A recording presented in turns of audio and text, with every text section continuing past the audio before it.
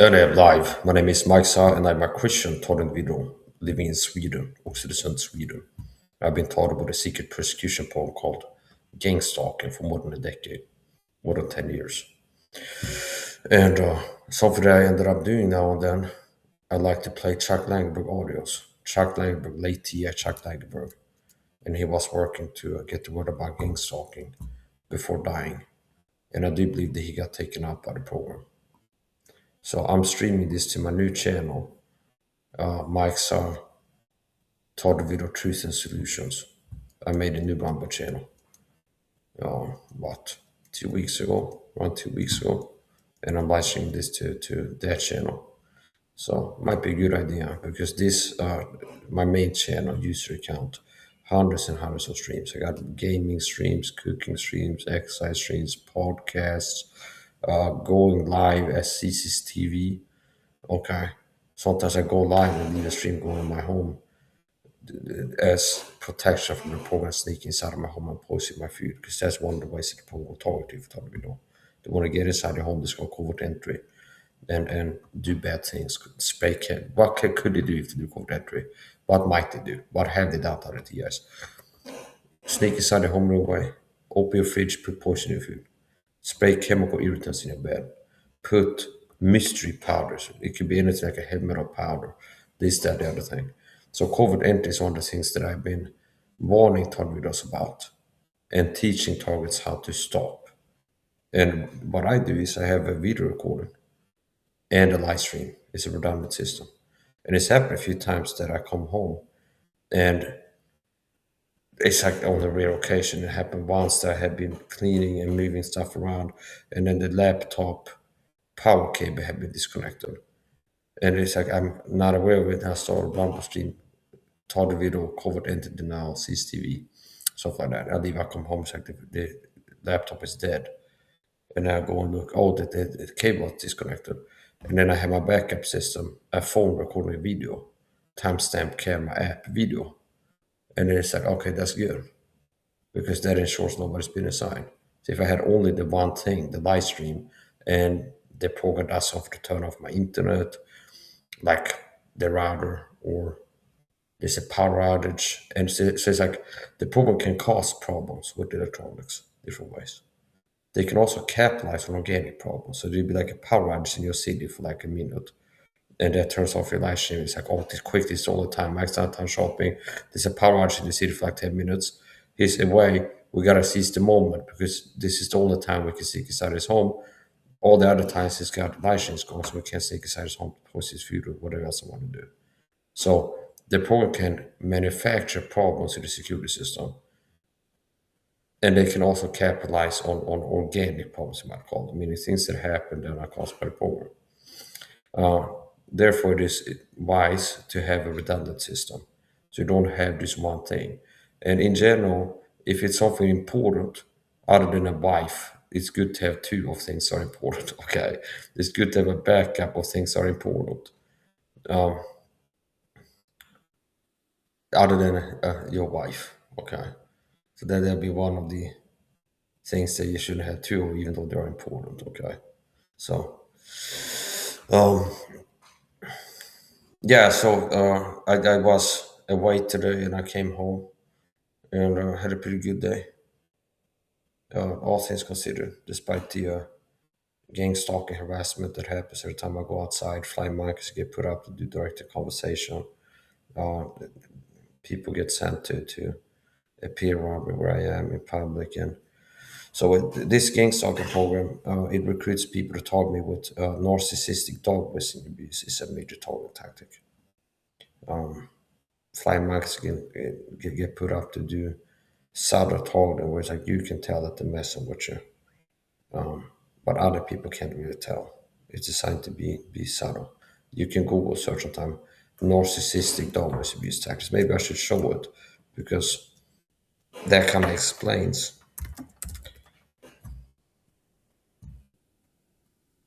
a big chunk of the psychological targeting that you get if you target video. So actually, I'm gonna screen share here and show a definition of a major targeting tactic used by the program. So this is a big percentage of how I get targeted psychologically. Now, there's physical targeting, like food poisoning, chemicals can be used on you. Targets have reported having had chemicals like sprayed, is pumped inside their home, food poisoning, the program make them have accidents, things like this. So they are physical target tactics, not satellites in outer space like fake TI crazy talkers will say. So remember, gang stalking is real, is very real.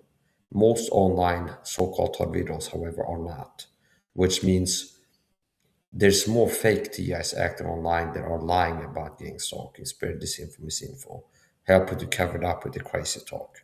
Chuck Langenberg had it right, which means Gangstalk is real. It's a program similar to the Sursetsen program the German government had, the Stasi in the 70s and 80s. They worked to target psychological warfare, physical target tactics. So that it is the truth. Okay, Gangstalk is real. It's happening to target videos. And part of how they cover up gang stalking is to have fake TIs spreading this info about gang stalking that sounds crazy. So that you get lumped in with them and people go, oh, these TIs, they're all nuts. Okay. Anybody claim to be a tornado, they're nuts. Because if they look, people look into this like gang stalking, they see all these people looking nuts, claiming to have cheap implants. They're tornado, they say, and part of the talk is airplanes are attacked with laser beams or something like this. Okay, and they're V2K machines, RNM, favorite talking points of fake TS, RNM, V2K, direct engine weapons. The fake TS love to talk about direct engine weapons. And I don't claim to be talking about satellites in outer space or anything like that. So, gang stalk is real, most online TS are not. And a major targeting tactic singular, a major targeting tactic is psychological warfare. So remember, it's not just psychological warfare that you're targeting with if you're targeting. You're targeting with psychological warfare and physical targeting. The physical targeting that I have experience with, and from my research, listening to other real TIs, like Chuck Langenberg strikes me as a real TI. From all the years of researching this and looking online, there's very few people I come across that strike me as a real TI. Now, there might be some real TIs that are not active online making videos. A lot of TIs are afraid to do that. I'm not saying you should do it. That's a life-changing decision to make. Chuck Langenberg made a decision to go public as a TI. I made a decision to go public as a TI. And part of the reason that I go live as a TI is I'm not going to just secretly be poisoned and taught about this gang stalking program and die and disappear.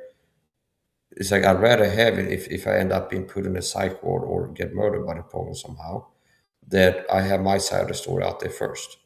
To be like, I've been taught about a secret program working to target my body, my mind. So people, if I disappear, people, what happened to Mike? He disappeared, or he died of a heart attack. He said that they hit him with a CIA dart gun before trying to take him out. He said they were poisoning him. Maybe it was the program that underlined him with a heart attack. Somehow poisoned him. Do you understand? So it's like I'd rather have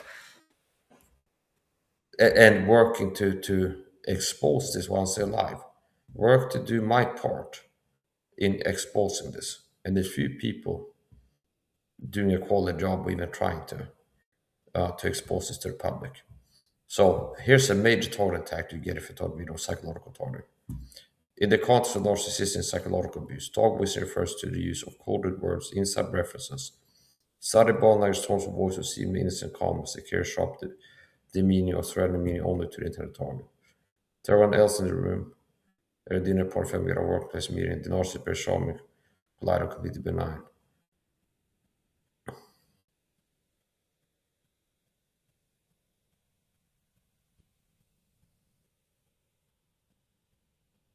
Weaponized triggers. So, narcissistic dog whistle abuse tactic. You can go with and research it yourself sometime if you're into that. But that is a term that I come across, a chain of words that covers a big part, that does a decent job at explaining a big part of psychological tolerance. So, flying monkeys, flying monkey gang stalks recruited to target you with passive aggressiveness is another way to put it. Subtle targeting. Subtle targeting, like veiled messages, insinuating things. And one reason they can mess with you is because they're spying on you, which means they can have people reference your personal life to make you feel harassed. And other people in the same room or same supermarket for this don't have your personal life. Do you understand? And often there will be a direct conversation with reference to your personal life. There will be a gaslighting twist to it. This program doesn't attack it with the truth. They use gaslighting, the sin of lying, but they attack it with lies. And they use enough truth for you to be able to tell that they're referencing something, but they put a gaslighting spin on it. Do you understand? It'd be like, I don't know, use a silly example. If I had a hemorrhoid, okay, and I didn't tell anybody about it, but it's like I had a hemorrhoid, and I walk around in my home, be like, oh god damn, I got a hemorrhoid, it hurts, stuff like this, and I go Google like how to remove hemorrhoid and stuff like this, and it's like the next time I go to the supermarket late in the same day, there's two guys there. Go, it's like, oh yeah, people are they hear about Bobby has a hemorrhoid because he's gay, and gay people get hemorrhoids. And it's like, so not only are they like refs to your personal life, some like private detail, like you got a hemorrhoid, but also I guess had a spin that and you're gay. See, it's like they're referencing a personal thing and then adding a lie that's like and you're gay. See, it's like because people have hemorrhoids, okay. So you will feel like, oh, they're saying that I have hemorrhoids. They're referencing some personal thing going on and uh, gaslight that I'm gay or something like this. That's the type of stuff that we do. So, anyways, the point. And that's not a perfect explanation. It doesn't have to be something embarrassing or like the most private stuff. It's just constantly commenting your personal life and using triggers. And one thing I've seen is like real life gang stalkers. It's like the things that cyber stalkers do to push my buttons in my chat and stuff. And then real life gang stalkers who kind of push that button. Do you understand? It'd be like I have social anxiety. So sometimes I'm like visually anxious as I'm socializing. And then it's like cyber stalks be like, Mike, you're scared, you're scared. Because the truth is I'm like really courageous and really fearless. Contrast to the average person, average T, average Christian. Unfortunately, I would say. And it's like, oh, we don't like that, so we got this narcissistic evaluation. Say the opposite of the truth. It's like, oh, Mike is really fearless and courageous to say he's a coward. Like, if I send people in my chat, oh, Mike, you're a coward, coward. Mike's a coward. There's been like a theme of harassment online by cyber stalks. Mike, you're a coward, you're a coward, you're a coward. Um, and then it's like a flying monkey in real life will go insinuate that I'm scared because there's a button to push because there's some a way I've been harassed by cyber stalkers online. And it's just making me mad. It's like I'm sick of tired of people coming and attack me with lies and I'm scared all the time. Okay. I'm not scared. I do have anxiety sometimes. I might look nervous on camera. Sometimes just me, I'm scared. So whatever is the point. And it's like some real life flying mic will go. It's like, oh, you're scared of something. Did you see something scary of the? So it's like it can be very subtle. It's like they know your buttons and they be put up to push your buttons, and that's not downplaying it. People get put up to push your buttons. Like, oh, this is a trauma. They can reference childhood traumas. They can reference things that are traumatic. Things that you think is like, this is a trauma that target is dealing with right now, or has suffered before. But this is something that's like they've really been suffering or like bothered by recently. Let's push that button, understand? Do you understand? So, this is after a little bit of an intro there. We're gonna play Chuck Langenberg, late Chuck Langenberg audios. And maybe if I keep this channel, which I'm not intending to delete it, okay, I might upload either some old videos I made, like how to set up a third video security system, how to stop covert entry by the program. After warning targets that, yeah, the program wants to sneak inside the home network, it's called covert entry, to poison your food, contaminate your environment with contact chemicals, contact poisons. Contact poisons are things you can put on the door handle, you touch it, you absorb it through your skin. There's a reason why nicotine patches work. Like some people try to quit smoking, maybe the doctor prescribes a nicotine patch. I'm not promoting it, but if you it's like band aids that is at the pharmacy, um, I'm not promoting nicotine, okay? But there are band-aids they sell at the pharmacy that they put on their skin, and it gets soaked up. I also know that there's like hormone creams that some people get prescribed as hormone therapy that they put on the skin, and it's absorbed transdermally through the skin. So in the same way that there's like medicines that get put on your skin and get in your body and affect you medicinally, there's also poisons that all it takes it gets on your skin, you absorb it, affects it negatively, like anti-therapeutic effect. Um, so there's things they can put on surfaces. If you touch them, you'll absorb it and you'll be reacting to it. There's powders they can put in your environment that is like you're gonna become dusted in here. They can put chemicals in your bed, and after you come home, you can't sleep the same night because you're itching up a storm or something. It's chemical irritants. There's so many things they can do. Open your fridge, put poison or drugs in your food. There's so many things they can do. And it's not like, well, I'm still alive, so I didn't get poisoned. Well, these things, they can poison you by putting a little bit of some poison, like arsenic or mercury or lead, in your food intermittently, and like slowly over time it builds up the toxic level. It's like death by a thousand paper cuts. The poison working to stress you out, release chemical irritants, use chemical irritants, sometimes spray a chemical on you when you're outside. You might have been hit by this without noticing. Ted Gunderson confirmed that. It's like one way the punk can target, they have like cars with covert devices where they can like drive past you. There's like a aerosol. You might not even notice it, but it's like a gas that it goes in front of the car. It's not necessarily going to be like a beam that you can see, like a super soaker jet or something like this, like a water gun. It can be like a powder cloud or a gas cloud. Well, and that can be one way. That sometimes they have a perp spray a chemical on you. Like okay, they can stand behind and spray a chemical on your shirt. You come home, sit on your couch, and it's like it's in the air now, outgassing, inhaling the fumes, whatever got sprayed on your shirt, some toxin. They can at a point intermittently post your food. It's like many small things that together is make you and just stress you out with the psychological talks. They work to stress you out, work to push you this and that way. Which is why it's so important to videos take my advice and learn what I've been teaching and might continue to teach on vitamins and what they can do for you in terms of managing stress, supplements, diet, supplementation, lifestyle changes, and what they can do to help you. Diet, lifestyle supplementation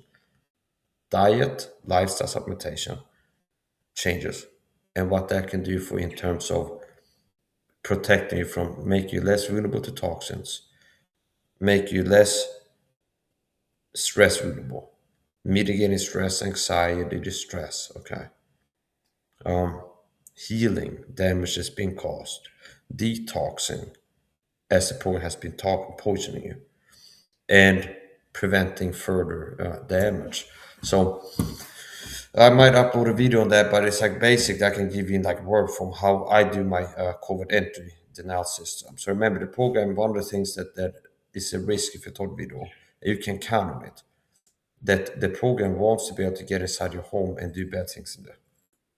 Poison your food, contaminate environment, toxic chemicals, do this, do that. Okay, bad things. It could even be so. It's like if not to poison you, even if that wasn't true that they do that.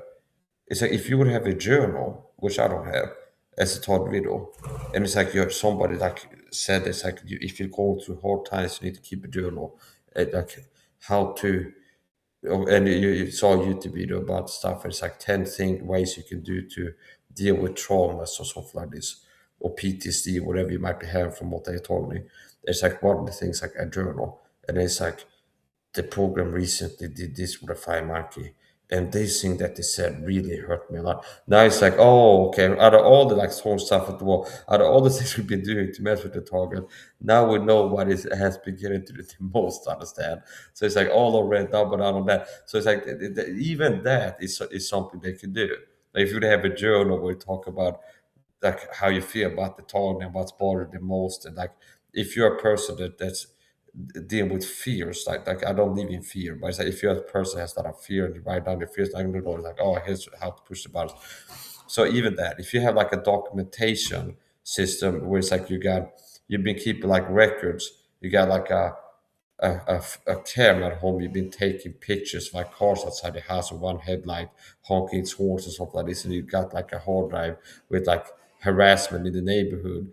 So you have like a case if somebody try to get in the psych ward saying you're paranoid for saying people acting weird around me. It's like, look at all these weird things happening around me in the neighborhood. And do you understand? So I don't recommend going to the police, as Chuck Langenberg also said.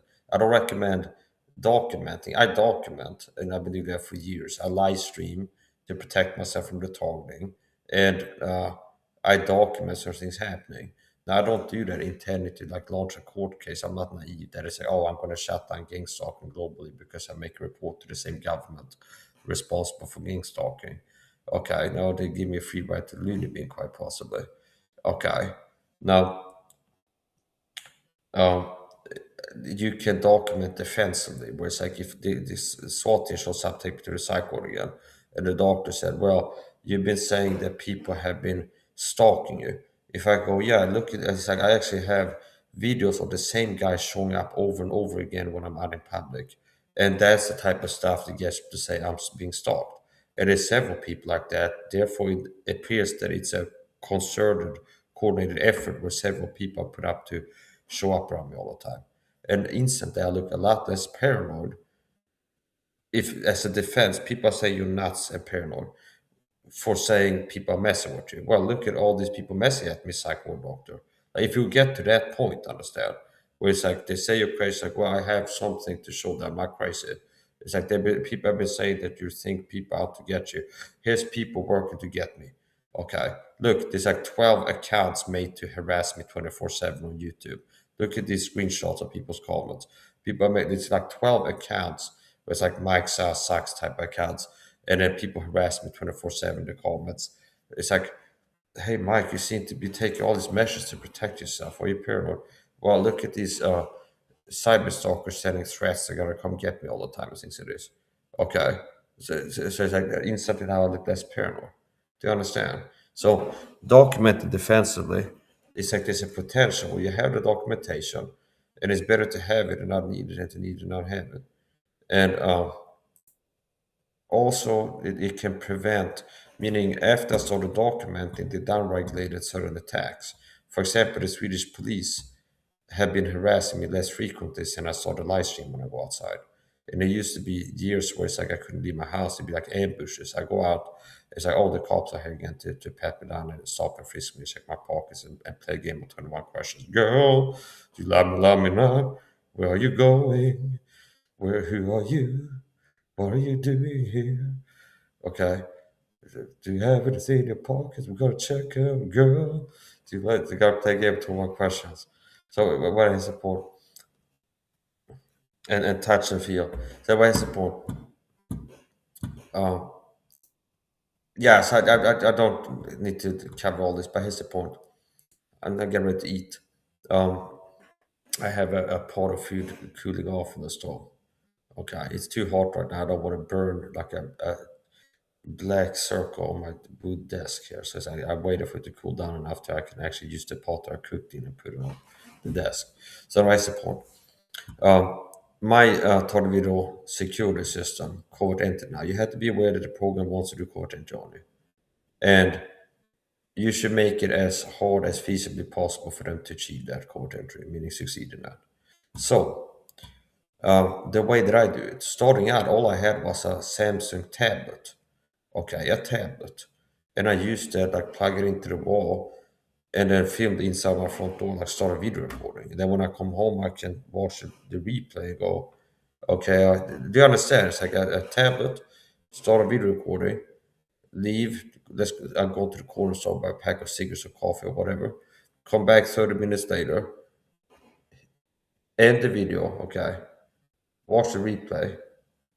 Okay, here I see myself leaving, door opens, I leave. Scan to that. Okay, hit the door opens, I come back in again. Scan back and forth, door doesn't open in between. Kind of simple to see that nobody was inside. Because you can see, like at the beginning of the video, the door opens, and at the end, it opens again, and I come inside. So it's like scan back and forth, door doesn't open in between there. Nobody's been inside. And the app that I've been using for that is called Timestamp Cam app that you can find on Google Play Store. So all you need for that is an Android phone with internet connection, Google Play Store, and download Timestamp Camera app. and they have several versions: timestamp camera enterprise, timestamp camera free, timestamp camera pro. I recommend paying for the pro version. When I bought it, it was like maybe $5. I remember it wasn't like, whoa, how expensive. It was, I felt kind of cheap. So as I remember, it might have been a one-time fee that's pretty low, and possibly for multiple devices. If you have like two phones, you can download it from your Google Play account to two devices, something like this. But as I remember, it was a good deal, okay, for the to unlock the pro version. Years back, okay, I bought it. So anyway, that's all I had for a while, and then now I upgraded, so I have like a El Cheapo phone from maybe 2016 or something like this, with timestamp camera apps, like a dedicated documentation phone. Okay, and it's a phone. Okay, I download timestamp camera app to it, and basically here's how it works. And there might be other parts of the security system that are secret I'm not telling you about. Okay, and there can be things where I change it and add as a third step. It might be something else. It might be this, that, or the other thing. But this is enough for TS if you want to replicate it. Okay. I mean, you could also have like a camera that you buy that is like a dash cam that's programmed to only start recording if there's movement. Okay, for example, okay, as like a backup system that you've hidden somewhere. So even if they sneak in, there might be a camera, they don't know where it is. But it's like, here's the point. So here's the system. I have a phone, timestamp camera app. I plug the phone into the wall outlet, filmed inside my front door. Everything else is rigged shut, which means they had to break windows to get to the windows. There's no way that it's like easy for them to kind of.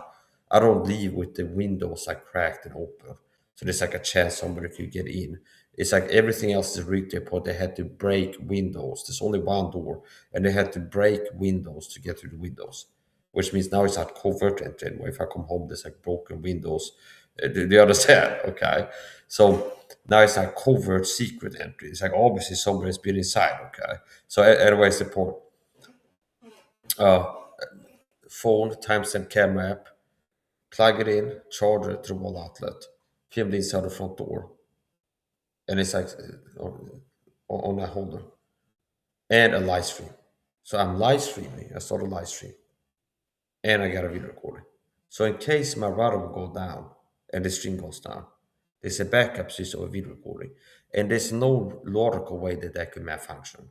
After making its settings and it's plugged in, even if there be a power outage, it should have enough battery to keep recording for like 6, 8, 12 hours, maybe more. Okay. And there's certain things too, where it's like if you're gonna have the charger plugged in, you should change your battery settings to like protect battery to where it limited it charges up to like 80% and then stop charging, just keeps 80% to protect your battery life. And I have like settings, like it's not rocket science. There's like settings on an Android phone we can go battery protection or something like this. And it keeps it, if you're charging it, it only charges up to 80%. And even if it's plugged in, it goes up to 80 or 85 and it doesn't charge up to 100. And that keeps your phone battery fresh longer. If not, it can kind of over time get weaker and weaker. So I'm going to play Chuck Langenberg audios pretty soon. First, I'm going to make some changes to the chat here. Doesn't charge up to 100. Opening up my own stream here on YouTube to make some setting changes.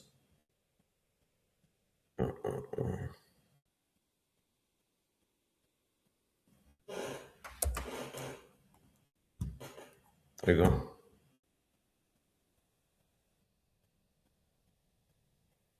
Yeah, so in short, okay. And I had to figure this out myself. So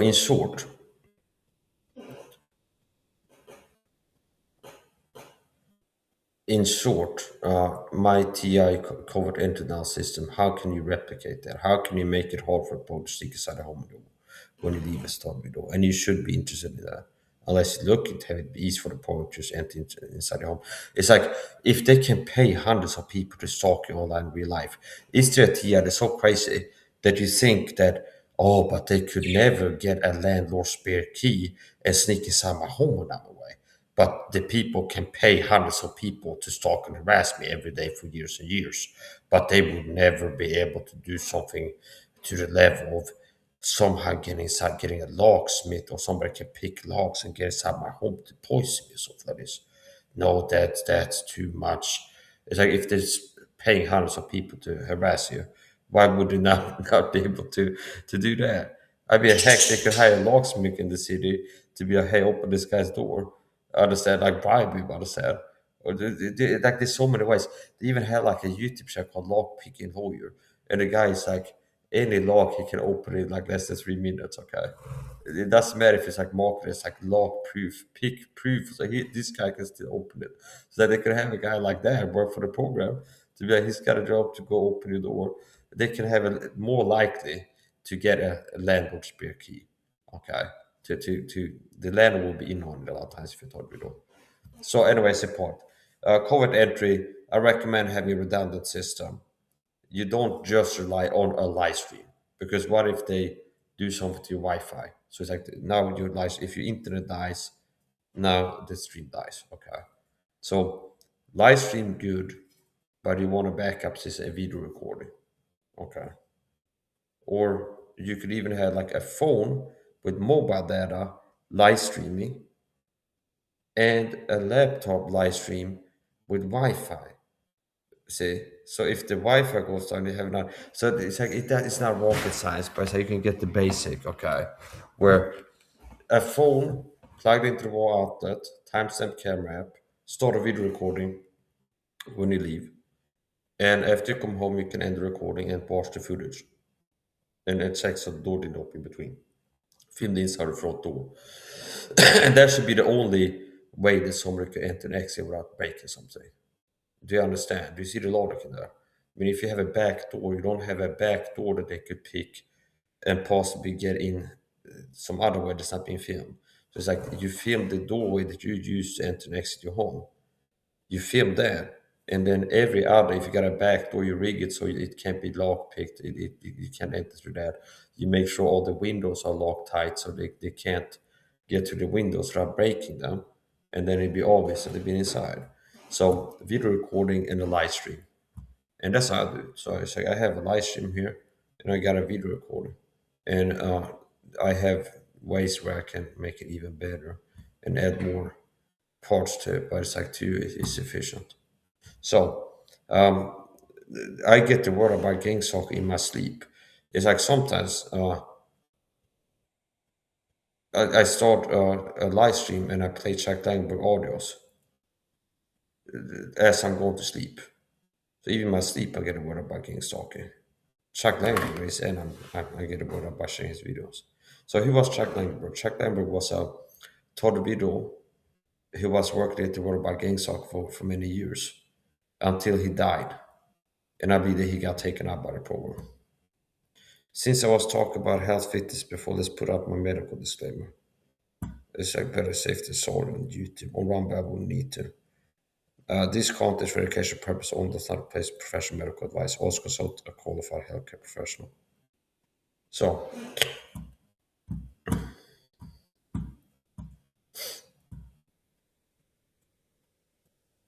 I'm a total video talk with gang stalk people recruited to target me.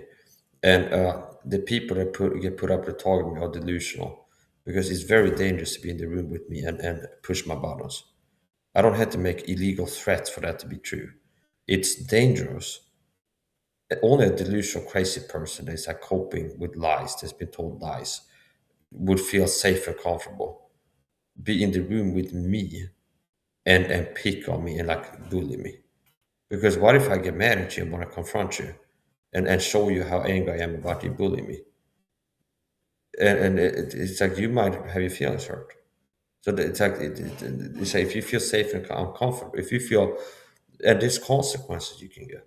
Meaning, there's consequences. If you bully me and I confront you about your bullying, I can have a video where I confront one of my bullies, and maybe that help get the word out. He might be uncomfortable. Oh, this guy might confront me about bullying him. Do you understand? So only a delusional person would pick on me and that shows that they're cult members. That they had to be crazy. Do you understand? You had to be delusional and crazy to take orders to work to push my buttons and take orders to provoke me, because I'm not a harmless, sweet little sissy boy. Understand? The only reason that I haven't been aggressive towards the is because I haven't wanted to really. But it's like if I wanted to get aggressive with them, they really, it's like a lot of them would be ready for it. Understand? They wouldn't be able to remain comfortable if I wanted to give them ear beating, understand, and they know how I feel about their bullying. And I'm not making legal threats. I'm saying they happen a few times that I confronted a gangstalker in the street and looked real scared. So notice how they looked like they felt unsafe and uncomfortable, which means before they would take orders to stalk and harass me until I confront a person, they would feel like they were safe and comfortable. Okay, do what they're doing. But once I confront them, they looked like they didn't feel safe and comfortable. So they must have been believing lies before that to stalk and harass me, mess with me, because they felt that they were safe and comfortable doing so. So nobody has the right to bully other people, and nobody has the right to feel safe from consequences and comfortable bullying people.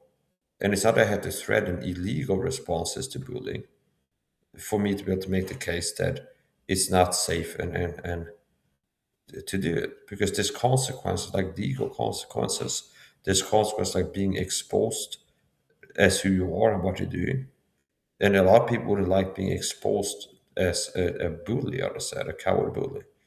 Um, so it's not that consequences only means criminal attack, assault. Okay, so do you understand? If I say that people in the room bully me are crazy, that they would feel safe, like they're crazy to be in the room bullying someone like me, that shows that they're crazy. Like being in the room bullying me, that shows they're crazy because they risk consequences. That's not be threatening because it's like it's not that the only type of consequence I can give them are criminal and illegal. Okay. So anyway, that's the point. Sooner or later, people get what they have coming. Okay. So people bully people and work to target people with psychological violence. Sooner or later, they might get consequences to that by God, by the legal system, by bad luck, whatever. Okay, so that's the point. We don't have to wax mystical here. It's like my take on the Bible and how if people do evil, it comes back to get you sooner or later. Something like this. Okay, it's like people are evil, kind of curse themselves and end up having bad things. So I don't see people being happy, healthy, and wise until they're 90, having been a really wicked person typically. It's like it is people people are not gonna have the best life being evil scumbags, so to say. So anyway, that's the point. Chuck Langenberg here, we gotta take Chuck Langenberg audience. And uh, on the topic of that, I also started standing up more to bullying caregiving staff. So it's happened several times that I feel like the caregiving staff to come clean with me. I felt like they covertly bullying me in here. And that's interesting, me being a taught individual, that these people end up look like they're working to mess with me when they're in here. And I started standing up for myself. I mean, walk the walk and talk the talk. So there was a woman that, on numerous occasions, kicking a staff member. It's like she was bullying me, correctly bullying me. And I kind of let her get away, kind of ignored it. I didn't react to it. With, notice how it said in the uh, it's like apparently I win the game. I won the game by how I responded to it according to what they say. But it's like the narcissist always use tactics is working to bait you to respond to their covert targeting, so you will look unstable like a bad guy and do something you get in trouble for, something like this. So apparently, according to that article, I've been responded to right, like 99.999% of the times when I'm being targeted with covert bullying or something like this, kind of ignored it because it's covert, okay?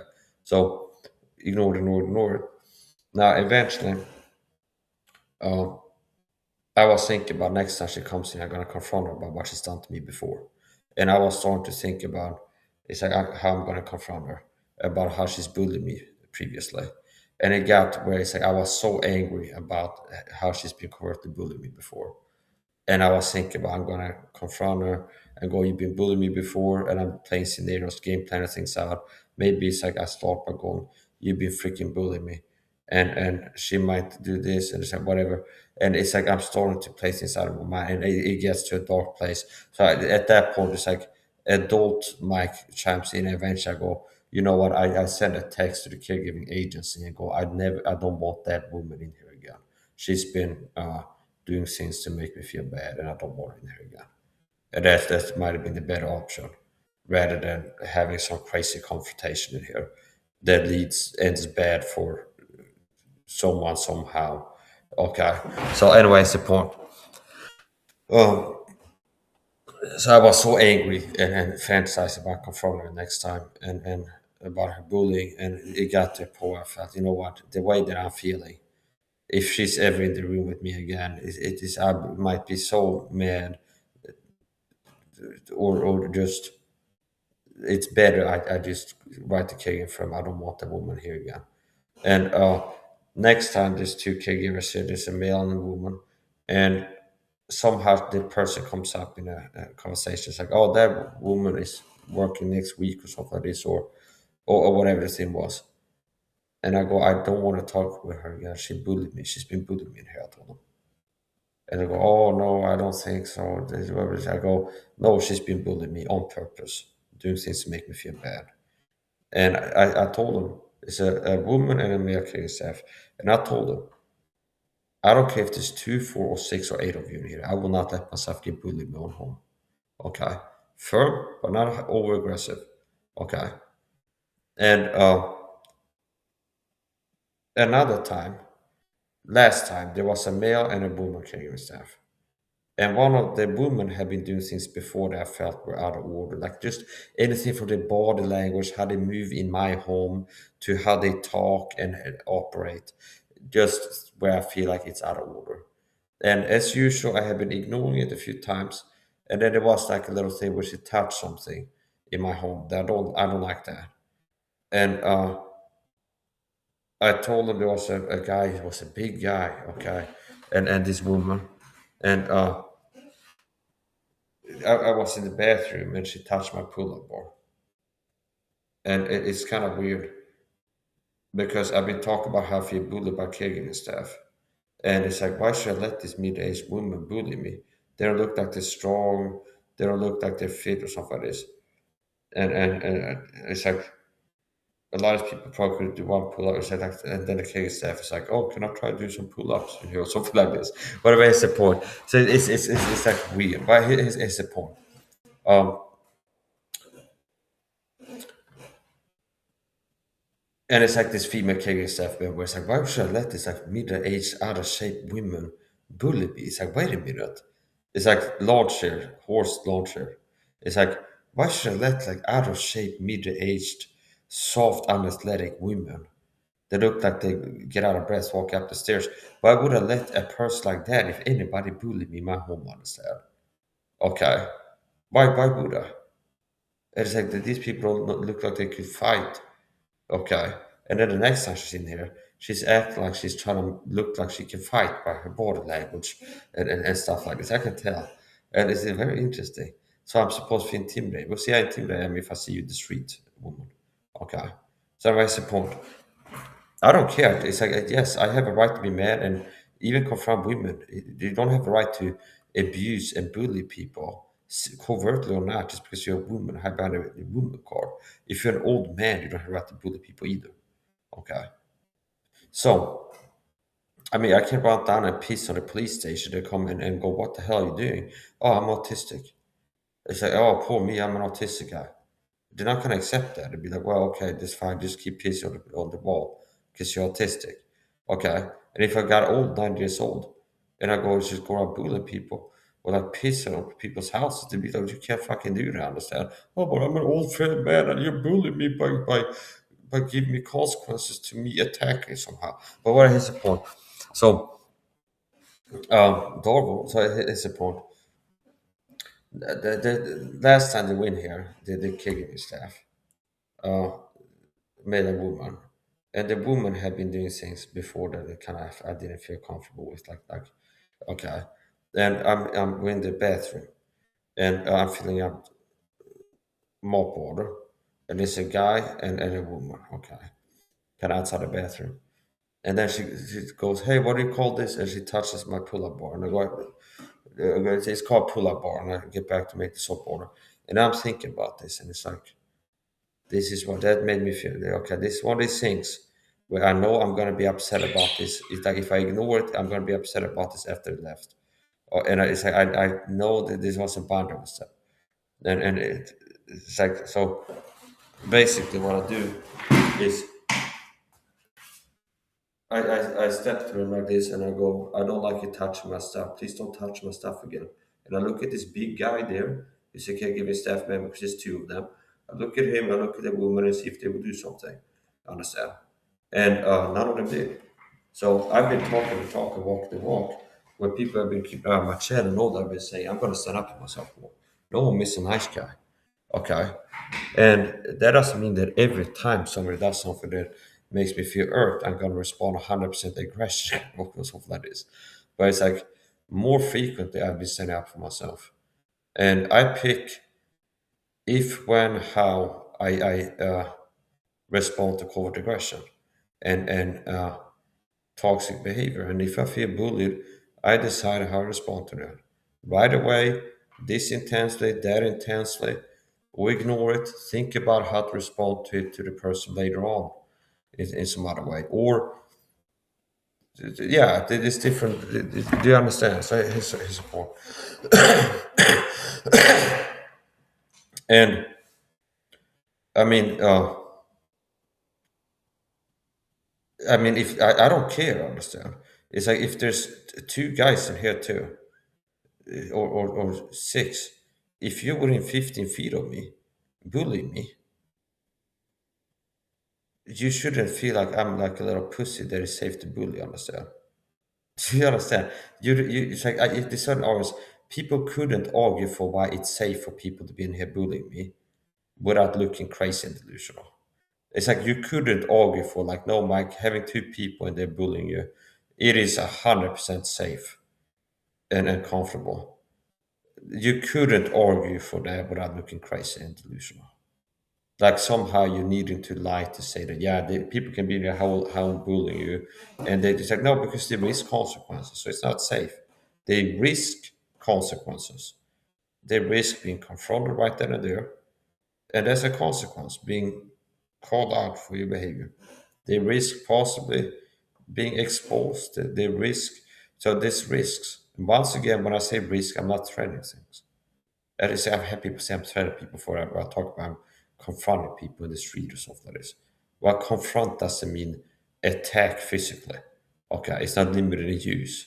Okay, they call it confront if somebody goes up to Trump and go, "Hey, why did you raise the taxes, Trump? We want to know." That's a confrontation. They're confronting the president with a camera. Why did you raise the taxes, guy? Okay, Trump goes, "I don't want to talk to you guys." But it's a point. So.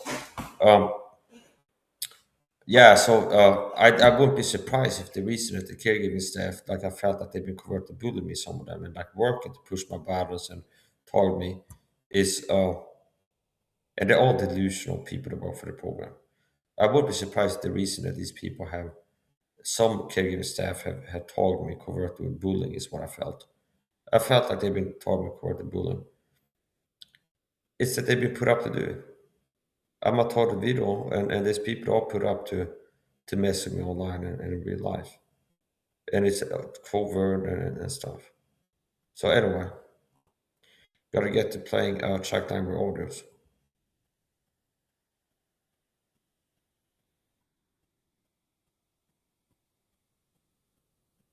and I might even at some point I might turn off my camera and the microphone, and I'll be going to bed possibly pretty soon.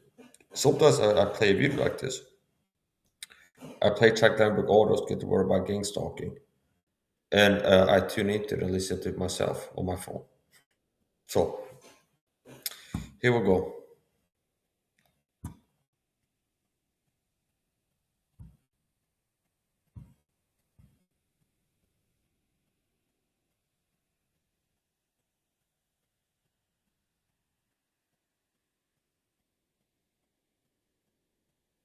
Let's post the links.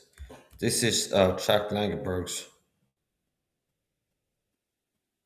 a mirror of Chuck Langenberg's website,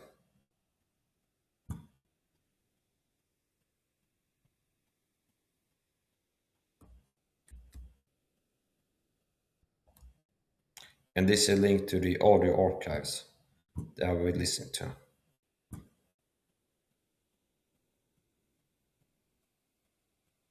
Yeah, so here's the point. If somebody is within 15, 30 feet of me in my home, bullying me, if I want to close the distance and deliver some insult, but you're a fucking bully, leave me alone, I have every right to. And what are you going to do about it? I have every right to confront a perp if they bully me covertly or not. Honestly, I might get the point. I don't give a fuck. There's like we're talking in ways that other people can't see. If there's a video or something like this, that we messing with them. I know you're messing with me, okay? And you might be the person, the time of day that gets confronted about it. And I can close the distance and get in your face and confront and go, "Hey, you! I don't like you bullying me, okay?" And they might feel like, "Oh, I feel my feelings are hurt." That's a powerful insult, okay? The truth. Okay, okay. You're a fucking bully. Leave me alone. That's not illegal. Okay. So it's like, yeah. Okay. So I'm not joking. All people have put up the target me. So here we go.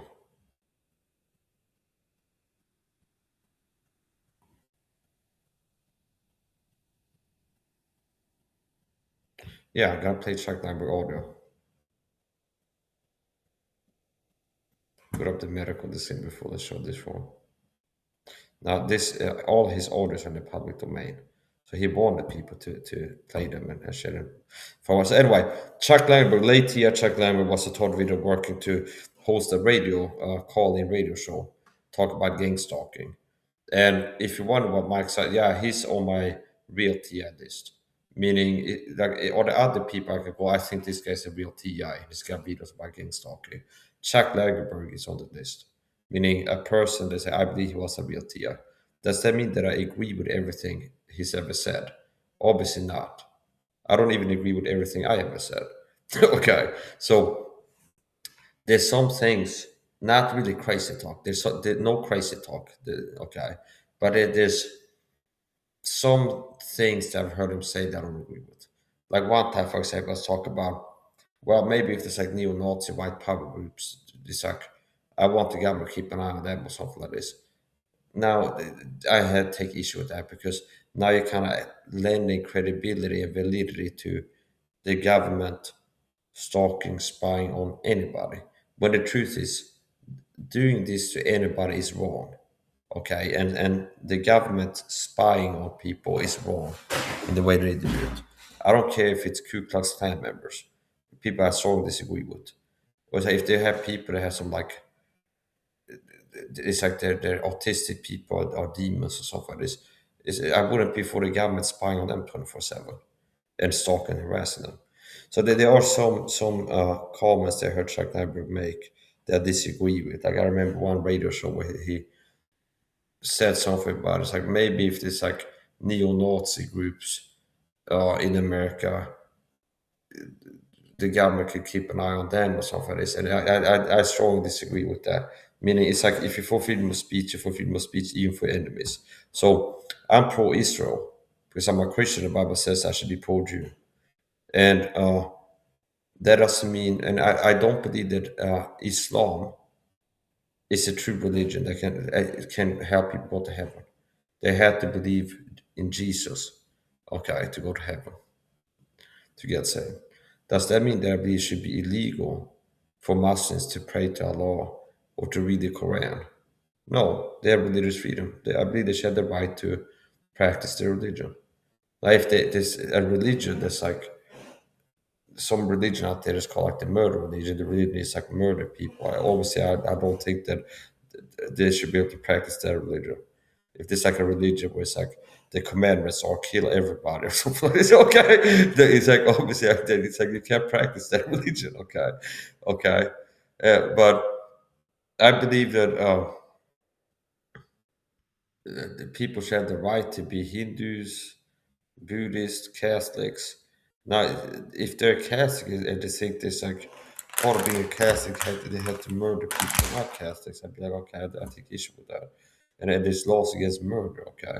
So if somebody has a religion, it's like, oh, my religion says that you have the right to steal other people's property and break into your house and take the stuff.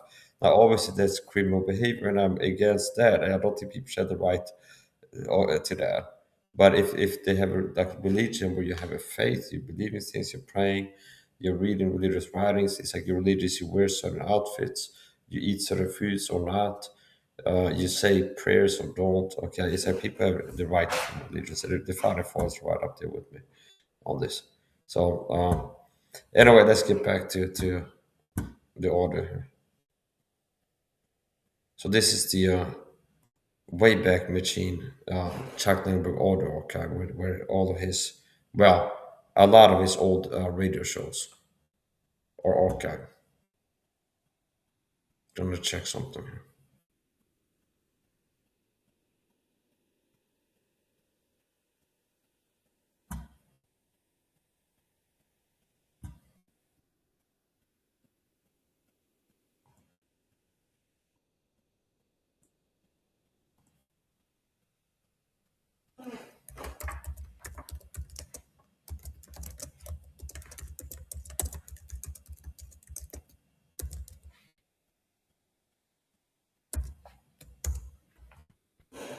That's bad.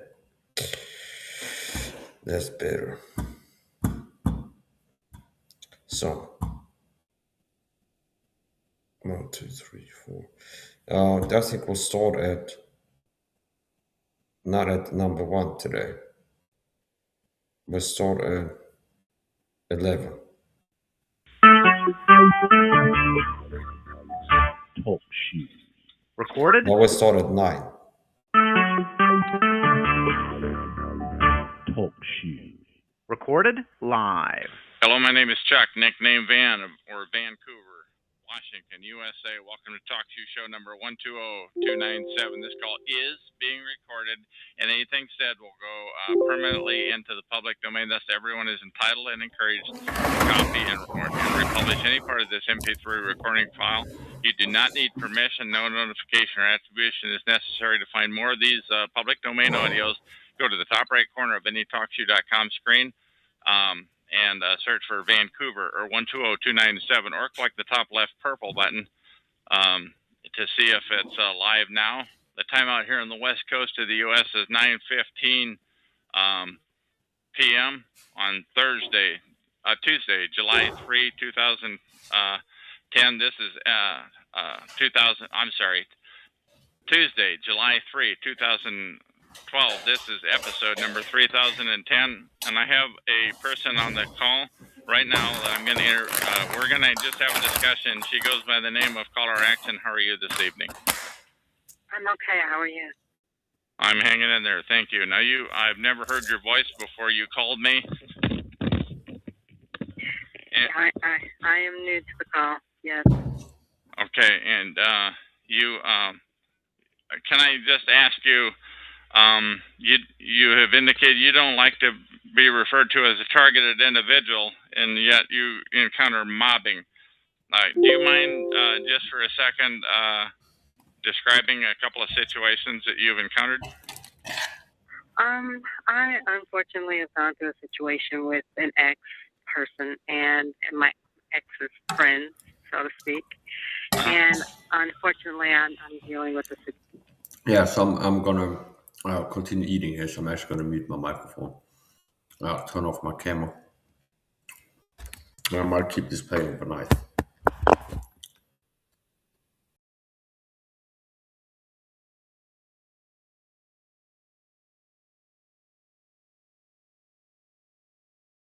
Situation where I'll get, I've been in grocery stores where I get shoved into shelves saying I should watch who I'm talking to, or I'm walking down the street. Next thing I know, I've got like some girl with her camera in my face or something crazy like that. Okay, other examples. These are great examples. What are the sorts of things happening? Situation where I'll get, I'm just trying to think. It's so hard to.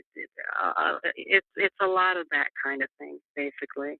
I've gotten Okay. lots and lots and lots and lots of harassing telephone calls. One time I took a trip across country, and every single state that I was in, I would get a harassing call from with that area code in it. That kind Like of on stuff. your cell phone, you mean, or Yes, it would just be wow? like What else? random call. That's Hmm. stuff like that.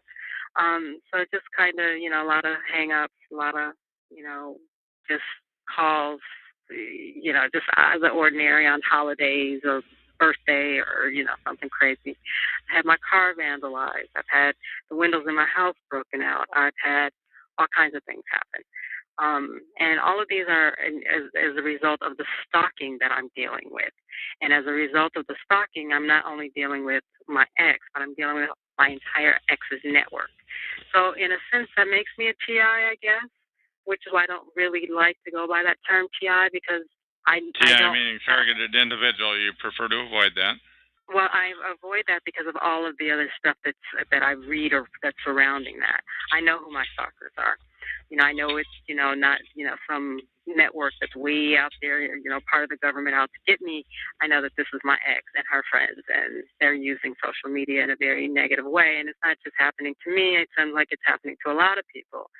But unfortunately, I believe that some people think that technology is not as advanced as it is, and so they're assuming that what's happening to them is more clandestine than what it actually is. It's just an evil use of technology. So it happens online too, then, huh? Yes, it would happen online to just about anybody. But so And that was what sort of go ahead? What sort of damage in the cars, if I may ask, please? well, Or what's the radio was stolen out of my car, but the car was vandalized in such a way that it was just obvious that it wasn't just my old radio being, like they radio. just want the radio? They wanted to f with you, like they wanted to Oh yeah, ruin. They ruined. they destroyed the car. Huh. They pretty much vandalized the car. I had to have the entire center console replaced. Okay. And what else? Anything else that you want to say before we get on this topic No, that we were going I to think talk about? no. Those are enough details. I mean, those details are already in the public domain, so to speak. So Okay. anything else, I keep to myself for now. So now, how did you come to find this quote unquote community here at that hangs around Freedom SCHS or around TalkShoe.com? How did you come to find us? I didn't really find you per se. I've kind of known of the existence of TIs, and I've kind of been monitoring the whole situation because it parallels what I'm going through, and it's just kind of, in my opinion, something that's interesting. But what I don't find interesting, or what I'm, when I, my question to you was, why aren't you all networking together to deal with this situation the way that the people who are mobbing you are doing? And that's what I don't understand. And that to me is the difference between, identifying with the TI culture versus, not. Because why would someone want to actually, associate with the whole TI culture if if you guys aren't doing anything except for, talking about your experiences, and that's pretty much it. If you're not going to work together, then what is the point? You will always be And targeted. my You'll always be targeted if you don't work together to actually. okay, and my answer to you earlier before we went on this recording is the reason why we don't work together is because the dirtbags at freedomschs.com essentially who are orchestrating this quote unquote community around here that hangs around at TalkShoe, they have the ability to they have, like I would call them, a cult of people, and they're not real people. I mean, they're real people, but I mean, they're not real TIs. In my opinion, they're dirty. It's a dirty cult. In my opinion, they make stuff up. They make up crazy stuff. Now, how can you make peace with somebody like that when the only organization that supposedly the premier organization kills off other organizations, gets their calls killed, floods their calls with crazy talk, and does crazy talk on their own calls, And essentially, they're the only game in town, and they make sure it stays that way. And that's my answer to you. But they're not What the say only you? game in town. I say that they're not the only game in town. You're our game in town, and here I am. And here you Here are. are the other people who are here listening to you, so they're not the only game in town. So it's not all their fault. And it's not, they're not the end all and be all to the quote unquote TI community. And even if you don't want to deal with an organization per se, why aren't people banding together individually? And I understand that there's a fear because you don't know if you're dealing with a perp or this or that or whatever the case may be. But I mean, there are like some really fundamental strategic things that, people who are in the TI circumstance can help one another with. Like, for instance, if you say you're being followed around in the streets by your neighbors or whoever the case may be, so why don't you band together with another TI and let them follow you around with a camera so that you can get the proof? That just sounds too logical. What I'm telling you is the number one thing on the top. I'm going to answer too. The number one thing at the top of the list from my research. Now that I'm going to answer this. That I've been a knowing TI now, a knowing targeted individual now for 2 years, is they want to isolate you. Is that anybody you try to hook up with, you are immediately isolated from, and they're extremely proficient at doing it. I'm just telling you. And the other thing is the people who you do team up with, they will plant people in your life that are perps. Have you encountered that type of thing? I don't know, to be honest with you, because it's very hard to get to know another person who quote unquote calls them a TI, calls themselves a TI, because they're so fearful of your intentions, or they're fearful that you're a perp, that there's like no litmus test or any, certificate that you can give somebody to let them know that no, you're not a perp. And I think the closest thing that I've come to is, do they do things that help TIs? Do they do things that help to get the true TI word out without wacky talk, with that really help you? And my basic experience with the many perps around here that hang around here on these shows at TalkShoe in the targeted individual quote unquote community are they do not help. They talk crazy, and B, they do not help you. They will say nothing. They will do nothing. I don't know that they can help. One way you can help spot a real TI is, are they really trying to help? That's my answer to it. It's a long answer. I'm sorry. I know it's a great answer, actually, because it's kind of a catch-22 situation then. Because what we're trying to do right now, what you and I are doing right now, is having a dialogue about trust. And how do you actually trust a different individual when you're in this circumstance? And I think it's a valuable dialogue. I hope people out there are listening who are in this, because at some point, if you're going to want to move past this experience, you're going to have to trust somebody. You're going to have to do it. And if you don't, if we don't figure out ways to figure out who's trustworthy and who's not trustworthy, then you will always find yourself in this circumstance. And not to mention the isolation part of it.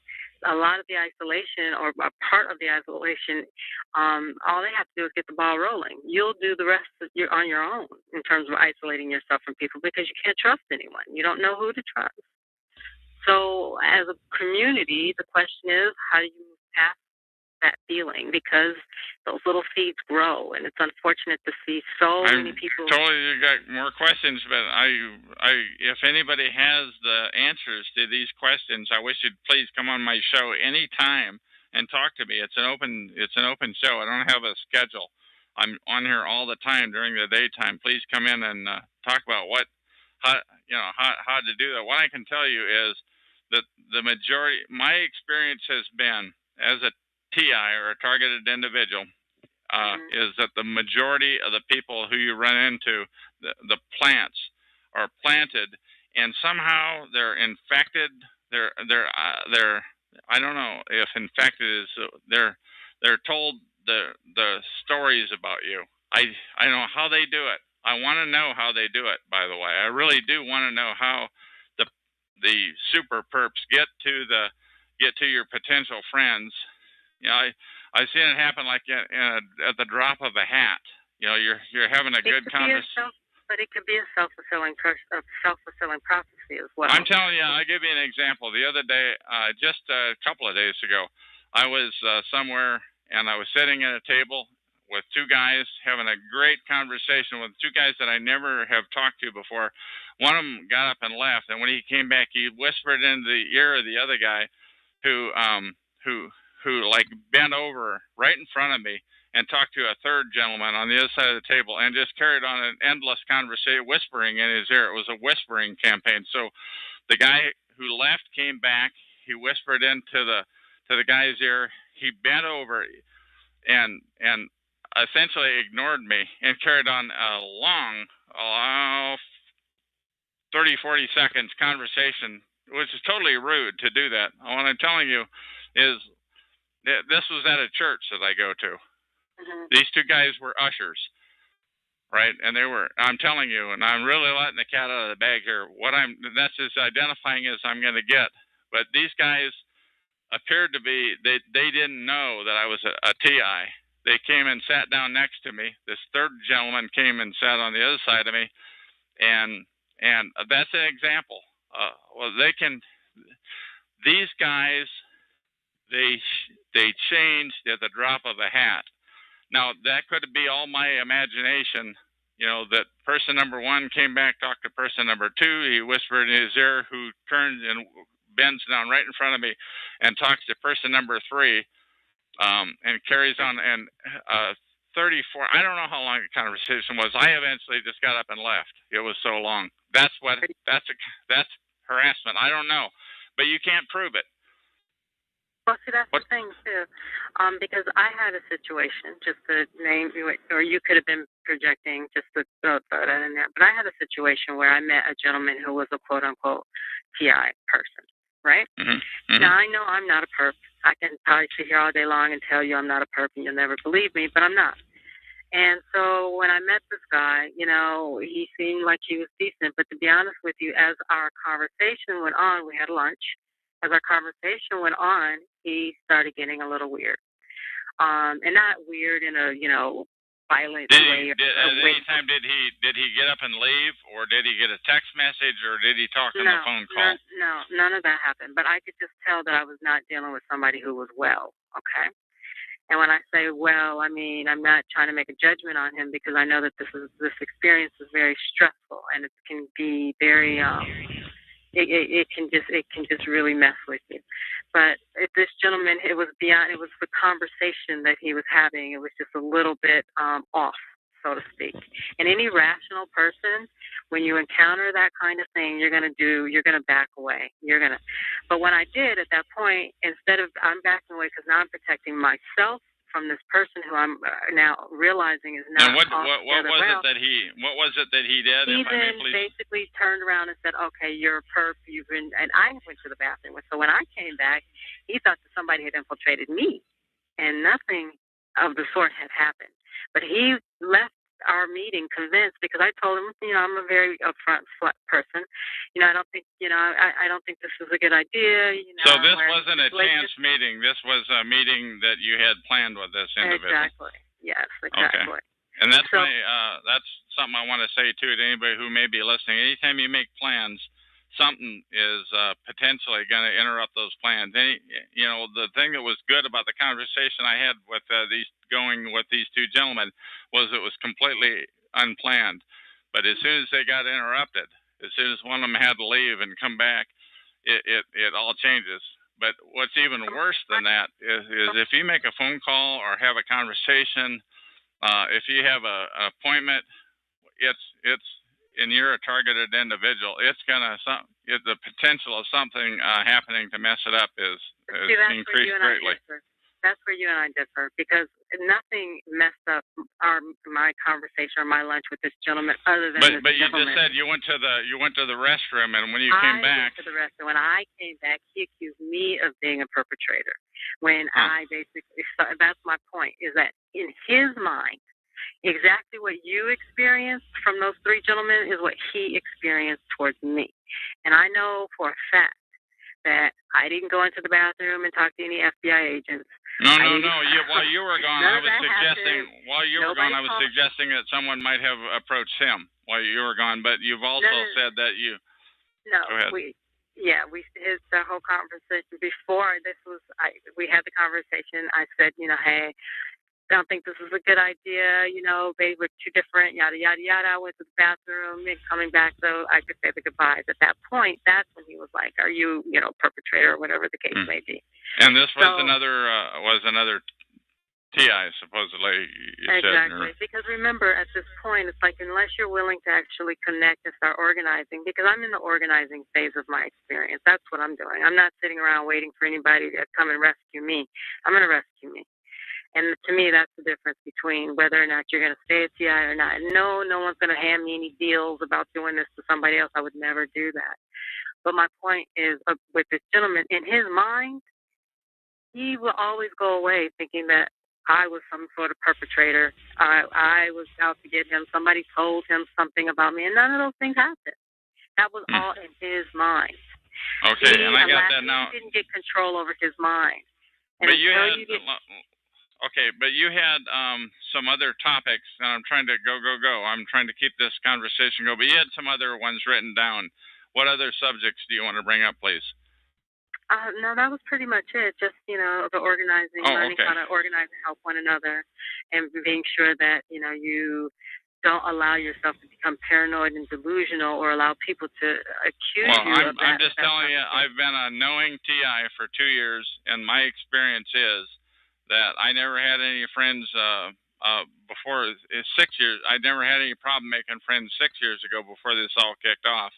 But 2 years ago, and I went through it for 4 years completely in the dark, when I finally found out on the internet what TI meant, my targeting went up, that your ability to make connections and friendships has essentially totally ceased. My personal opinion is that the ones that are not friends are either going to be scared or driven away somehow. I don't know how they do that. I don't know how the perps get to people like at the drop of a hat. Like, how did they get to the gentleman that left the table and came back? How did that happen? That was but my point is, it might not have been anybody. It might not have been the situation that you thought it was. And so my advice to any TI or anybody who's going through this is check yourself first. Check and make sure you're not twitching at the table or doing anything crazy. Or I'm telling you, my experience is that just about everybody that you come into contact with is going to get gamed. You can do all the checking you want, so you can formulate your opinion that I must have been twitching at the table or something like that. What I'm telling you is, I already told you, personation. What do you have any other subjects? No, I mean, I'm not trying to argue with you or try and. I don't want to argue. I just want to know. You had 3 or 4 different subjects written on your paper. Do you want to bring up any? I didn't have a paper. I'm sorry. I was just wondering about the TIs and organizing and trying to move beyond the experience and that kind of thing. What I'm telling you is if you come to talkshoe.com and you find these TI shows and you find what I consider to be a scumbag operation of Freedom SCHS, they're by and large perps. They are, and don't give your name out. Anybody who's listening to this recording, don't give your name out for a couple of weeks or a month. Give it some time before you give your name out, because you can't ungive your name out. They're probably going to know who you are anyway. Just give it some time to listen in on some calls. When they start talking about things they're wild and woolly and wacky, that might not be the kind of person that you want to team up with or get together with. Right. Okay, do you have anything else to say before I terminate this call, since those other topics that we talked about are not... Well, what were the other topics that you were... I don't know. Do you have... Because I'm getting ready to terminate this call. Do you have anything else that you want to say before I shut her down here? No. Just good luck to everybody. Be safe and, take care of themselves. Okay, thank you. That is the end of this recording.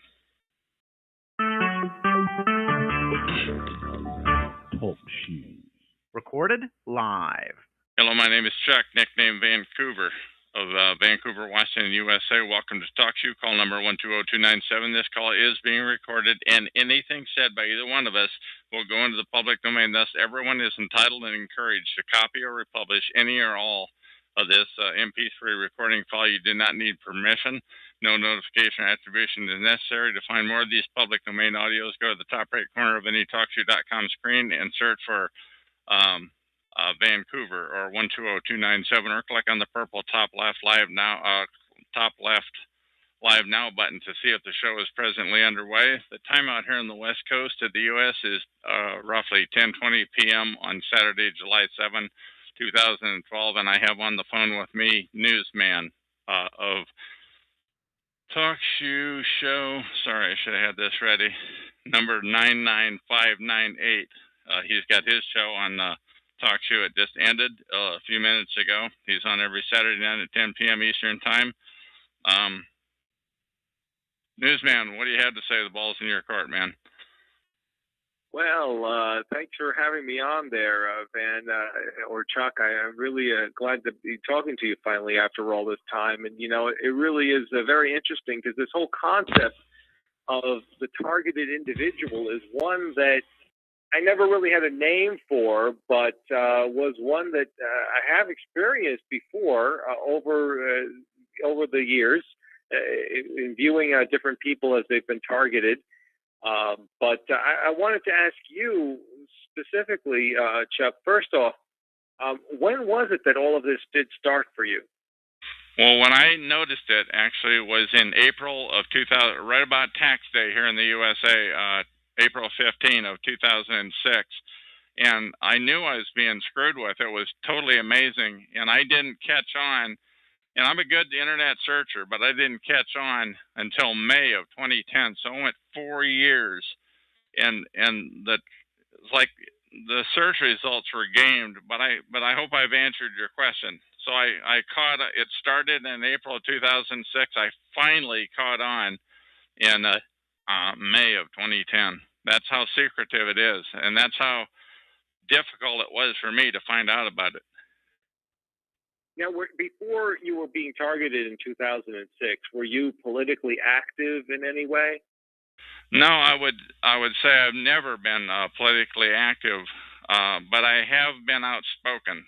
Generally, if I didn't like what a corporation was doing, I would say it. If I didn't like what, I thought it was like the American thing to do, to speak your mind, but it turns out that that can work against you. On the other hand, I do think it does go back to my much earlier years, like my 20s. In other words, 40 years ago, possibly.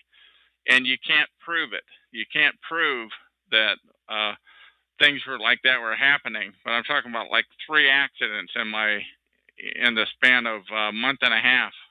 That everybody's going to say that wasn't their fault. But these accidents were setups. What I'm telling you is, and the individual was a family member that was carrying my insurance, and I think he was a TI. And so it's kind of like they got 2 for the price of 1. Now, when you were being vocal about corporations, what was the extent of that? Well, getting on the internet, and I'm not going to mention the corporations at this time. I want to answer your question, but I do want to tell you, like, I came up with a list of about 6 or 8 incidences of times when I've been outspoken, and I kind of arranged them in descending order. The extent of it was, though, that I was like on the internet, and I was ranked. I mean, I was really hot. I was angry, and I was letting the cat out of the bag. Okay. Using the internet. And you were using the internet. You were like, were you posting on message boards? Were you sending emails to these corporations? I started out. I posted on the internet on a web page, which is still there. Last time I checked, and I never said anything that wasn't 100% true. I really never. But they don't care about truth. What they care about is shutting you up if you're speaking out about them. So I used. Go ahead. These corporations, they were pretty big to be. It was essentially one big corporation, one very big corporation, who I was very outspoken about, and they were totally gaming the system, and they were totally doing it in plain sight. I mean, anybody who had their head where the sun shines could see what was going on, but they were so clandestine about it that they were really good at kind of like hiding it. I mean, they just made use of every capability in their powers. Now, when you were being vocal about this, how vocal were you? I mean, was there more than this? I mean, there had to have been something that pushed them over the edge. You know what I mean? Yeah, I got. There was kind of a person that talked to me about it via email, and he just said, "Well, you know, you don't want to talk about this. You can't prove it. You know, this and that." And every time that person talked to me, it angered me, you know, because he was essentially just shut up is essentially what he was saying. And every time he did that, I improved the document. I probably improved the document I don't know, 6, 8, 10, 20, I don't know how many times. I really put a lot of effort into outing them. Did these documents, did they make a lot of exposure on the internet? Did they get a lot of play or a lot of press? No, but the fact that they're out there, the fact that it was out there, it was essentially one document that continued to improve. And, you know, look, I'm not a professional writer. I've definitely improved that over time. But the fact that it's out there, that people can search on it, you know, today with a Google or what have you, they can Google it, and it'll come right up. And when you were yeah, go ahead. No, you go ahead. Okay.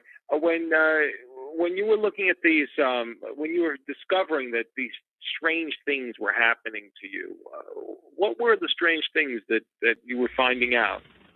Let me give you an example.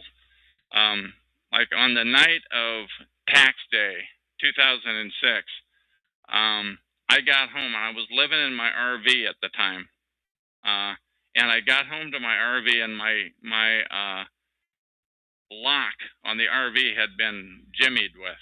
It was kind of like somebody had put sand or salt or something in there. It was really hard to get open. I was lucky to get it open, and when I got in there finally, I heard this high-pitched, whiny squeal. I'd never heard anything like it, and it was hard to, you know, and who'd have known whether that was associated with it or not? You don't know.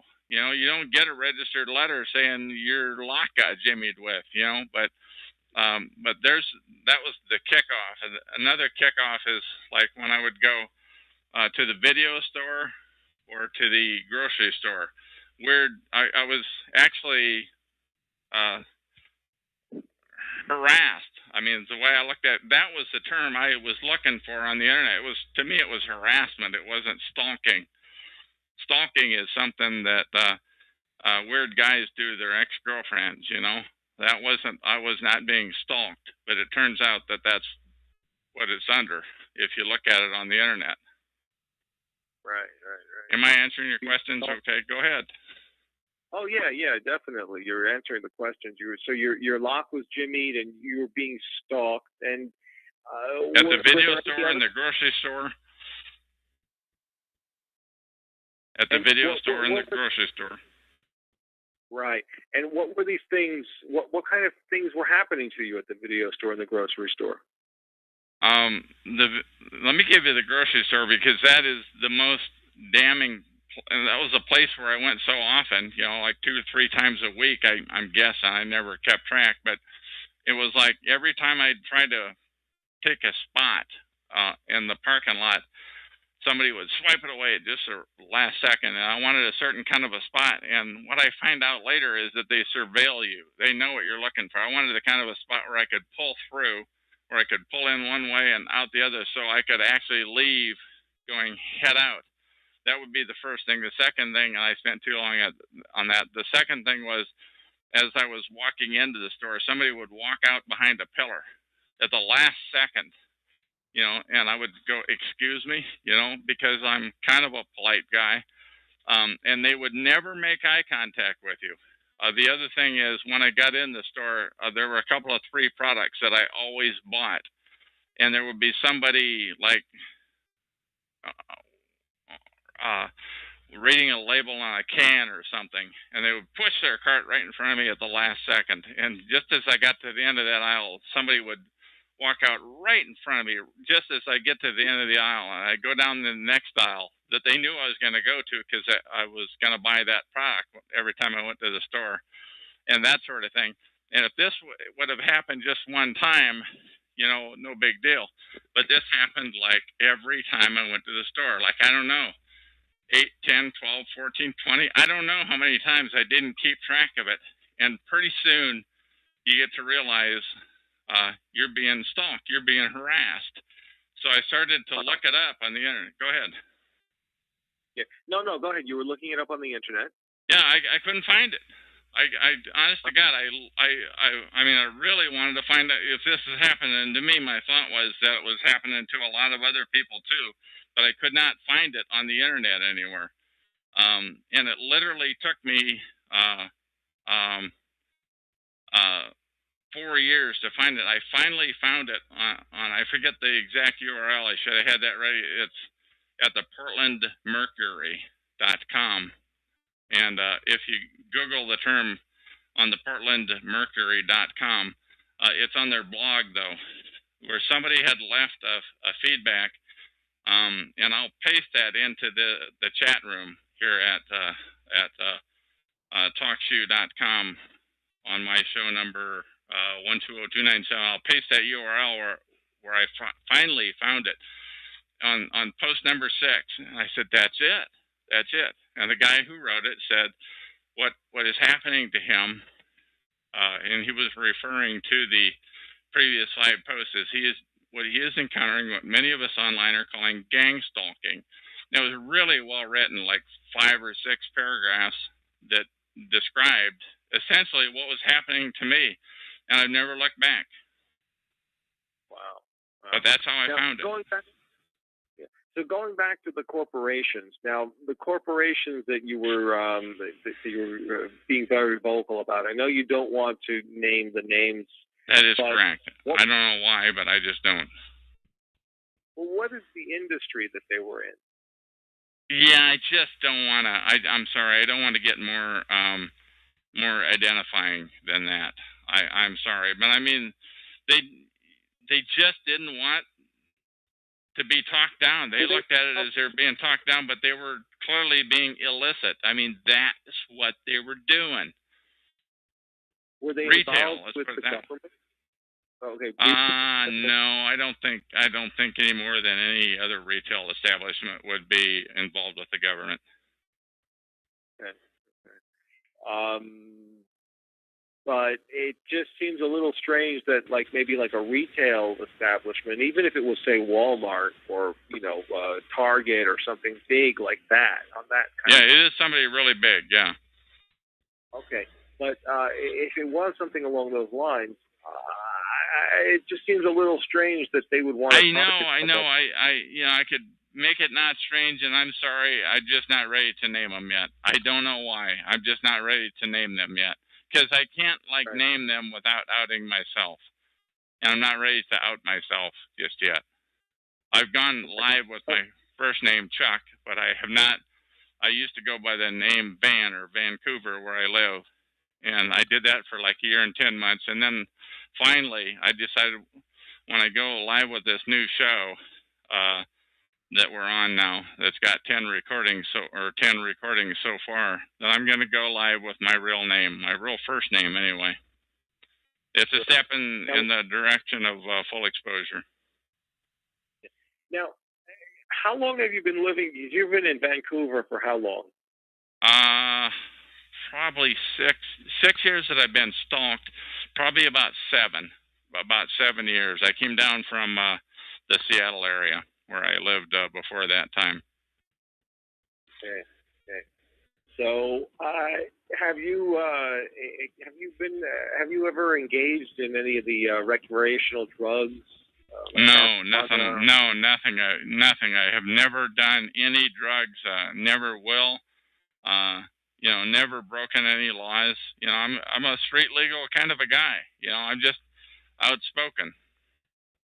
No, I've never. The answer to that is no, absolutely not. Yeah, that is interesting. That is very interesting. But you speak out. Let me tell you, if you speak out about a corporation, expect to be. You better do it on the sly, and you should, and you might get caught anyway, because these guys have immense resources in you. It's just little old you to anybody who's listening in. Right. But I was honked. Like, is the targeting continuing? Actually, what is interesting, I was thinking about it. I restarted that's kind of a little bit of a longer answer. My last show here on Talk Show was 87-161, and I had that on for a year and a few months, and I was like literally harassed, just damn near continually. It continued to happen to where they shut the call down. TalkShoe.com shut the call down, probably because who knows why. You don't need a reason why, but because of potentially profanity. But they shut down a lot of TI shows, a lot of targeted individual shows. The shows that they shut down, by the way, were not affiliated with the scumbags at Freedom SCHS.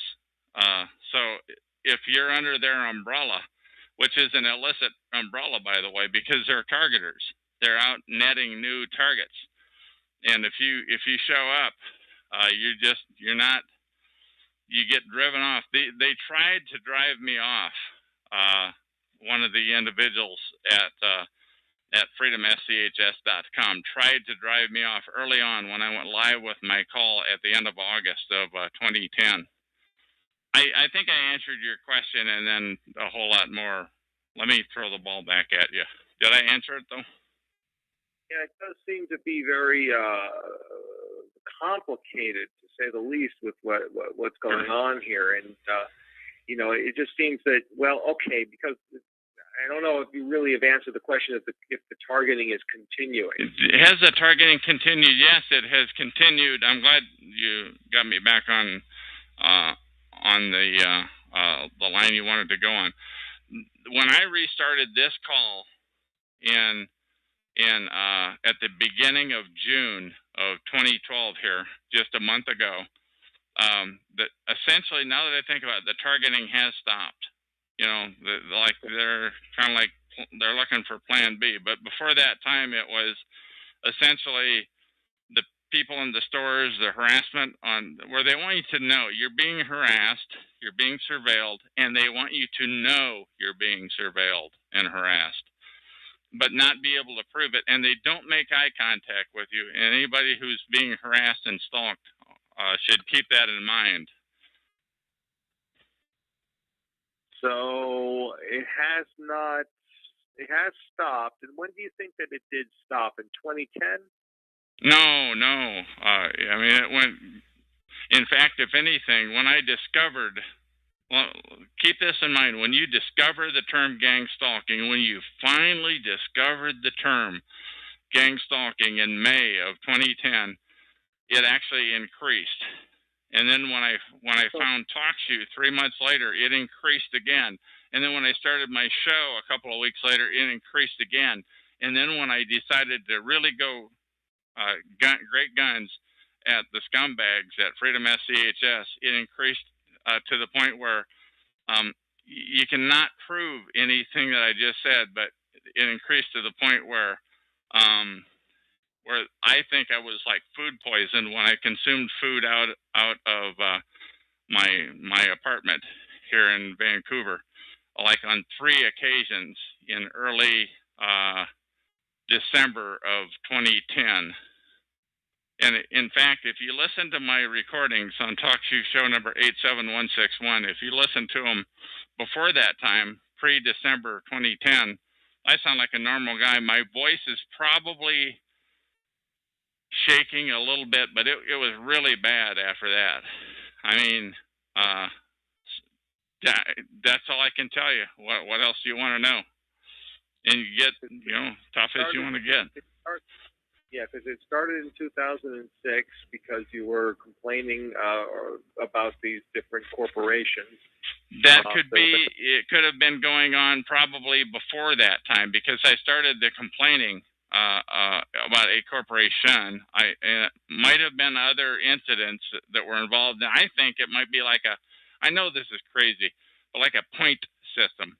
Like, well, you get 2 points if you mess with your doctor, and you get 4 points if you mess with something else, So if you want to be outspoken, it's like they're making buck on you. It's like they've got this pool of, I don't know, but I'm just telling you what it feels like.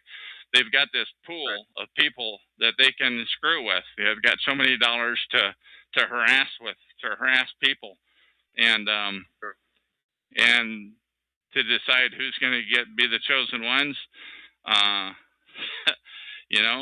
There's a point system, and my bubble came to the top of the bottle on April 15, 2006. Okay, so it may have started before 2006, but looking back on it, you really kind of became aware of it in 2010. And you're looking back on it, and you think that it started in 2006, maybe even before. Yeah, I want to say, before in 2006, I hadn't had a parking, or rather a citation, a driving citation, just like a decade. It was just unheard of. I was a careful driver, but for God's sakes, I went like a whole decade, and all of a sudden, like in early 2006, this is before my targeting went live, I started getting pulled over all the friggin' time. It was like 3, 4, 5, I don't know how many times it was. I don't even remember what they were about. It was just constantly getting pulled over. Never got a ticket, except for one time I did get a ticket after the targeting went live. I did get a ticket. That's like the only one I had. But, and also another thing is that in like 2005, the weird things started to happen. Like I essentially split up with my girlfriend, and they will now. Things that I found out since are that they will work over any relationship that you have. That's one of the things that they do. Way before that, I had in the mid 90s, I think, I had a cop that lived right across the hall from me. And just keep that in mind, anybody who's targeted, if you've got a cop that's living across the hall from you, and if they're outside, it's called same time entry and exit. And he was just like always outside. I never thought about it. It's just he was a good old guy. He didn't make any qualms about what he did for a living and what I care. It felt kind of good having a real life cop living across the hall. And also at the last place I lived, 7, 8 months ago by now, I had a cop living right next door to me, and that's, and I tried to tell him that and it was like, oh God,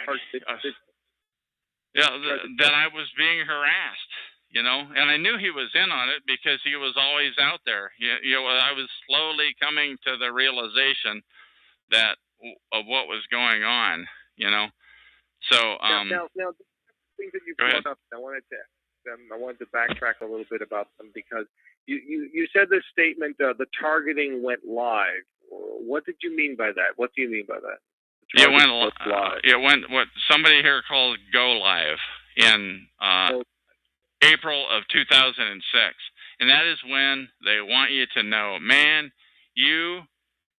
and granted, before that time, you were pulled over a lot and what have you, but now they want you to know. On tax day 2006, that's when they went live. And they went live, I mean, every time I go to the video store, there'd be somebody blocking the path that I wanted to go. It is every time I went to the video store, because that's what they do. They surveil you. And if it happened once, twice, three times, I mean, it happened every friggin' time I went to the video store. And every time I went to the grocery store. When those kinds of things continue to happen, that ought to be your. But I believe I've answered. Your question. Right, because when you're looking back at it, that's when you realize that's when it went live. Yeah, that's Go Live. As Alda is her name. Alda calls it Go Live, and that's a good thing to call it, because that's when they turned up the heat. Now, who is this Alda? She is a targeted individual that lives in California that I met, quote unquote, here on TalkShoe at TalkShoe.com, and essentially I recorded her 3 times, I think, on my last call, 87-161. And I mean, I believe she is a real TI, but a real targeted individual. What's funny is, and I'm going all over the place here. I don't mind if you just interrupt and get me back on where you want to go. But one thing, they have a way of taking what I would call a pure TI and compromising them, and I don't know why she's never started her own call. She's got her website is sites.google.com/site/targeted stalked terrorized, all one word. Let me repeat that. Sites.google.com/site/targeted stalked terrorized.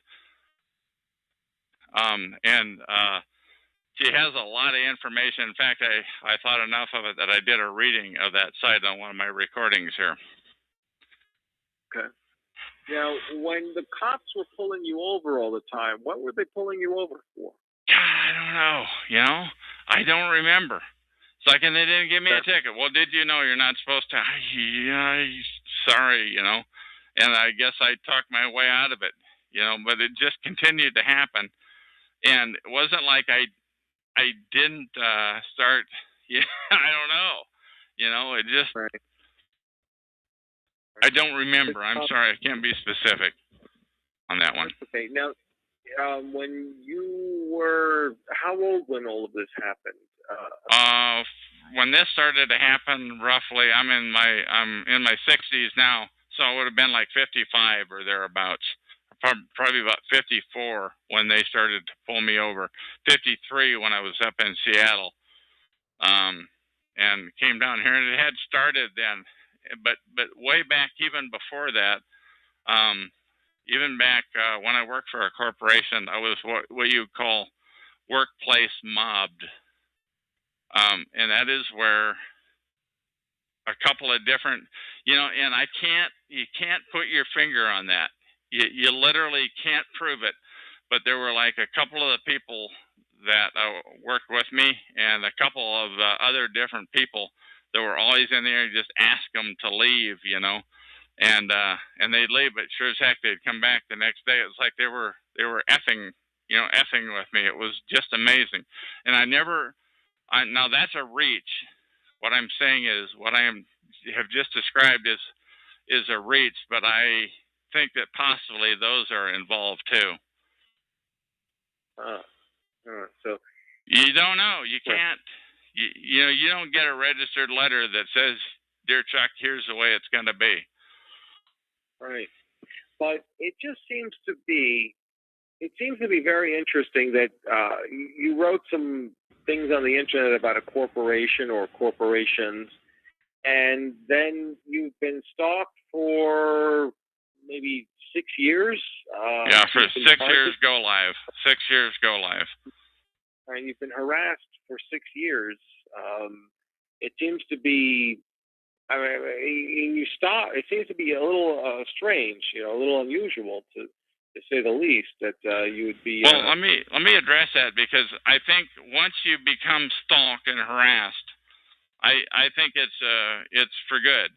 I think people that participate in that sort of thing need to know that that they're in the target is in it for the long haul, and they don't know, the people that are doing the stalking and the harassing, they don't know whether the person that's involved is of noble intent, who's spoken out, who doesn't have this harassment coming, or if it's a bad guy. You know, they don't know. I don't know. I don't know. I never interviewed them. I'm hoping they'll call in though, and I can interview them. But I think they'll put themselves at risk by doing that. So I think it's the same forces that are involved in this. The same forces are involved, whether they're payback victim or payback targets being paid back, and I mean being paid back, or somebody who they have a legitimate concern about. I think it's the same band. So it has stopped, and how long has it stopped? How long has the harassment stopped? I would say for the last month, since I've gone live now with my new show. I really never thought that it would. It never entered my mind that it might stop. I don't have any. I have no illusions that it's not going to start up again, because it had stopped three times while it was going on. Like, it would stop for a couple of 3 days, and you think, God, it's over. Thank God. You know, where you could actually go to the store like a normal person and not be screwed with, or you could literally walk down the street and not have people stepping out in front of you. There's 1,000 stories I could tell like that, like people stepping out on the street, people clogging the street, you know, always in the same place, and many times with different people. Yeah. Because it seems strange, because maybe if somebody was to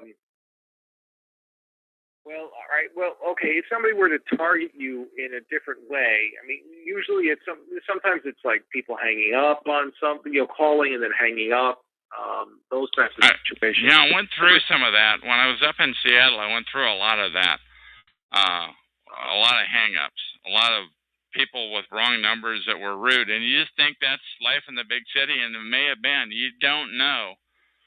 By the way, I get a lot of calls on my cell phones here. A lot of course, I publish my numbers, you know.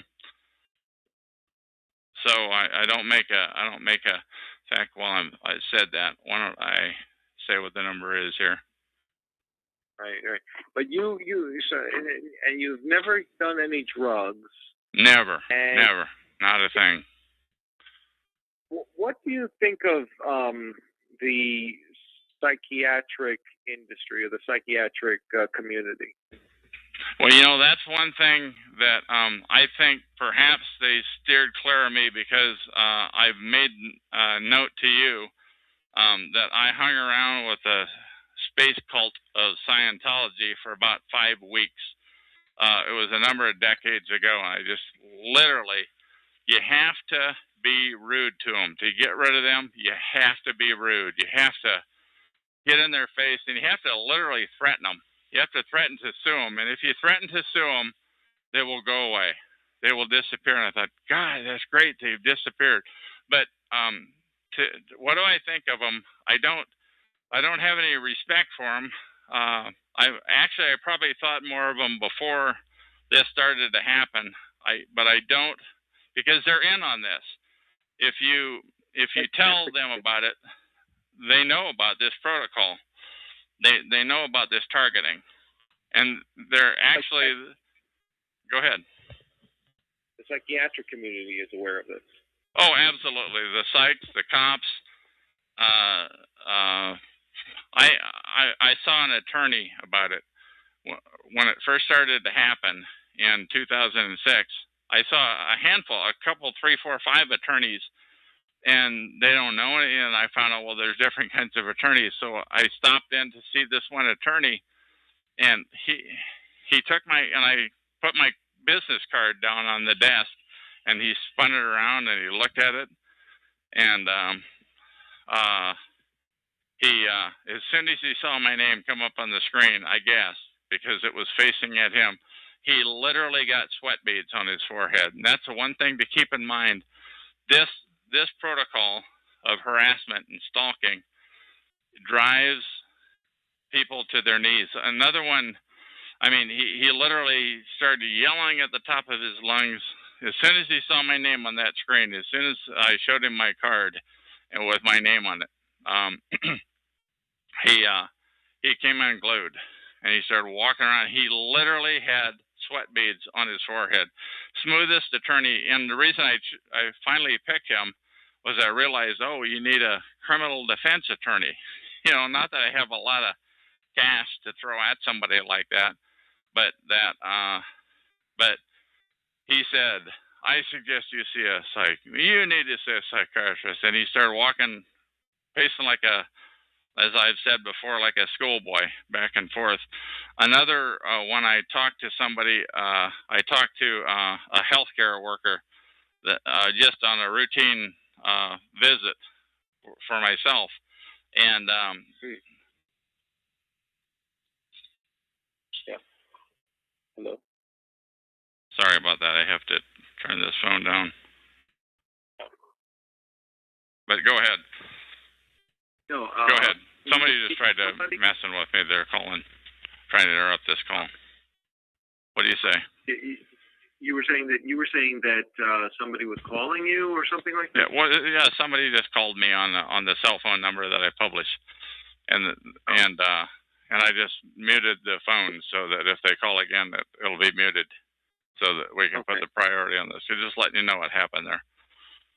Okay, but you were saying about the psychiatric community. Now, the psychiatric community is aware of this TI protocol? Oh, absolutely. Absolutely. The cops are aware. The psychs are aware.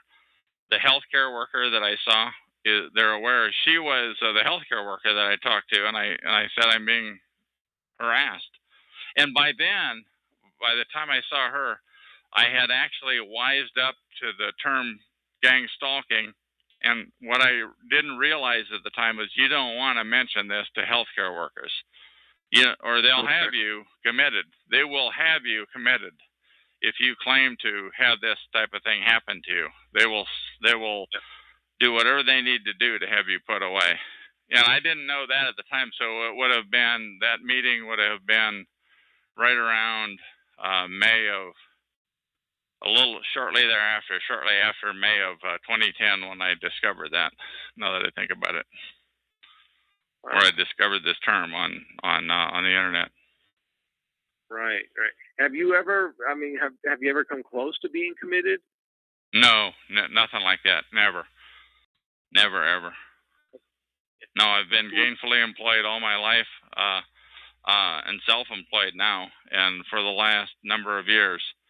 So no, it's never been an issue. But I understand that a lot of people have had that type of thing happen. But I think what they do, I think they're just gonna harass the living crap out of you. You know, for if you're targeted, they're coming at you. So go ahead, ask those questions, those tough questions. All right, because that's the whole thing. I mean, it just seems to be, it's just a little, it seems to be, okay, you found out in 2006, so you started in 2006, and you look back at 2010, you realize that this has been going on, and now it's stopped for about a month or so. Right, since I started the show up again. Right, but why do you think that is, that they're not targeting you anymore?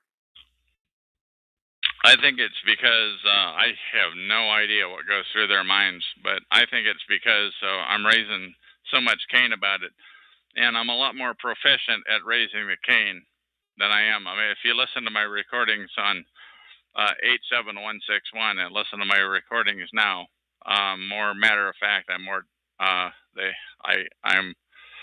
don't put up with a lot of nonsense, which happens to you, by the way. There is a literal army of people that don't want the word about organized stalking to get out. There's a literal army of people. And by the way, they on TalkShoe, they center around Freedom SCHS. They center, and what they do, they crazy talk. They talk about wild, crazy, unachievable, wild and woolly stuff. But I don't encounter any of that. I just have encountered people, boots on ground people that have been involved in the harassment. Yeah, and now that you have not had this targeting for harassment for a month, but there's no real way that you can see that it's going to end. But yeah, I would have to say I have had some same time entry and exit. I have had some from my abode here, where I'm living. I have had some as each time when I come, or not each time, but many times when I come or go. There's always thinking, whatever you wrote about this corporation, whatever corporation or corporations it was, I mean, this must have been some sort of a scandalous thing that you were publishing about them. Yeah, it was absolutely true. It is absolutely true, and it's in plain sight. And anybody that has their head where the sun don't shine, I mean, anybody that is looking for it can see it. And I'm so sorry that I'm not gonna say who it is right now. Right. But it's what kind? Yeah, but it was in retail. We understand that much. But I mean, what kind of things were you alleging about this retail corporation?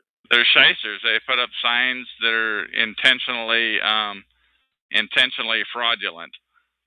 They put up signs that can be taken two ways. They're so well worded, and that you assume it to be this, but in fact, it's that. I don't know how to say it any more clear than I just said it. That there's ways to write a sign that sound pure. Go ahead. Like a bait and switch.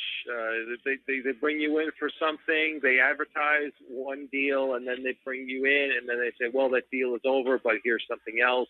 Or they put it up early and take it down late. I haven't read that write-up in a long time, but it was like 6 or 8 different things that they do that are all different. They're all scandalous. In each one, and that's one of them, was to put it up late or take it down early. Put it up before it starts and leave it up after it finishes, and that way, when it gets up to the checkout register, it rings up at such a price, and they're not looking. The customer, and they're going so fast. They're going so fast that the customer is not really paying attention. And you don't really notice it until you get out of the store. But when you get out of the store, it's too late. Oh, well, that's okay. It was only $1 or $2 per item that I bought, so never mind. And the next time, it's the same thing. Wow. Yeah. But it just seems. Yeah. Okay. It just seems that okay, that's just something that look, a lot of people have complained about over the years. Doesn't seem to be anything so scandalous that would require you to be targeted and harassed for like 6 years. I don't know whether a lot of people are going to write a web page up on it, though, and improve it every time they hear about it. I don't know of a lot of people who are going to put so much effort into outing what they're doing. Right. And did you name any names? I mean, besides the corporation itself, did you No, I did not. But because that's not pertinent, is because the people that are there are doing their job. They're just working their 9 to 5 or whatever it is that they're working, and it's not their fault. In fact, they kind of are half apologetic. This isn't the first time they've heard it. It's like, yeah. Right, I'm thinking about the people within the corporation who may have created this scandal and created this scheme. Well, I'm saying it's like up at the head office. Right. Well, I'm thinking that maybe you may have named names on that level. No, I never named names because I never wanted to get sued. It's just, they're going to deal with this, and I do really do. You got harassed for 6 years. I mean, it probably would have been better if you got sued. But at least if you got sued, you would have been. Well, they wouldn't have anything to sue me on because I was telling the truth. What I'm saying is this couldn't have been the first time they heard it. and the guy who again was I should have saved the emails, but who was talking about, really, you don't want to do this. Yeah, he was almost trying to talk me out of doing it. F you, man. You guys are dirt. It's like, well, yeah, but it depends on how you look. I don't know. What I'm saying is, to me, it was non-negotiable. There's one other thing I want to say about that corporation. Let me say this, because this is really pertinent. Yeah. When I got back to Vancouver and finally sold off my RV, which they killed, by the way. You don't really know, but like 6 things went wrong with it. When I got back to Vancouver, I thought, God, where could this be coming? And it followed me. It followed me from one RV place to the next RV place. My RV died when I finally got back to Vancouver. I thought, God, where could this be coming? I wonder if it's these guys. So I took the document down, and you know what? The targeting went away. It went away for like 3 months, and I don't remember the exact months.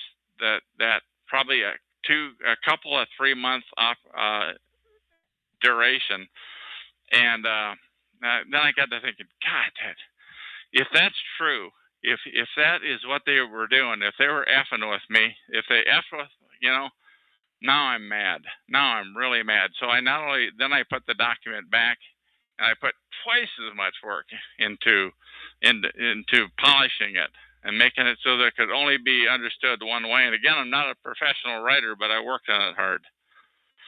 Right. But and by the way, when I put the document back, when I reengaged my harassment of them, the harassment of me continued in kind. So I'm pretty sure that it is that corporation, but you don't know, And the corporation probably doesn't know. They weren't into the day-to-day detail of it. They just said, okay, we have so many brownie points to use, and we'll use them on Chuck. He's our guy. Yeah, so that guy was calling you and trying to persuade you to take it down? Is that what you said? Yeah, it was some guy via email. I don't know why and how I even allowed myself to get into a discussion with him. To an email discussion. I don't even know why I did that. I don't know if I have the emails or not anymore. And who knows whether he was with them or somebody. It was probably with somebody else. It was kind of like he was trying to just talk some sense into me, trying to talk me into stop this. Stop. It was he played like a guy who just found this document that I had written, and I was big tough Chuck. I wasn't trying to hide who I am, because at the time I didn't realize that you better watch it. I didn't realize that. I didn't know about this thing called targeting. Right. I had no concept about it. So this guy from the corporation actually contacted you. You don't know if he was from the corporation, or I assume he was not. I assume he was with somebody else who was just trying to get me to shut up. Trying to get me to shut up, and that really infuriated me. So it was somebody who was, so you don't know who it was, but it was somebody who was just trying to say to you, hey, take that thing down that you were writing about this corporation. Yeah, and again, when I got back to Vancouver, I did take it down. The harassment went away, and this was pre May of 2010, so the harassment did go away, and that really infuriated me. And you can't prove it. You can't prove that this guy was working for this corporation in a way, or for who knows who he's working for. You don't know that. You don't know that the corporation knew anything about it. They just said, hey, shut this guy up, is the way I took it. Yeah. Right. Now, before we were talking a little bit about mental health and about the psychiatric. You have gone to mental health professionals before, right? Never, ever. The only health professional that I saw was somebody about another issue that I had or have or had or whatever you want to say, but it was not anything to do with mental health at all. No, I've never ever been to a mental health professional ever. Okay. Well, all right. Because Go ahead and get as tough as you want. Go ahead, come at me. yeah, because I mean, I'm thinking that maybe what do you think of the whole thing, the concept of the mental health profession? I don't know. To tell you the truth, I thought more of them before this thing started than I do now. And the thing that I hear about now is that they're in on this organized stalking, that they know about this organized stalking, that they participate in it, and they intentionally don't wise up people. So what do I think about them? I think less of them now that I'm wiser. Post May 2010, since I've researched more into them, I think less of them than anything. So. All right. It just seems, well, okay. Go ahead, get tough. I don't care. Well, I'm asking you to. I want you to. There's people out there that are listening. They want you to get in my face right now. Get in my face, please. I'm asking you to. Yeah, because the thing is, it's like, I mean, if you've never gone to a mental health professional and you are somewhat scared of them, or you believe that they're in on the whole thing, I mean, normally people, if they have a situation like this, they would seek some sort of outside help on this, and you're unable to because of the situation that you're in. Yeah, I guess so. I don't have an issue with it. I've never seen them. I haven't. I'm gonna do my best never to have to see them. What I can tell you though is, if anybody who Googles the term gang stalking or organized stalking, that is going to be one thing that they're going to find. That if you speak to a mental health professional, their objective is to get you thrown into the funny farm. That's what I've heard. So I would have no reason to talk to them. What was interesting though is when I did mention. They would probably diagnose you with some form of paranoid schizophrenia. Yeah, I've heard that a lot. Because I'm not a mental health professional at all in any way whatsoever. So I'm not, this is completely a layman's perspective that I'm giving. But if you did speak to someone who did have some knowledge about this and had degrees in this, and you saw them as a professional, they might diagnose you with that. Yeah, they probably will. That's my understanding, is that they probably will, and they will damn well know. By the way, they will know what that they're full of crap. That I really believe that they will know. In fact, their job may depend on diagnosing this guy with some disorder or whatever.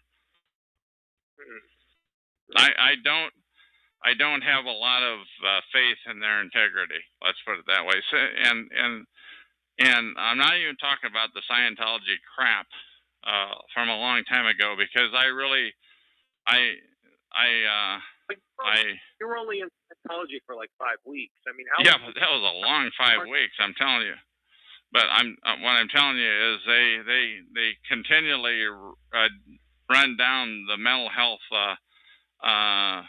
institute. They continually, and I think that is probably part of the reason why, if they've got some makeup of me on the screen, why they're laying low on me, because they know I'm tough-minded and they're not gonna get out of me I don't know what they want, but they're not gonna get it. Once again, if you Google those terms, this is not just this targeting if you Google these terms, this is it happens to a lot of people who are outspoken.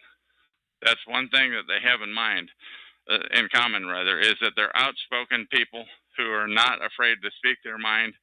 And I had no idea that you could be stalked and harassed and mobbed. I had no idea. And the people that are doing the stalking, harassing, and mobbing, they don't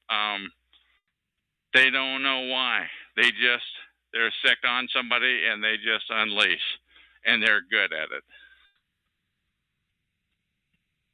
You know, another thing I should point out is that early on, back when it first started, I went out and got a camera, and I took pictures of them. And they hate it, by the way. When you shove a camera in their face, they absolutely hate to have their picture taken. And so I've got a number of pictures. So I have no doubt that I was being harassed or mobbed. Although, if I were to try to use that film in a court of law, people would say, this looks like, and they would say, quote unquote, life in the big city to me, except it's every time you go to the store or get to the end of the aisle or walk down that certain street or walk out your door of your apartment, and there's the last place, and there's people in one of 4 or 5 units that were always coming and going, or like in this place, when I come and go, there's always the same couple of people. Yeah, but, you know, that could be coincidence. There's a lot of that stuff would be circumstantial evidence. Like, if you were to that same court of law, you know, they would. Yeah, you're not gonna. We're talking about professionals they're professional head screwers here. That's what they do. They're professional head screwers. And by the way, I want to interview them. They can call me Chuck on TalkShoe.com, show number 120297, and I'm on all the time. Yeah. Here in July of 2012. Go ahead. Now the whole thing is, like, you know, if you were to, I see, the thing is like, okay, all right, if you were to go to you can't go to a mental health professional because you don't trust them. And hell no, you can't trust them. If you talk to a mental health quote unquote pro about this issue, you talk to them about this issue, they're going to have you commit. You are going to be committed if you talk to them about it. There's no way you're going to get out of there without getting taken in. But maybe you could speak to somebody who might be able to. Maybe, because it seems to me, like if you were stalked, if this started 6 years ago, and you were somebody who just wrote something about a corporation, and you weren't naming specific names, you were just naming practices that the corporation was doing. Yeah, it wasn't just naming practices. I mean, it was down and dirty. It was some really dirty stuff. There was some verbiage in there that's really incendiary, and I was pretty good at it. I'm a lot better at it now, but I was pretty good then. But, like, what else is that we're talking about instead of just practices like the bait and switch type of thing, which is very. What I'm telling you is they make a hell of a lot of money on that. That's how they make. That could be the difference in bottom line profit. I don't know. I have no idea. I'm telling you, it was huge. I'm telling you, anytime they ran a sale item, it was a scam. I'm telling you, it wasn't just some bait and switch. I mean, it was big money, big dinero. Okay. And so for that reason, that's why they had to silence you. It was payback time. I guess, I guess it was payback time. I don't know. You can't prove that either. You really can't prove anything. What I'm telling you, though, is gangstalking is real, and it is huge. And, God darn it.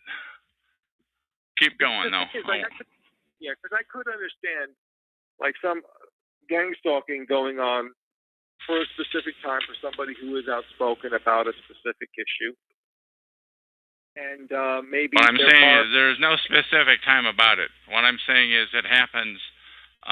It happens when it starts to happen. It happens. As I believe it now that I've studied up into this for almost 2 years that I've been aware now. It happens for life. They're literally going to F you to death. That's what they do. One thing I do want to say something on police and, on publicintelligence.net. On publicintelligence.net. I wish I knew I'm going to read this real quick. publicintelligence.net/FBI-suspicious-activities-reporting-flyers. Let me say it again real quick. publicintelligence.net. FBI suspicious activity reporting flyers, and put a dash in between each one of those words. And you will find there's like 20 to 25 different types of situations. Pardon me? Okay. 25. Yeah, let's not get into it right now. But yeah, there's 25 different flyers that are out there, and I can only assume that there's a ton more that people are stalked and harassed and mobbed. You know what I'm telling you is just look that up, and make up your own mind. It's not just me. This is something I just found out about in the last 4 or so days ago. Interesting. Because that will be something to check out and maybe talk to you a little bit more about later. But I don't know. It just seems to be, I mean, if you can't get the help, but then you're just. Let me say that about the help. All avenues, when this happens to you, when you are a TI, a targeted individual, all avenues to help are cut off. You cannot get help, and not only that, they cut off your relationships with in my case, with my girlfriend, with friends, you're essentially, you cannot make friendships. When you're standing there on a street corner and you're striking up a conversation with a stranger, it's like you're literally, now I don't blame you for raising your eyebrows on this, because this does sound a little bit wacky. So it's up to you. And it's up to the people that are listening to this MP3 file, which, by the way, once again, is in the public domain, what you're saying and I'm saying, for all eternity. So they're going to be listening to this 100 years from now and deciding on whether this type of thing happens. Right. When you're being harassed, it's it is. Go ahead. It is a tough situation, because normally the type of operation that you're talking about would only be normally associated with governments targeting specific political activists and that type of thing. But in this situation, we're talking about a corporation that's targeting somebody who was just talking about corporation with deep pockets, yeah. Deep pockets, yeah.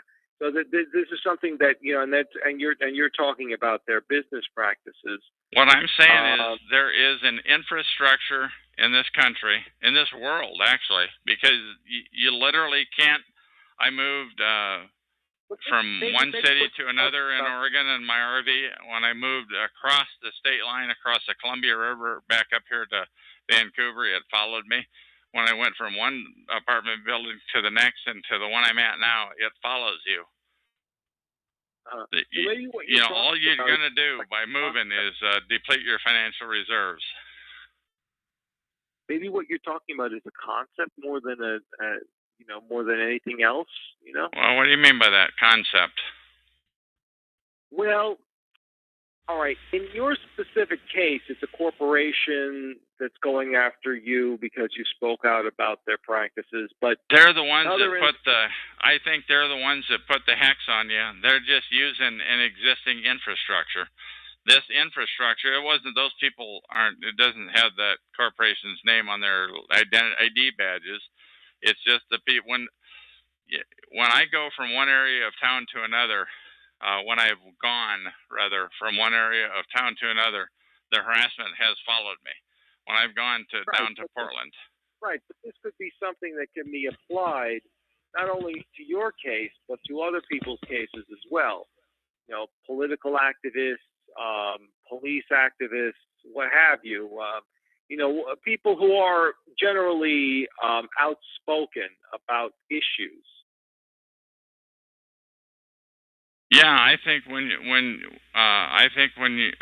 you're in a certain area of town, the chances of me being in a certain area of town and a political activist and a police activist, what have you, the chances of it being the people in this quote unquote gang or whatever you want to call it being the same people are pretty significant. But the other thing that I want to say is that I have seen, like, I have sensed like 6 different types of people that were involved depending on where you're at.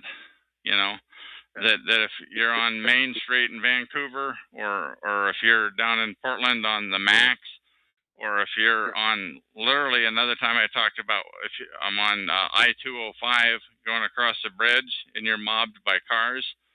I mean, there's different types of people that are involved in it depending on where you are. So what are the 6 types of people? The 6 types of people. One would be the kind that was down on Main Street in Vancouver. A lot of unemployed people probably. Another type would be people in my last apartment building in the hallway that are fairly well-to-do because it was a nice joint. Another type would be people that looked like they were working stiffs. I mean, you know, they had plaid shirts on at a bus stop where I was at. You know, they didn't look. They looked employed. They didn't look homeless. I'll tell you that. Another one was when I moved my RV from where it first kicked off the go live, if you will. When I moved it, and my landlord turned like flipped on a dime. Got really angry with me all of a sudden. God, what is this all about? I haven't said anything, and it was a landlord from hell. So I moved out. I moved to the next place, and you know, RVs are fairly easy to move somebody in. So they moved 2 in next to me within a month. You know, same time entry and exit, same thing again. So this seems to be well, you know, this seems to be a situation. So there were like 4 that you've already named. What are the other 2? Another one would be like out at the Vancouver Mall. That would be the 5th one. Another one would, like, and those were, yeah, I'd say middle-aged. I was gonna say yuppies, but like middle-aged. It's like they got a message on their phone that says "Show up to this eyeglasses store," you know. And as soon as I walk in there, the place floods with people. Is that weird or what? Another one was the kind of people that were blocking the exit at a video store. When I was walking out, they were like 25-ish with short sleeve shirts, looked like they stepped out of a church training or some insurance company or God knows what. You ever hear the whole concept, like there was this thing that came out a couple of years ago with the what was it? They were using SMS to coordinate flash mobs. That's it. Thank you. Yes, flash mobs. I mean, so anybody that's listening, I want you to Google that term, flash mobs, because in my estimation, that's what happened. Another one was at a church that I went to. And I go there like at midday, and like one day though in particular, like a whole bunch of people flooded in. Like, God, what was that about? So that was like 3 situations. One was at the video store. One was at the eyeglasses store at Vancouver Mall, and the third one was sorry, I lost it. But I forget. Oh, at the church. You know, it was where people would just show up, poof, out of nowhere. And I mean, a gaggle of them. I mean, it's like, God, it was like the people that were standing in front of the door. I literally couldn't open the door at the video store on Highway 99 in Portland South, Highway 99 South in Portland. And I literally had to push the door slowly and then put my hand on the shoulder of a couple of guys to push them. There was like half guys, half girls, and whew, they all split in different directions, and they disappeared. I thought, God, that is weird. That is effing weird. And I got back to my vehicle, and I sat there and I rubbed my eyes, and I thought, God, did I just see that? And there's nobody there to be seen. They were just all gone. That was the weirdest one of all, and that was really early on in my stalking and harassment. There's just people, and I'm not saying that that they knew what they were doing. Those people that were participating, they didn't. Well, they knew that they were head screwing, and they were like enjoying it, and they were keeping a straight face. And the other thing too that I wanted to say about that, leaving the video store that one time, was when I went in, I rented my video or two, and as I'm walking out of the door, there's like 20 people blocking the door, standing outside, all talking to each other at the top of their voice, nose to nose. The craziest thing you ever saw, and they're carrying on conversations with God knows what they were talking about, and then poof, they all disappeared. Craziest thing you ever saw, and that's a flash mob.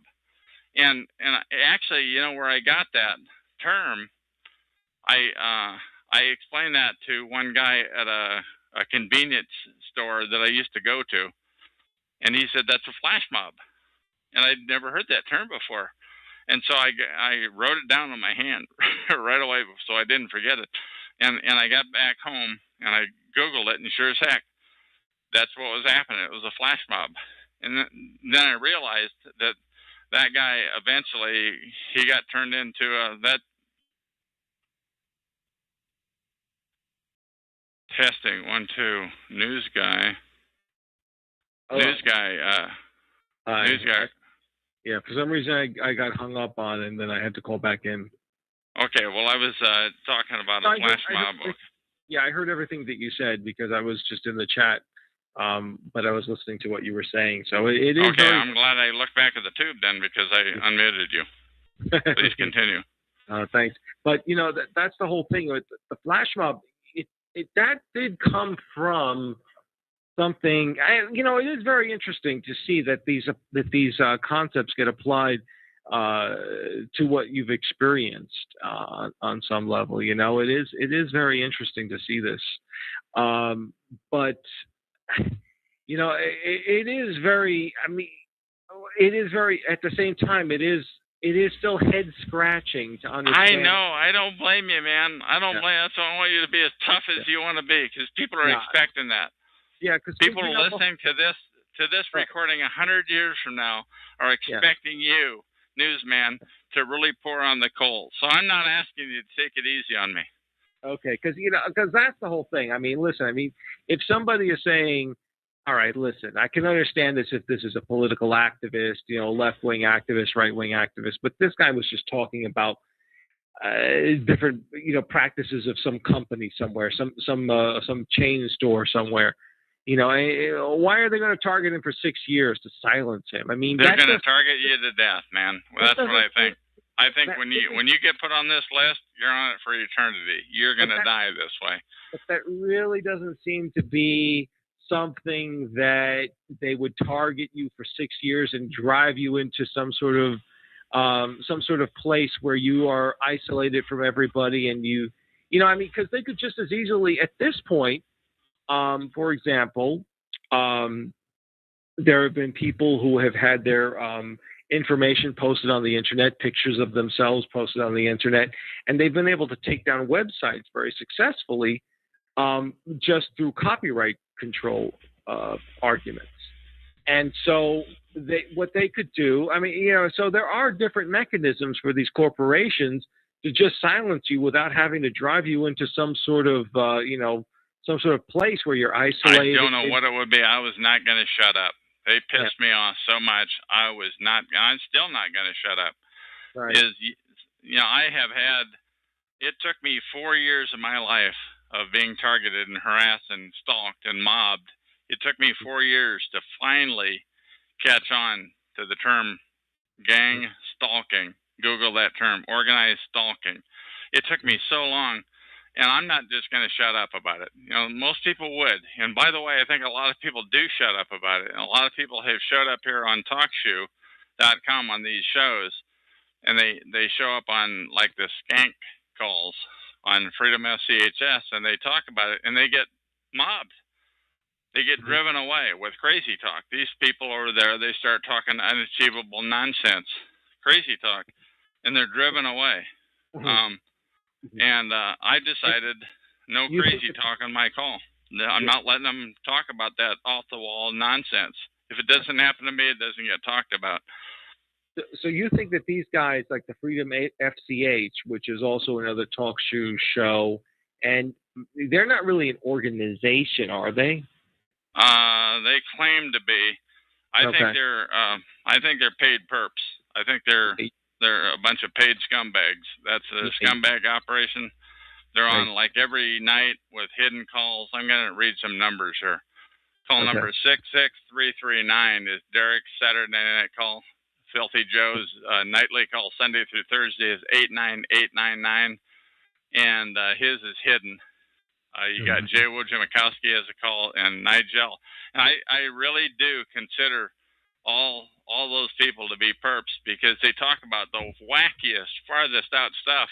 None of that crazy stuff ever happened to me, and they get so annoyed with me for not being willing to accept their story, and I just don't believe it. I think they're liars. I don't think they're crazy, by the way. I think they're making it up. I mean, just to briefly get into it, I mean, because really we're focusing on you, but I'm curious, what kind of crazy stuff are they talking about over there? Yeah, I'm just not gonna. I'm not gonna get into it. And the reason I don't, I know. You can talk yourself blue. I'm not gonna get into the examples. Okay. And the reason I'm not is because that just makes my call another crazy talk call. So I learned early on not to talk about just to let people know. If you're listening to a call and they're talking about some wild and woolly, wacky stuff, everything that I have said is earthly. It's far-fetched, I'll grant you that, but it's earthly. It's achievable. The stuff they talk about over on those crazy talk calls is way off the deep end, and they do it nonstop. And if anybody wants to show up and talk about normal stuff like I'm talking about, they get flooded. They get flooded away with the wacky talk. That's their job, as near as I can tell. That's their job. That's their purpose in life, is that there is not only this thing called organized stalking, but it is a secretive protocol, I think, by and large, by secret societies that inflicted on people. And they don't talk about it.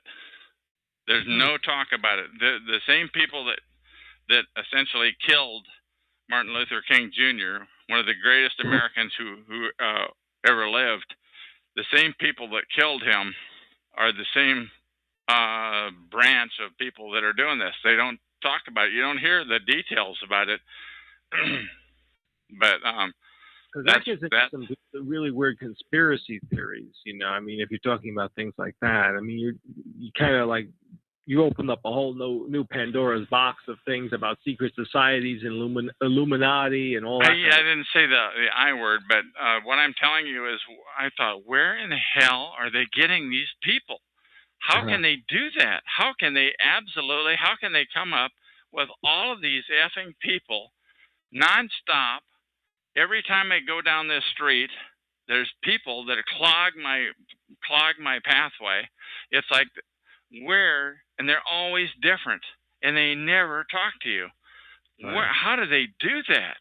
And I think a lot of it is churches. Believe it or not, I really do. I think they tell lies to the churches, to the people that are involved. To get them to participate. Well, this guy is a pedophile and he has it coming, so you should join us and harass this guy because he's a bad character. And after all, you wouldn't want your kids.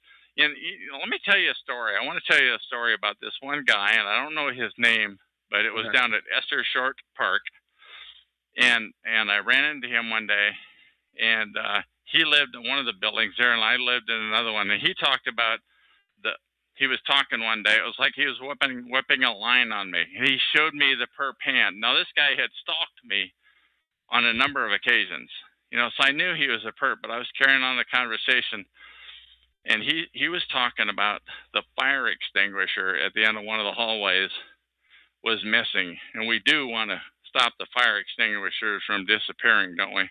And we do want to, it was kind of like he was building up the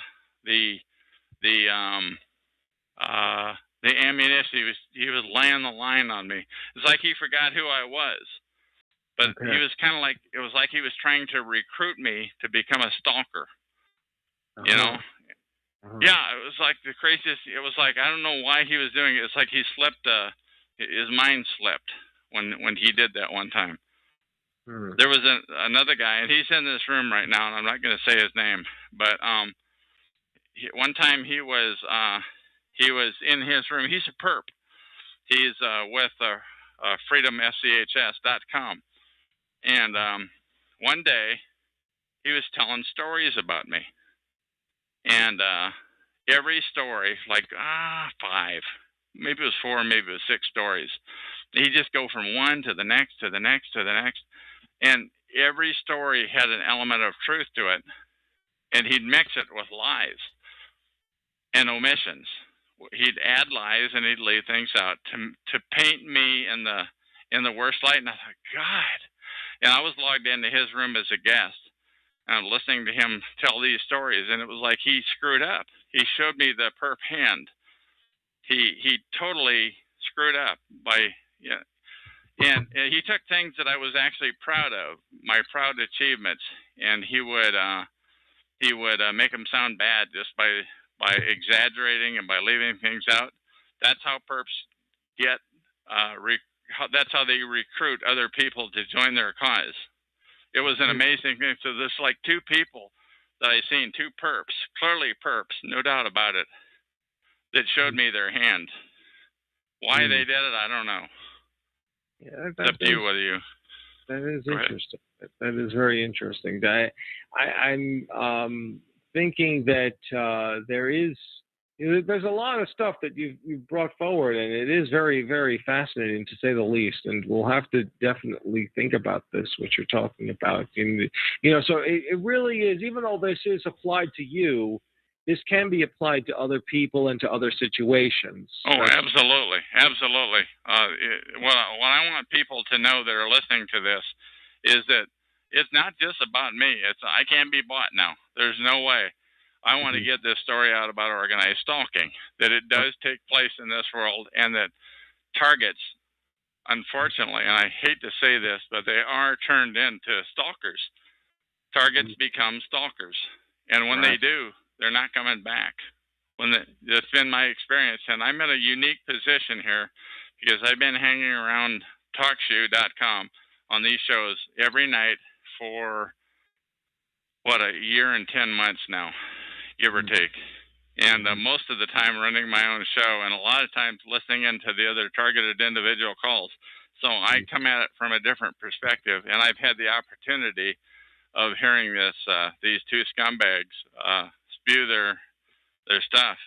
The one who was, it was like he was trying to recruit me, and this other guy who was slandering me, not realizing I was sitting there listening to him. I don't know whether he wrote that script himself or whether somebody else wrote it. It's like somebody took a class. It's like somebody can listen to an achievement of somebody and say, well, how can we turn that negative? Let's turn that negative. Let's make him, paint him in the worst possible way. That's a totally amazing thing. Right. That's very, very interesting. Well, Van, Chuck, I really appreciate this. I mean, I think that this has been very good, and it's been very enlightening, and it really gives a lot of insight into what you've been going on and what you've experiencing, and we'll just have to maybe do some more follow-ups on this as well. Okay, and once again, my name is Chuck. This is TalkShoe show number 120297. That's TalkShoe.com. It's, what is it, July 7 or something like that, 2012. And call me anytime to get to let this happen. Is there anything that you want to say about this news, man? Any other questions that you want to ask? Not any more questions right now, but I'm pretty sure they'll have some follow-ups on this. Okay. Thank you. I'm going to go ahead and hit the end button on this recording. That's the end. Bye-bye. Bye-bye.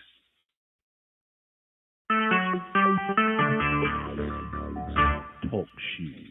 Recorded live.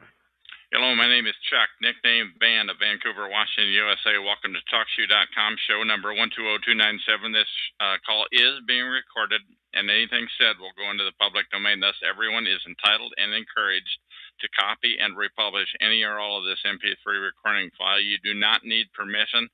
No notification or attribution is necessary. To find more of these public domain audios, go to the top right corner of any TalkShoe.com screen and search for search for Vancouver or show number 120297, or click the purple top left live now button to see if the show is presently underway. The time out here on the West Coast is about 7:03 p.m. Pacific Daylight Time. Today is Wednesday, July 18, 2012. This is episode number 3014. Okay, now here's the deal.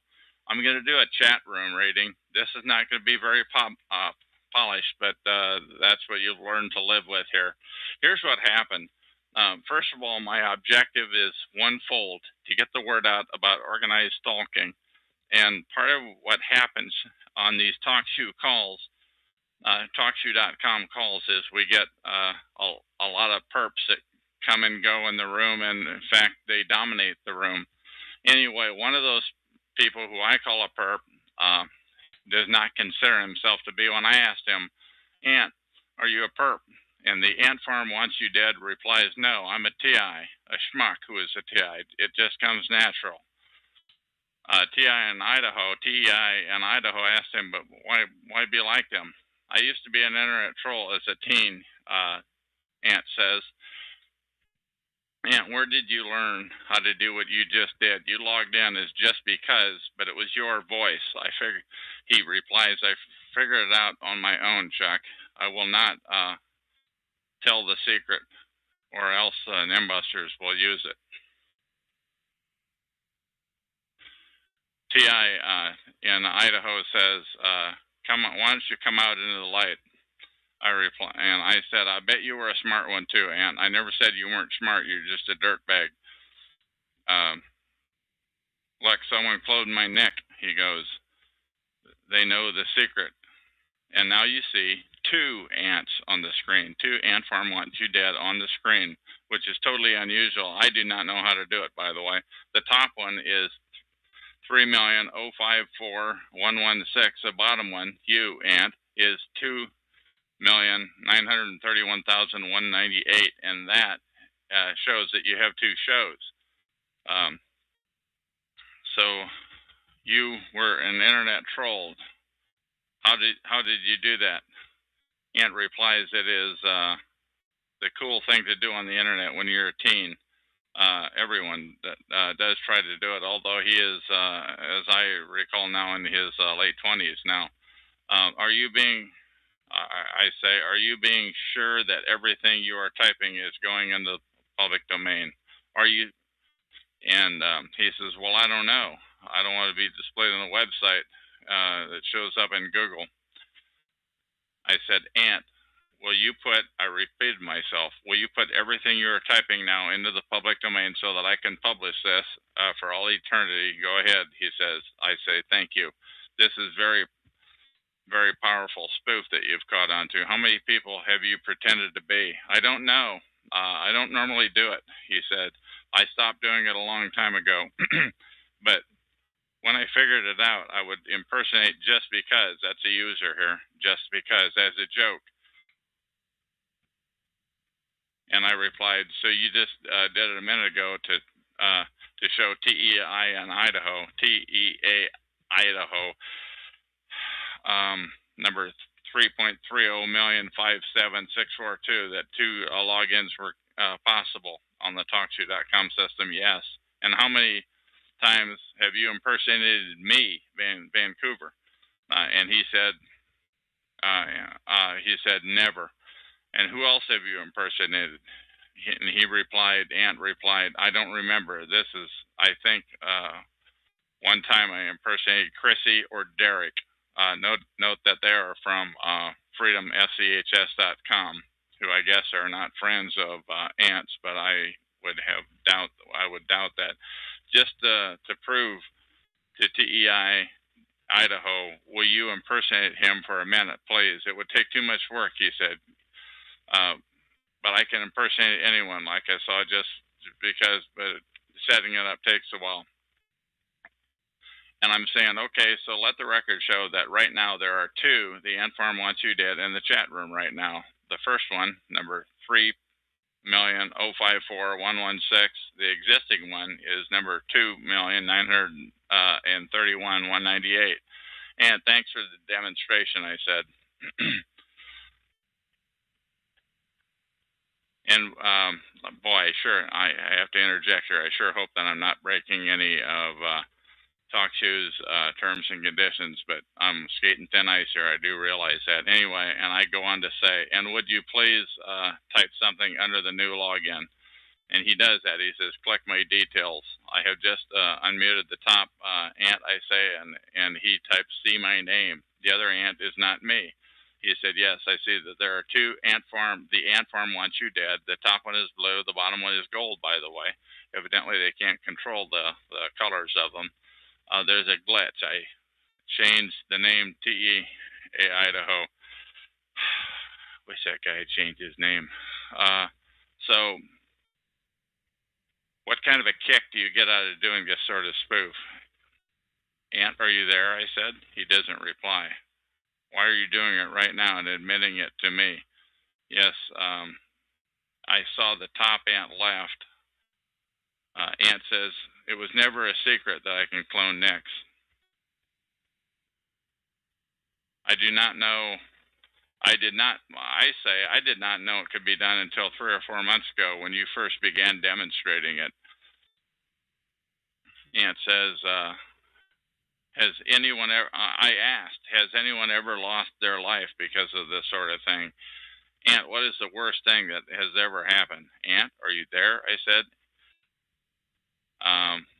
Hello, Ant, Earth to Ant.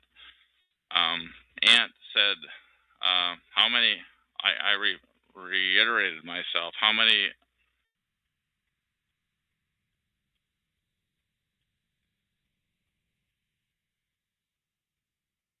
other talk shows do you have the ability to do this? In fact, no one is doing my trolling. Ant, once again, this I'm going to take a time out here and tell you that this chat log is tied to this recording, and I'm botching the recording magnificently, but this chat log is tied to this recording, and on TalkShoe.com, on chatgrabber.com, show number 120297 on this day. Ant, where did you just go? Did the phone ring? Did you get an email? Did somebody knock on the door, etc.? He said, I was giving my dog medicine. Let the record show that I was speaking to Ant Farm Wants You Dead. What does this mean? That you were paid by your handlers, I asked.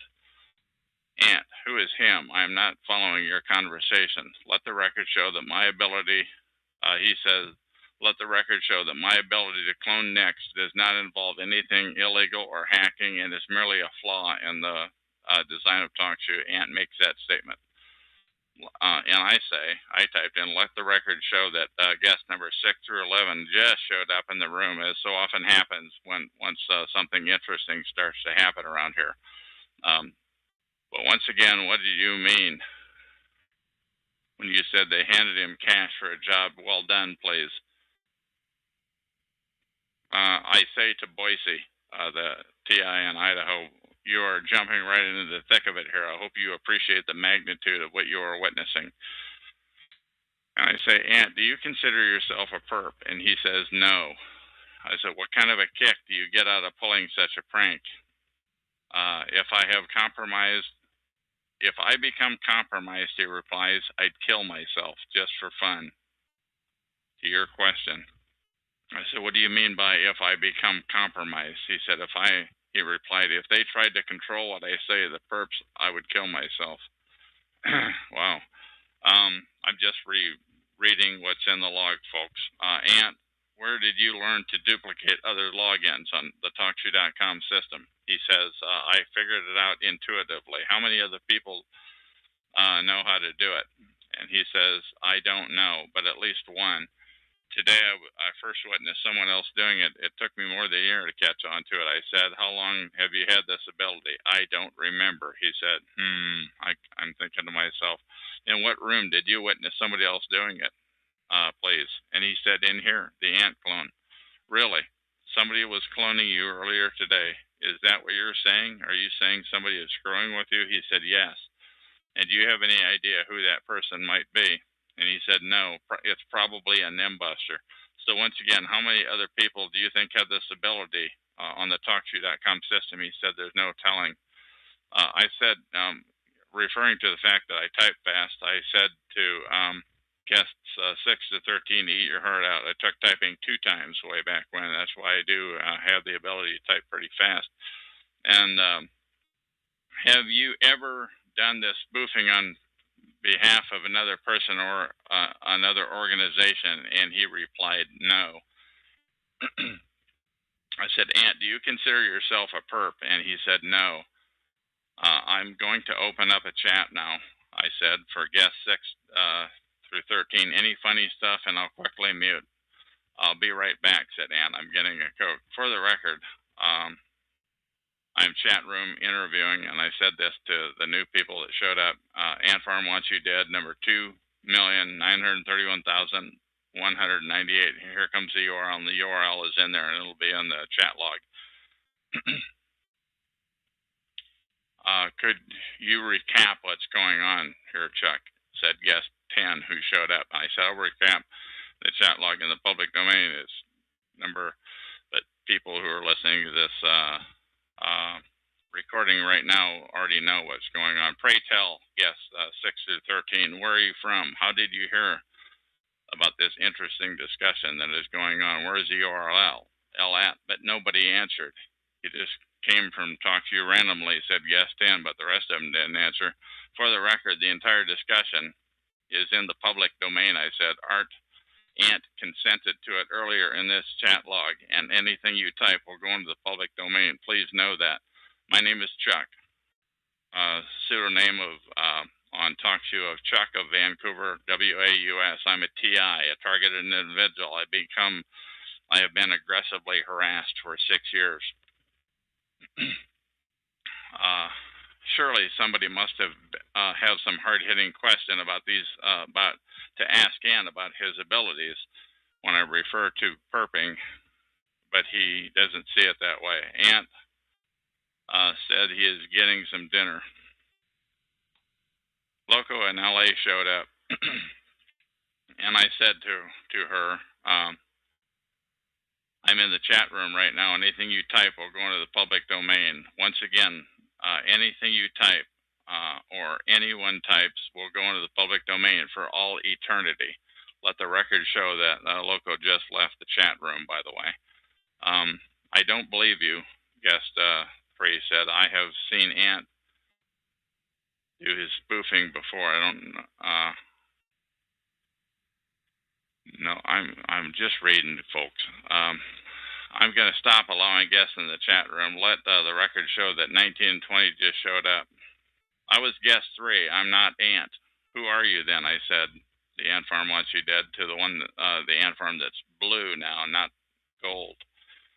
And that's one thing that they do that does happen on this TalkShoe systems. They often, when they're duplicates, they are showed up as 2 colors.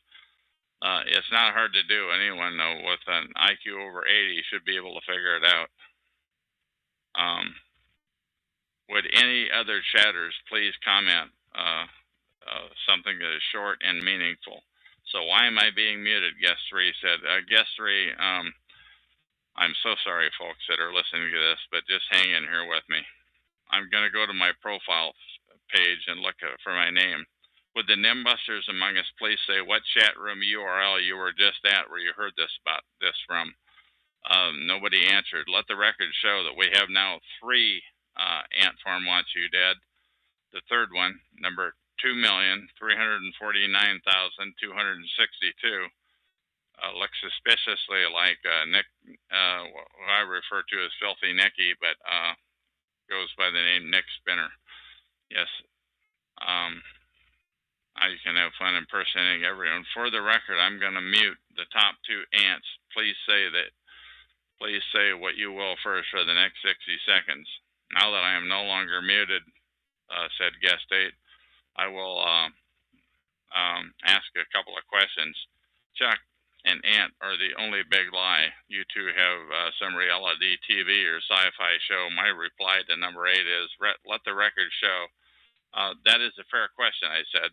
I pledge that I am a loner. I am not affiliated or compensated by anyone, was my reply.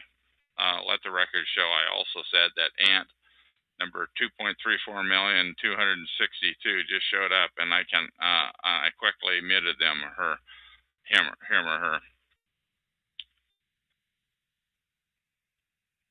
Tap Q showed up, who I did an interview with. I think it was number 3006 or 3007.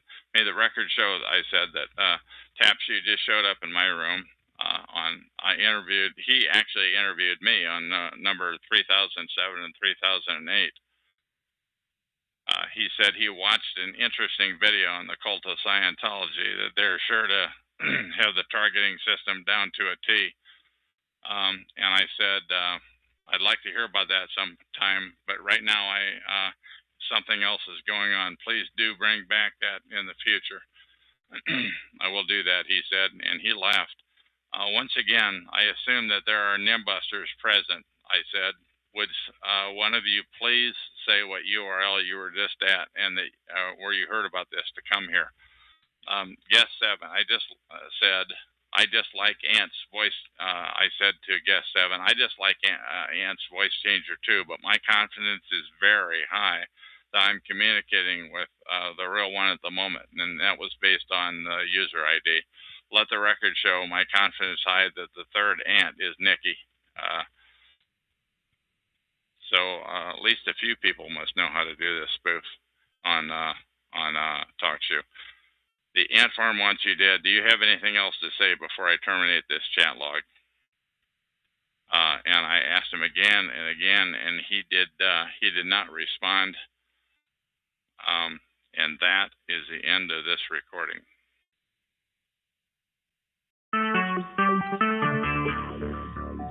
TalkShoe.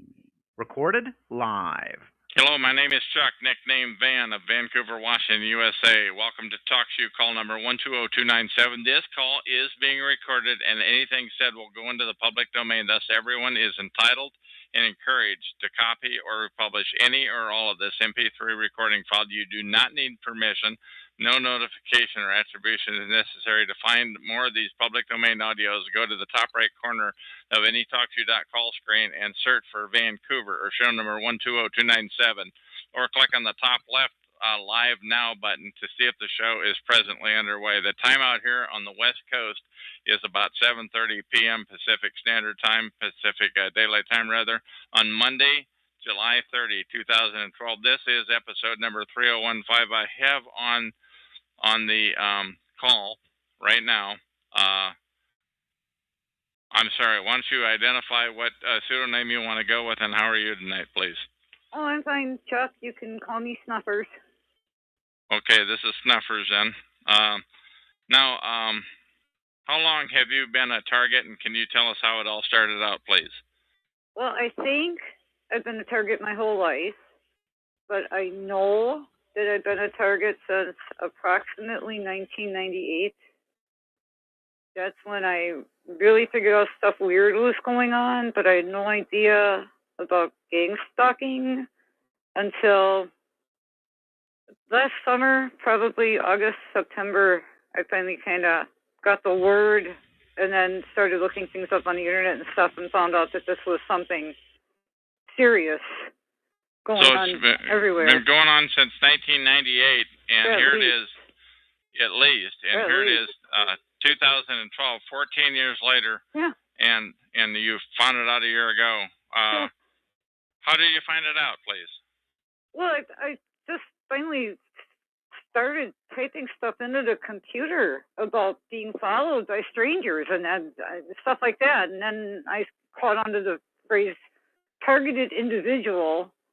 And then that's what got me off into the whole gangstalking, targeted individual, learning about. And I had no idea this was going on with people all over the place. You know, I just thought, okay, I got families that are into some crap, and, you know, I'm probably on somebody's S list because of that. Now, But when you say you have family into crap, can you tell us what that means in a nutshell? Nothing too incriminating or anything, but well, the biggie is my father was a master mason in the Scottish Rite, and we just never got along on that topic. I used to call him the Grand Poobah, and, you know, I had no idea what power they had, or I wouldn't have done so much to stick the hornet's nest, but I didn't like the fact that he was involved with it. I saw how it took him away from my mom and the family, and I was very critical of it, and that obviously made him upset. But you have siblings that are targeted too, so it Yeah. couldn't, you know, don't you? How many are targeted out of how many siblings? I think please? all of us. I really do. But I think my sister and I got the brunt of it. I think my brother got off a lot lighter in the whole thing. But I don't know. I can't get them to really all talk to me about any of this. You know, I try to talk to them, and they just, like, don't even want to discuss it. They'd rather just say I'm being nutty and that I should forget about things and move on and find a hobby and, you know, all this stuff. And it's like, come on, we have some weird family history here. You know, like I mentioned in the chat earlier, all of a sudden, as soon as my sister's 10 years older than my brother and I. And I think something went on during the 10 years in between my sister and I that just totally blew my family apart. I don't really know what. And then, like I said, my dad, when we were kids, got involved with this Freemason stuff and started going away from the family and such. And I think it got to the point where, you know, I think my dad just kind of, girls are kind of worthless. And so we were put on the block. Now, can you give your approximate age? I'm 50. I just turned 50. Okay, and your sister is roughly your age too. She's 60. Okay. And then my brother's really close to my age. He's like 49, going to be 50 in a month. So. And then you said you had another one that was 10 years older or younger or something like that? I have a sister that's 10 years older and a brother that's like a year and a half younger. And are they targeted? What do you say about that? My sister for sure, definitely. My sister definitely from putting together things. She's been mobbed out of a couple of jobs. She got mobbed out of a state job just before she was up for her pension. She was working a little food store job, and they set her up to get her kicked out of that. And she was working a little what, please? A little job in a food store. I'm very sorry if I sound slurry. I had jaw surgery. No, it's not. No problem. You had what kind of what jaw? kind of? I had cancer in my jaw. So if I sound a little funny, I wasn't even supposed to be able to talk by the time it was over, but I beat those odds too. So you're doing pretty well. I wouldn't have even noticed it. Thank you. Now, what sorts of things happen to you when you're targeted? When? In the beginning or now? Now it's just like, now I just get basically mobbed in comments when I go out. I mean, it's definitely died down a lot since I've gotten back here. But I've died down a lot since I've gotten back here. It was way crazier in Las Vegas, and it was way crazier up north when I lived in an apartment up north. Yeah, so what sorts of things happened in Las Vegas? And did you live in the city thereof or out in the sticks? Or? No, I lived in the city. And what sorts of things happened in Las Vegas? And was that more than a year ago after you figured this all out, or what? That's what helped me figure this all out. I didn't know what was going on. In Vegas, I still had no idea that there was such a thing as gangstalking. I didn't know there was such a thing as gangstalking until after I got back down here. So even when you say up down north, here, you mean back in the Midwest? Right. And back down toward the city. I lived in a little town, village up north for 3 years, and that was really a nutty place. Very, very strange, old school Catholic cult kind of concept mixed in with a lot of Freemasonry, and then Catholic, I was what there. Cult? Did you call that CULTS? CULTS, yes. Yeah, how do you, could you just elaborate on that a little bit? I have not heard that term before, please. You never heard the term cult? On Catholic cults, I had not heard. You should. All you got to do is Google Nicida Shrine, and you'll. What kind of a shrine was that again, please? Can you spell that? NECEDAH. Nicida is a small town in Wisconsin. They had a big apparition thing going on in the 50s. And a lot of the remnants of them people are still up there and breeding and doing their thing. And people should really get up there and see it. They have dioramas set up with like Jesus standing with George Washington and Abraham Lincoln. I mean, there's just some very weird things going on up in. But getting into the gang stalking of it, okay. So, what sorts of things were happening to you in Las Vegas, or in Vegas, please? Vegas was the trickiest. Vegas was where I was first nailed with a helicopter light. Okay. Now, when you say, go ahead, explain that, please. Well, I was going, it's very hot in Las Vegas, so it was night when I went out. You have to go get water there. If the water in Las Vegas is very bleachy. Yeah, so, let's stay away from the water. Let's get into this organized stalking. I was going to go buy some water. You had to go get good drinking water from a machine, and you would take your gallon jug and you go to this machine that was across the road by a store from me, and then you put in your quarter and you get your gallon of water. Well, it was like 2 in the morning, and I was off to go get my gallon of water, and all of a sudden this helicopter came in and put its light on me when I was at 2 o'clock in the morning. Yeah. And that was did that just happen one time, or was it many times, or? It happened 2 times that I got hit with a Okay, now helicopter. what are the sorts of, that's a good example. Now what are the sorts of things happen gang stalking wise in Vegas, please? I got out of one of my jobs there. I worked in a phone room, and I was just work that I had done, I was not being given credit for. I had some guy tell me that I was fired when I wasn't fired, but they told everybody I was fired. So then when I showed up for work, everybody was like, "What are you doing here? You've been fired." And it's like, I wasn't fired. And then I wasn't fired. Okay, so that's then the phone room. And what else? So let's get some more examples, more and more, please. Let's have lots of examples, please. People, I have long hair, people messing with my hair, they'll come up behind me and they would flip my hair and... Okay, that's an example. What else, please? In Las Vegas? Yeah, in Las Vegas. What sorts of things did they do to harass you or to gang stalk? A lot of times they were trying to get me to, end up taking their money. That was a weird thing. I was you hit casinos after work or whatever, and I'm not a big gambler. It was always penny slots or something like that, Yeah. But I go walking by, going to leave, and I'd have people at a blackjack table or something. This place where I used to go to a lot, you had to go by the blackjack tables to get to the door, and I like blackjack. And there'd always be somebody, well, not always, but a lot of times, there'd be some guy sitting there, and I'd be walking by to get to the bus and be like, "Hey, you want to play?" And they'd hold money up. They were going to give me money to play, and you just know that's a setup. So, of course, my answer was no. Okay, and what else? Other examples of things that happened in Vegas of the stalking or harassment, please? In Vegas, and this is going to sound nutty, and this is where I lost you the last time, and I hope I don't lose you again. What? Yeah, go ahead. There was a smoke detector in my apartment, and it got to the point where I noticed that at certain times, at certain words, certain places, it got to the point where I could almost talk to this smoke detector. Because, they have that little light, this little light that normally just stays on unless there's trouble with the why would you be talking to a smoke detector, please? Just to make sure that I wasn't crazy. It's just Okay, I know there's something Well, wrong this with is the smoke starting to sound detector. crazy. I just don't know why are you talking to a smoke detector. There must be.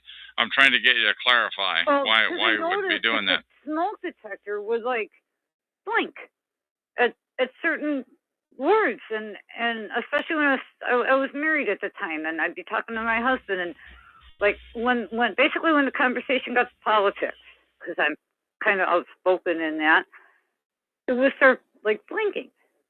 And like, but it wasn't like the battery was dead, because at first I thought, okay, this thing is blinking, the battery must be dead. And then my husband's like, no, it's a hardwired smoke detector. It's part of the whole building. It's not an individual one with its own battery. And we're spending a lot of time on this smoke detector. Well, that's why it sounds weird, but that was a lot of it. Was this, hey, something's weird with the smoke detector. Hey, I can get to the point where I'm having freaking conversations with a smoke detector. What the heck is going on? And that's when I figured out that this thing's got to be wired and people are behind it. So somebody's effing with you, you mean? Somebody was on the other end of some switch. Right. Okay, that I get. All right, what other examples, please, of things that happened in Las Vegas, if I may, please? Well, that's where I got the cancer. I ended up getting cancer out in Las Vegas. Yeah. Okay, what are the things that are well, then, stalking related? Well, for part of this cancer, I had to go into Los Angeles to see a doctor at UCLA. And because I was sick, I couldn't drive it. So we were going to take a Greyhound. Okay, so then we get to Greyhound station, and 4 buses between Las Vegas and LA are canceled. No reason. There wasn't any, sometimes mudslides or fires or something like that will stop traffic between. But that doesn't necessarily sound stalking related. I'm trying to get no, the stalking is weird. It's the one time that I needed to get on those buses to hit a doctor's appointment. Okay, so what other examples? All right, so we got the buses. What other examples? I was so sick, then I just got out of Vegas. Okay, and then when we. But what else happened? I want to, while we're on, hang on, I need to cough. Okay. While we're in the town of Vegas, so what are the things that were stalking related? Please. Followed around. People coming up to me at the bus stop saying comments about, like I said, basically I'm into politics, so they say things, kind of like trying to get me to argue with them. Little jump like that. And this happened how many times, please? Oh, almost constantly. Almost really? Constantly. This has been going on for so long that. All right, so you showed up at a bus stop, just waiting for a bus, and somebody. Were they different every time, or the same person? Why? No, they were different. They're definitely different. There was only one person that was like a constant in this, and I didn't know it at the time. Until I ended up back up in Wisconsin up north, and the same guy that was bugging me in Vegas ended up being up north in this little podunk town, that I really, what the hell is the same guy that was in Las Vegas bugging me doing in this town in this state of Wisconsin? I mean, what are the odds, Wow. Okay, now that's a weird one. All right, so that couldn't have been a cheap one for him. Yeah, but how many people do you guess? Finally, I asked him. I confronted this guy up north, and I said, I recognize you from Vegas, and I could tell I freaked him out by coming up and saying that. I said, I recognize you from Vegas. Why are you following me? And he goes, because I'm your defender. And I'm like, what? I never knew this person, never met him. And I'm your defender. And then it ended up he was behind the stalking. Now, was this the guy that was a constant harasser in Vegas, or no? He was an occasional harasser in Vegas, but I noticed it because I thought he was kind of cute. Now, although I was married and wouldn't have gone anywhere with it. Okay, all right. So now, how many people in Vegas, how many people do you guess would have wanted to argue about politics at the bus stop? Oh, right. It was going on a lot. 20. I mean, it was like, they got to the point where it was like all the time. And Okay, yeah, I mean, I like paying attention to politics, and I have my views, but it's not the only thing I'm going to be rapping about with strangers out And these there. were different people over time, and this is over a period of how many months, please? Except for the one guy that ended up being up north. I probably ran into him Yeah, 3 but or 4 this is over a times. period of, yeah, I got that part, but this is over a period of how many months? Oh, over 4 years. Over 4 years, 20 people over 4 years, or was it all stacked mostly within it? No, it got progressively worse. When I first got there, it wasn't that bad. It was just a couple of weird things, like they took my cat, and I had to fight to get my cat back. Little weird things like that in Vegas. Now, when you say they took your cat, on. where did they take your cat? To the Humane Society, or? No, I got it back, luckily. Where did they take it? Where did they take your cat? Yeah, I don't know. I got her back.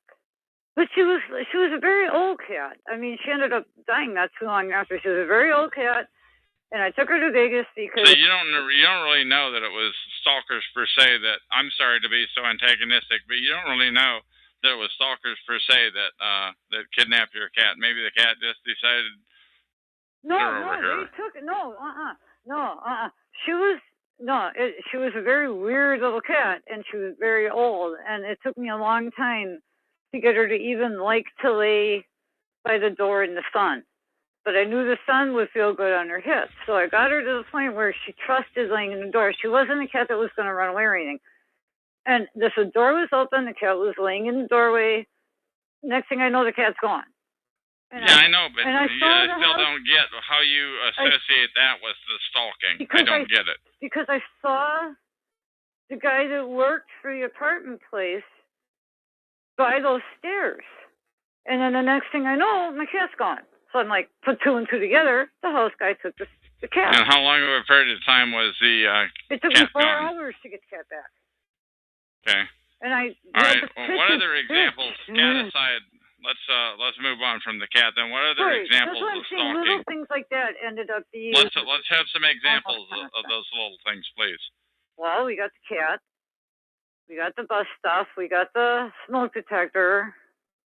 We got the guys at the gambling tables where they kept trying to get me to take their money. We got the cancer. We got the bus thing.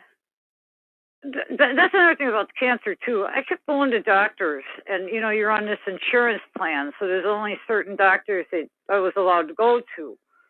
And I go to this doctor, and I'm like, listen, dude, this isn't lupus. Something is wrong. Could you take a biopsy? I want to make sure it's not cancer. No, he wouldn't do it. No, he wouldn't do it. No, he wouldn't do it. I go to the plan. I'm like, listen, this doctor's bogus. I got to see another doctor.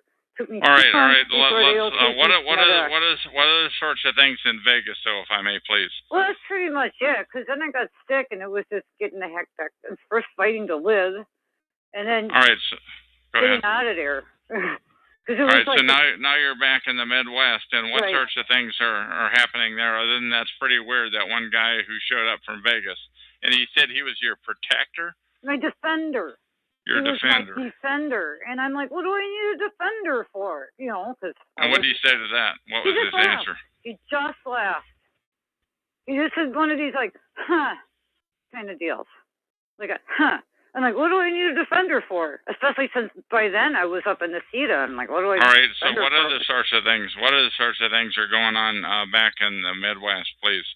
Well, okay, in the Midwest, an amazing apartment opened up magically just in time for me to move into. Okay. And at the time I was still married.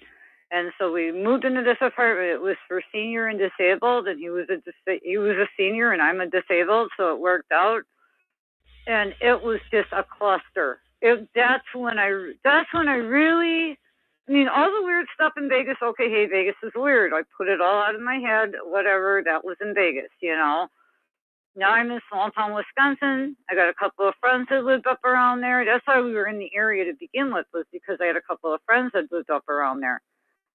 So we ended up living up around there. And but I'm trying to keep the focus on the stalking and the harassment. What other sorts of things are? that started like from the get-go in the CETA. Yeah, let's have some examples, if I may, please. Let's have some examples of the sorts of stalking and harassment that are occurring back in the Midwest. Okay, well, a lot of the stuff like you were talking about your apartment building, we were going through the same thing. You couldn't let's have the examples, please, from you. Okay, the banging on the walls from the neighbors. Mine wasn't tapping, mine was banging. It was like bang, bang, banging on the wall from the neighbor. Okay, and what else, please? Weird comments from people who never knew me. I've never seen them before in my life, but they would know my middle name. They would know where I went to school. They knew that I lettered in volleyball when I was in high school. And I get these comments, lettered in volleyball. Like, I would call that directed conversation, use a $20 term, but those are some good. Now, how did they go about letting you know that you lettered in volleyball or so forth and so on? Like I went, there was only in this little place, there was only, like you had to drive to other cities to go to do any major shopping. There was only like a little gas station convenience store set up in the town. So that's where you had to go, like, to get your day-to-day little stuff.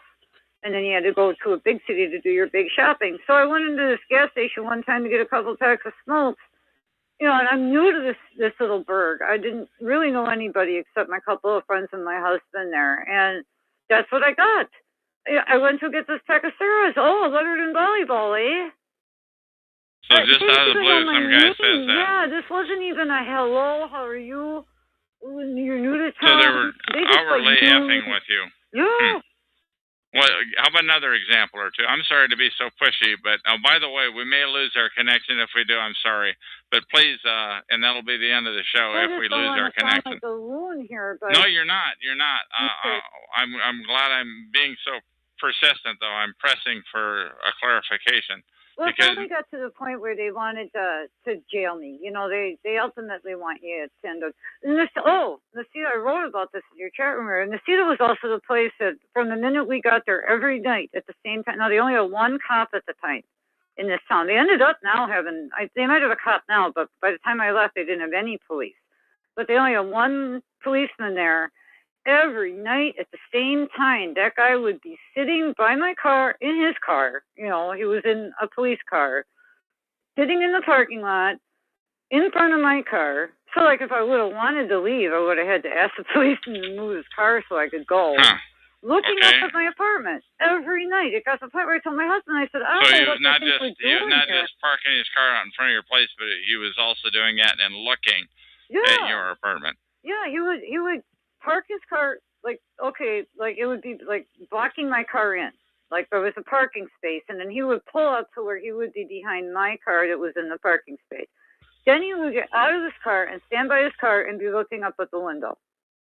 Every night.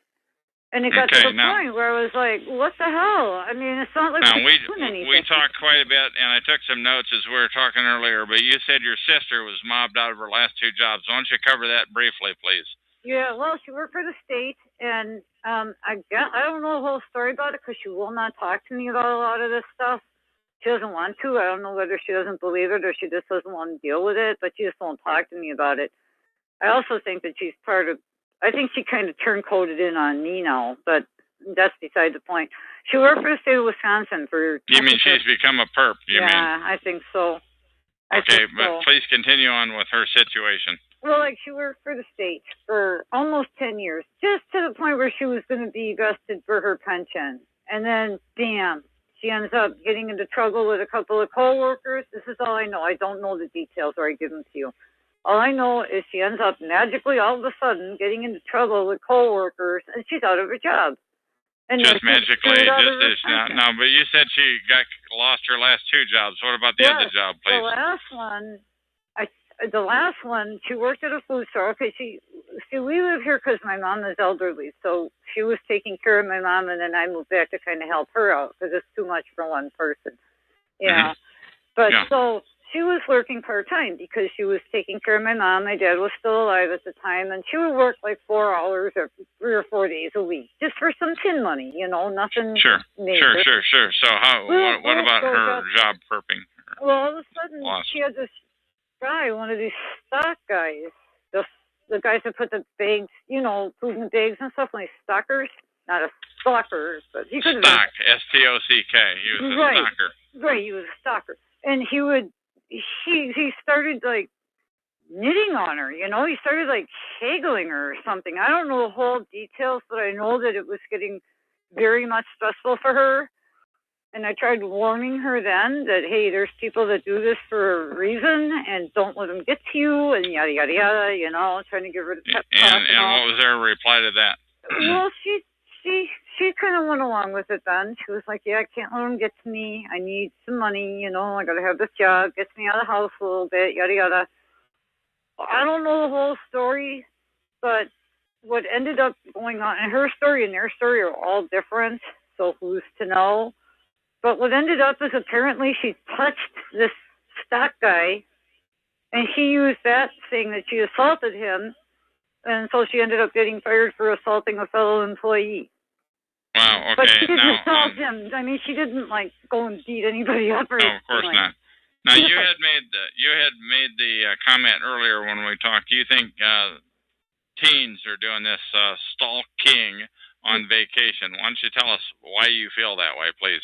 Well, the last couple of times up here they have these double coupon days, So you go shopping on double coupon days to get double coupons.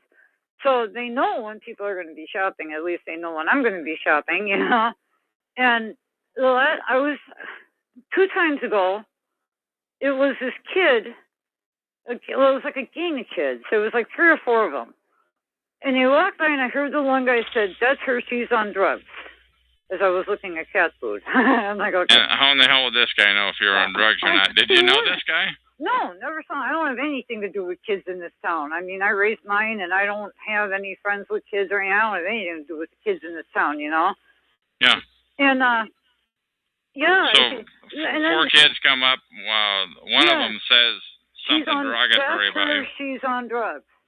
Okay, what else about and kids? The next thing I know, one or two of them, there was 2 boys and 2 girls, and I guess the boys were trying to show off or whatever, they were picking on me or whatever.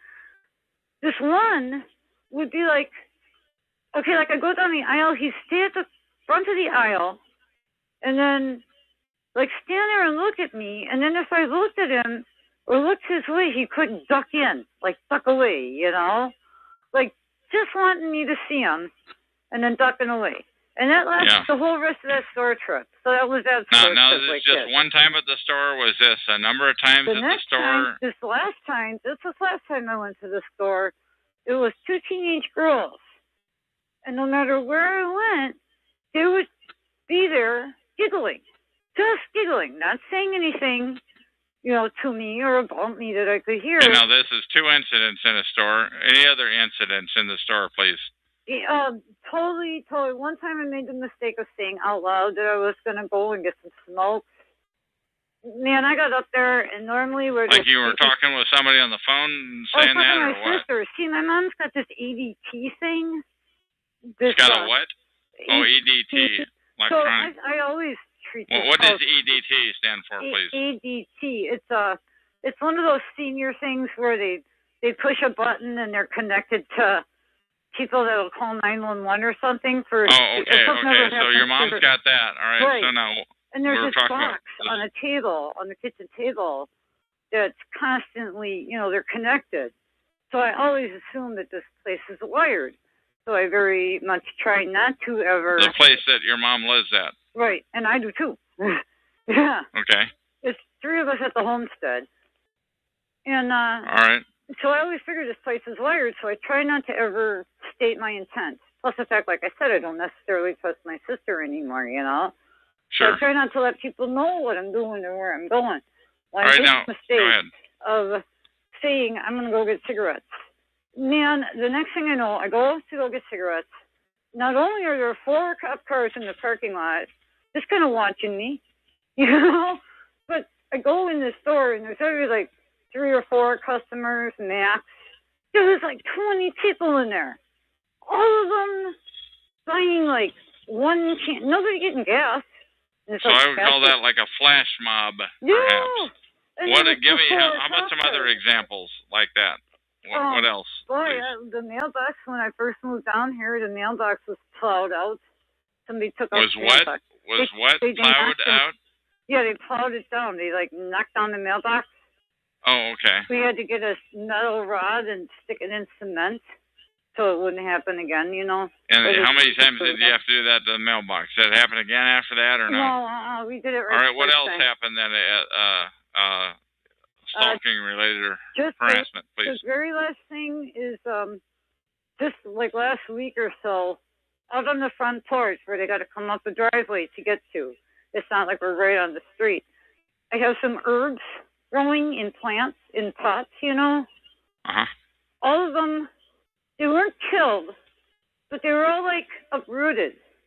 They were like, it's like they grabbed the plant and just pulled them up out of the dirt and then left them be there.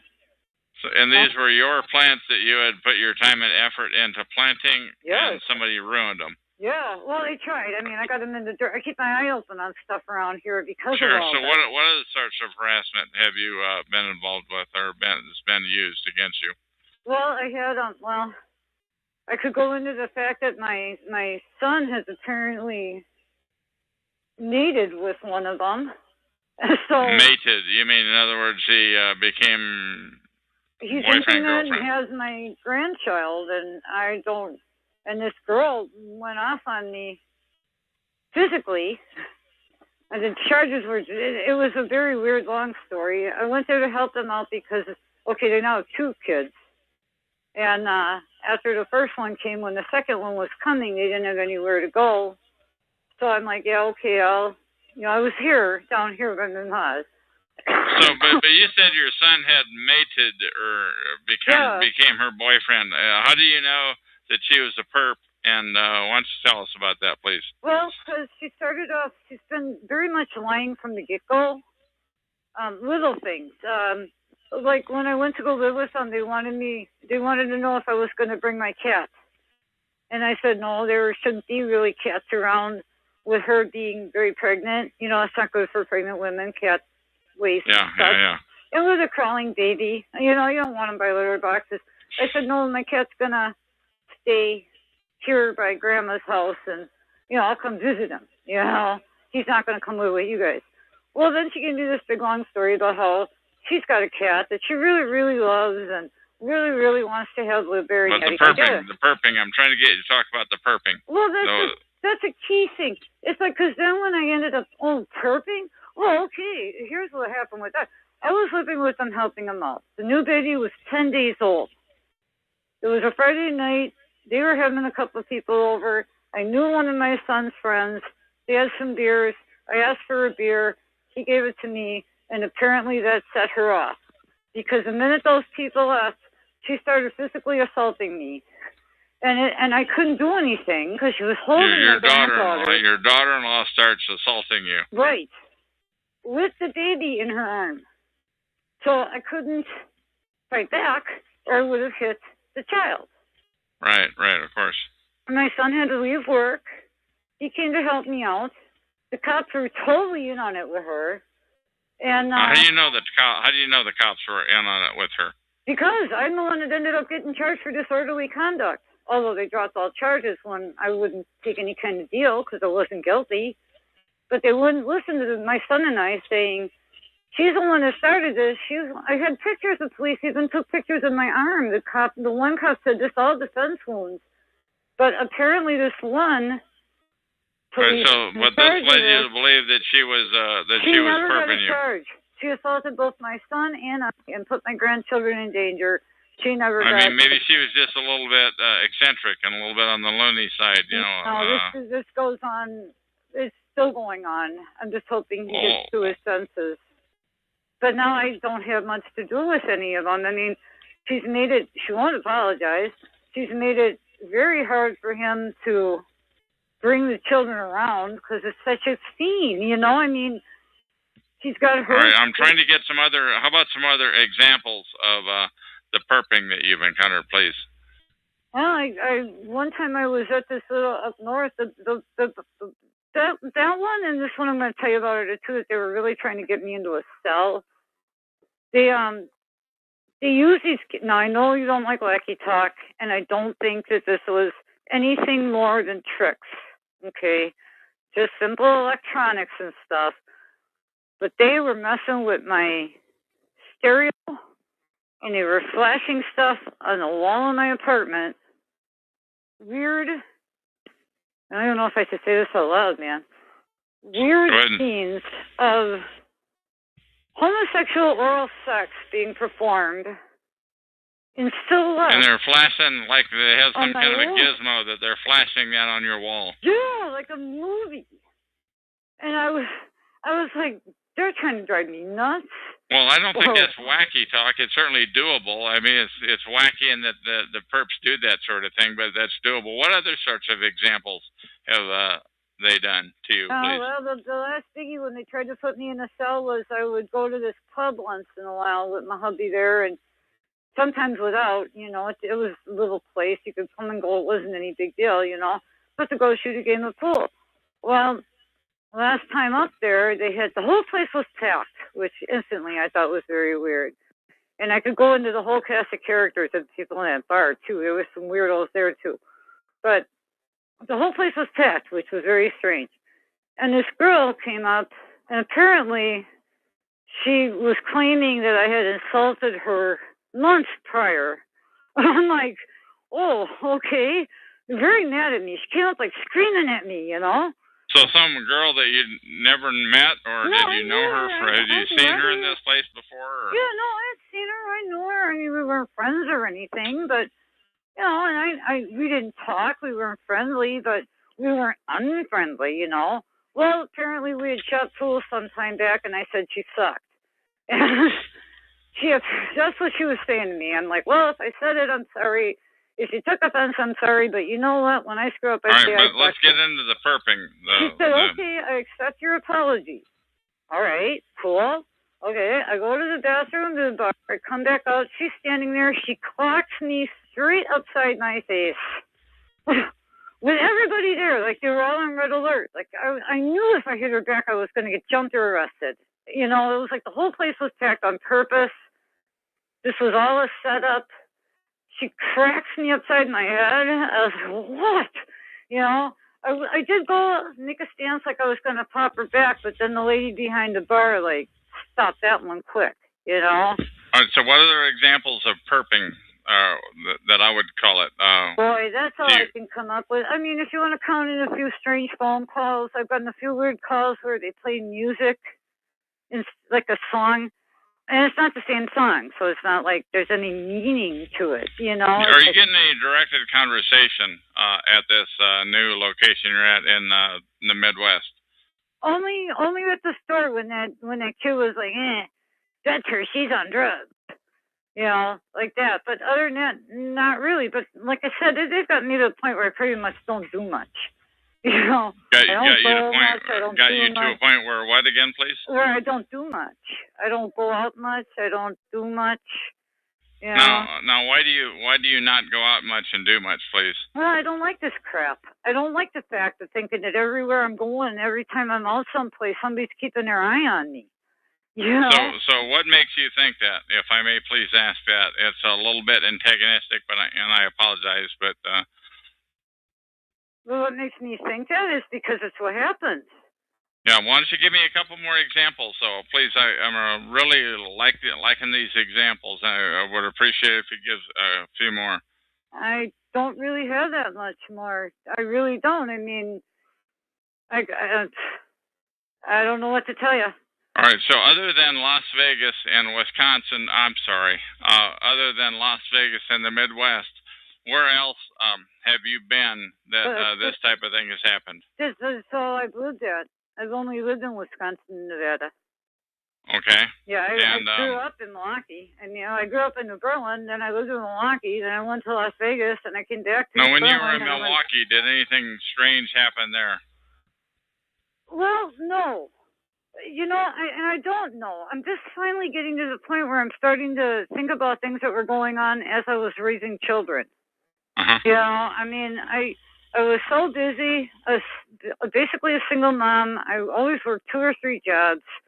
You know, I mean, I can say things like, okay, when I took the father of my kids to court and they ordered him to pay child support and they said there would be a warrant out for him until he paid it.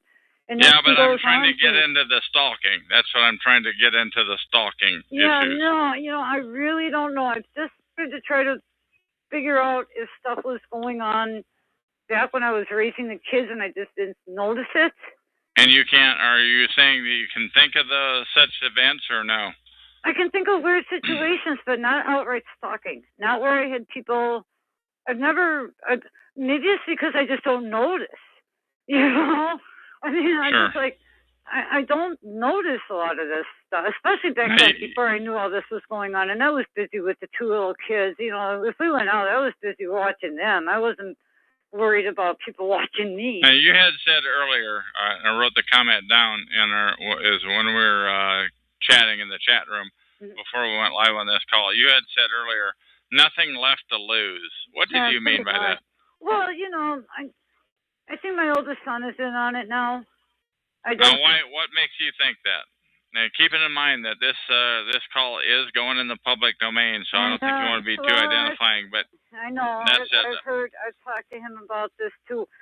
It's just all of a sudden the basic disrespect, the broken promises, I understand that some people do some of this stuff for just to keep the frustration level going, and I kind of think that's what's going on. There's absolutely no reason for him to be being like he is, and it just started recently. I mean, he's 31 years old. We've had an awesome relationship, and then all of a sudden it's twisted to where it's getting kind of weird. I'm not liking it. But that happens with a lot of parents and their children. What would make you think that it's stalking related? I can't tell you. So maybe I shouldn't even go there. I okay. just have this feeling that something is asking weird. The kind of question people are expecting me to ask. I'm doing my best. Oh, okay. And earlier we talked about, you brought the issue of blackmail, and all I wrote down was blackmail. Do you recall what that was in relation to? Oh, they were talking about perps. I said, how you got to be insane to be a perp, which I agree with. I think you got to be nuts to be a perp and do this to people. But I said, well, I think a lot of perps, from what I've heard, I don't know if this is true. I don't know any perps. I'm not a perp, but that they get blackmailed into doing it. Now, where did you hear that, if I may please ask? Yeah, I don't know. Just off the internet somewhere. Somewhere along the travels, yeah. Okay. Just somewhere in one of them sites. So perps may be blackmailed, do you think? And how many? With that whole Freemason angle in my family, I mean, that could be a huge possibility because I know for a fact that that's how they work. Okay. All right. We're getting ready to terminate this interview. Do you have anything else that you want to say before we call this thing to a close? Well, just number one, I want to thank you for doing what you're doing. I think it's very brave. And for another thing, I know it sounds nutty, but I appreciate you not treating me like a nut. Well, I haven't heard anything that I have not heard it. I want to be on the record for saying this. And to anybody that's listening, my name is Chuck. This is TalkShoe.com, show number 120297. It's July 30, 2012. And I have not heard anything that you have said on this interview that sounds far-fetched, because this is a far-fetched issue. But I have not heard anything that sounds nutty, per se. I appreciate that, because it sounds nutty to me. Yeah, well, I mean, it is. It's a far-fetched issue, but on whether people are stalking. So, what advice do you have to give to potential stalking victims? Boy, such as yourself, please. I'll tell you, the biggest thing that's gotten me through all of it is to try to.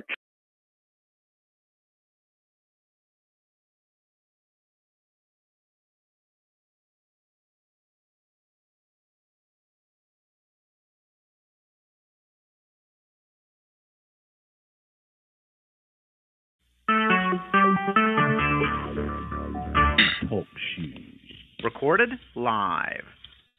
Hello, my name is Chuck, nickname Van or Vancouver of Vancouver, Washington, USA. Welcome to TalkShoe.com, show number 120297. This call is being recorded, and anything said will go into the public domain. In other words, you own it. Everyone is entitled and encouraged to copy and republish any or all of this MP3 recording file. You do not need permission. No notification or attribution is necessary. To find more of these public domain audios, go to the top right corner of any TalkShoe.com screen and search for Vancouver or show number 120297, or click the purple top left live now button to see if the show is currently underway. The time out here on the West Coast is 10 after 11 a.m. on Wednesday, August 1st, 2012. This is recording number 3016. What I'm going to do is I'm going to read a feedback that I entered into Farah's show, number 93584, over a year and a half ago. I wrote every word of text I'm about to read, and I last updated it on February 13, 2011. And within the text, it clearly states that the text is put into the public domain, and here goes the reading. I wrote to her, "Good luck in keeping your story on mark."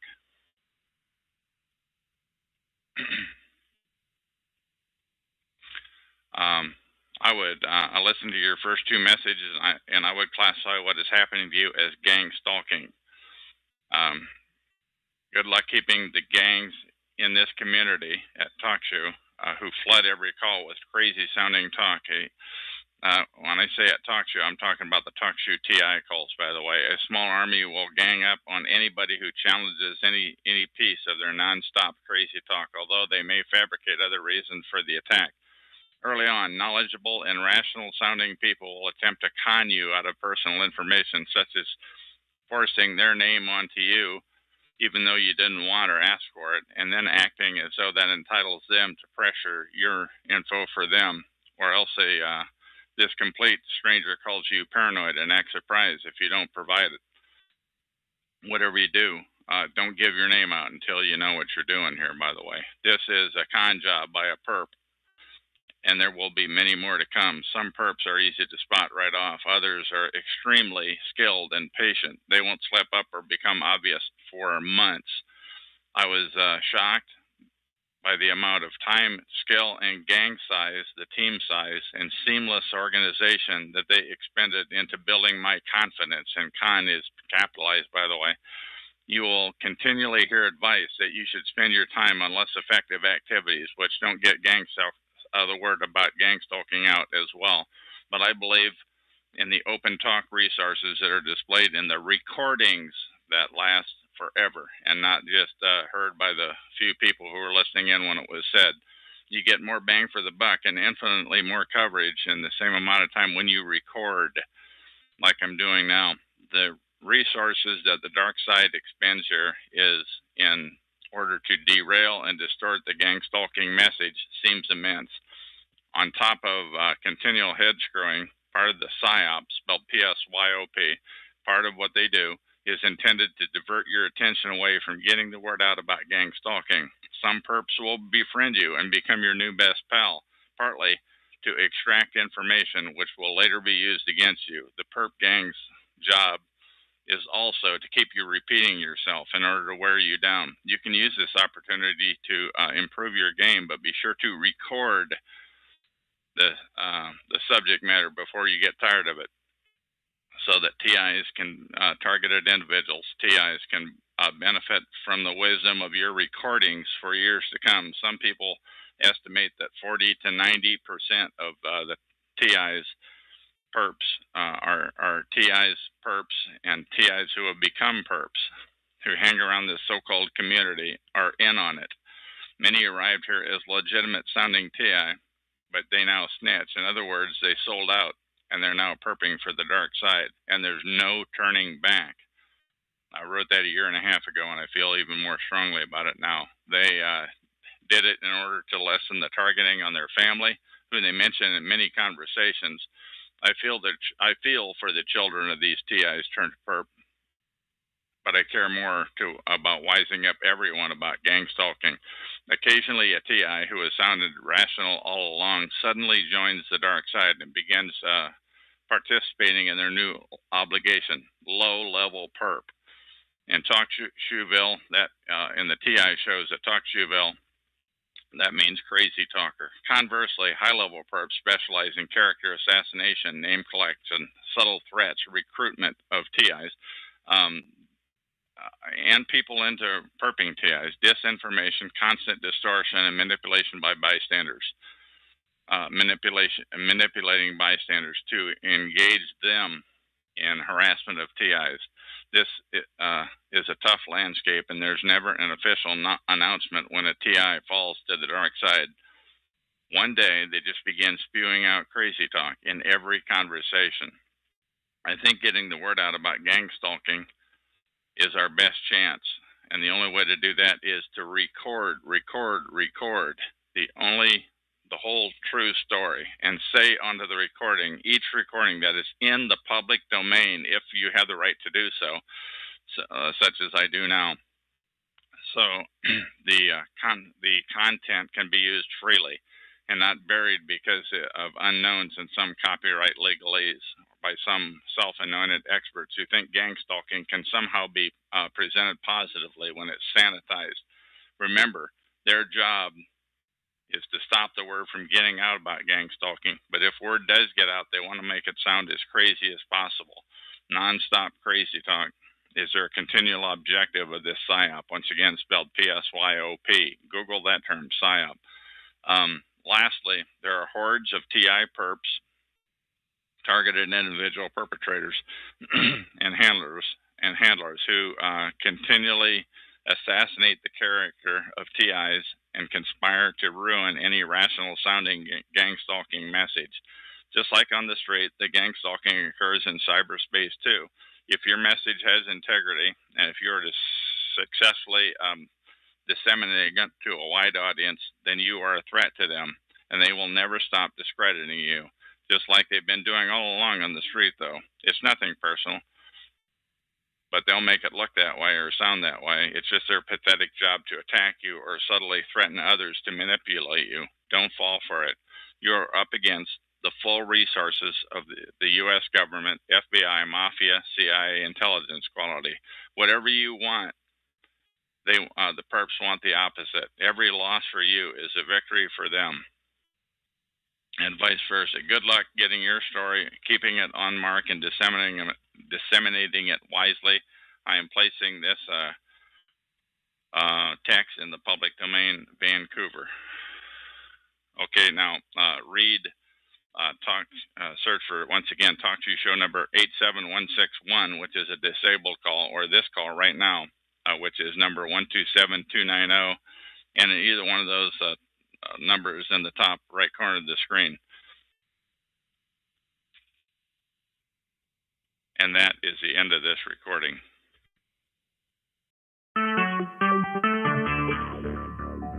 Talk show.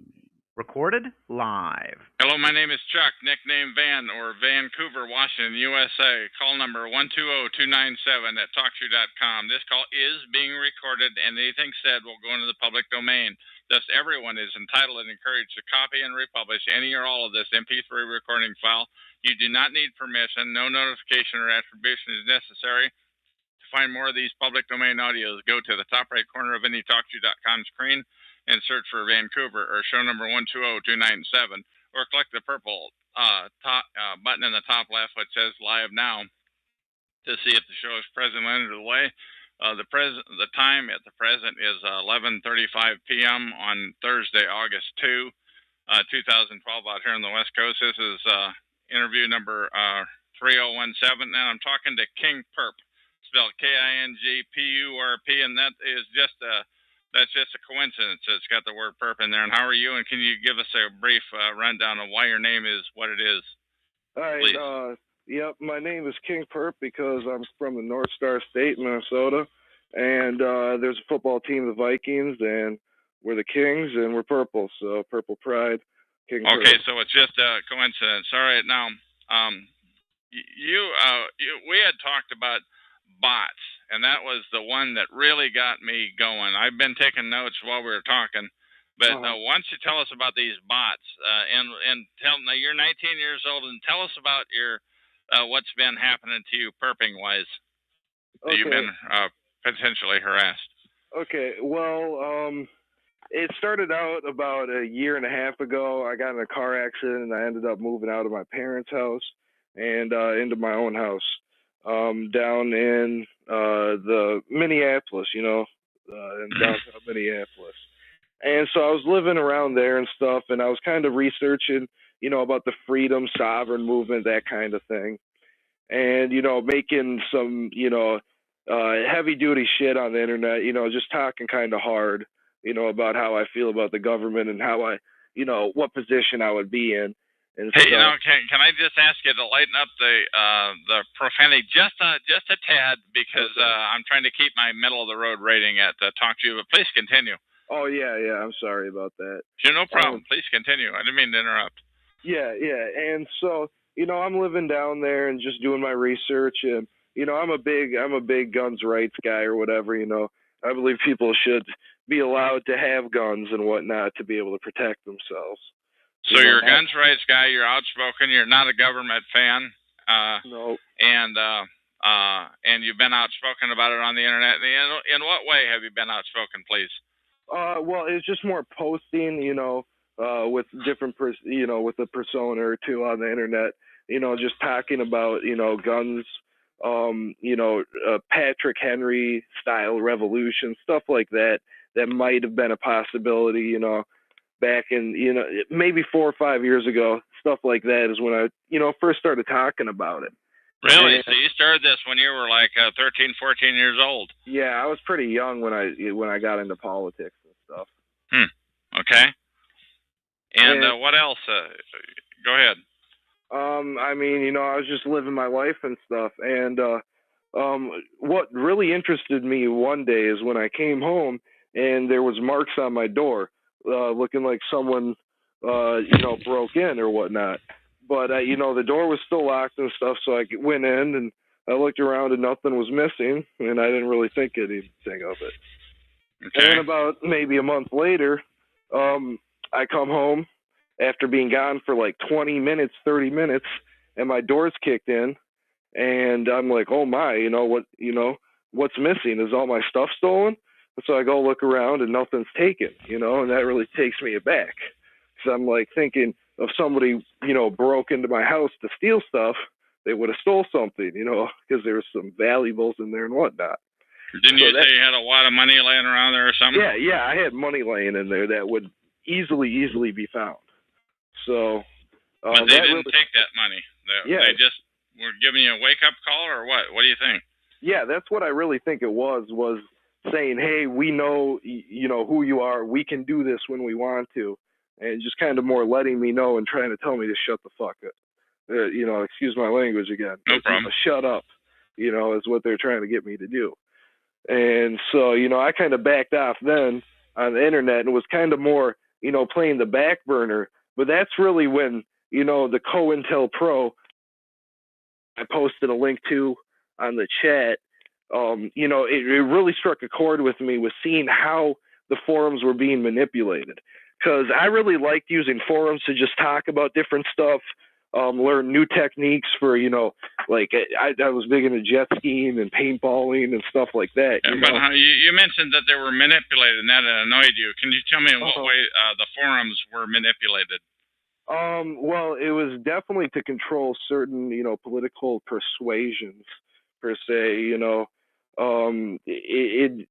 it'd be like, let's say you make a 2-3 paragraph, thing outlining your position on a certain subject. It would just be flaming with just nonsense, just absolute nonsense. Gibberish, a gibberish reply to what you said. Yeah, barely coherent. Like, doesn't even make sense what they're trying to say. And it's almost like they're trying to bait you into reacting and into, getting them. They're trying to get you into their type of thing. And it's always trying to distract from the message you're trying to get out. So do you think that these were people that were doing it? Or you mentioned the concept bot or robot. What say you, please? Well, this is why I think it's really software and not humans behind it for the most part, is because the amount of manpower it would take to do something of this operation on the computer would just be massive. And that's why I think, I've played video games, and there's something called a macro. Okay, and a macro is just doing repeated motions on a computer. It just keeps going through a cycle, So all I think they developed this program that can take what you say, will pick up keywords and then respond, and then try and control the conversation, or like a lot of forums you can only see 10 posts at a time. So they would try and if you make a post and let's say thread is 190 pages, and you make this big long post showing how their position is bullshit, they'll just spam a bunch quick, boom, onto the next thing. So your whole entire thing is not even seen. So you're pushed to the second page. You're not on the main page that most people would see. So they exactly. Yeah, they'll even try and get you on the fourth or the fifth page. Is really the goal, is to get you just completely out of sight. And that's why they'll just spam pointless topics, pointless threads. And another thing that they really do try and focus on is the moderator positions and the administrator positions. What do you mean by that? What do you mean by that? Oh! You mean they're trying to spam or bot the moderator? Is that what you're saying? Well, no. What I'm saying is you have the moderators or admins that are in charge of a specific website or forum. What they'll try and do is they'll try and get large post counts. So they'll get certain accounts that will get large post numbers, so then they can get moderator or administrator status, and then they can actually boot people off and ban them from the website. Oh, so you get people that are well-spoken or that are outspoken or that have a particular viewpoint, and you get them booted. Yeah, they just go out and ban them. And now, have you seen that? Has that happened to you or have you seen that happen to others who? Yeah, that's happened. Outspoken? Those have happened to friends of mine who are outspoken, on the internet, who are really focused on, blowing through a lot of the bullshit. They just wanted to get through it, and show what's going on, and those people would get banned, and it'd just be for really, really pointless stuff. Like they'd say it'd be for, attacking a user or something with, or like threatening them or something like that, and it's not. And it's just like they're banned off, and that's that. Okay, so, and you had used the concept of they discredit people. Now, how did they do that on these forums, please? I mean, it'll be more just like saying, oh, you have, where's your proof? It's more like just they pick certain words. Like, let's say you write 5 paragraphs, right? They'll take 2 sentences out of that, and then just go off on that, say, oh, this is, you're just complete bullshit, and have maybe 5, 6, 7, 8 accounts all agree, boom, boom, boom, boom, boom. So it looks like the majority is against this person. And so they're trying to go with the almost group mentality. That's how they discredit. They discredit you because they get 5, 6, 7 people who are essentially all bots, right? Yep. Just fake accounts, not a real person. What else did they do like that? And also, while you're on that mission, talk about COINTELPRO aspect of all this. Whatever you take, whatever spin you put on that.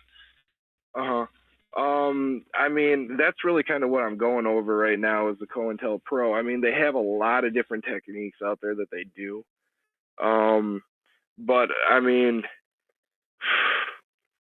okay, but that's all right. No, but anyway, so you're 19 years old. You've been doing this since you were 13 or 14, and so back when you were a kid living at home, and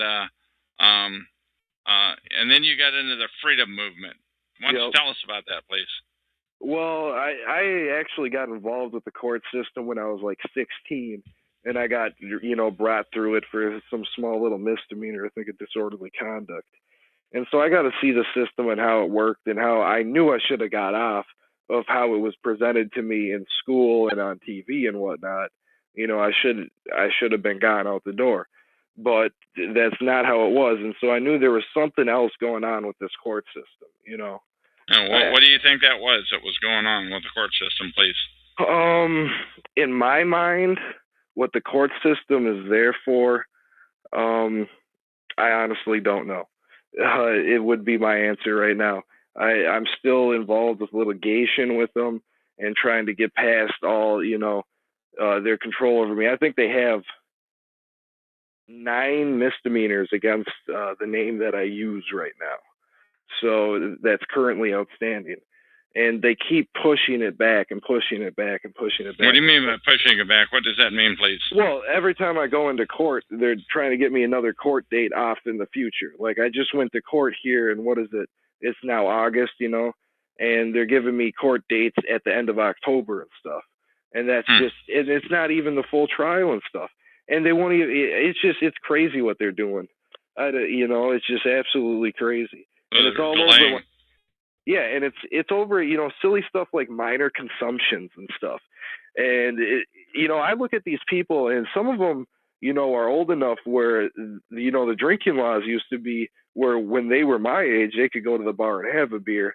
Yet they're telling me I can't have one because it says, you know. Let me zoom in on something else you said earlier. Okay. You talked about stuff being moved around in your place. How many times does that happen, and what sorts of things did they do, please?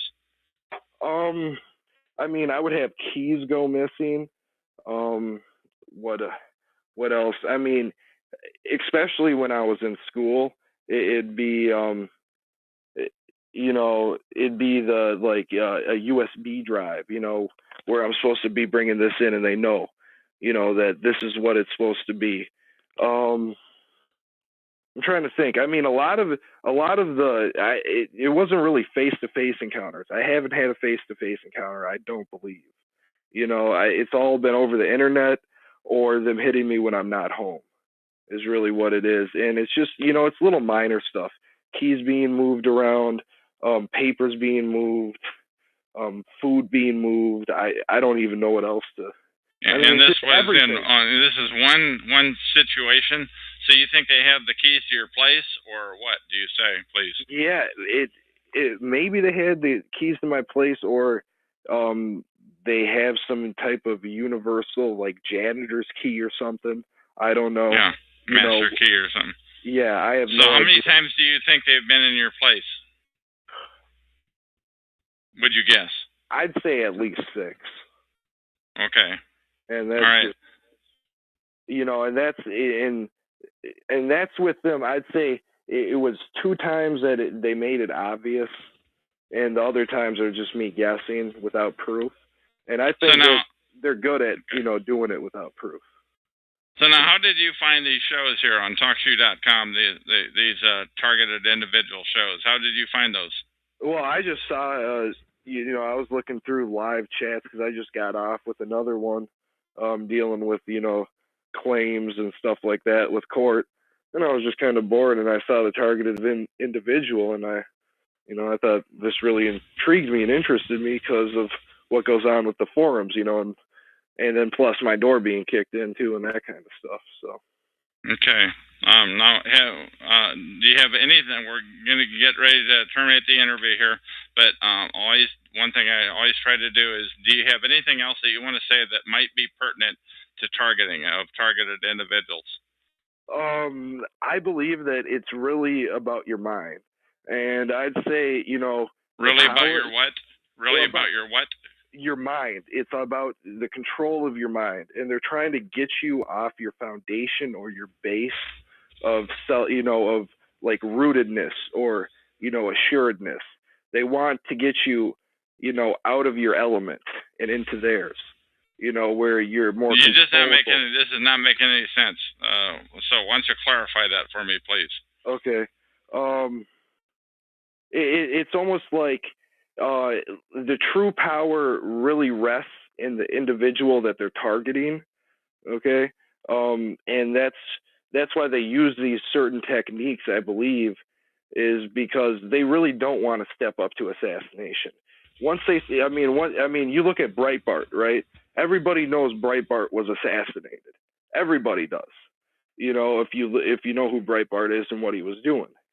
they don't want to be assassinating how many. Why don't you just tell us real brief, so that we don't get off on that tangent. Why don't you just tell us real brief what it was he is and what he was doing? He was just he was working on a new documentary, you know, kind of outlining how the government works and a lot of stuff. You can just go Google him, Andrew Breitbart, look up his whole story. Brightbart. I think it's Breit Bart Bart. Okay, all right. So that's enough on him. What else do you want to say then? Anything else before we end off this interview, please? Regarding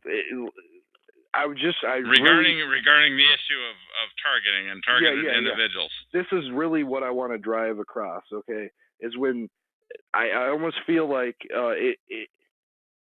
I'm having a hard time coming out and saying it, but the power really lies in the individual that they're targeting. And they don't want you to know the amount of power that you have inside. There's a lot of controls in the system as it is, you know, and I believe that. Why don't you clarify that? They don't want us to know what power we have. Why don't you clarify on that? Because I don't quite get it. Please expound. I mean, we're born with an imagination, which is immense. You know, this just like when you're a little child, you can dream these beautiful, beautiful things, you know. And they try and take that out of you through the schooling system and whatnot. And it's about, I think, connecting with that inner imagination. Yeah, I don't know, man. I'm about ready to terminate the interview. I have no clue where we're going with this. Oh, okay. What the hell does that have to do? I'm just asking you for whatever you think. It almost sounds like you've turned into a perp. Honest to God, right now, yeah, it almost sounds like that because I have no clue what you're talking about. Oh, I'm talking, it's like when you go into court, you know, you don't get a lawyer and just give all your power away. Do you see what I'm saying? Yeah. Like, it's not about letting them have the power and let them control your lives through what they're doing to you. You control your life. They're going to do what they're going to do. Like you were explaining to me before, what are you going to do? Just punch everybody? You know, I don't know. Yeah, you can't punch everybody. I made the statement that you can't punch everybody who is in on the organized stalking, but you have indicated that you've had that happen on the street, maybe. Yeah, I think in the grocery stores, maybe, you know, but I don't really go out much more. You know, I really don't go out much. You know, and if I'm going to go out, it's to a friend's house. It's not, you know, really public places. So I don't know. I'm more the internet guy, you know. That's more my domain, you could say. So. Okay, so like King Perp, what else do you have to say before we hit the terminate button on this interview? I just say, you know, good luck to everybody, and hopefully we can solve this issue and bring out these people who are committing these acts out into the open. And you know, that's what I would like the whole thing to be, a big light shine on it and actually blow up. You know, blow up in their faces. So if it's really what's happening. All right, and that's the end of this interview. Talk show. Recorded live. Hello, my name is Chuck, nickname Van of Vancouver, Washington, USA. Welcome to Talk Show call number 120297. This call is being recorded, and anything said will go into the public domain. Thus, everyone is entitled and encouraged to make a copy and republish any or all of this MP3 recording file. You do not need permission.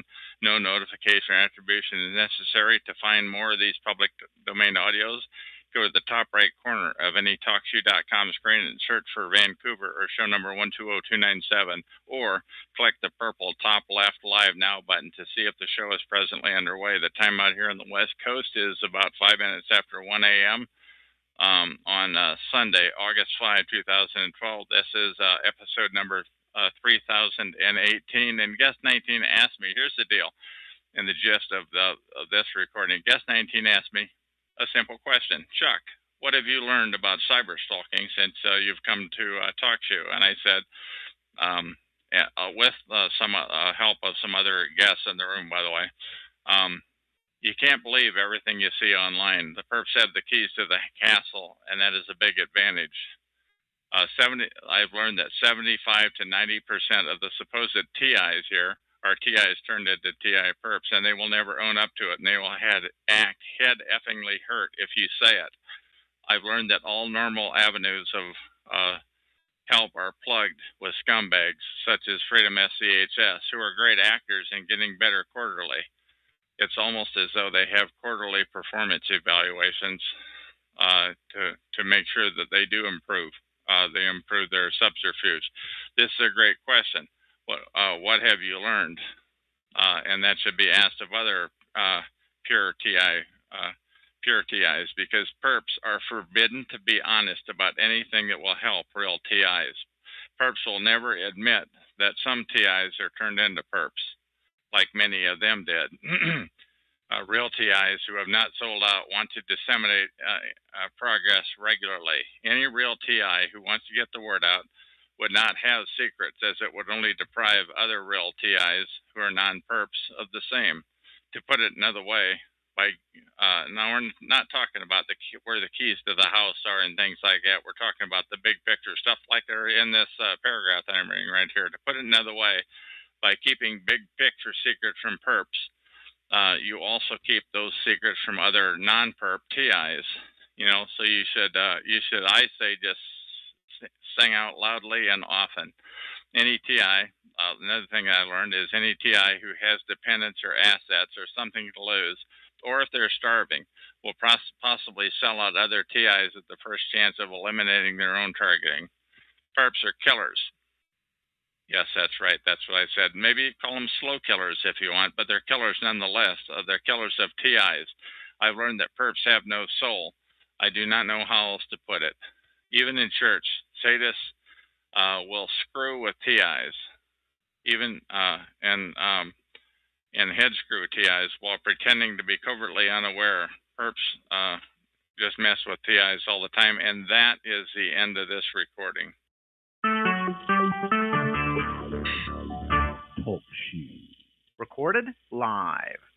Hello, my name is Chuck, nickname Van, of Vancouver, Washington, USA. Welcome to TalkShoeShow.com, show number 120297. This call is being recorded, and anything said will go into the public domain. Thus, everyone is entitled and encouraged to copy and republish any or all of this MP3 recording file. You do not need permission. No notification or attribution is necessary. To find more of these public domain audios, go to the top right corner of any TalkShoe.com screen and search for Vancouver or show number 120297, or click on the purple top left Live Now button to see if this show is presently underway. The time out here on the west coast of the U.S. is about 1:10 a.m. in the morning of Monday, August 6th, 2012. This is episode number 3019. Okay, now this is the text that I entered into TalkShoe call number 89899, episode number 759, dated Sunday, August 5, 2012. That's just yesterday. That call is put on by illegitimate false front organization known as freedomschs.com, which stands for Freedom from Covert Harassment and Surveillance. I visited their TalkShoe call, which I often do. But when the moderator, Joe, acted surprised that only 30 people were in his chat room, I couldn't help it. I felt compelled to speak out. What follows is the text that I entered into that call, and which I clearly designated 2 or 3 times the text that I entered as texts that are in the public domain. I was logged in as a guest. Now I realize that Joe was probably baiting me, but I typed at the end of the chat room a number of times. Hey, Joe, I said, you stinking piece of filth. The reason there are only 30 people here is because this is a hidden call at TalkShoe.com. Then I explained the concept of hidden to those people who were in the chat room at that time, but who may not have been aware of what hidden meant. I continued typing into the chat room. On most TalkShoe.call screens, click the Live Now button on the top left corner of the screen, and you will not see the show that you are in listed, because Stinking Joe has the hidden flag set on the call. Joe and FSCHS do not want to get the word out about gang stalking. This is a filthy operation, I said. I continued on. Dirty FSCHS freedomschs.com has this call hidden because they do not want to get the word out about gang stalking. They are killers, just like Ant, who is another shell who was in the room at the time. Ant uses voice changers, so I would never record him, but I did a chat room reading much like this one a few days ago on my call number 120297, episode number 3014. But anyway, continuing on with this call, I said, click the Live Now button on the top left of the screen, and you will not see this call listed because the stinking freedomschs.com has the hidden flag set on the call. And by the way, I'm pretty sure that Freedom SCHS scumbags have many, many other hidden calls that are all TI related and all hidden, but you don't know what they are. Now, I've been hanging around the targeted individual, the TI rooms at TalkShoe.com nearly every night for 2 years as of this month. And believe me, Joe knows the crap that he's pulling, so don't let his accent fool you. He knows he doesn't do anything by mistake. Then I said, Joe Dixon, the moderator of this call, 89899, has just admitted, and by the way, he had that name, was his login name, has just admitted that he's put the hidden flag set on this call so that it would not appear on the Live Now button when it was clicked. However, FSCHS was not being taped, so there's no proof that he said that. But he claimed it was for the ears of the poor children that might be listening in during these late hours. I'm not buying it. They're burying the concept of targeted individual on purpose. Now, I hope you understand the significance of what I just said. Joe of freedomschs.com clearly admitted that they intentionally have hidden calls, such as the one that he was on, which means they do not try to get the word out about gang stalking, and of course it's for the poor children. I spoke to another person in the room who I will only refer to as A. I said, what are you doing wasting your time in a hidden call like this one with filth that do not want to be get the word out about gang stalking? By the way, Google that term,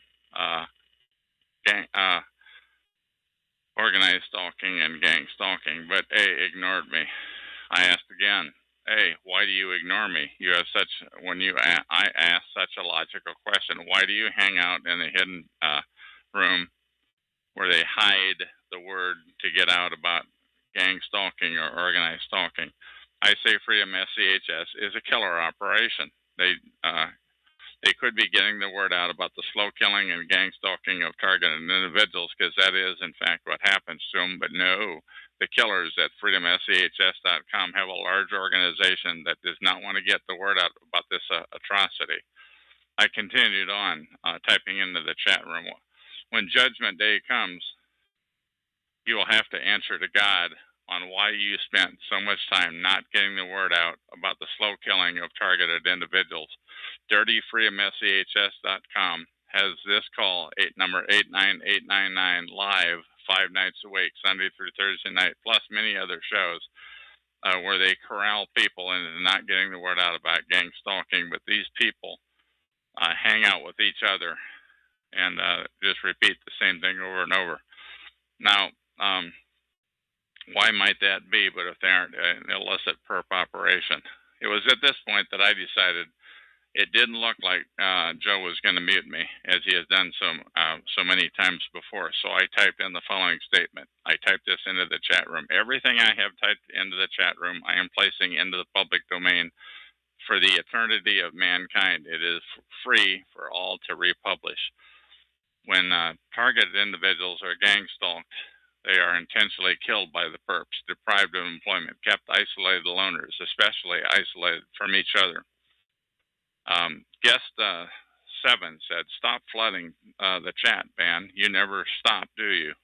You do not practice what you preach. Now, I have to admit that there is some truth to what Guest 7 said, that on my talk show, number 120297, the one that I'm doing this recording on right now, I do ask flooders in the chat room not to flood, or I mute them.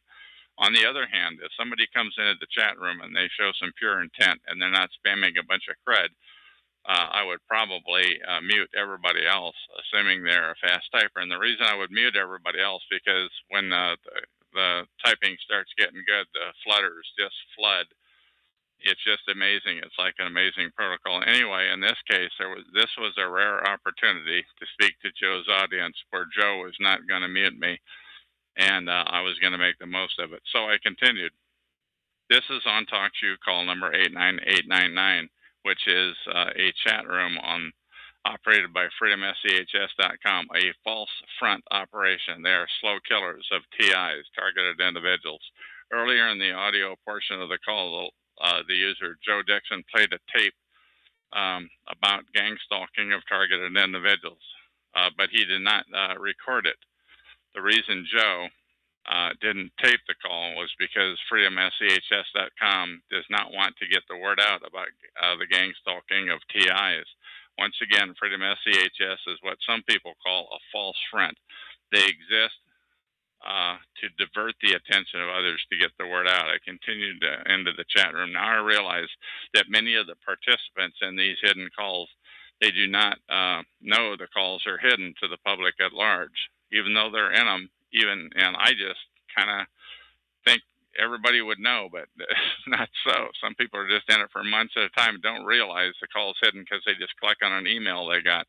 In other words, nobody else can see or hear the information because the dirtbags at freedomschs.com don't wise up participants to the chat room about it. Many of the participants of these calls do not know they're hidden from the view of public. These people just talk to each other over and over again. The participants of the Freedom SCHS administered calls just spin their wheels. They do not get the word out about gang stalking. Now, to be honest, I think the vast majority of the participants in FSCHS's rooms are secret society filth and TIs who have been turned into perps. Now, think about that.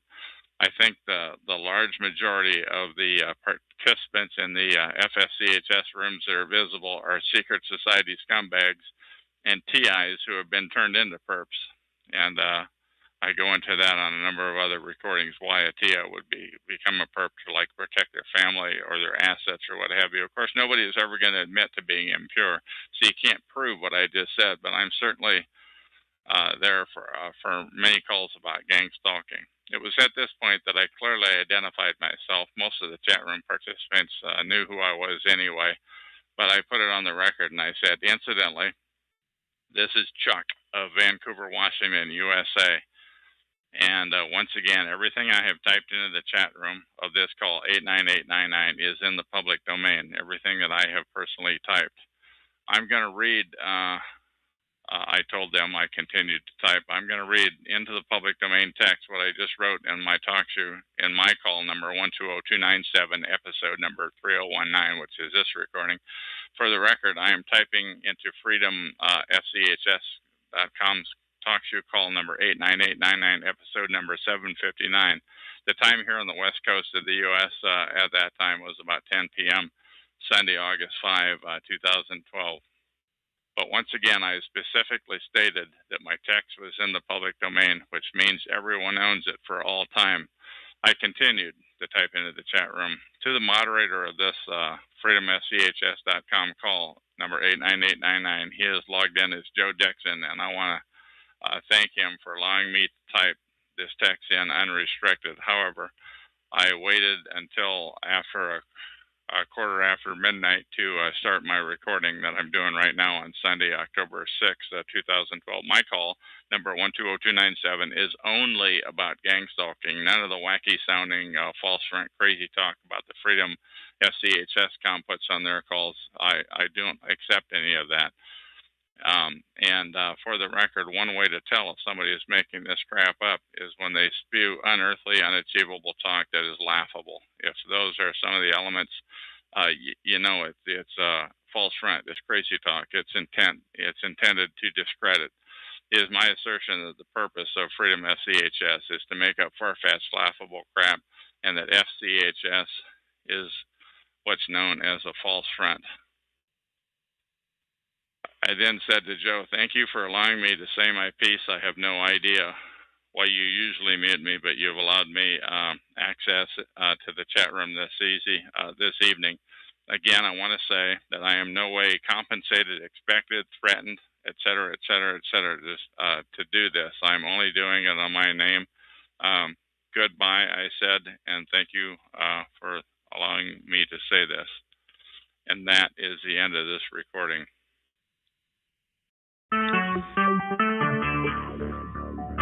Talk shoes. Recorded live. Hello, my name is Chuck, nickname Van of Vancouver, Washington, USA. Welcome to TalkShoe.com. Call number 120297. This call is being recorded, and anything said will go into the public domain. Thus, everyone is entitled and encouraged to copy and republish any or all of this MP3 recording file. No permission, no notification or attribution is necessary. To find more of these public domain audios, go to the top right corner of any TalkShoe.com screen and search for Vancouver or show number 120297, or click the purple top left Live Now button to see if the show is presently underway. The time out here on the west coast of the U.S. is 9:35 p.m. on Thursday, August 9, 2012. This is episode number 3020. Okay, I'm going to tell you 3 stories of my own personal experience with attorneys, healthcare workers, and cops. A cop. All these professions should be considered trusted authority figures, and they are probably, but not if you're a TI, a targeted individual. I'll start off with my attorney story. There's 6 of them here. The first attorney was recommended by a church. The clergy admitted that he had been harassed, and I tried to get in touch with her, but she would not return my phone calls. I'm not even sure if she got the messages. By the way, this is scripted, and I'm reading it and I wrote it. The next one, I visited an attorney with no appointment on 4th Plain or Mill Plain. I'm not sure which one of those avenues it was in Vancouver. They advised me that they're a family practice. The next attorney I visited was on Main Street in Vancouver, Washington. I walked in, sat down with him, started telling my story, but his phone rang. He left the room, came back, and abruptly asked, "Have you been charged with anything?" I said, "No." He said, "Come back and see me when you have." Now, am I dreaming, or did Perp follow me into that place and lay the negative narrative on him? Incidentally, this would be a perfect setup to film that type of an incident, although I would want to tread softly if you're dealing with attorneys, where the filmer happened to be sitting in the lobby a few minutes before my arrival. But the TI would have to be very tight with the truther, and you wouldn't want to let it on to anybody to catch the perping in action. Another incident, by the way, I went down to Portland, walked into a skyscraper, looked on the reader board. I saw an attorney on the elevator. I forget if it was like the 10th or the 14th floor or something like that. Somebody followed me to the elevator immediately and pressed the next floor higher than I was going to. Once again, this would have been a perfect setup to catch a perp if they were as they were doing their job. Another person I talked to was an ex-attorney. I didn't know that she was an attorney, but she said she worked in San Francisco and was well aware of government harassment, but she had never heard of the term gangstalking, as I referred to it as. Another story about a visiting attorney in a Portland skyscraper, and this was the straw that broke the camel's back. I personally knew a guy. He was very, very outspoken, and this attorney got him off for speaking out. The charges were somehow removed. I don't know how he did it, but I was fairly impressed when I read about it in the paper. I personally, so I visited the attorney's website, by the way. He was a former prosecutor in another state, a very populated eastern state, but I'm not going to say any more. Anyway, I walked into his office with no appointment. Nobody followed me onto the elevator. Thank you very much. The attorney wasn't there, but the receptionist got him on the phone. He said to call the next day before I came in. Now, by then, I learned not to signal my intent as a targeted individual, but I had no choice in this case because he wasn't there. So I called him the next morning and showed my hand, and I showed up. And I put my business card on his desk. He keyed my name into his Macintosh notebook PC, which was faced toward him and not me. And I swear the sweat beads on his forehead started to appear as we talked. He acted animated. He suggested that I go seek psychiatric help. I mean, I hadn't even talked to him for 2 minutes. And I asked, do I owe you any money? No, you don't owe me any money. Just go. It was then that I realized I was in some deep crap. This is something this is going to be very, very bad. I found the term gang stalking on the internet shortly thereafter. Group stalking, organized stalking. If you Google those terms, you'll see what I'm talking about. But shortly after this incident, I found that term, and this was the tell-off of why the sweat beads were on his forehead. This is a terrible injustice that is being on the streets, that is occurring on the streets where you live. Some of the attorneys could have helped me, but they were silenced, in my opinion. They were handcuffed, and they were threatened. TIs, targeted individuals, are not to be wised up, or the attorney will be gang stalked too. And if you don't believe me, ask an attorney if they're silenced about stalking, and watch for the sweat beads on their foreheads as you do it. And don't tell them what you're doing. Also, I want to tell you my healthcare worker story. Shortly after I found out that I was gang stalked, organized stalked, group stalked on the internet, Google it, I had a doctor's appointment with a routine visit, but the appointment was way before I discovered that TIs had targeted individuals had better be careful about who you talk to about this. So I was cocky, and I asked, so are you going to have me committed? Ha, ha, ha. And she replied in a very threatening voice, do you want to have me commit you? Have you committed? Once again, I was just beginning to realize how deep this thing is. This is a very deep rabbit hole.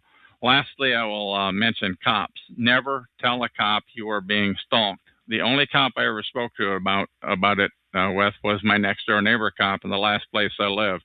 I realized that it was no accident he lived there because he moved in after me and just happened to be out on the hallway as I came and went. I surmised very soon that there was surveillance in my apartment. Now, I don't think this is too far-fetched. I actually don't think he realized how involved it was until I told him. One time I told him about gang stalking, and he played dumb, and he wanted some examples. And I gave them to him of my harassment and stalking. And he said, well, that just sounds like life in the big city. But, that was the same exact quote that the sweaty Portland attorney used on me. That sounds just like life in the big city. Anyway, the cop said offhandedly that he knew somebody he'd like to set gang stalking on. I realized he was just talking. I hope he was just talking. But I continued to force myself on him every time he just happened to meet me in the hallway as I came home and left.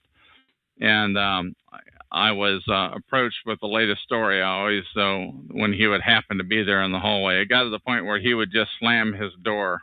He was just doing the job. He wanted, to let me know that he was watching me. Because they want you to know that they're watching you. The long story short, the authority figures they know about gang stalking and organized stalking. You'd be telling them, if you do, what they already know.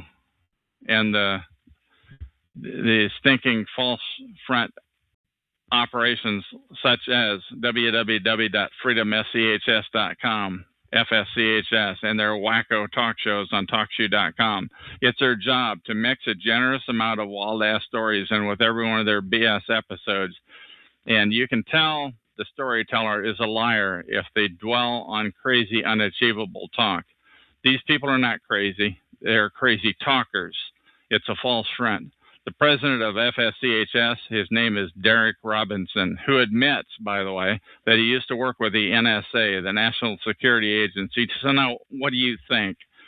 This is your call now. Is this the Fox watching the chicken house or what? The people that are supposed to be leading us poor TIs out of this terrible dilemma are the stinking NSA.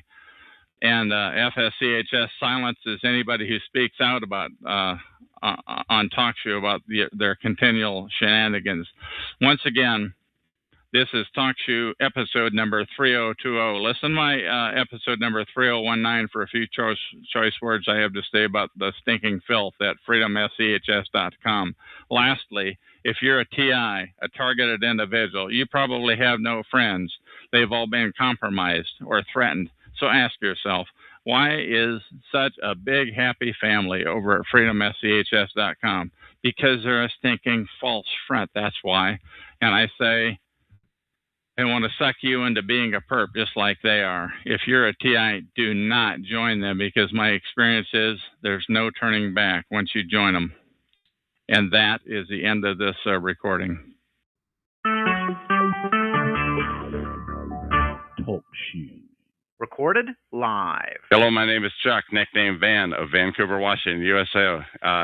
This is talkshoe.com, call number 120297. This call is being recorded, and anything said will go into the public domain. Thus, everyone is entitled and encouraged to copy and republish any or all of this MP3 recording file.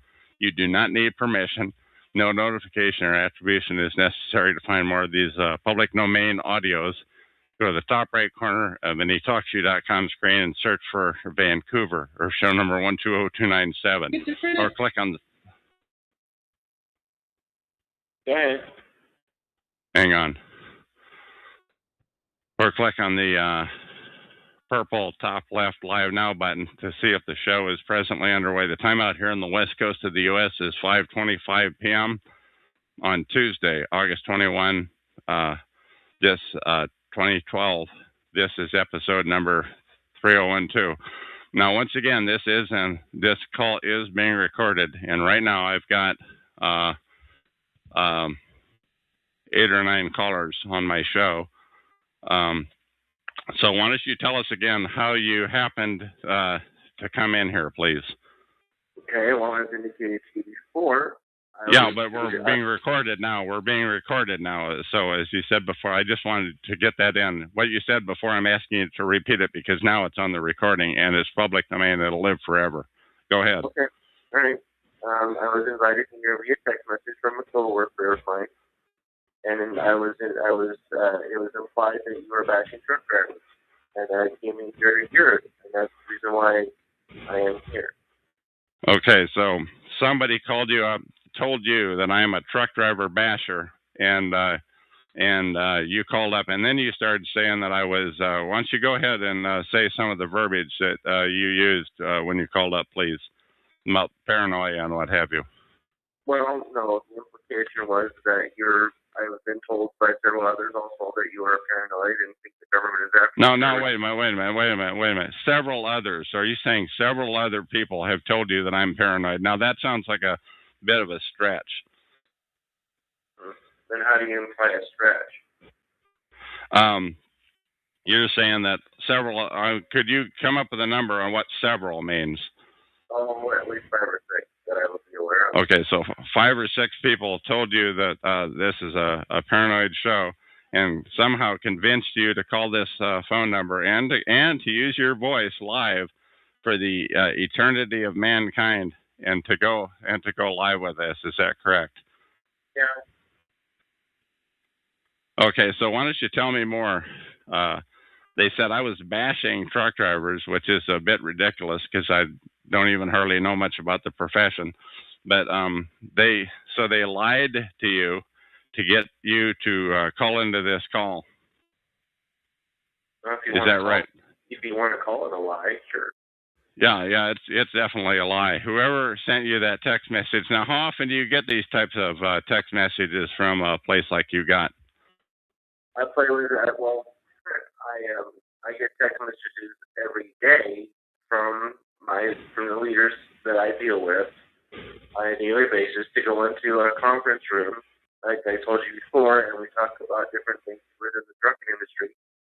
And we don't have solutions to help each other. We have 300 years of combined experience to be able to help us troubleshoot and solve problems with the trucking industry. Okay, now does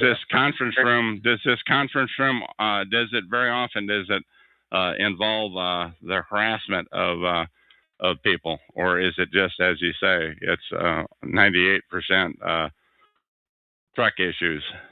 Correct. Okay, so have you ever done this type of a thing before? Have you ever called in and started calling people paranoid or things like that? Have you ever done anything like that before? No. Okay, so I mean, do you participate in stalking of people? out on the street. No, if I were ever accused of stalking someone and they asked me to leave them alone, I would.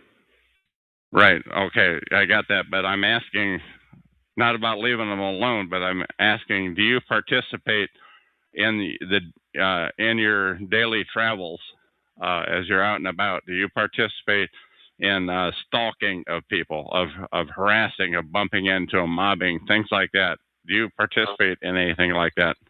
No, and I would consider that an extreme waste of my time and talent. Yeah, I would too. So I just wanted to know. So this will be a fairly short call, but right now we've got about, in this room, which is totally unusual, we've got like a dozen, 10 or a dozen callers. I've got them all muted, by the way. And for some reason, you were the one that I chose because you're in my state of Washington, USA. Is there anything else that you want to say to the people who are going to be listening to this recording a decade or a millennium from now? Well, just treat and respect truck drivers with a lot of dignity and respect because we do things that you can't imagine. Say that again, please. A little more clear. You were breaking up there.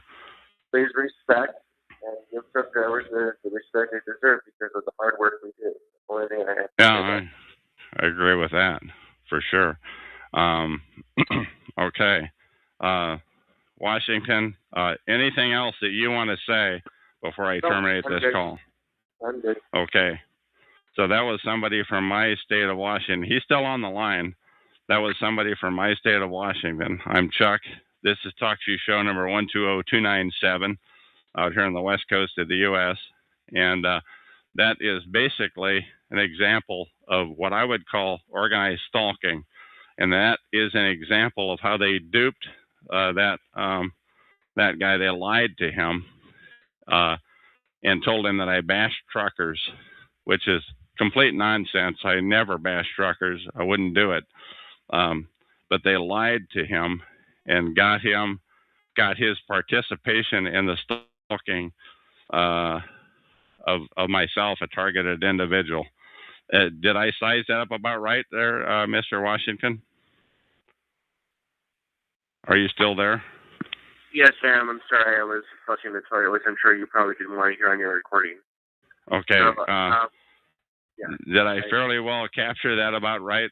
That No, I mean it could have been misinformation. I can tell you that a lot of times that the text messages that I get are come down from 6 deep, and and by the time I have your play operator when you were younger, how the yeah, I remember that. I remember those days. Have those text messages that you've gotten as you're out driving on the road? I mean, you drive what, coast to coast here in the U.S. or? Yes, sir, I do. Okay, so have you gotten text messages like that before where you've participated in activities or calls or what have you? Every day. Yeah. Okay. So, and what can I have an example, please, of some of those other activities that you may have participated in, please? Helping my fellow truck driver. That's all I do. I don't do anything else. Okay, but in this case, you called a phone number, which is area code 724-444-7444, and then you entered call ID number 120297 #.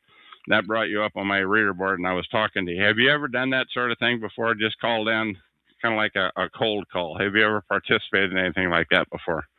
Oh, certainly. I've done that before lots of times. When I first started calling the truckers' conference and chat rooms, I used to sit and silence them, mute in the background, and listen. So you're just listening. I wasn't there to stalk them or berate them. I was just actually there to see what it was all about. Sure. Okay. But this is a bit of a different type of a call that you're on right now. I mean, go ahead. I understand that, and but the only thing I was concerned with is that I thought you were blatantly attacking truck drivers. Okay, so I got that, and I think the people that are listening to this got it, and that what I'm telling you is you were used to participate in what is called organized stalking that they actually used. And I'm watching 10 or a dozen different callers right now that are where I assume also used to call and participate in organized stalking. And I'm asking you, when you get back to the truck stop tonight, I assume most of you have internet when you're out and about on the road or when you get home. Google the terms organized stalking. Google the term gang stalking, because that's what you're doing right now. I can imagine what you're referring to, because I imagine that any type of organized crime type of thing like you're referring to, it would have to have more than one person be able to arrange and to be able to publish something that would be able to have more than one person show up in order to stalk somebody. Because if you look at the definition of the word stalk, that means that you are intentionally following somebody, and we don't do that. Well, it's a different type of a stalk. It's a different type of a gang, if you will. I mean, this was highly unusual that so many of you showed up on the call. But once again, I don't want to make this call too long. I am going to go ahead and terminate the call, but not without giving you one last chance. Anything that you want to say, please. Well, unfortunately, one of my counterparts is telling me in a text message that this is a public room. So I can understand why, if you want it to be private, why you don't mark it as such. Say that again, please. Yes, this is a public room. I do, and the reason it's public is I am trying to get the word out about organized gang stalking or organized stalking. This is okay. So what you're telling me is that while you're talking to me on the phone, that you're receiving text messages on your a different cell phone or the same cell phone, or what's your setup there, please?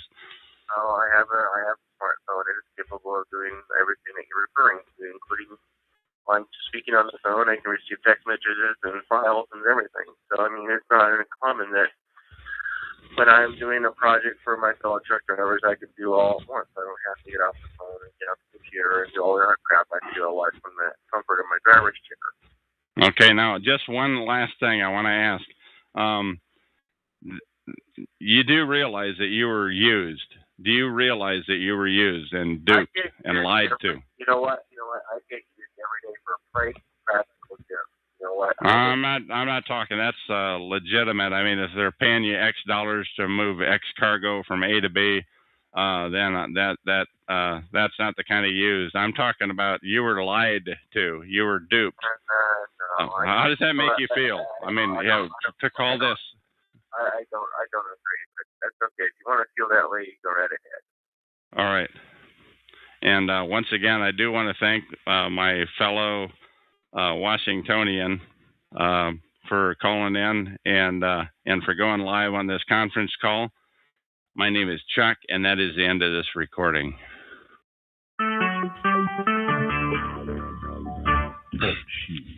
Recorded live. Hello, my name is Chuck, nickname Van of Vancouver, Washington, USA. Welcome to TalkShoe.com, call number 120297. This call is being recorded, and anything said will go into the public domain. Thus, everyone is entitled and encouraged to copy and republish any or all of this MP3 recording file. You do not need permission. No notification or attribution is necessary. To find more of these public domain audios, go to the top right corner of any TalkShoe.com screen and search for Vancouver or show number 120297, or click on the top left purple Live Now button to see if the show is presently underway. The time out here on the west coast of the U.S. is 5:06 p.m. Pacific Standard Time on Wednesday, August 29, 2012. This is episode number 3022. As I said, it's by me, Chuck. The title of it is Masonic Silent Dagger, Organized Stalking, Scientology Fair Game. This monologue is about the lie. Now, the Freemasons, or the Masons as they call themselves, have a protocol known as Silent Dagger. Sometimes it's called a secret dagger or a slow dagger, where they get targeted individuals to commit suicide by using their illicit Masonic lie protocol, where they tell lies to the community about the target over a period of years if necessary. You see, the Masons think it's really cool when they can get a targeted individual to suicide themselves. And if it doesn't work, ask yourself, will they kill them anyway? It's your call. Just listen to the rest of this first, though. But don't take my word for it. Do a Google search on these terms: Masonic, Mason silent dagger, Mason secret dagger, or Mason slow dagger. And remember, the truth is secondary to these guys. And the protocol is all based on lies. Google it. And don't be surprised if the flooders have gamed the real results and buried it in the search results. So keep looking and you'll find it. I have some examples, though. On this TalkShoe.com, show number 120297, about a week ago, on August 21, 2012, on my call number 3021, a mob of about 8 to 12 people suddenly showed up on the call. These people were not in the chat room. They were on the call only. Previous to that day, I'd had many chatters in the chat room, but only 1 to 2 callers at a time, rather than the 8 to 12 who showed up on that day. These callers were listening to their telephones, not on their personal computers, I believe. And based on the location stamps, which is all I can see, they were all across the USA. I'm pretty sure that these 8 to 12 people were mostly truck drivers who had been lied to and coached.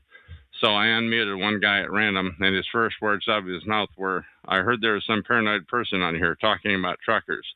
So I muted him, and the second guy I talked to, paranoid, I suspect, was the first thing out of his lips.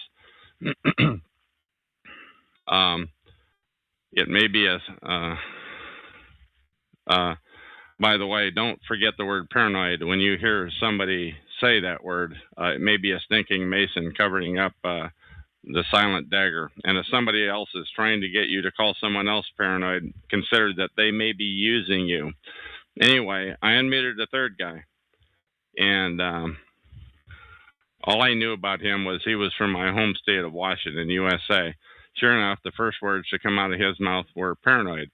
Now, I don't think it's a stretch to say that these callers were put up to the call mob, that these people were being used. And if I talk with them, they were coached to say the word paranoid in the first sentence. And as I said, I did unmute 3 of them one at a time. But anyway, I engaged in a conversation with the third caller. You can hear that call on this TalkShoe call number 120297 on my call number 3021. That's 120297, number 3021 on at TalkShoe.com. The call is just previous to this one, which is number 3022. On that call, I clearly stated 2 or 3 times that it was in the public domain. And this call and my associated chat text, too, are in the public domain for the eternity of all mankind. But anyway, back to the third truck driver from Washington State, USA. He said he arrived here because he had heard on another call somebody say that this call was slandering truck drivers. Now, I assure you that was not true. And we spoke back and forth during the 13-minute call, number 3021. And was talking about perps tell people customized lies to infuriate people, which justifies their mobbing. Or if they're a retailer, it justifies poor service, rude behavior on the street, sometimes entry and exit of neighbors as you are leaving or coming or going from your home, and countless other mobbing issues. And by the way, if a perp makes a statement to a TI or rude behavior, and by the way, if perp makes statements to a TI or rude behavior right next to you, you may not even notice it. You, the average John or Mary Doe, may not even recognize it. It's that subtle. Even ministers may not recognize the behavior in their own church. I kid you not. I've had it happen in church, and I don't think anybody else knew it. Besides the harassment of the TIs, it's intended to be subtle. Therefore, just because perping may occur in a church, that does not mean that the local church hierarchy is in on it, because churches sometimes have high turnover at the top, but not at the usher or the perp level.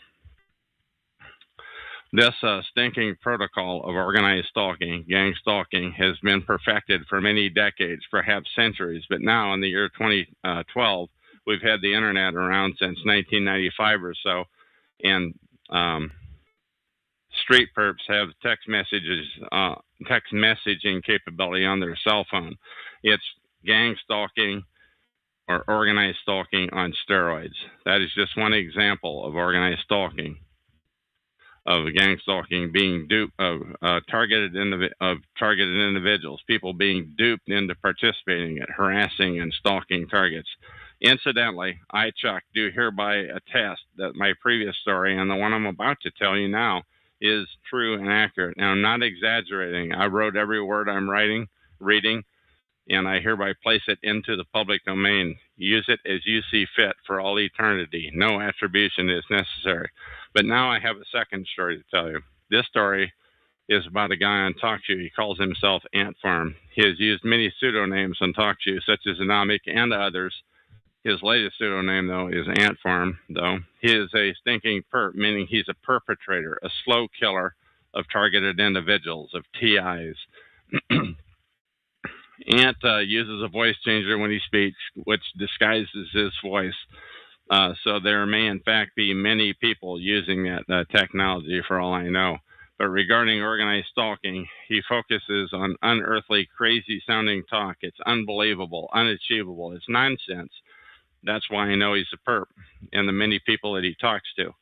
His crazy talk is intended to discredit the TI issue. Incidentally, there are many TI calls on TalkShoe. Most are centered around freedomschs.com. They regularly take truth and mix it with unearthly sounding, wacky sounding nonsense. This is what's called a false front.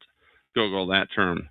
To keep people laughing and not believing the situation of targeted individuals. They are professional perps, a paid brigade. Anyway, one day, I was logged in as a guest, not myself, into Ant's chat room at TalkShoe.com on his show, and he was telling 4 to 5 derogatory stories about me. In each story, he had mixed some truth, some lies, some exaggerations, and he omitted some pertinent facts. Each story that Ant told had a shred of authenticity to it, but each story was clearly intended to demonize me. My ears were burning. Ant was making me out to be an unthinkably bad guy. On a couple of the stories, by the way, I was very proud of what he had distorted before he distorted it. And by the way, that doesn't matter to the perp filth, such as Ant and the huge army like him. Perps have no soul. They are constantly telling lies about targeted individuals. Telling lies is their illicit job. I knew the real story, but on that day, Ant let me see into the soul of the perp machine using the Masonic silent, secret, slow dagger protocol. It seemed as though Ant was reading from a script, though, possibly one that a devious person had written. My ears were burning, but that's how the stinking perps demonize targeted individuals to other people. Super perps get otherwise good people to believe the lies about the TIs. They always lie in order to paint the target in a bad light, and somehow the stinking perps get neutral people to participate in perping of targeted individuals. Read my lips. I want to see a film on how they do that, like on YouTube, for example. Do the perps hypnotize their audience? How do they get people to blindly believe their lies? And believe they do. Sometimes these dupes look so mad that they have blood vessels bursting out of their forehead. How do the perps get them to believe the lies? I have to know that. I also think the perps tell customized lies to the person hearing them, like the first example, where the super perp was telling the audience of truck drivers he had lied to that I bashed truck drivers. Nothing could be further from the truth, but it didn't stop him from telling the lie. And he did such an effective job of telling that lie that he got 8 to 12 truck drivers flooding my room, ready to inflict revenge.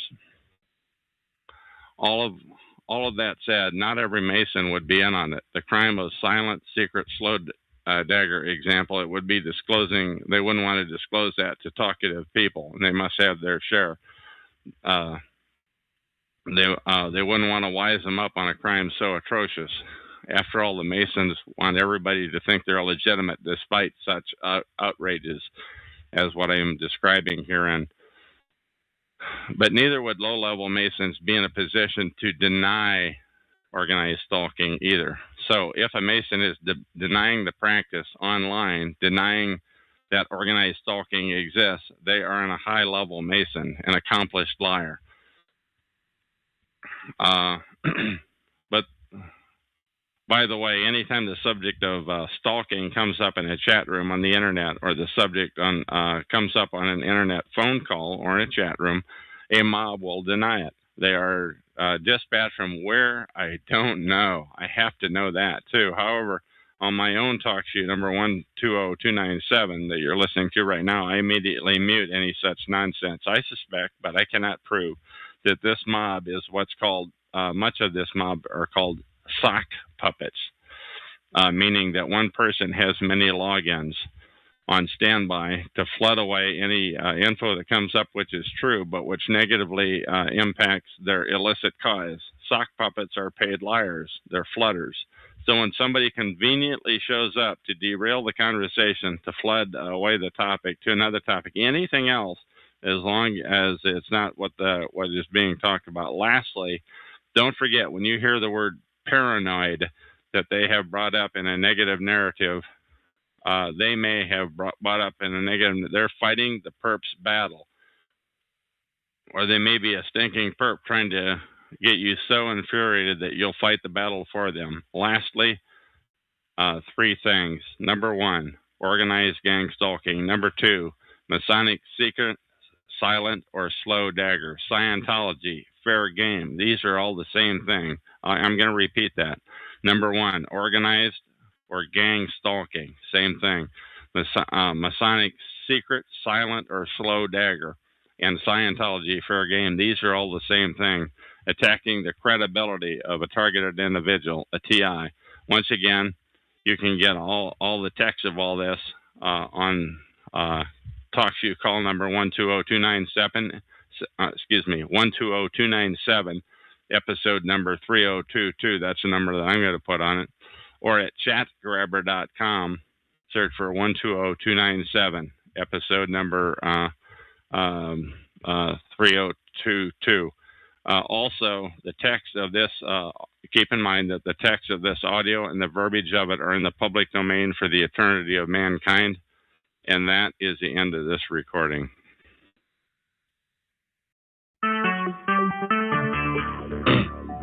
Talk shoe.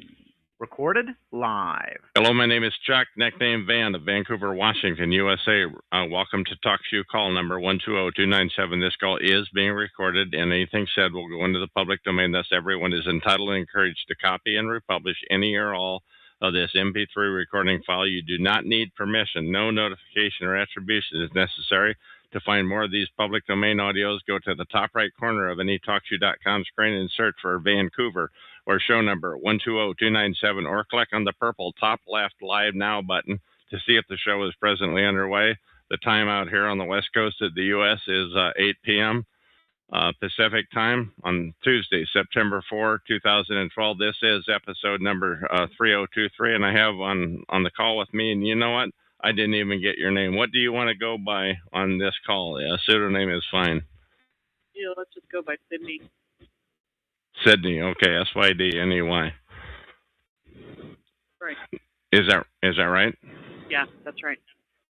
Okay, now you said you have been stalked for 20 years. Can you tell me how you, when you came to the realization that you were stalked, and why, and what sorts of things happened back then? Well, when it first started, I just would see somebody watching me, and when I would look at them, they'd look away real quickly. You know, like okay. They would pretend not to be watching me. Give me another example, please. People would say things that directly to me that were about me that they should have no information about. Things that happened while I was at home. Such as, like what sorts of things that happened at home, please? Well, we're talking about 20 years ago, so, you know, I'm sure. Not so sure I can remember, but it was just so clear that I had not mentioned anything outside of my home. Okay, other than people seeing you turning away quickly, things that happen in your home, I would call that directed conversation. What else type of thing happened, please? 20 years ago. My house. People broke into my house. There were clear signs of people breaking into my house. Okay. Other Over examples? Go ahead. What was run over, you say? The more recent things that really made me understand there was a big problem.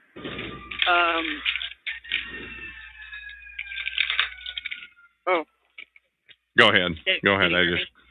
Yeah, I can hear you fine. I closed the window, though. Go ahead, please. Let's keep the recording going here. The most recent things that happened were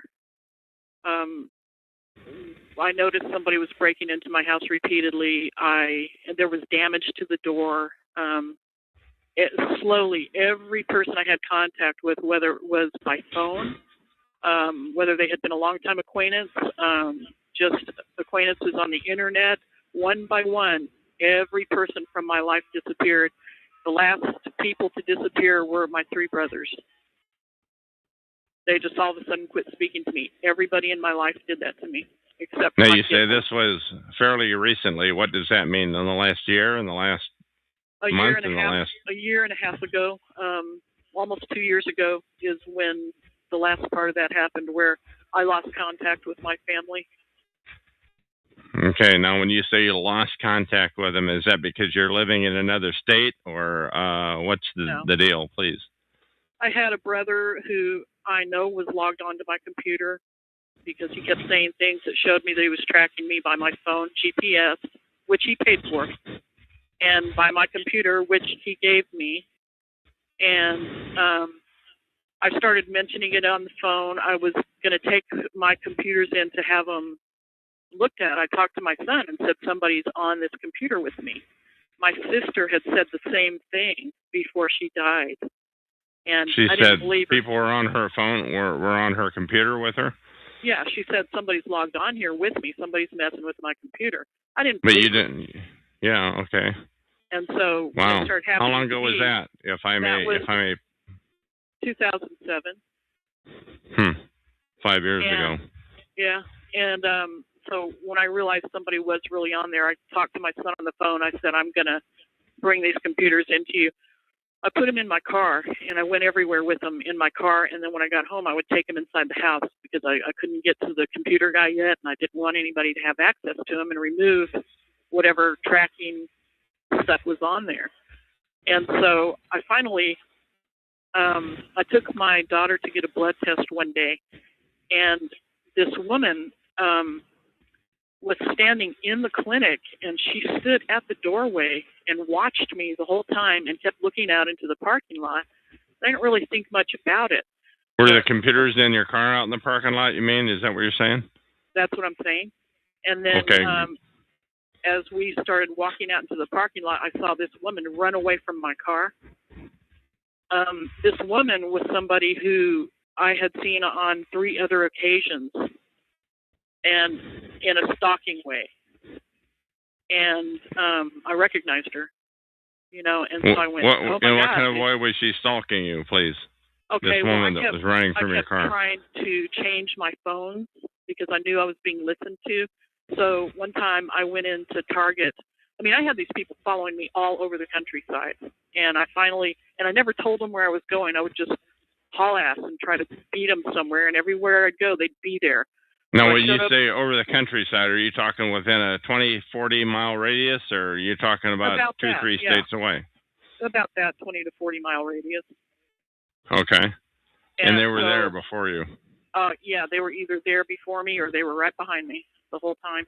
And at first it was the same cars over and over, and so I recognized them. I knew that it was happening, but I didn't really let on that it was happening. And then when I started letting on, they started changing more cars, and it got to be 15 or 20 cars at a time were with me. I called them my posse. So there were 15 to 20 cars that were tailing you at the same time? Yeah, absolutely. Wow. Some were in front, some were behind me. I had a couple of incidents where they tried to scare me by coming up on my bumper and, and they would glare at me, and it was just crazy stuff. So back to the lady that I recognized. When I saw her, I realized that if this was the same person who had been stalking me. And so I took my computers. I tried to hide them in a box as I was moving stuff back and forth in and out of the house, and I thought maybe they wouldn't see what I was doing. I took them out. I unscrewed a bench in an RV. I put the computers in there. I screwed the top back on the bench. When I came back the next time I looked at them, the wood had been broken. Somebody had access to everything. When you came back, was that like 5 minutes later? Was it an hour and a half later? No, What? no, it was days later. Oh, days later. Okay, all right. I thought I had done a good job hiding them, but they, obviously they were watching me. So. Okay. Now, what other? You indicated earlier before we started this call they were steps ahead of you. Can you give me an example of what you mean by that? Yeah. Every time I went anywhere, they would be there, and there would be somebody, like in the grocery store. This guy would be whispering, and I would look over at him, and he'd just grin at me, and everybody would be looking right at me. So he was messing with you. Oh, yeah. I would go to get gas, and my card would never work. If I was in this little town, my card would never work. Oh, your card, your gas card. Your car. I forget, was it your car or your card? Are you there? Shoot, we lost Southwest Ohio, the woman that we were talking to, Sydney, and hopefully she'll call back in. My name is Chuck. It's 8:09 p.m. Pacific time today on September 4, 2012. So we're waiting for Sydney to call back in. She was a sudden drop. After a short bit, I'm going to go ahead and terminate this call, but I hope I won't have to do that. Hopefully she'll call back in. Sydney, and I've just unmuted her on the PC here. I just realized I had her muted. So hopefully she'll see that she's been unmuted, or if she's listening to us on the speakers on her PC. We'll see. This is going to get to be kind of uninteresting, hearing me do my best to ad lib in a situation like this, difficult as it may be. My name is Chuck. This is TalkShoe call number 120297. To call into this talk show, you can call area code 724-444-7444. On when it prompts you for the call number, enter 120297 #, and then enter a £1 and it'll bring you right on my board, at which point I'll see you and unmute you. So once again, we lost Sydney, unfortunately. Maybe sometime tonight, I'll give it a couple more minutes here. We'll see what happens. Always hate this, but this is not an unusual type of thing anyway. I'm out here in Vancouver, Washington. I'm a targeted individual. I'm talking to you right now on the TalkShoe.com network, which is free. You should start your own call regarding this issue of organized stalking. It is my belief, my assertion, that 2/3 to 9/10 of the people that are in this room right now, and there's probably 15, and there have been as many as 20 during this recording of Sydney. Most of them are not TIs. Many of them are just casual listeners. You know, the word went out somehow that this is a place that there was something going on here, because I don't do recordings that often. Once again, if Sydney comes back to her PC, I hope that she calls back in. But anyway, a huge number of what we call perps, or perpetrators here, and they get their perp training essentially by listening into these calls, and they start to emulate some of the things that are said, which is why I try to. My phone disconnects every time I call you, said Sydney. Just typed in. Well, you might just call. Oh, I see. So I guess maybe we'll have to call this call to an end then. Anyway, Sydney just typed in, my phone disconnects every time I call you. Once again, I don't want to make this an overly long interview. This is Chuck. I'm going to shut this call down now. And that is the end of this recording. Talk shoes. Recorded live. Hello, my name is Chuck, nickname Van, of Vancouver, Washington, USA. Welcome to Talk Shoe call number 120297. This call is being recorded, and anything said will go into the public domain. Thus, everyone is entitled and encouraged to copy and republish any or all of this MP3 file, and you do not need to permission, no notification, or attribution is necessary. To find more of these public domain audios, go to the top right corner of any TalkShoe.com call screen and search for Vancouver or 120297, the show number, or click on the purple top left Live Now button to see if the show is presently underway. The time out here in the west coast of the U.S. is about 8 minutes until 10 p.m. And today is Tuesday, September 4, 2012. I have on the phone with me from the last call where she ran out of minutes on her prepaid cell call phone, Sydney, and how are you? I'm great. How are you doing? Hanging in there, thank you. Now I've been doing a lot of talking in the chat room, and there are I don't know how many people are there, about 10 or 15 people in here. What have you learned that is what rocks your boat that you've heard? I'm concerned that nobody's really networking enough. And I don't know how you accomplish that when you're afraid. I don't know how you get to that. But it seems like if things are really going to change, that's one of the things that needs to happen is people need to be able to stick together. And I don't know how you do that other than what is happening with this. Now, I hate to be defeatist, but I do want to respond to that you've heard me say that 2/3 to 9/10 of the people that are in this chat room right now, I believe, are perps. What do you think about that? What percent would you give it? What do you have to say about that? Well, I think you're probably right because I feel that everywhere I go, the odds are the same. That happens. Which is that I'm around are maybe 50% of them are perps.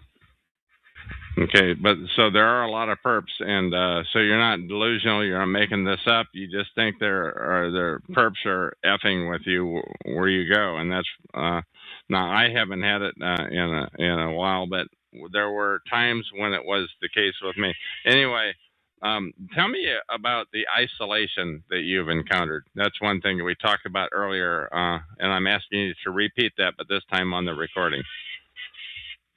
Well, I haven't actually been able to talk to anybody for a couple of years because there are only 3 people that are close to me, and of those 3 people, I live with one, and the other 2 are so tired of hearing about it that whenever I bring it up, they want to get off the phone.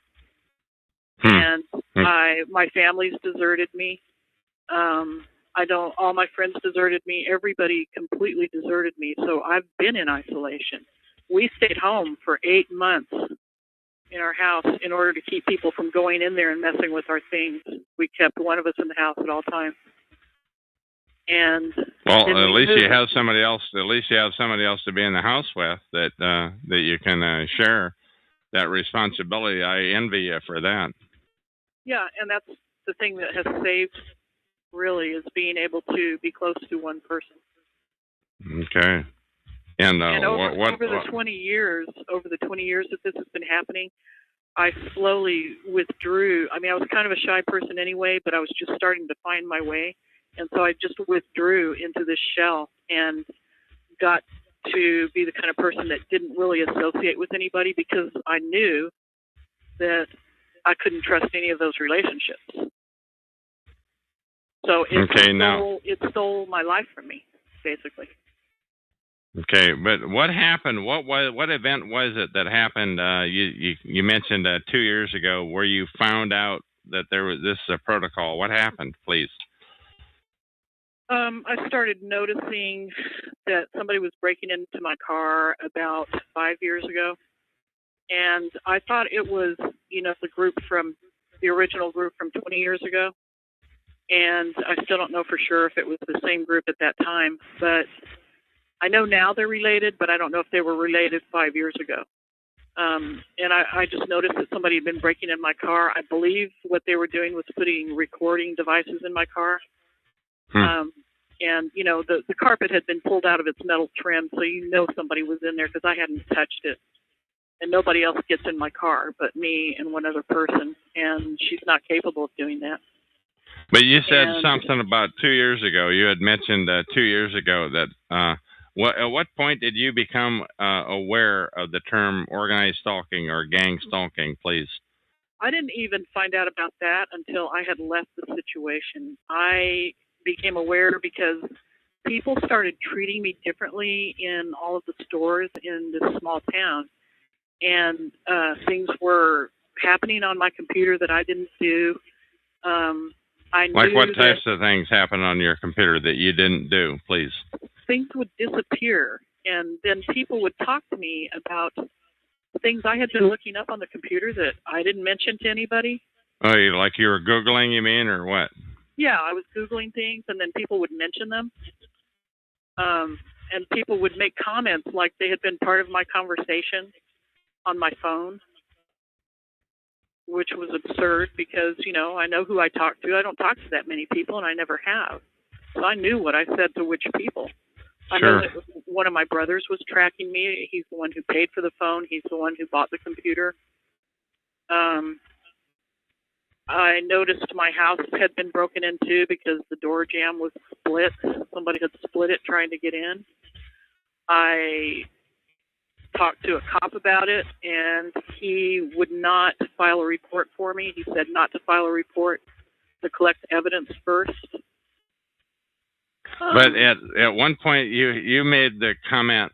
At what point, I'm trying to drive in on it, did you realize recognize the term gang stalking, organized stalking? At what point did you come up to a term, and how did you come across that? Last May, when I got set up again with the computer, I started Googling stalking, and I was Googling bullying and ostracizing, and I found the term organized stalking, gang stalking. So it was May 2011. That's when you really wised up. Am I putting words in your mouth by saying that you wised up about it? No, that's exactly what happened. I thought they just hated me and wanted me to leave town. I didn't realize it was some sort of program, you know, some sort of agenda-based thing besides just trying to kick me out of town. Now, did your targeting increase after that happened, or did it about stay the same? Did it decrease? What do you have to say? Which time are you talking about? At what time? May of 2011, when you finally wised up to it. No, what's happened since then is doctors have blacklisted us. I've seen people here and there. It's less, like they're not as careful about it, but there are fewer of them. But they're still there. You know, there's no question that they're still there, and they still want you to know that they're there.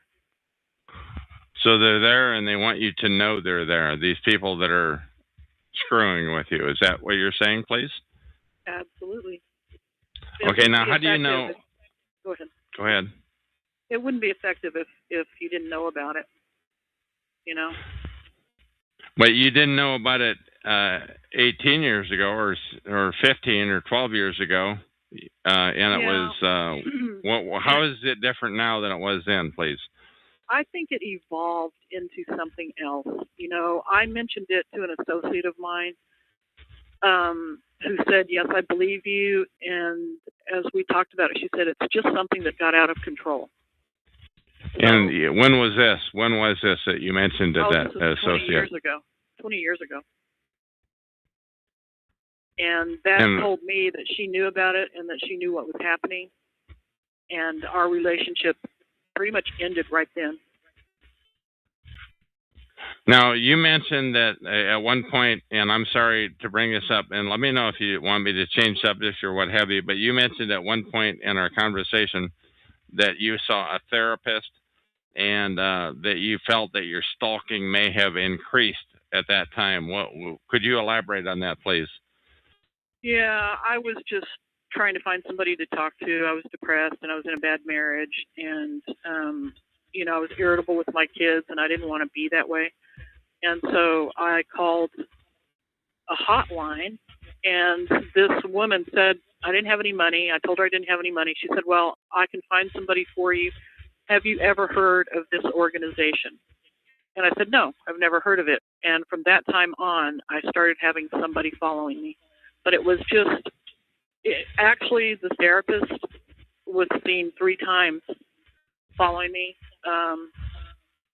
And, odd things would happen. I would just see people watching me, and when I would look at them, they would turn away real quickly. And it really felt like it was pointed right at me. People knew things they shouldn't know about my life, things I hadn't discussed with them. And they made a conversational comment about it. Is that what you're saying? Yeah. I mean, it's almost like they forgot that they weren't supposed to know, and they would bring things up to me that they weren't supposed to know. So they kind of forgot that they were talking to me about it, and they weren't supposed to know. And it was just too bizarre, but how... Okay. Go ahead. So, but you think it was because it may have started because you contacted a hotline. Right.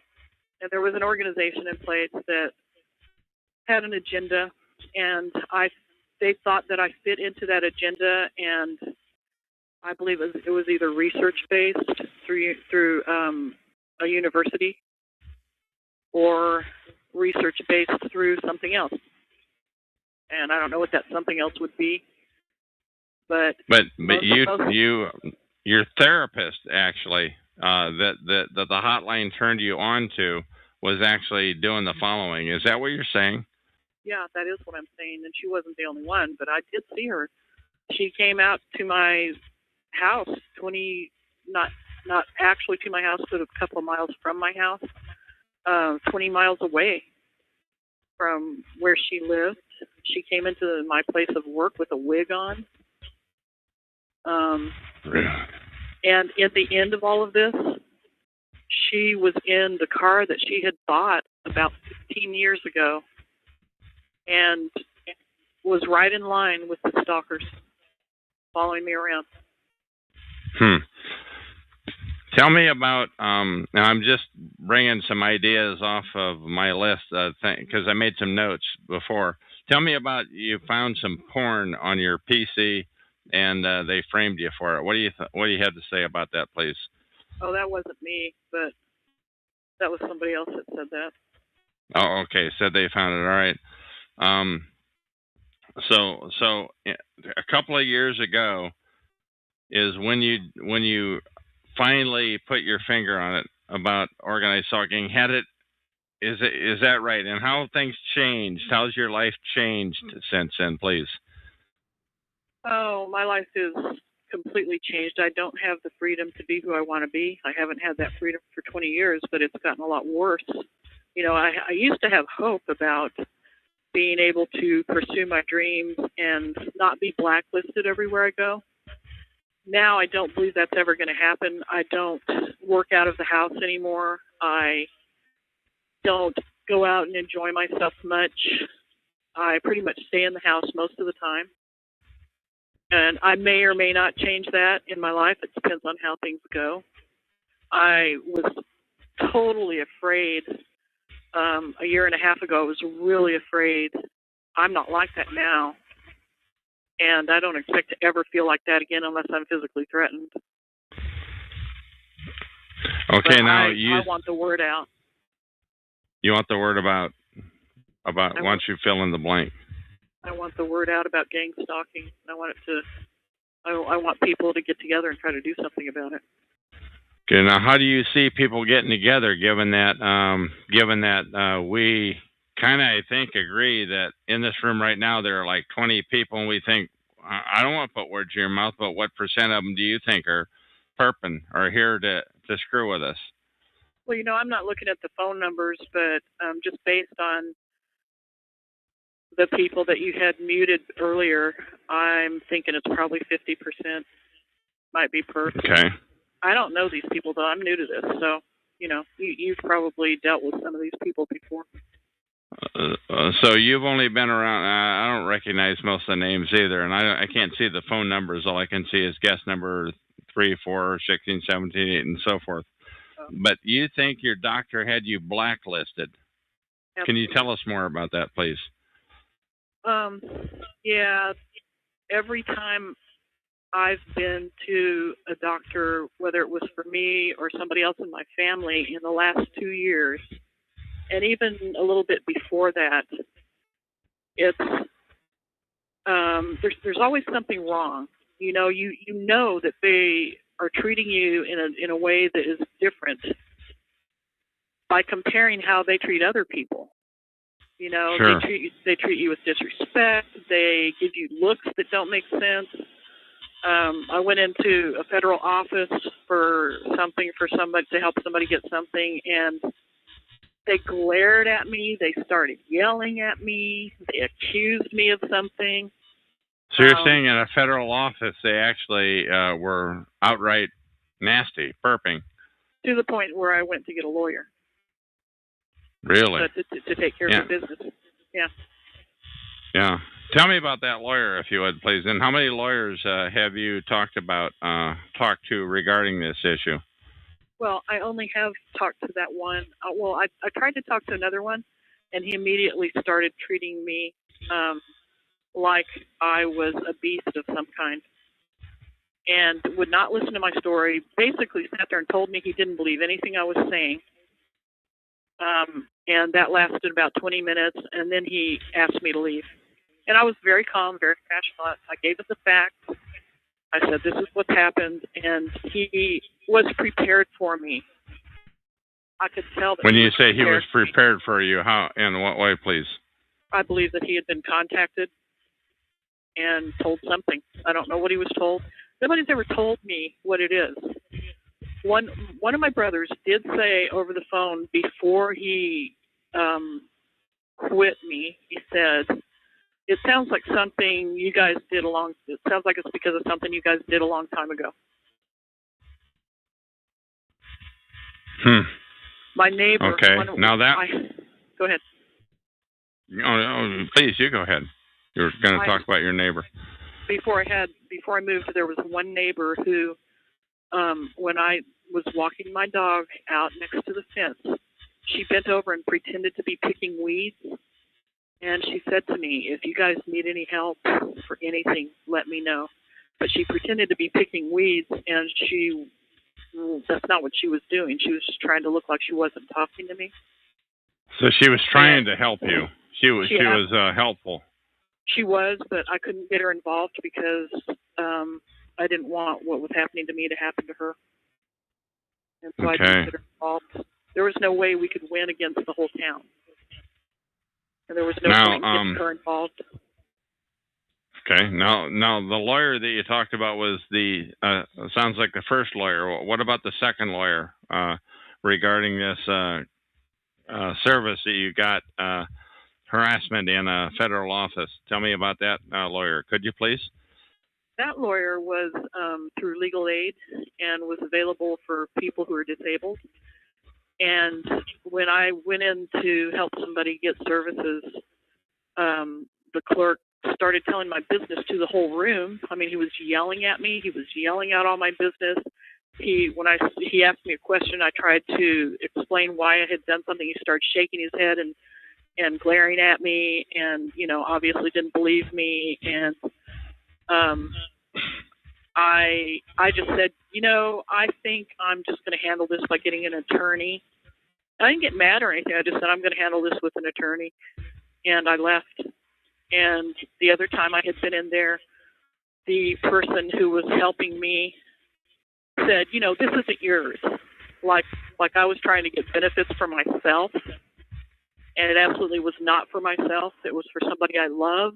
And I don't even know why he said that, except that I believe I'm blacklisted everywhere I go. Okay, can you give me an example? Proof at all.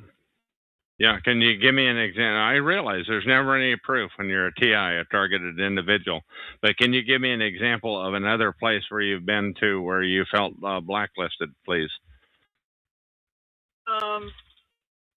Well, I used to go try to get gas and in this little town, and every time I would go to get gas, it started slowly. First, it just happened once in a while, but then it got to where every time in this town I stopped to get gas, my card wouldn't work.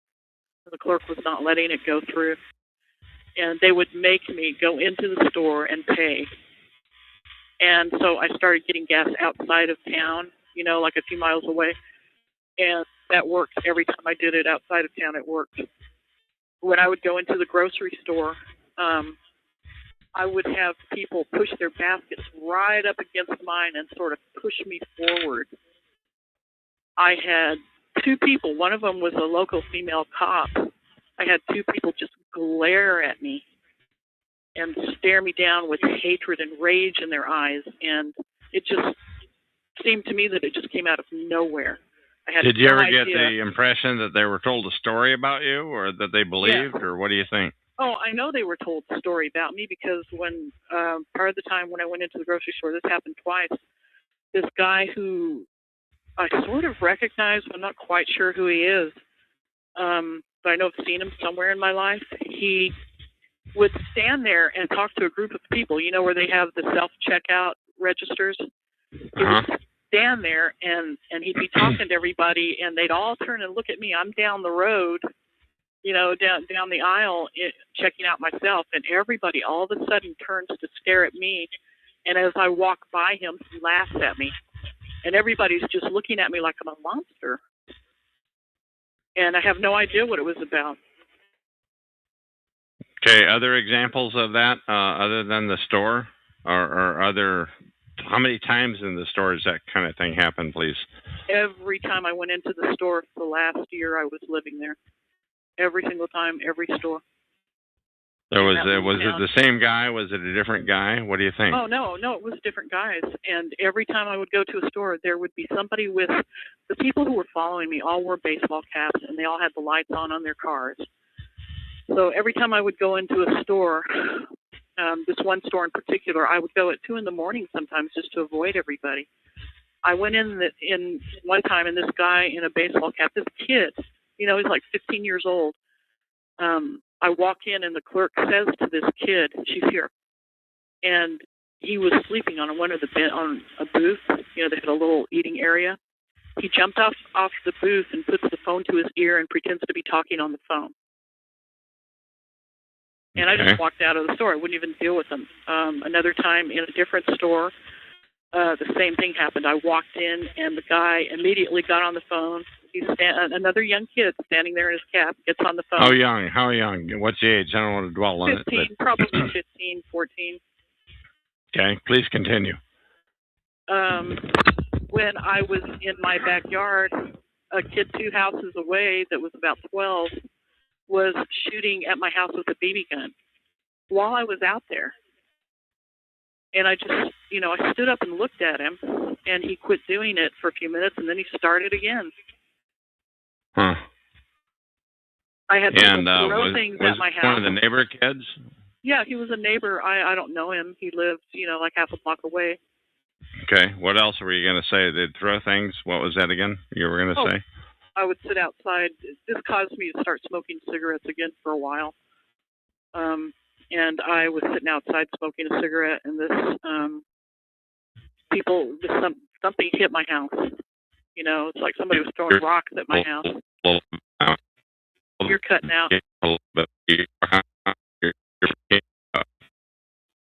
You're cutting out completely.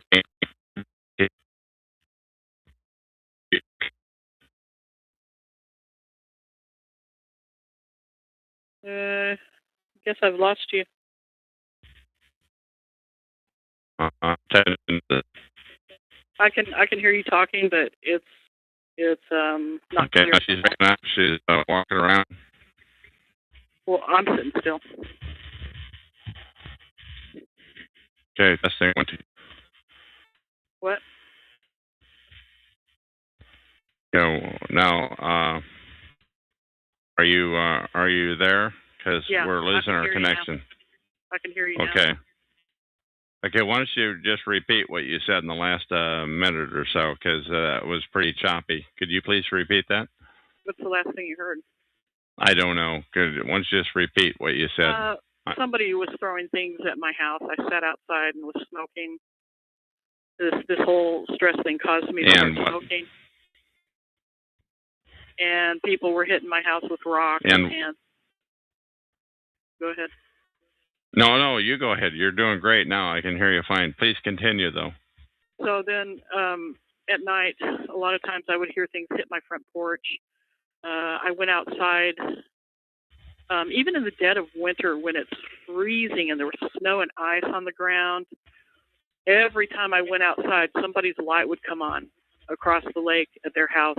They spotlighted me with this big, huge spotlight. They flashed it at me. And even if I was going somewhere at 2 a.m, which I did a lot of the time just to, get out of the house once in a while, I'd go for a drive by myself. At 2 a.m, I had a posse with me everywhere I went. How big was the posse? It varied. In the beginning, it was just 2 cars that would follow me, the same 2 cars everywhere. And then when I started talking about it on the phone to my son and my ex, it increased to 15 to 20 cars at a time. And now, how many times a week? How many times a week did you go out? Did this happen? From 2 to 15, or when I was testing it out, it was every day, no matter how many times a day I went out. And that's how I knew that it was actually happening, is because there were 3 entrances into town, and they would be at every entrance. Somebody would be waiting every time I left the house, and then they would start following me. And they were, most of them in the beginning had fire insignia, the fire department insignia on their cars. So, like, you have a volunteer fire department in your town, or what? Yeah, it was a volunteer fire department, and I also was right next to the Air Force Academy, and right next to, apparently, all the stuff I've been reading about lately, where they've done, psychological testing and, all kinds of things like that. It's just a hot area, I think. Now, a lot of really strict Christian people, a lot of Mormons, and a lot of Jehovah's Witnesses. The Mormons, the Jehovah's Witnesses were in my neighborhood, and they were definitely in on it. I recognized some of them in the group. I recognized a person from Denver where I worked. Somebody from Denver from my work was two different cars were part of the stalkers. So, now how would you know that they were Jehovah's Witnesses or Mormons? Oh, because the Jehovah's Witnesses came to my house to try to recruit me. And so that would be 1 or 2 people, but if you're talking about stalking, we'd be talking about quite a number of people. I'm just asking. Well, how you might have ascertained the fact that they were Jehovah's? Because they told me they were, and I talked to them. And yeah, but you only talked to 2 of them. There must have been. How many do you think were in on the stalking? I don't know. I have no idea. I'm just asking. All I know is that it was my neighbors, and there are a lot of Mormons in that town and a lot of Jehovah's Witnesses. And I know that my neighbor the neighbor next to the guy with the BB gun, was one of the Jehovah's Witnesses that hung out with the one who used to come to my house and try to recruit me. And they kept saying, I suspect it's partly about my daughter. I think that I got put on a list. I made somebody mad, and I got put on a list. And I think that somebody just went crazy with that to get revenge. Okay. Now, why would you be put on a list because of your daughter, if I may ask? Well, because I care for her. She's disabled, and I care for her. And, I've never even spanked my kids. Not once in my life did I ever spank my kids, because I believe violence breeds violence. And we just don't have that kind of relationship, And but, I pissed somebody off. Go ahead. I pissed somebody off whose husband is an EMT, and in that small area, all the EMTs and the cops and the firefighters know each other. and they're all Yeah, buddies. of course. It's a good old boy system. When you talk And- about a small area, can you give me an approximate population of that town that you're in? You know, I don't really know what the population is, but it only had two or three fire department buildings. It had two grocery stores, two big grocery stores, and about 3 convenience stores, and that was it. You know, the rest of it was residential. Did you get harassed in all 3 of the convenience stores, or? I got harassed in every single store. Every store in town that I went into. Now, was it the employees of these stores, or was it just people that were customers? It was mostly the employees. And, you know, it's not like I ever knew them or even talked to them in a bad way or anything like that. You know, I just went in and did my shopping, and all of a sudden everybody was really nasty to me. And you know, they kind of looked at me like I was a freak. Now, when you say all of a sudden, what do you mean by that? Or did they do that from the first visit, or did it happen after 12 visits, or what say they, please?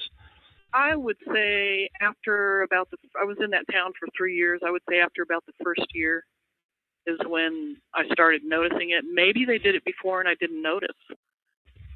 But then, you know, all of a sudden, during the last year I was there, it was all the time, everywhere I went. Yes. Okay. Now, how far away did you get from this town? Did you travel? Did it happen at different towns, at varying distances away? Not in the beginning. In the beginning, it was just there. And then it started, I would drive into the next county to see if they would follow me that far. And at first, they didn't go there. But then, you know, after a few weeks, they started following me to that county. And then I realized it was happening as I was going into Denver, which was about 45 minutes away.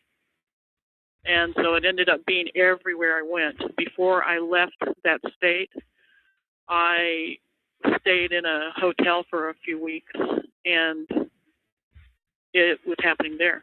It was the same people, one of the same cars, when I went to the hotel, was stalking me in a grocery store in Denver. And how were things in Denver for a new arrivee such as yourself, who just came there from 45 miles away? Go ahead. Well, I was still terrified. I was still traumatized, and so not that you ever get over being traumatized by something like this, but I was still in a really sort of a fight or flight mode. And so I stayed in the hotel the whole time, and I had to be with my daughter all the time anyway, but I mean, I stayed in the hotel, and I would step outside the door and smoke a cigarette and go back in. I would go to the grocery store and take care of business and go back in. I was waiting for my car to be repaired, and which, by the way, was a big nightmare from 2 years into that, from 2 years before I left until right now. My car's been sabotaged at the mechanic. What? By the mechanics or by somebody else? I think it was by the mechanics. And what sorts of things are they have been done to your car, if you could please? Well, they never fixed it. You know, it had problems. It was misdiagnosed 6 times for the same thing. I took it to three different places in that small town, and every time I took it in, they misdiagnosed it, and 2 of them refused to fix it. And it wasn't like it was a big deal. I was going to pay for it. You know, there was no problem. I mean, you take your car in, you pay somebody, they fix it. Can I ask you what the problem was, please? With the car?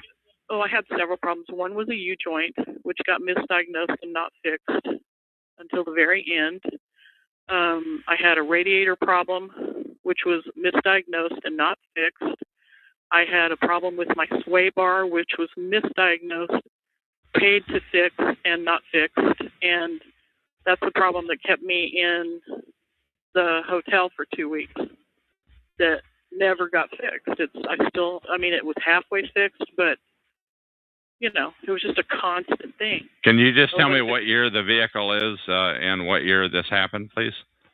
the vehicle is a 98, but, you know, it's not, these problems that could have been fixed. I know a lot about cars, and these are problems that actually could have been fixed. They just didn't do it. I had the same problem with the strut. You know, how many times do you replace a strut? 3 times in a period of 3 months? Seems unreasonable to me. So they were gaming you, these repair agencies. Now, how many different auto repair shops were involved in this, please? 4, 5, counting Pep Boys, 5. And this is in your small town or in Denver, please? There was one in a town about 10 miles away. There was 3 in the small town, and 1 in a town about 20 miles away. Now, I'm going to leave this totally up to you if you feel like, and remember, this recording is going into the public domain, and I can tell you right now, it's right up there in my top 25% of my quality recordings. But I'm telling you, I'm probably not going to pull this out of the public. I'm not going to throw this recording away like I do about half of what I do. That said, do you mind telling us what town you were in that 3 of the auto agencies or auto fix-it places misdiagnosed and what have you, and where you received bad service? And I'm sorry for such a long question. Well, I don't know. What do you think the repercussions of something like that are? I don't know. Let me tell you that nobody that I've ever interviewed has said their stalking and harassment has gone down because of it. You know, my own experience is I'm a different kind of a guy because I have a talk show and I speak out about this thing all the time. So I don't know. I don't know what the repercussions would be. Well, but the truth is, they know where I am. You know, there's no doubt in my mind that they already know where I am. The perps. Exactly. And so it was Palmer Lake, Colorado. But okay, it included and Palmer, people in Denver and Colorado Springs and Castle Rock. The whole line from Denver all the way down to Colorado Springs. Okay. All right. I thank you for disclosing that, and I think that's about as deep as we want to get into any disclosure. But it doesn't sound like anything that's purely isolated to that area, because I've heard these types of things, although yours would be one of the more shocking stories. I've heard these types of things in other towns. What other sorts of things have happened to you? Let's have some other examples, please. My neighbor, the day that I think I told you in the last segment that the cops were buzzing me all day long, I called my neighbor over and I said, I am not saying that you know who's doing this or that you're involved in it, but just in case you are, I would like for you to let people know that my daughter does not deserve to be treated like this.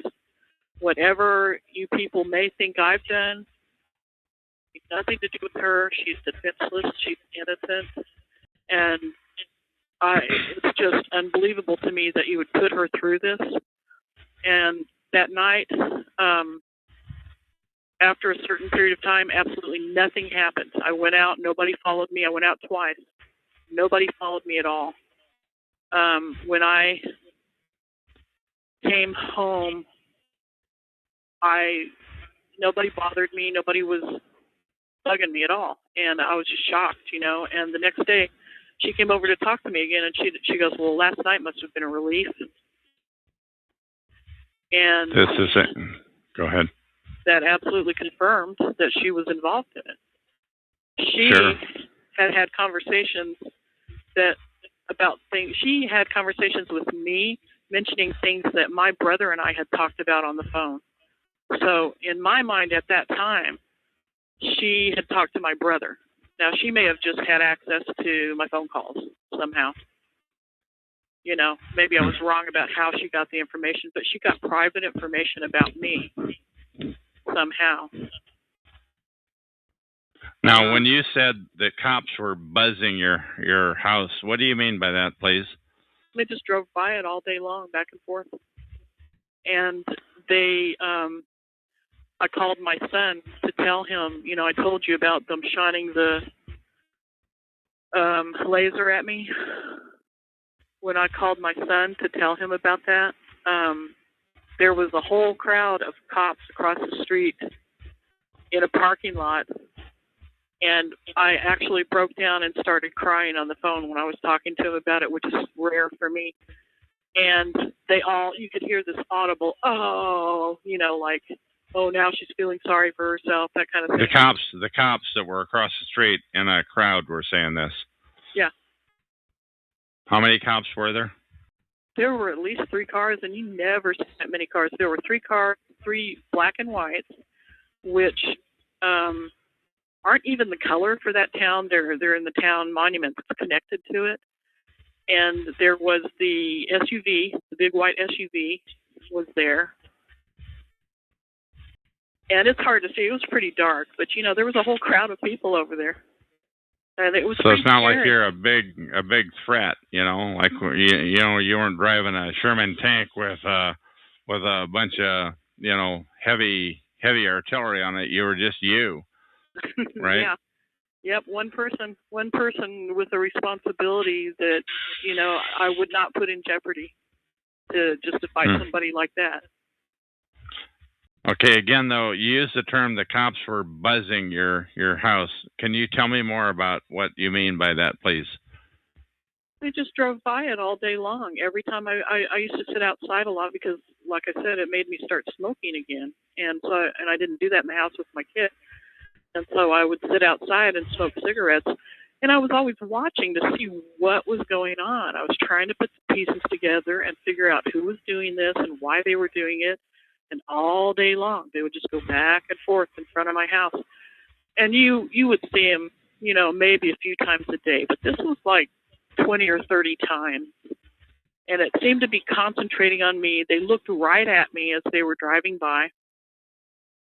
You know, it was very now, how many pointed. cops are in this town where you live? How many cops or cop cars do you guess there were? Well, I only ever saw 2 at one time. I think there were only 2 on duty at one time. I'm not sure about that, but that's all I ever saw. Now, do you live on a main street? Yeah, I was on a main street. Okay, so they could have. Okay. But basically, they were looking at you, making it pretty obvious to look at you. These cops, 20 or 30 times a day, 20 or 30 times a day. You're saying the cops in a town of 2 cop cars, the cops would drive by and they'd rubberneck and look at you. Is that? I'm just not pushing. I'm just asking. That only happened like that one day. The rest of the time, they just went about their business. Okay, so it was one day, 20 plus times where they drove by and rubbernecked and look at you. Yeah, I've had that happen right here in downtown Vancouver too. You know, where 5 different cop cars were rubbernecking, gawking at me. 2, maybe 3 times. Just 4, maybe 5 cars just gawking at me. It just gives you the creeps. So yeah, I have you can tell no. when it's pointed at you, you know. Yeah. What other sorts of things have happened to you, please? Oh, let's see. They broke into my car and pulled the carpet out of its metal, you know, the little metal runner thing that holds it in place. And I hadn't been in the back of that car in I don't know how long. And I know I didn't do it. It's not something a mouse could do. It's not something that could have happened any way except for somebody pulling that carpet out of there in order to get to something underneath it. I'm assuming that that's what they were doing. I believe that happened even before I moved to this town. The first time that happened, like a year before I moved to that town. And I thought it was odd, but I had already been used to people breaking into my house, my other house, and going through my things, you know. So I knew, unlocking my windows, I never left unlocked because I had somebody I was protecting. Not to mention protecting myself. I never had windows unlocked, never left them that way. And I would come home and find windows unlocked. I found another door jamb broken at that house, the previous house.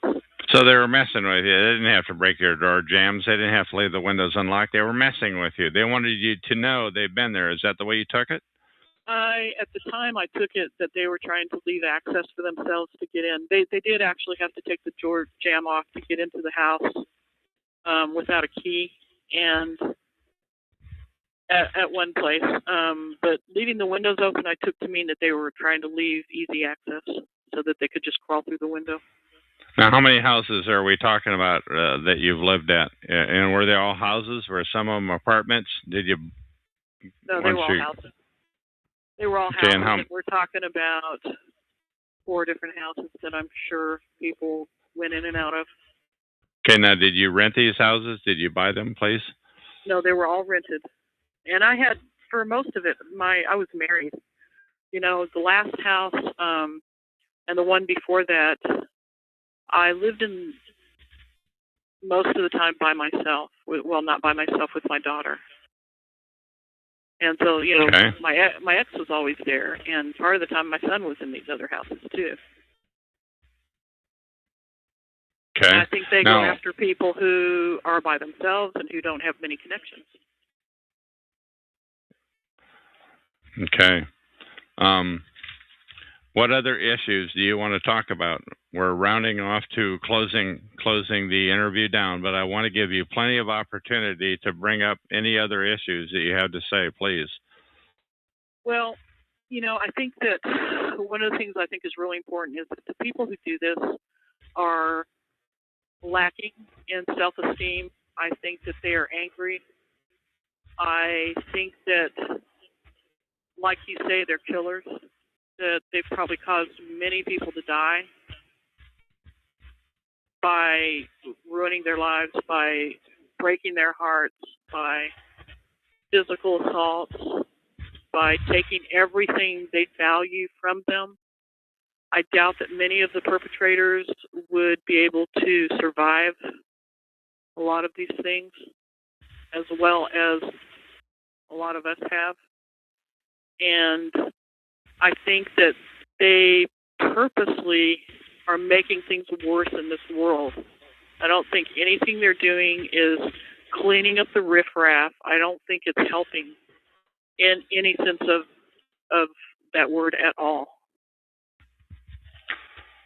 Oh, what about these volunteer fire department guys? Do you think, you know, did they know about all this, the far-reaching effects of what you just described? Do you think they knew? Do you think how a rational person could not know that I think the agenda is to push somebody to their death. I believe that that's the agenda for whatever reason, and I don't know who put them up to it, but I really do believe that that's the purpose of it. Now, how many other people? Go ahead. Because, you know, I mean, I'm a pretty strong person. I've spent a lot of time by myself before all this stuff started happening, and that's why I think I was able to survive it better. But I think it did make me act out some, you know, and if I hadn't been strong, I think that it could have pushed me over the edge, and I think it pushes a lot of people over the edge. But how could you not know that that's what's happening? You see it happening. You have access to somebody 24/7 through surveillance, so how could you not know that? So these, you think it's volunteer fire departments, and you think there's no way they couldn't know that this is happening? These volunteer firemen. I think it's a lot of civil servants. I think it's police. I think it's fire. I think it's Joe, normal citizen. You know, I think it's people who think they're helping the world, who don't really have the whole story. But I don't see how any rational person could not know how painful it is to put somebody through that. It's beyond me that somebody would not understand how that works. Because we're wired, we're hardwired, according to some tests that have been done, to when we're rejected or hurt, there's a certain part of our brain that lights up, and every one of us get angry. We're hardwired to do that. The people who are healthier are able to recover from it more quickly. But the ones that have lower self-esteem or maybe don't have as much support in their lives or have been abused don't recover the same way most of the time. Okay. What do you want to say to those civil servants, to those to those cops, those firefighters, those people who most people wouldn't know about this about them? Most people wouldn't know what you're talking about, that they're doing that. What do you have to say to everybody involved? What do you want to say? Now's your time, because this interview is going in the public domain for the eternity of mankind. What do you want to say to them? I want to say that it could be your kid that's suffering from this. It could be your best friend or your loved one that gets it the next time just because they piss somebody off and somebody puts them on a list.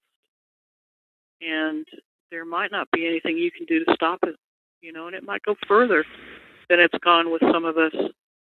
They might die because of it. Do you think those people know about that there is a list? Do you think they just blindly do what they're told to do? What's your guess? I think some of them do know there's a list. I know the healthcare professionals do because they have threat assessment teams. And I suspect the local police know because they have threat assessment teams also. And the fire and the police departments in almost every town I've been in are brothers. You know what I mean? They're close. And they work brothers as in Masons, you mean, or brothers as in brothers what? Brothers as in there's a brotherhood where they take care of each other, like a professional courtesy kind of thing. Okay. And I do think some of them know, if not all of them. Okay. What else? What else do you want to say? It's totally open-ended, and I just want you to get your thoughts out for the eternity of mankind. What do you want to tell people? What do you want people to know about this protocol of organized stalking? Well, like I said, it's not going to be just limited to the people it's limited to now. This is going to go beyond just going after a few people who you don't want to see in your town. It's going to go to where we're all under control and none of us have any freedom at all. And we're giving people power to do exactly what they want to do to us. And there's a certain percentage of those people that are sadistic, nasty people who are going to take advantage of that power and do things that are unspeakable, just like Hitler did. And if you don't do something about it now, you're going to be sorry that you let it go on. Okay.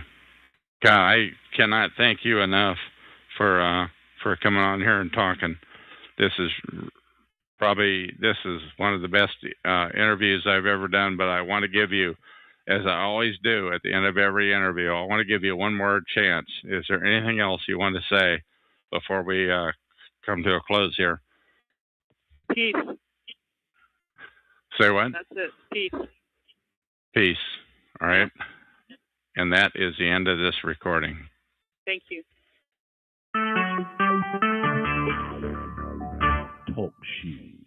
Recorded live. Hello, this is Chuck, nickname Van, or Vancouver, Washington, USA. Welcome to Talk Shoe, call number 120297. This call is being recorded, and anything said will go into the public domain. Thus, everyone is entitled and encouraged to copy and republish any or all of this MP3 recording file. You do not need permission, no notification or attribution. If necessary to find more of these public domain audios, go to the top right corner of any TalkShoe.com screen and search for Vancouver or show number 120297, or click on the purple top left Live Now button to see if the show is currently underway. The time out here on the west coast of the U.S. is about 3:30 p.m. on Friday, September 14th, 2012. Okay, I'm going to read a script which I wrote. This is a shout out to targeted individuals, TIs, or to perpetrators, perps. Once again, this recording is for TIs or perps who want their voice heard on this talk show, call number 120297. Also, the creator of justifiablydisturbed.wordpress.com, which I recently found and read. Please note that my talk show and recordings are in the public domain for the eternity of mankind. It is my intent to get the word out about gang stalking. So if you appear on my show, if you are participate in a recording, and if I keep that recording, it will go into the public domain for all time. That means everybody is encouraged to copy, and any recording.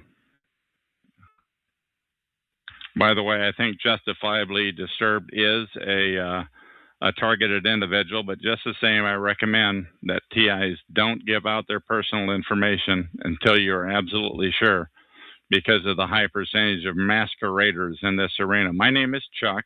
I'm a targeted individual. My gang stalkers went overt on me in April of 2006. Going overt means they wanted me to know that I was being stalked and harassed, but perps don't want TIs to be able to prove anything. I finally discovered the term gang stalking on the internet, and it was at that point that everything added up. The continual harassment and head screwing, I was being gang stalked. Google that term, by the way, gang stalking. Though you'll find the results are often flooded with disinformation. That's part of the PSYOP, the psychological operation. Anyway, 3 months later, in August of 2010, I discovered a hotbed of talk shows about gang stalking on TalkShoe.com. I saw much potential on TalkShoe to get the word out about gang stalking. However, most of the calls about gang stalking were then and still are today of crazy talkers. It's a disinformation campaign. The plot had thickened. By the way, Justifiably Disturbed.wordpress.com mentions the concept of disinformation in her blog. Incidentally, you can count on this. The perp filth will do anything to flood her blog with crazy talk. Mark my words. So don't be surprised if you go there at some future time and there's a bunch of crazy sounding disinfo there. I'm telling you so now. Anyway, at the end of August 2010, on TalkShoe, I started my own call, number 87161. I conducted many interviews and recordings. A lot of those I later recognized were flooded by crazy talkers. So I erased many of them. So some of most of them, but some of the nonsense still exists on the old call number 87161. Incidentally, TalkShoe shut that call down in January of this year, 2012. But thankfully, the 87161 recordings remain to this date. Of the remaining calls, I would estimate that 2/3 of them are authentic. The rest are of disinfo flooders. You decide. In retrospect, I now realize I was trying to be polite to the perp filth, but doing so is a mistake because the perps will take advantage of that. The perps will flood their disinfo crazy talk onto any call they can get away with it. Anyway, I cannot log into 87161 any longer. But 4 months later, in June of 2012, I started a new call. This call, number 120297. Please remember that this call, number 120297, as my talk show has imposters. So it is important to remember my voice and personal interaction. You can listen to my recordings and TalkShoe to determine my sincerity and the lack of disinfo and wacky, unachievable talk. As of this date, September 14th, 2012, this call number 120297 is live every day at 10 p.m. Pacific time, and often I am on much earlier in the day than that. You can go to TalkShoe and in the top right corner, search for 120297 or click on the purple Live Now button in the top left corner of the screen earlier in the day to see if that call is in progress. Please listen in and consider calling in live to do a recording. Also, TIs, targeted individuals, please do not ever state your intent to call in or do anything else for that matter, as the perps will almost certainly interfere with your intent. Please just do it. Phone in at any time with no notice or mention of it to anybody. And please be on the internet when you call in. Once again, as a TI, do not ever state your intent to do anything. Do you get it? To call this talk show, you can call TalkShoe's number 724-444-7444. Then on your phone, enter my call ID number 120297 #, then enter 1 #. Let me repeat that. You can call into this show by calling TalkShoe at talkshoe.com at 724-444-7444. Then on your phone, enter my call ID number 120297 #, then enter 1 #, and you will appear on my screen, and I will talk to you exclusively. Perhaps to help me authenticate you, you might consider putting a temporary note on your blog or somewhere on the web, such as Chuck or what have you. Lastly, by now you must know how deceptive these scumbags are. Thus, please know they will use their every illicit power to have you believing I said something about you or did something to you. They want to keep legitimate callers from calling into my show. Never forget, the number one objective of the perps is to isolate TIs, especially from one another. The last thing the perps want is for TIs to team up with each other.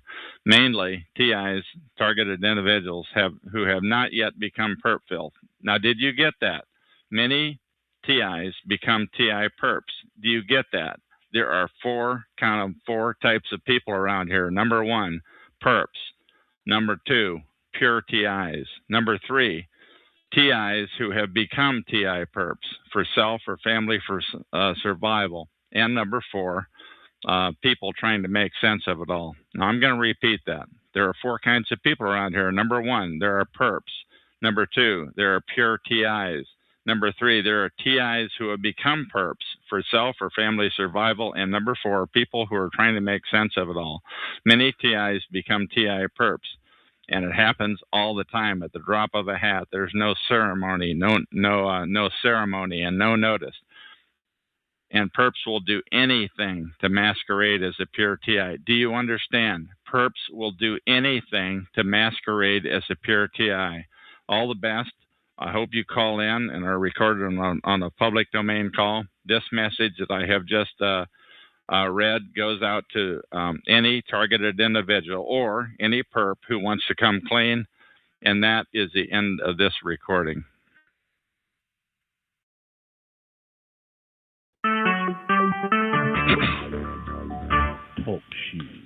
Recorded live. Hello, my name is Chuck, nickname Van of Vancouver, Washington, USA. Welcome to TalkShoe.com. TalkShoe.com. Call number 120297. This call is being recorded, and anything said will go into the public domain. Thus, everyone is entitled and encouraged to copy and republish any or all of this MP3 recording for the eternity of mankind. You do not need permission. No notification or attribution is necessary to find more of these public domain audios.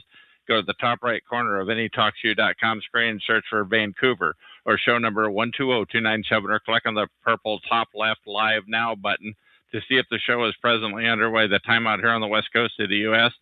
is Wednesday, September 19, 2012 at approximately 12:45. And this is recording number 3026. I have on the phone with me Sydney, who I interviewed on interviews number 3023 and 3024. And how are you tonight, Sydney? I'm doing great. How are you doing? Good, thank you. Now, what inspires you to come to this show tonight, if I may ask, of all nights?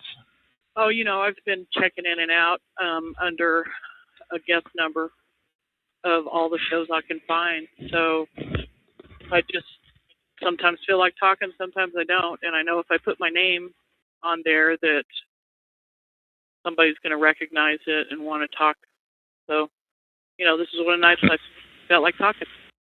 Okay, and I do want to indicate that was September 4 of 2012 that the interviews number 3023 and 3024 occurred. Now, while we were talking in the chat room earlier, Sydney, you and I, you had mentioned that you moved away from Palmer Lake, Colorado, and you moved somewhere else to be closer to a support system. And can you please explain what you meant by that, please?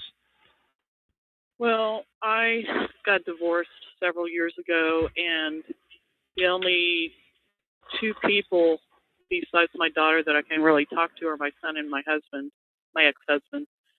And he knew about the whole thing. He knows that there's still something going on.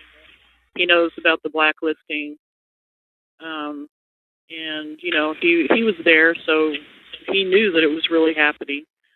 And he sort of helped support us, and so we decided to go closer to him so that we would have an ally.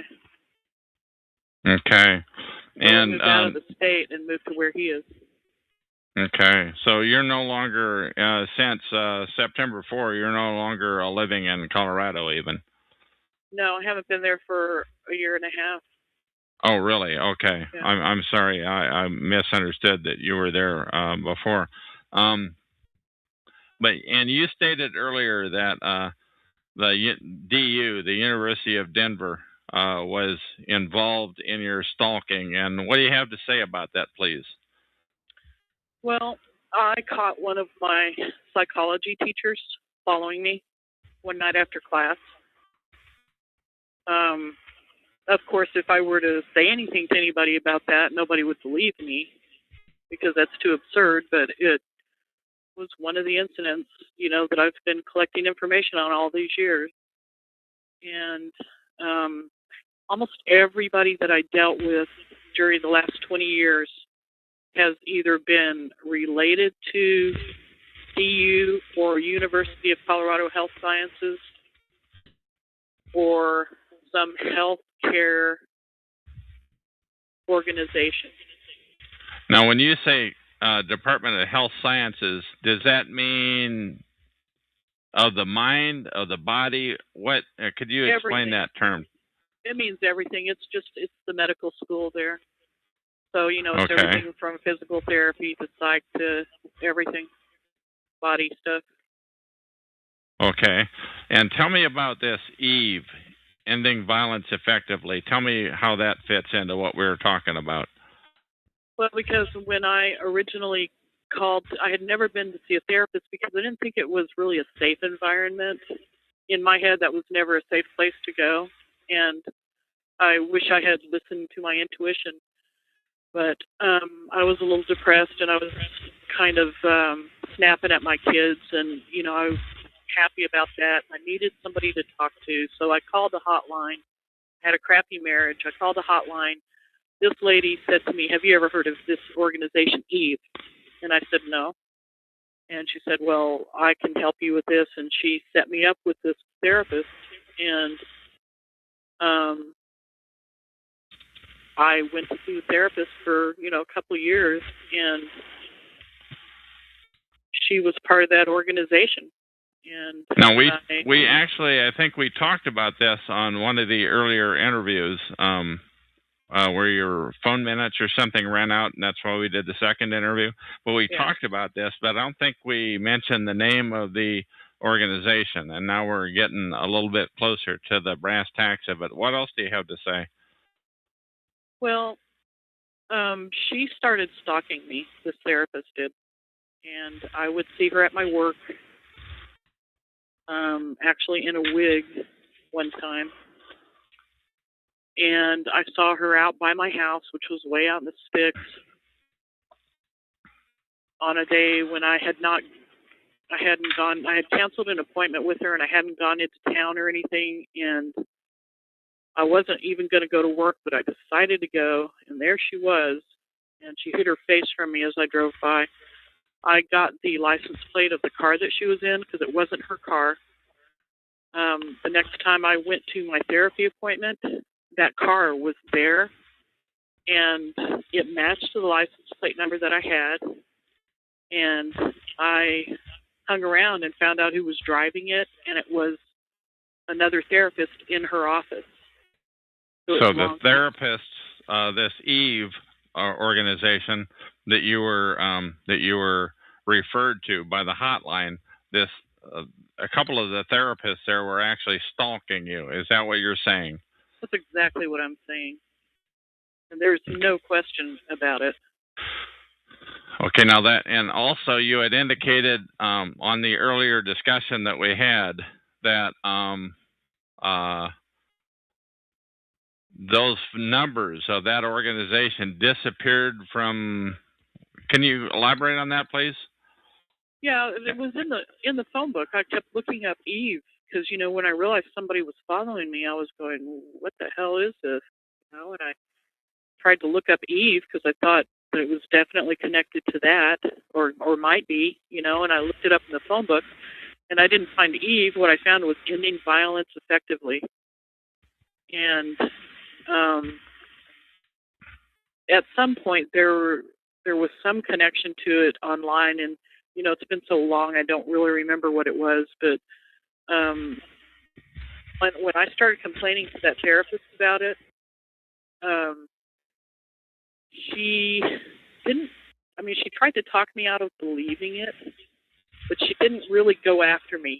Like normally somebody would try to get you committed or something weird like that if you said something like that. But she didn't even try to do that. She just denied it, and she and she was one of the two who were stalking you. Am I getting this right?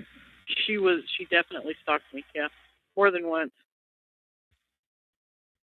And okay. It was the craziest thing. At first I really thought I was nuts, but then I wasn't about to tell anybody because I didn't want to be accused of being nuts. So I only told her, and I just sat and watched. I just sat back and watched the different connections, watched which people said things to me that they couldn't possibly have known. Over you gather a lot of evidence over 20 years.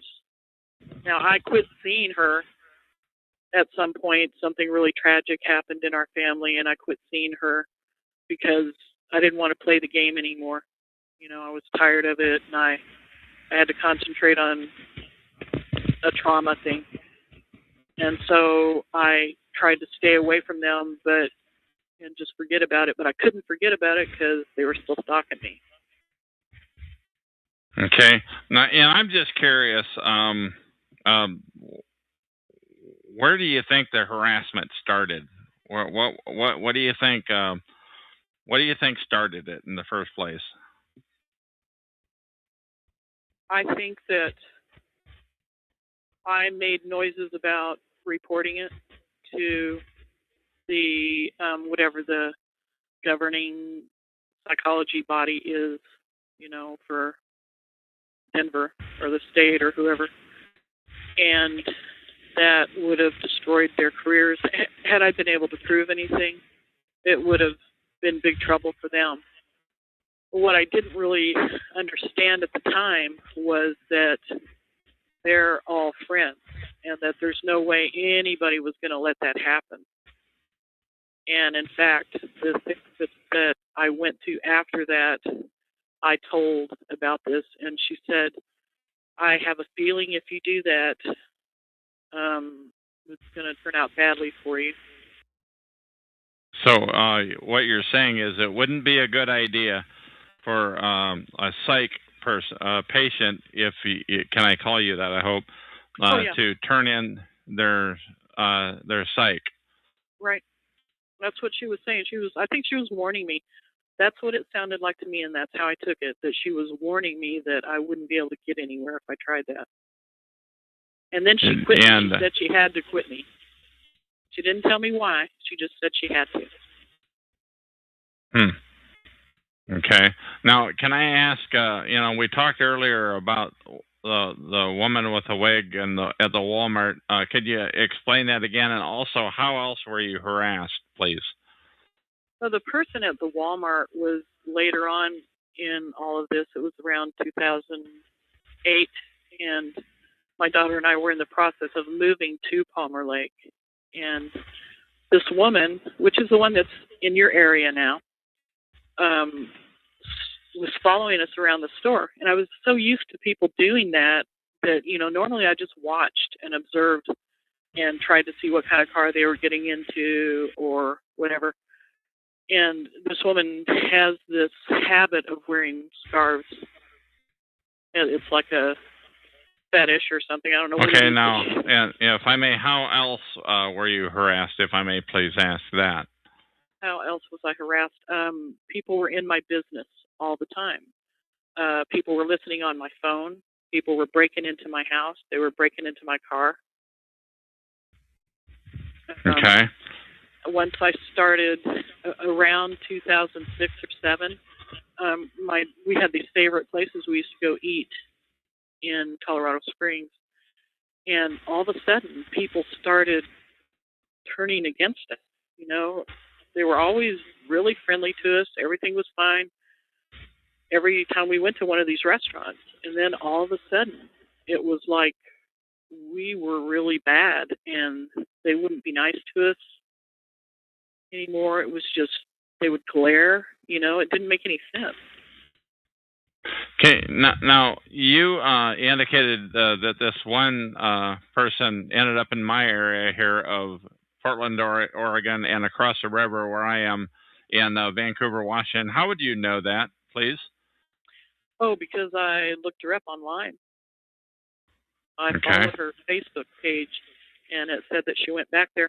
Plus, she was actually in charge of my daughter at times, and was in charge of a group I belonged to. You know, my job was at a healthcare organization, and this woman was, as an intern from DU, was part of all of this. And she was the person who stalked us at Walmart when we were moving. And when I first met her at my job, I didn't really realize who she was. Then I remembered the scarves that she wears, and I realized it was her. Okay, and I really appreciate your not mentioning any names. I think we can get away with the DU, the Denver University part, but we don't want to mention any names, and I really appreciate your not doing that. I'm just curious, have your children been harassed at all in this? I don't think so. I think that my son is, I do think that he's being stalked. I don't think that he knows it. I don't think that he can fathom that the person who's doing it would do that to him. As somebody he's close to. But now, typically, go ahead. And I don't know what the agenda is, but I do believe he's being watched. Absolutely. Now, typically, when we talk on here, we talk about organized gang stalking, that there's people other than just like the hospital. This would be an unusual situation where you know where they actually came from. Have you had other groups stalking you and harassing you? Well, I think I mentioned this before, that I think it started out to be this therapy person, and then over the years, you know, I could tell it was still happening. I wasn't really sure who was doing it. I didn't actually see, well, I actually did see her car, her van, and her husband in it, in another house I lived in that was way out in the country again. And her van, because of the license plate. And as time went on, I think that when I was working at this healthcare place, I pissed somebody off there, and she actually got fired because I think she's the one that sort of pushed it into more of a regular gang stalking thing, where the whole town came after me. I said something that embarrassed her because she was being really mean. And I saw her in that town twice. I saw her talking to the cop.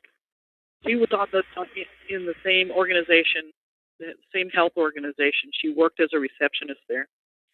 I definitely saw her talk to a cop half a block from my house, and she didn't live anywhere near there. She lived in Denver. And I saw her driving down the street. My ex came into town to help me fix my car, and she drove down the street as, you know, going the opposite way we were going, and she just grinned at me. because she knew what I was going through. And I really think she's the one who pushed it that far. And so it turned into a big, huge gang stalking thing then. So what was like the first incident of when this happened? Of the gang stalking? Yeah, please.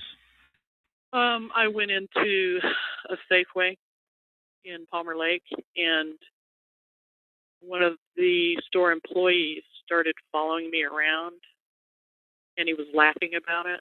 But, you know, every time we'd turn a corner from one of the aisles there, he would be. Who is the we that you were with, please? Me and my daughter. Okay, and please continue. And then the manager, we always went through the self-pay thing, and the manager started glaring at me. Every time I went in there, he was mean, and he was glaring at me. And so, you know, I told one of my brothers about it, and... Was it like he was tipped off that you were coming in, or what do you think? It was just like he hated me. You know, that's the only way I can describe it, is that he was sort of in a rage every time he saw me. And where else other than that safe? How many times did it happen in that Safeway? And where else might this stalking have occurred, please? I would say it only happened maybe 3 to 5 times before I just said I'm not giving my business to this guy anymore because he's a jerk. And then I started going to other stores, and one by one, over a period of about a year, they all started turning against me and giving me nasty looks and talking about me. And, you know, making a big display. Cars were following me everywhere. And it was just full-blown gang stalking. Every store in town. Then it started following me into Denver, you know, to stop it at this little Mexican place on the way into Denver, because we went there 3 days a week. And all those little restaurants that we stopped at by the end of this whole thing in Colorado were turned against us. Okay, and this is 3 days a week over how long of a period of time, please? For about 2 years. And it happened last year that we were doing it. It was like that.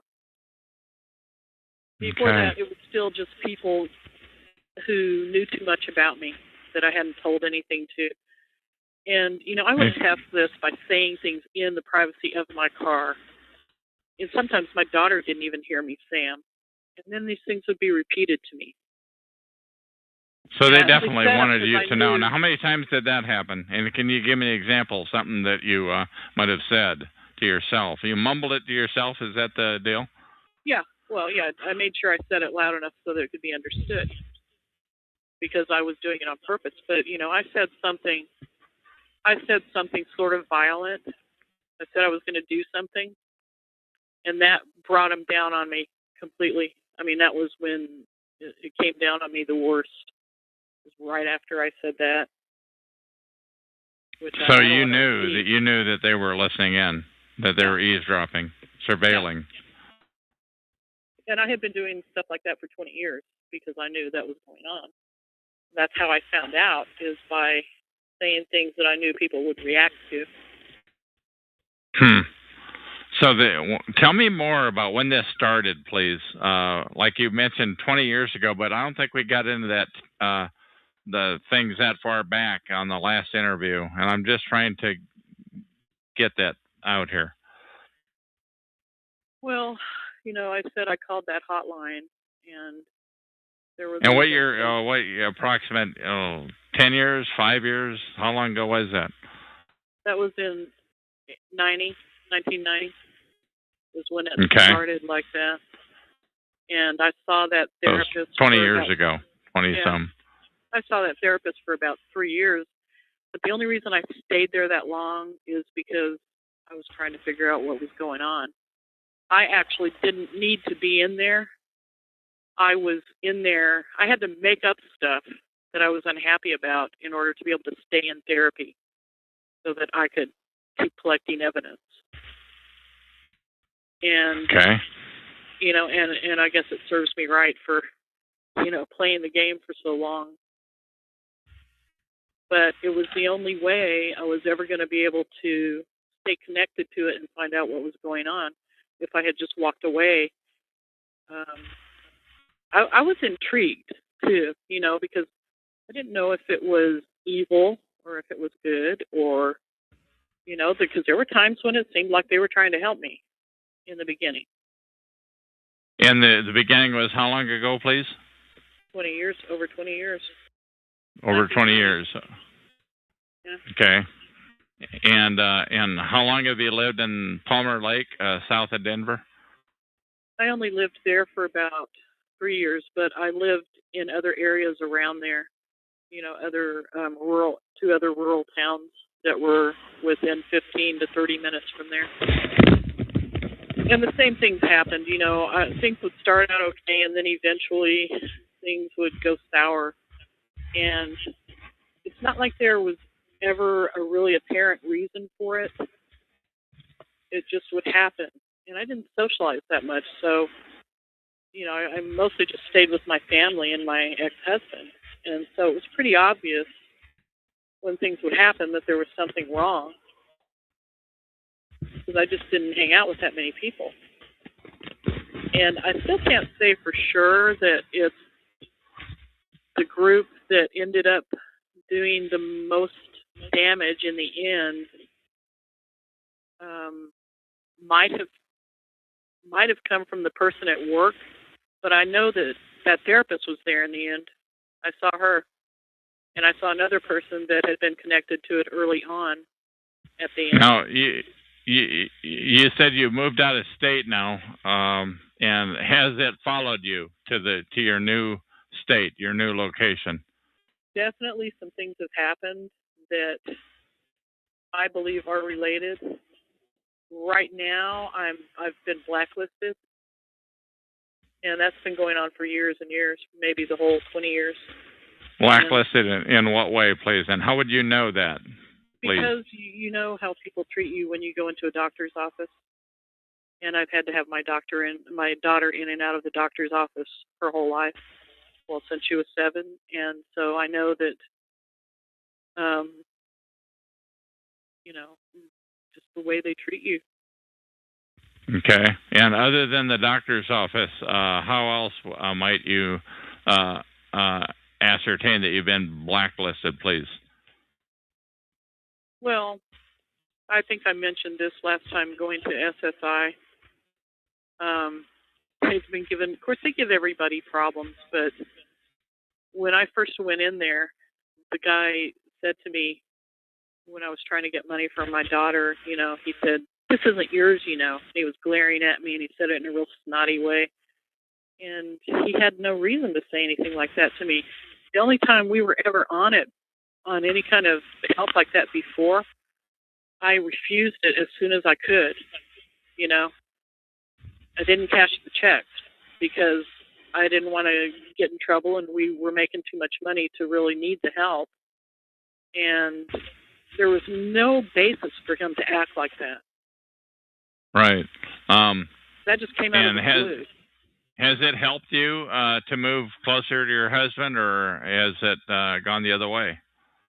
Oh, it's helped me because when there's two people watching out for it, you have to be more careful. So you don't ever see anything happen when he's visiting. When he's at our house or when we're out with him, you never see anything happen. And really? Yeah, and it hasn't been, because they already know he knows. They've heard me tell him. They were on my phone. They heard me telling him all the time about it, and they knew he believed me. So, that's was he in on it, do you think, perhaps? Tough question, but I'm asking it. Well, it's something I've always wondered about, and I go back and forth between thinking he is and he isn't. I do think that he knows something that he's not telling me, because he came the Christmas before we came here. He was there helping me fix my car, and he all of a sudden said he got a phone call, and he goes, "I got to go." And he went off and was gone for an hour and a half. And I had said to him, "Please don't go off and leave me, because I won't trust you. If you leave me for any length of time, I'm going to believe that they got to you and they've turned you, and I won't trust you. But he did it anyway. And I don't know. There's just little things that make me think that he knows more than he's saying, but he still seems to be trying to help us. But you know, I'm never going to trust him. These repairs on the car, do you think they were inflicted by perhaps perps, or do you think they were regular repairs? Some of them by normal wear and tear. They did some destruction to the car. You know, on the inside, where my console is, they ripped the top off of it. I guess they couldn't open it, and they ripped that off. There were a couple of knobs that were missing. They messed with the wiring where there's a lighter in the back of the console for the people in the back seat, and that was hanging out one day, which I know I didn't do. You know, it used to be in there tightly, and then all of a sudden it's hanging out and it's real loose. So there were little things like that happened. But the other stuff was mainly, it's an old car, you know, and so I would take it into the shop and they wouldn't fix it. They'd charge me for it and not fix it. And it just kept happening over and over and over. And they started treating me with that same rage in a couple of the shops. Yeah, we talked about that on the previous interviews, so I would encourage people to listen to those interviews, number 3023 and 3024. Are you, during this time, have you been able to work during this 20-year period? And if so, for how long extents of times and what have you, please? I have, but it's because I was going to school during part of that time. From 90 to 94, I was going to school and getting a degree, and so I had work-study jobs. I worked in restaurants. None of it for a real long period of time. You know, I would say a year at the most, and I had problems the whole time. There was always somebody trying to pull something, and most of the time I just ignored it. And I was sort of in a good position because I was in charge of the area I was working in. So, and most of the people who were around there were young students, and I was in my 30s already. Now that was 90 to 94. What about since that time, please? I've had some restaurant jobs, and I did a little bit of work with my ex, construction work, artistic construction work, and then I had that one job in the healthcare field.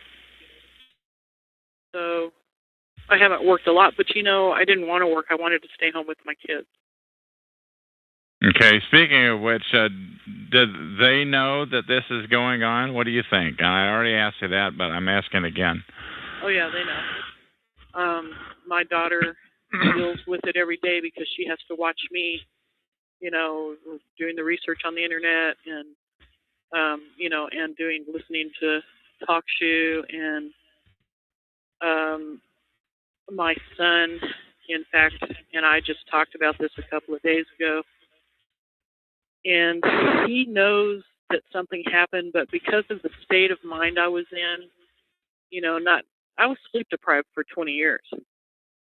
And at the worst of it, it was really bad. And you know, you do become paranoid and you do think that things are happening that aren't. And after 20 years, I pretty much knew which things were just paranoia and which were really happening. Now, when you say you were sleep deprived, how do you think they did that?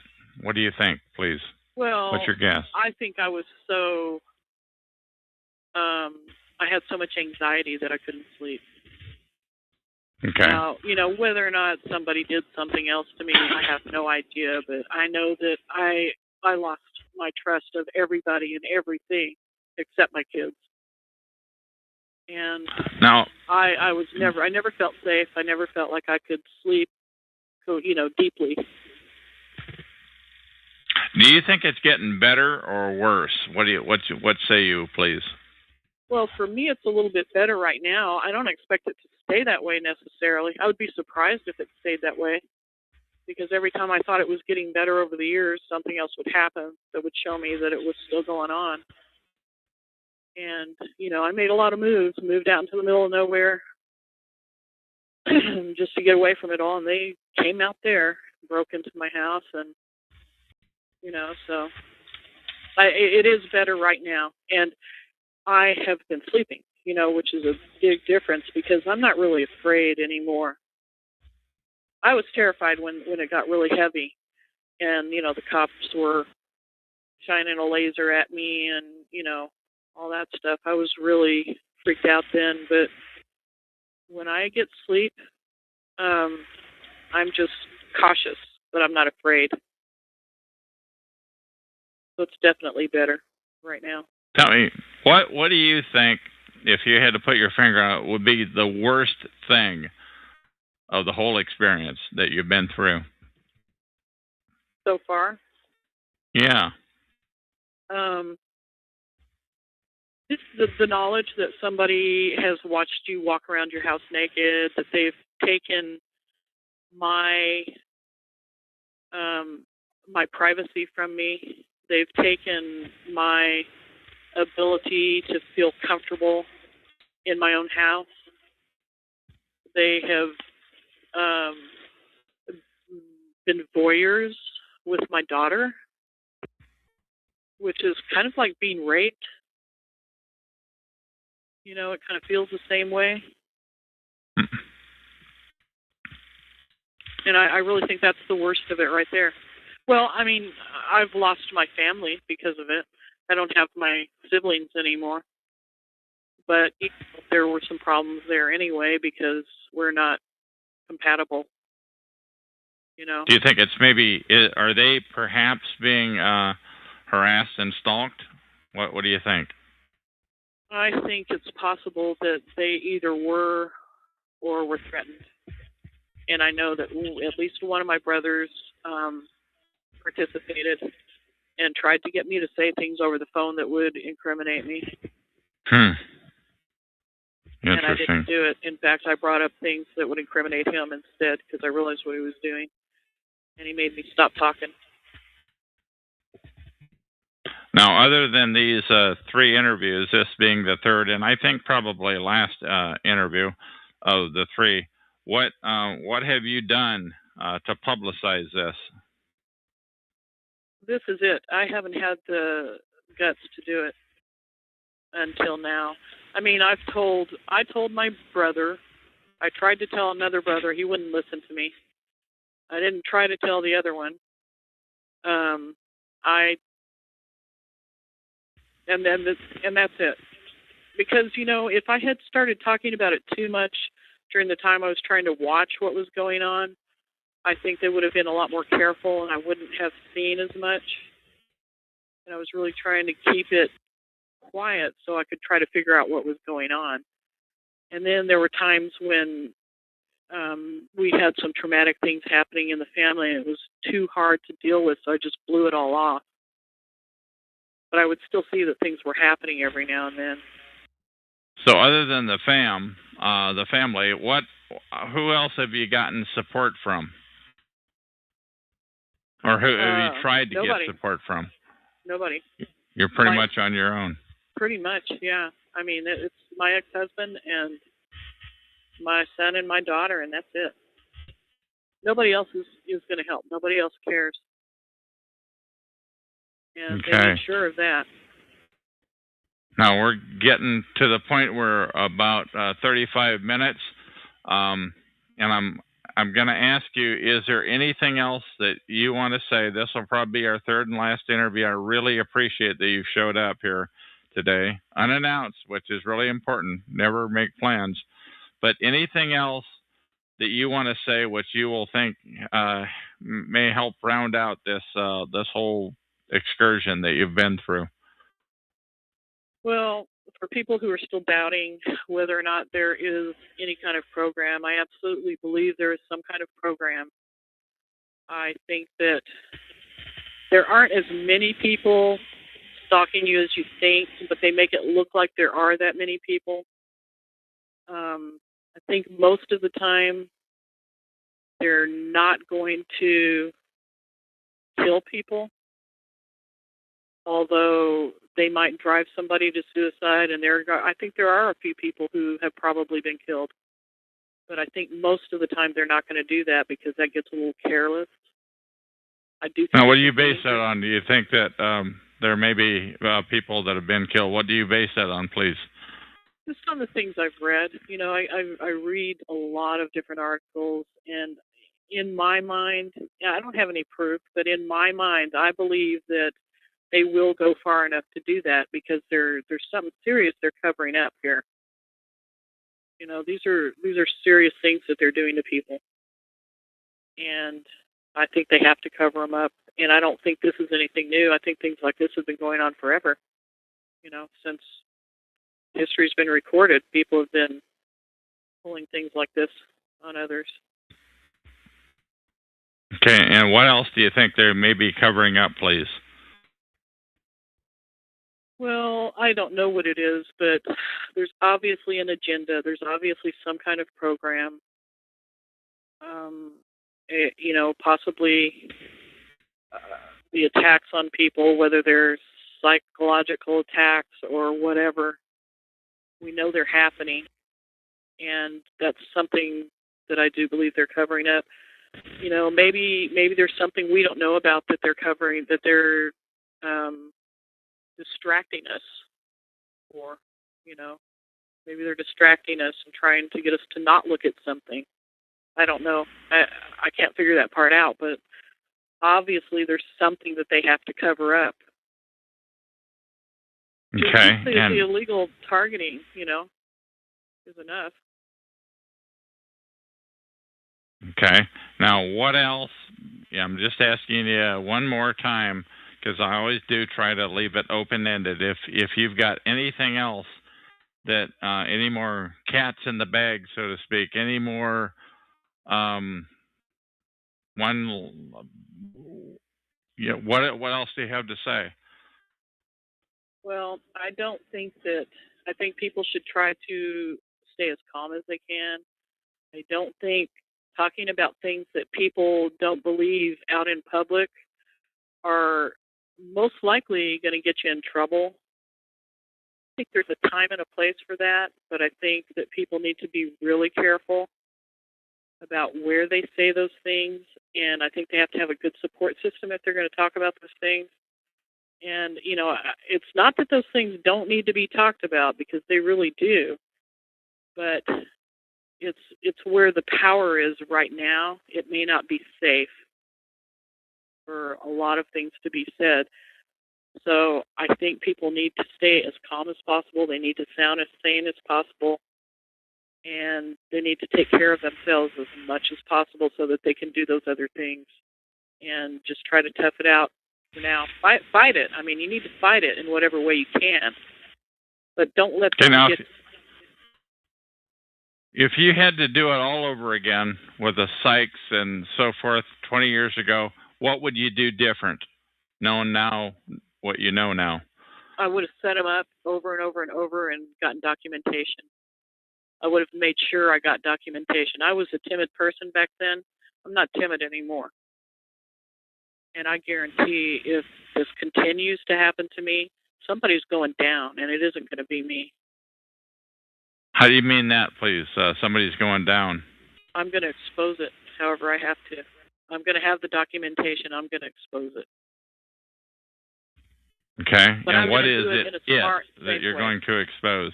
I'm going to expose organized stalking and everything that goes along with it. Okay. One more chance. I'm asking you to dig one more time. What else would you do different? What if you had to do it over again? The evidence collecting, what would you do different? How would you progress differently, please? Well, I wouldn't let them intimidate me. The biggest thing that stopped me from getting the information I needed to get so that was believable to other people, was being intimidated, letting them scare me. And I don't feel that way now at all. Because you pretty much know they're not. You pretty much know they're not gonna kill you now. No, I don't know that. But if there's nothing I can do about that. If they want me that badly, they will do it, and I can't stop them. But they haven't so far, and I'm not going to live the rest of my life in fear. Like I'm not going to waste another 20 years like I did just because they're scaring me. I'm not scared of them anymore. Even if they decide they're going to do something drastic like what you just mentioned, I'm not going to get scared. Because that's what they're counting on. That's why their system works, is because they terrify you. Their system works because they terrify you. That's why it works. That's radical. I have not heard that before. Please elaborate on that. Well, if you're scared to tell somebody about it, then the word doesn't ever get out. If you're scared to live your life, they have you exactly where they want you. If you go ahead and live your life, then it's not as effective. But that's their job, is to screw with you. Yeah, that's their job, to push you over the edge, scare you and push you over the edge to whatever conclusion, that is. Whether you kill yourself or whether you get locked up or whether you act out and do something to somebody else. And I'm not saying that people who are targeted are perfect and haven't ever done anything wrong, because I've certainly done some things I'm not proud of. But I don't think I would have done them if I hadn't been terrorized and pushed over the edge several times. Okay. Yeah, I mean that's what happens. That's why people are mass murderers. That some people. That's why people who are bullied have problems, because somebody has terrorized them, and they know that that's going to happen. It's not a big secret anymore. Okay, once again, this is Chuck.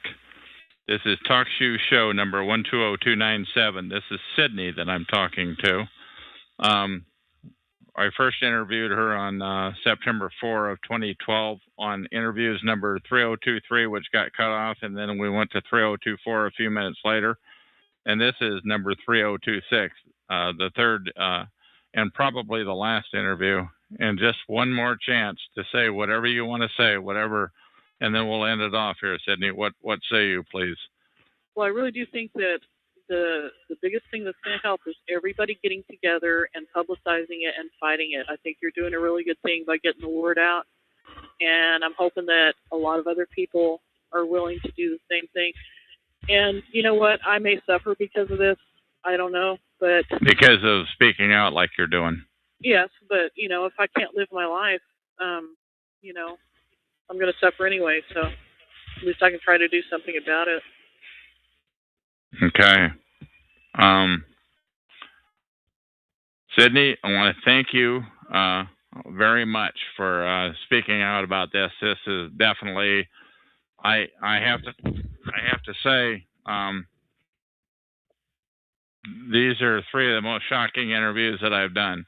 These little 3-pack that we've got here. Thank you very much for appearing with me. You're very welcome. Okay.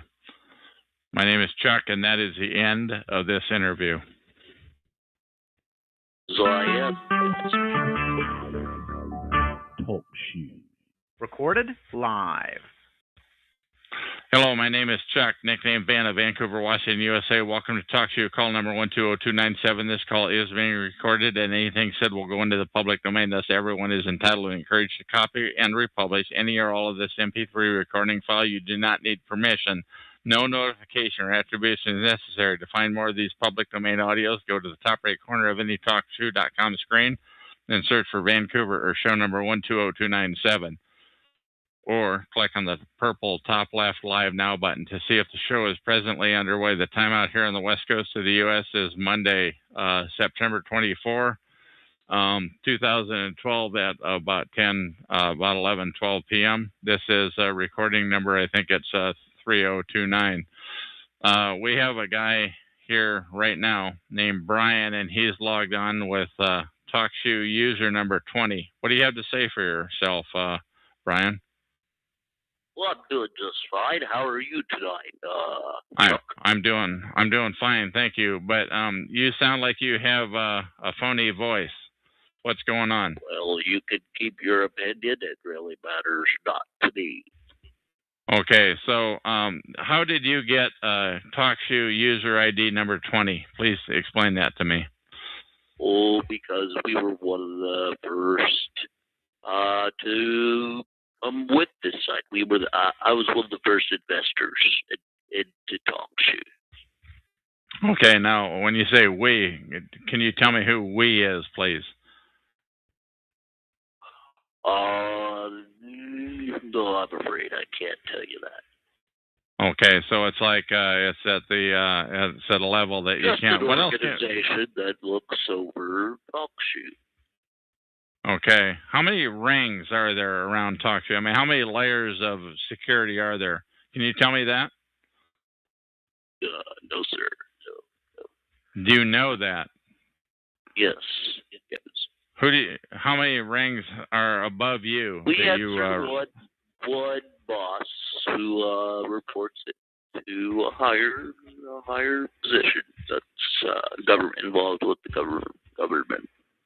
Okay, so do you get a government paycheck per se? Oh yes. We are paid through the federal government. Okay, and so that's what TalkShoe is, the federal government, and you are employee number 20. No. TalkShoe is not the federal government. TalkShoe is subcontracted through the federal government. We, however, are not in any way with the federal government. Now, I had always heard that TalkShoe was initially NASA, in other words, National Aeronautics and Space Administration. What do you say about that? Had you heard that?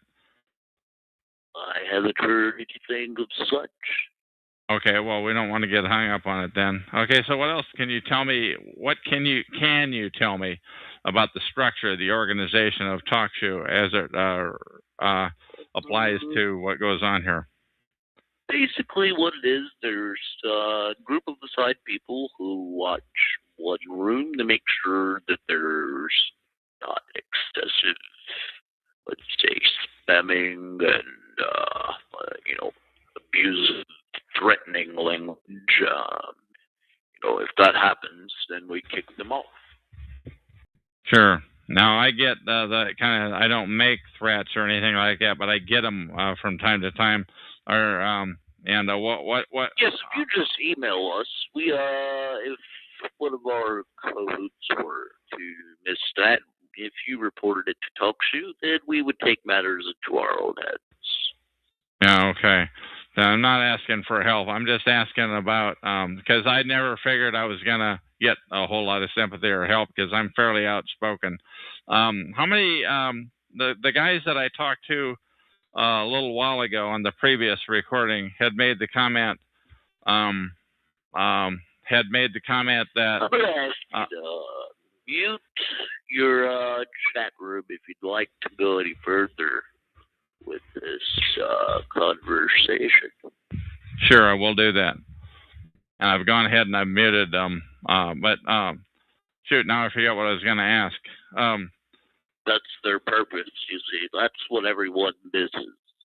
They want to throw you off so you can not remember your train of thought. That's the old big shebang.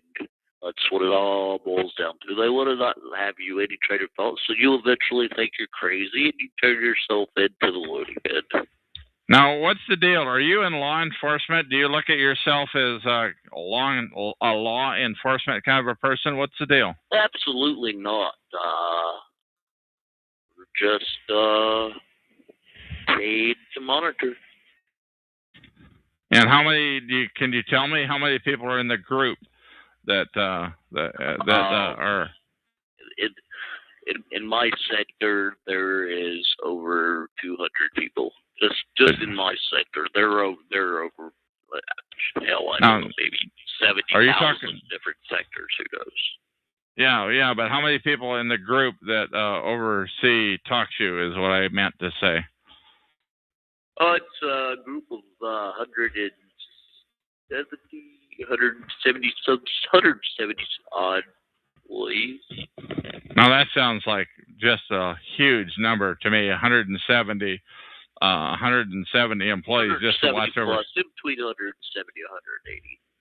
Yeah, that sounds really like about really high to me to just watch over what goes on at TalkShoe. What do you say to that? That's a skeptical response, but what do you have to say to that? I'd say it's a rather small number, figuring the amount of people that are monitoring other websites, especially government websites. And what sorts of tools do you use to monitor the websites? I'm not going to get into that one. So. Okay. All right. What else? Tell me something I don't know. Please. About know an TalkShoe. awful lot. You can pat yourself on the back for that one, Chuck. Okay, I can pat myself on the back, but tell me something I don't know. Then tell me something I don't know. Tell me something that'll shock these 12 or 14 people that are in the... Know is that TalkShoe is such a small venue that you'll never actually get the word out through TalkShoe. It's not a big enough broadcast. Okay, tell me something else. I've heard that before, and that I shouldn't spend any time here. But the one thing that's pretty cool is that I have not found TalkShoe. It's also a very dangerous website because we can track your IP addresses, and most people that come around joking tend to end up being the victim in the long run. Most people that come around wedding, what was that word you used?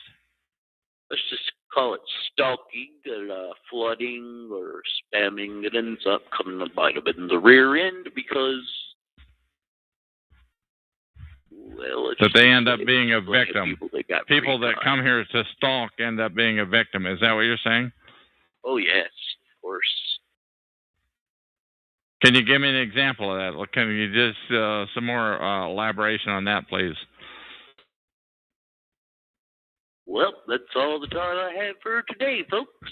Have a good night, Okay. Chuckster. Okay, now that was Brian, and his ID was number 20 at TalkShoe. And so I have not yet seen the ability. I've seen people have the ability to mimic my name, Chuck of Vancouver, U.S. I've seen people have the ability to do that. And other names, I've seen them logged into my own room as apparently like myself. But if you were to do a mouse over that URL, you would see that the TalkShoe IDs were different. But I've never, ever seen the ability to get a lower ID number or than what you have, a different ID number. So I've at one time I had 3 people with my exact name in here, but they all had different ID numbers. But this guy Brian was number 20, and also I will say that lately I have seen this Brian person logged into my chat room from time to time, and I usually left him unmuted because he's never said anything. But tonight was the first time that he's done that. I do believe that this Brian character that I just talked to, I tend to believe that he's got some capabilities. I tend not to think that they've got 100 and some odd people that do this sort of thing for TalkShoe. They may be doing it for somebody else too. If TalkShoe is a small part of what they do. I'm going to go ahead and terminate this call. And that will put me in a position where I can start a new call, which I will do in a second, and that is the end of this recording. Talk Show. Recorded live. Hello, my name is Chuck, nickname Van of Vancouver, Washington, USA. Welcome to TalkShoe.com. Call number 120-297. This call is being recorded, and anything said will go into the public domain. Thus, everyone is entitled and encouraged to copy and republish any or all of this MP3 recording file. You do not need permission. No notification or attribution is necessary. To find more of these public domain audios, go to the top right corner of any TalkShoe.com screen and search for Vancouver, or better yet, show number 120-297, or click on the top left Live Now button, which is purple, to see if the show is live and presently underway. The time out here on the west coast of the U.S. is about 5:45, and the date is Thursday, October 12th, 2012. This is episode number 3033. Once again, this is an episode of www.talkshoe.com. Call number 120-297, episode number 3033. It's by me, Chuck. The title is Help Me Figure Out How Perps Manipulate Store Personnel to Perp TIs. This and all episodes that I record are in the public domain. So please copy and post these audios as you see fit with no attribution necessary. So let me start out by asking a question. How can perpetrators or perps get the obedience immediately and completely from a store clerk to be rude to a targeted individual, a TI? How can that be?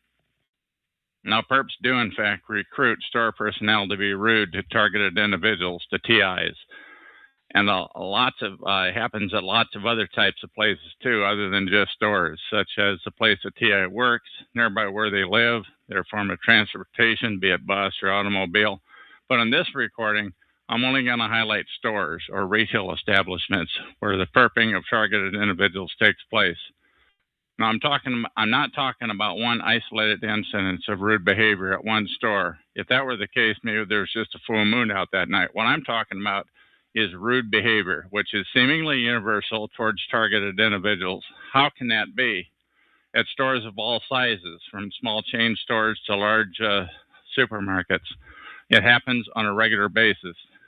One thing to keep in mind, harassment of TIs is subtle. If you are a bystander and not the target being perped, you would not notice it. So please keep that in mind in this next section. Perps follow targeted individuals around, TIs, 24/7.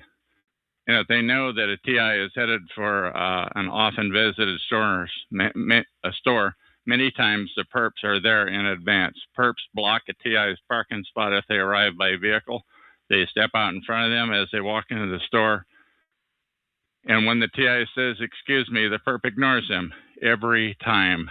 And just as they grab for an item, which they purchase every time they're at that store, somebody moves their shopping cart to cut them off. Once again, when the target says, "Excuse me," the perp ignores them. Perps do not want to make eye contact. They wear a poker face. Perps don't want to be invited into a conversation. That's why they ignore them. It's a complete head screw. It's a PSYOP, PSYOP. Just as a TI arrives at the end of the aisle with their shopping cart, bam, somebody appears out of nowhere to block their forward motion. Once again, the TI says, "Excuse me," the perp ignores him every time. Now, once again, these things do occasionally happen in real life, but they happen to TIs every time they go to the store, many times per visit, I might say. The target heads down the next aisle for a 6-pack of soda pop, which they buy every time that they're at that store. Bam, somebody blocks their path just as they're ready to grab for the soda. And it happens every time they go to that store. Again, these things don't just happen on one visit. It's every time a target goes to a store, the TI is being sensitized. This is a first-class head screw. It's a psychiatric operation, or a PSYOP. It's spelled PSYOP, abbreviated for short. How can this be? Who is doing this? Where are all these people coming from? I suspect largely, many times, it's churches. But listen on. Not everybody in every congregation would be doing it. Maybe only a small percentage of them would be perps, perhaps Satanists, getting off their jollies. In fact, and get this, I suspect the small cells are in on it. And they don't even know about each other. And if they don't know about each other, then how are you going to know who they are without a lot of studying? Because it's like I said, it is very subtle.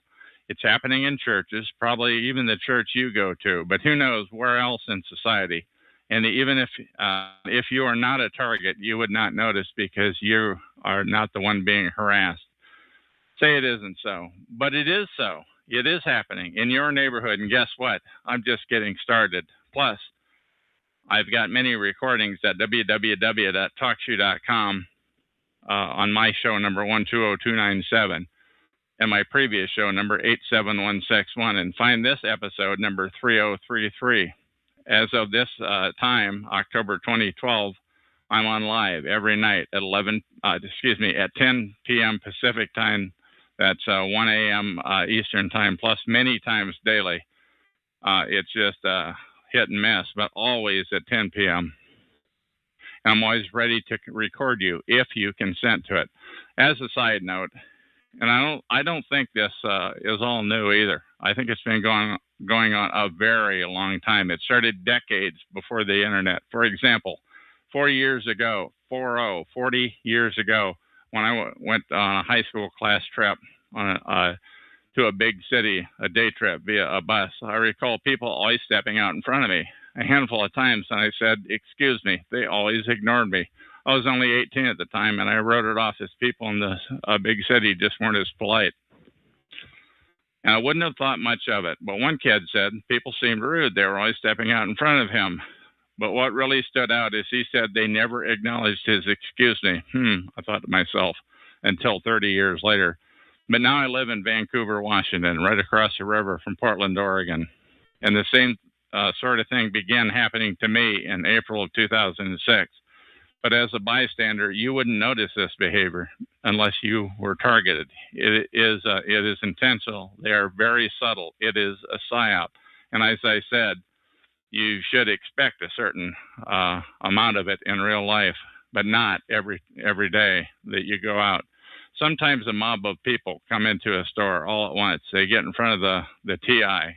They take all day paying or choosing lottery tickets. If this sounds far-fetched, listen on, because I'm just getting started. But and it happens every time, to keep that in mind. But if a TI darts in to a store that's never been visited, he does it unexpectedly. Perps can get caught off guard, and the TI will get respectful service, as should be expected.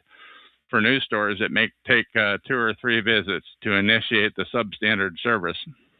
But how do perps enlist the participation of store clerks? How do perps recruit people in stores to be disrespectful to targeted individuals? This is a very important topic because harassment at stores is one of the most often reported forms of harassment that I hear about. After all, stores are a place in public that TIs must go to often. And that is one place TIs receive regular dosages of subtle harassment. Not all TIs, because the protocol, it is different for everyone. But in my case, that is the case. I do not presume to know how the perps spread their slander about the TIs, but I would appreciate a call if you want to tell me how they do it. As a targeted individual, a TI, I can assure you, a TI can read the contempt in a store employee's face. How can the perps initiate that kind of hatred? To begin with, do perps of a certain training level have a way to hypnotize store personnel, to dupe them into participating? Do perps drug the store personnel, such as spraying a mist at them? Do they use keywords? Do perps use a device like the one that actor Will Smith used in that movie Men in Black, where he shined a light in somebody's eyes? The person immediately turns zombie-like. Do perps have complete control over him after the hypnosis? Now, this may sound far-fetched, like a far-fetched scenario, but once again, stores are commonly reported as places where TIs receive extremely rude service for no apparent reason. So the question is, how do the perps instigate that? I want to restate that this MP3 file that you're listening to right now is in the public domain. Go to talkshoe.com, search for call number 120297, and find episode number 3033. Please take that MP3 file. It is yours. It is public domain. You have my permission to do with any episode as you wish. Please disseminate it widely to help get the word out about gang stalking, also known as organized stalking. By the way, Google those terms, but keep in mind, a lot of what you read will have been flooded by the perps. So they want to keep a lid on this protocol. But anyway, do perps approach, then threaten personnel, store personnel? One targeted individual stated it was as though that the people had been scripted or coached. Is there some kind of directed sound device used on the merchant, which results in the store employee's desired contempt at the TI? By the way, search for, and here's a new topic, listen to a stranger. Search for that term on YouTube, and you'll see a so-called private investigator flashing a badge at a customer, at customers of a store. Is the PI's badge a hypnotic device? After all, the badge could have been bought at a dime store or over the internet, or there could have been some special gizmo inside of the badge. At any rate, the PI was a very good fast talker.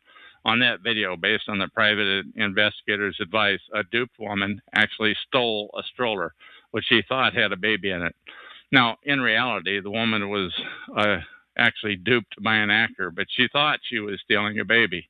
So search for that video on YouTube using youtube.com, using keywords listen to a stranger, and watch a normal woman who'd been conned into committing what she thought was stealing a child, all for a good cause, of course, I say facetiously. Call my show to let me know what you know. Go live with me on a public domain recording.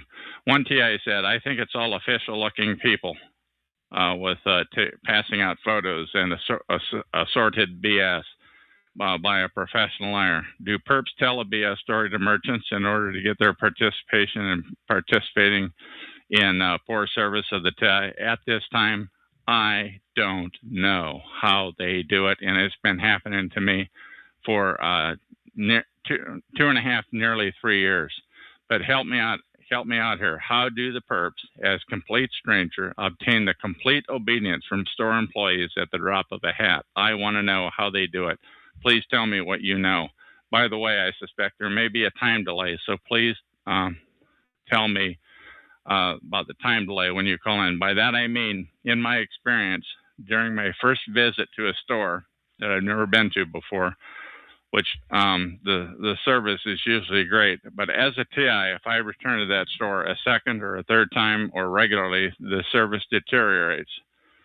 And this is a statement I've heard from many other targets. Maybe the stories told to dupe people are different depending on the circumstances.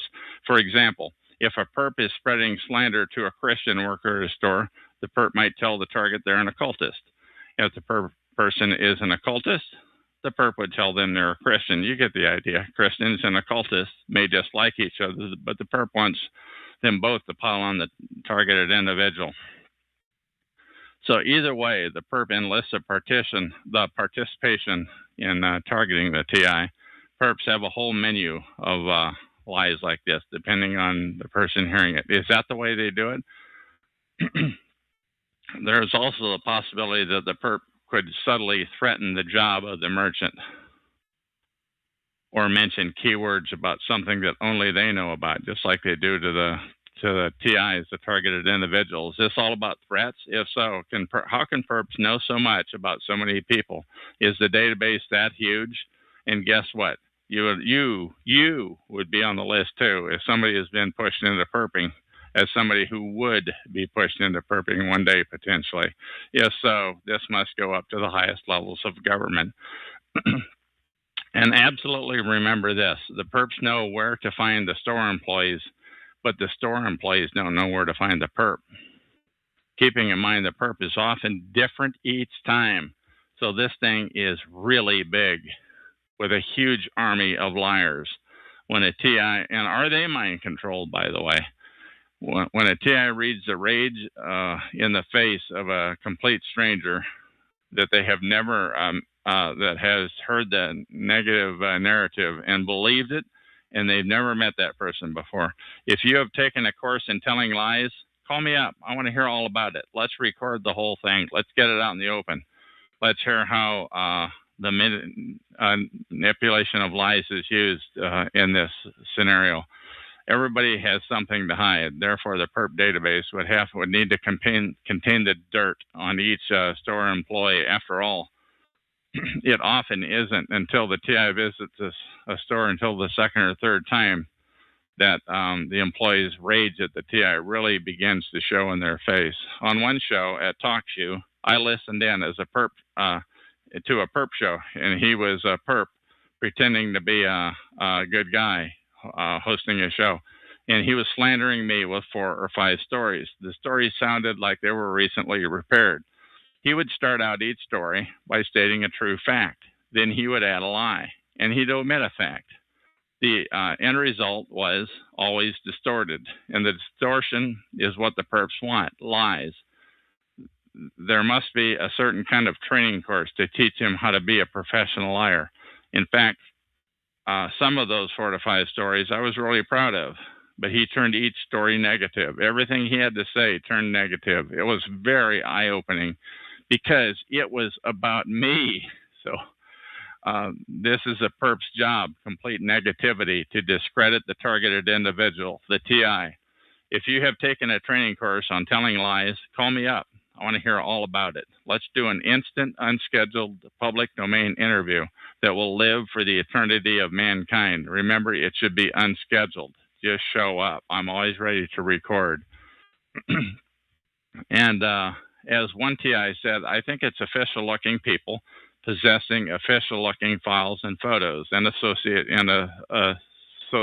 BS. Of course, none of this can be called evidence. Evidence is ever left behind. And if you are one of the perps and you tell me how it works, give me a call. Personally, I do not think they show. I think they show pictures on a cell phone screen, and there was no way that people would expect you to leave the cell phone behind. One targeted individual reported that a perp followed them into a store and briefly whispered something to the person at the cash register. Can it be that simple? What could have been said that would be so awful that the merchant would never repeat it to the TI? But catching the perps while they are slandering the TI would be doable, but not easy. Remember, there are 3 kinds of people involved. Number 1, the targeted individual, the TI.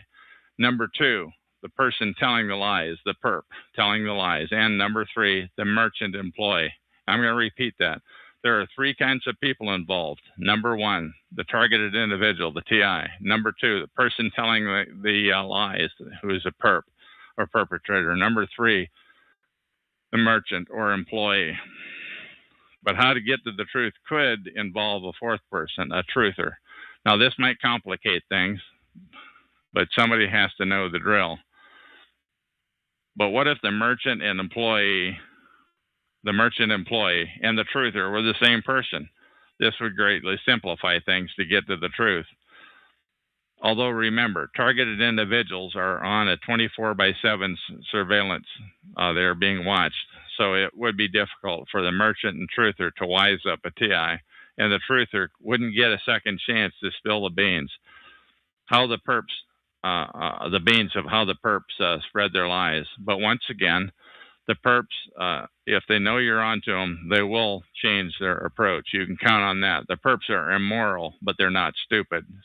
So why not catch them and expose their procedure? But remember, the truth would risk setting yourself up to be a TI if you do spill the beans. But when you're ready to spill the beans, call this show at talkshoe.com.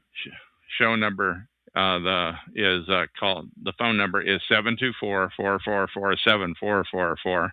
Then the call number is 120-297. And at this time in October of 2012, the show is live every night at 10 p.m. Pacific, which is 1 a.m. Eastern time. Plus, I'm on many, many other unscheduled times per day. And I'm always ready at the drop of a hat to do an unscripted recording. Remember, all episodes of this show are in the public domain, and you are authorized to use any or all of the audios as you see fit.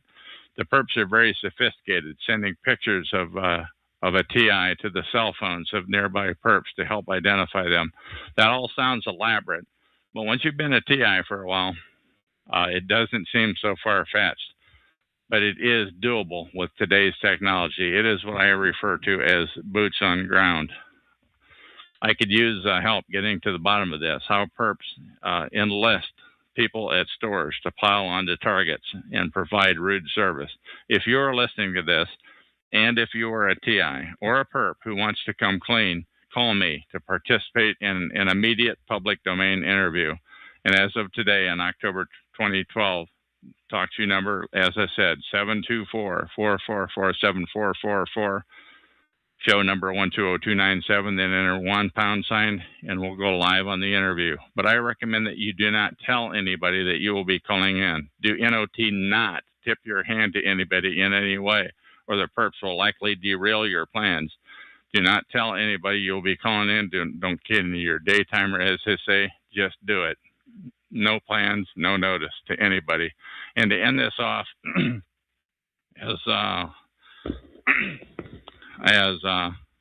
as one TI said to me, I think there are standard procedures that they use to discredit TIs. If you can help shed light on this, give me a call. Let's get it into a public domain audio for the eternity of mankind. My name is Chuck, and that is the end of this recording.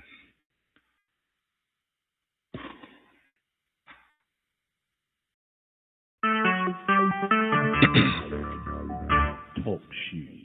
Recorded live. Hello, my name is Chuck, nickname Van of Vancouver, Washington, USA. Welcome to TalkShoe.com, show number 120297. This is episode number 3034. Today's date is Saturday, October 13th, 2012 at 4:25 p.m. on the West Coast time zone. I have with me on the call Jeff of Chelsea, Massachusetts. I've interviewed him on here before, but today he's going to do what he calls a public service, and he's going to read the webpage at harassmentterror.wordpress.com/category/chemical-weapons. Let me repeat that. It's harassmentterror, all one word, .wordpress.com/category/chemical-weapons. And the title of it is Gangstalking, Organized Psychological Harassment, Poisoning, Spying, and Destroying Lives. And Jeff is going to read this page for us. And how are you, Jeff? And are you ready to go? Chuck, I'm doing just fine. And Chuck, this article is in the public domain, and I am performing this as a public service. So if anyone wants to make a copy of this message, it is a strict reading from top to bottom. Your reading, if I may correct you, your reading is in a public domain. The article, we don't know whether it's dated November 2006. I assume it's not in the public domain. The reading is in the public domain. Sorry about that. The reading is in the public domain. I will start right now. Go. Psychological terror, harassment, multi-stalking /gang. At the beginning of the article, gang stalking / organized psychological harassment, poisoning, spying, and destroying lives, dated November 25th, 2006. Presented here is, from my own point of view, the most accurate description of what is going on with gang stalking thing. No one seems to understand how these strange harassments happen. No one is able to believe any reasons as to why they happen. In the text below, presented to Gang Stalking World as an anonymous post, we can see how an enterprise has evolved. One that is criminal and has brought organized crime and the common citizenry together. Deceit, fabrication, threat, and technology seem to have made such a union possible. Adding that such a union aims to destroy innocent people's lives, if not to bring them to their death. What is most disturbing in the text below is the salient argument standing out in the first paragraph that states that gang stalking is primarily about poisoning, drugging, and attempting to chemically inducing psychotic-like symptoms in the targets of the crime and contaminate their physical health. Evidence to support this through individual accounts are not necessarily mounting, but from my own personal experience with this terror/gang-stalking phenomena, as well as from what I have gathered by researching this, the more equipped and modern these groups are, the more money that has been thrown at them, the more they are apt to use highly covert fumigations, poisonings, and daily incremental druggings in their effort to cause undue suffering, pain for someone they have been hired to target. I have edited the piece of writing below, hopefully highlighting points of importance. If you have not been or are not being poisoned and or drugged, you are not being gang stalked. Gang stalking is described on websites as a bunch of people just following you around, doing strange skits. That would just be annoying compared to what it really is. Although it might be possible that the victims are not aware of their symptoms of where their symptoms are coming from. I thought I was physically ill at first, but then began to see a relationship between my illness and what could only be described as felony assault. Anonymous post from www.gangstalkingworld.com. Full post here. Gangstalking is a catchphrase name describing what has become part of traditional and new organized crime that is networking through the United States and some other countries. Organized crime groups and some criminal elements from all walks of life use or hire for pay criminal organized stalking crews to assault targets to cover up financial or other crimes. These criminals contract with covert organized assault crews, to silence any potential witnesses or troublemaker, whether real or imagined, that could possibly affect their lives. Contract/assault squad to discredit and silence using their criminal gaslighting methods. These organized criminal crews assault victims' family, friends, neighbors, and many people in the community.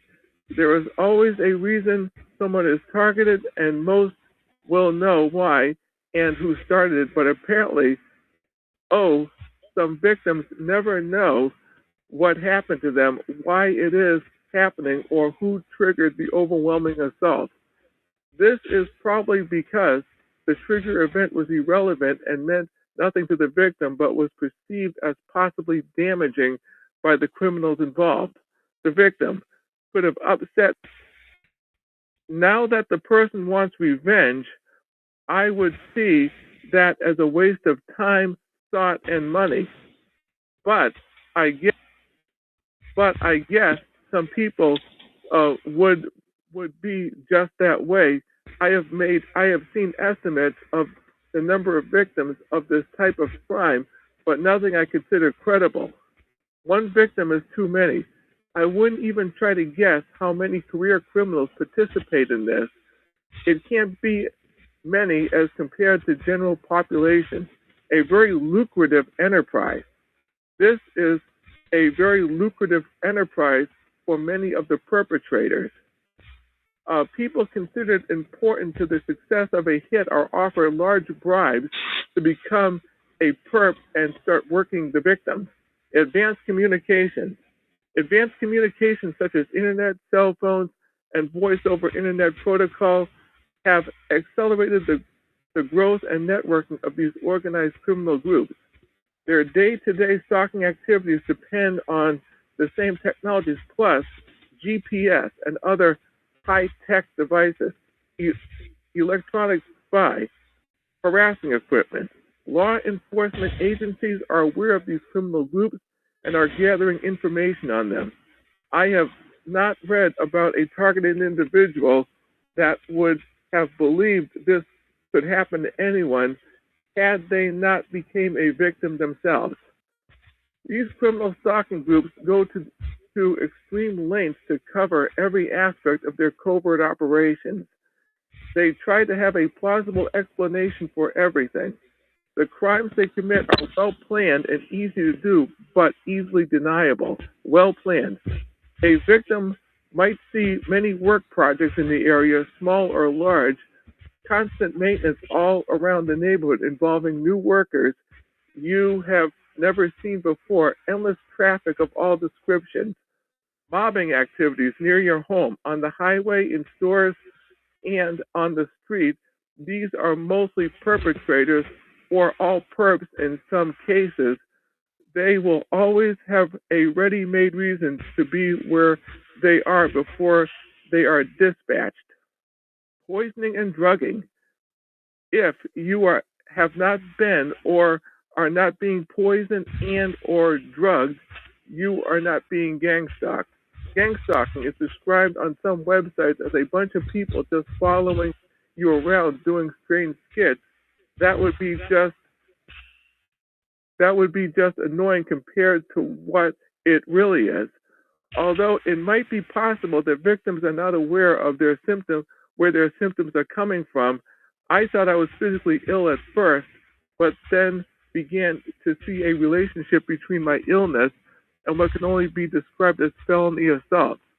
The mental and physical effects described by most targets are achieved by covert poisoning, using more or less common neurointerrupters, organic phosphorate pesticides, psychotomimetic agents, drugs, and irritants. Some of these chemicals are mixed when needed with additives to make them behave in desired ways. Some are intended to absorb through the skin, and others are intended to be outgassed. They are not all used in the described ways. Some, what I call irritants, are sprayed on the target and act locally on the skin or spread out slowly with various effects. One perpetrator will divert your attention while another one sprays from a breath spray size can on bare skin behind you or where you won't notice. They always make a noise like clearing their throat so you won't hear the sound. I caught them doing this too. Some drugs are mixed with dispersants to make them outgassed. These are squirted at or near the isolated target using covert methods in remote places where possible constant area gassing is done from neighboring houses. The perpetrators spent a couple of days at my neighbor's installing the devices they use to disperse their chemicals. I'm sure they are well hidden, but I know where I can find them. These house devices have been refilled on a regular basis since they were installed. Passing cars or trucks with an electronic squirting device are being used, each squirting an outgassing mixture as they pass by. These were almost constant for several years and are still coming. On the road, perps will squirt outgassing mixtures from the backs or the front of their car's trucks at your car truck. When they can get away with it, perps even do this while walking past in order to gas the target. The chemicals will outgas quickly or slowly depending on their intended use. The most dangerous assault is the direct assault from car trucks that has been electrically powered, high-pressured squirting device behind the grill. These unusually squirt pesticide that is intended to stay put, then absorb through the skin. This attack can penetrate thick clothing and is usually done in a parking lot or anywhere they can get close to you in a car. Beware of cars pausing near you or aiming at you in parking lots. An individual perp on foot will work their way behind you and squirt your lower back using covert rigs. This is what I first caught one of them doing.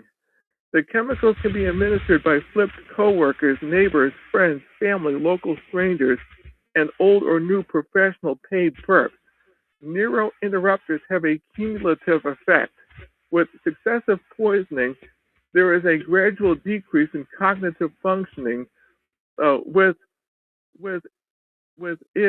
what is intended by the perps. I read an account of one victim who had been poisoned to the point he could no longer speak. A perp will always wait close by to observe the condition of the victim after assault. A protection against this is waterproof or impermeable clothing or any barrier that will block what is essentially a high-tech squirt gun. If the victim fails to protect themselves, they will go down as a result of these assaults. Some psychotomimetic agents, usually LSD or similar, will be applied to the surfaces the victim will ordinarily touch: door handles, cabinet drawers, or any place in their home, car, and places at work.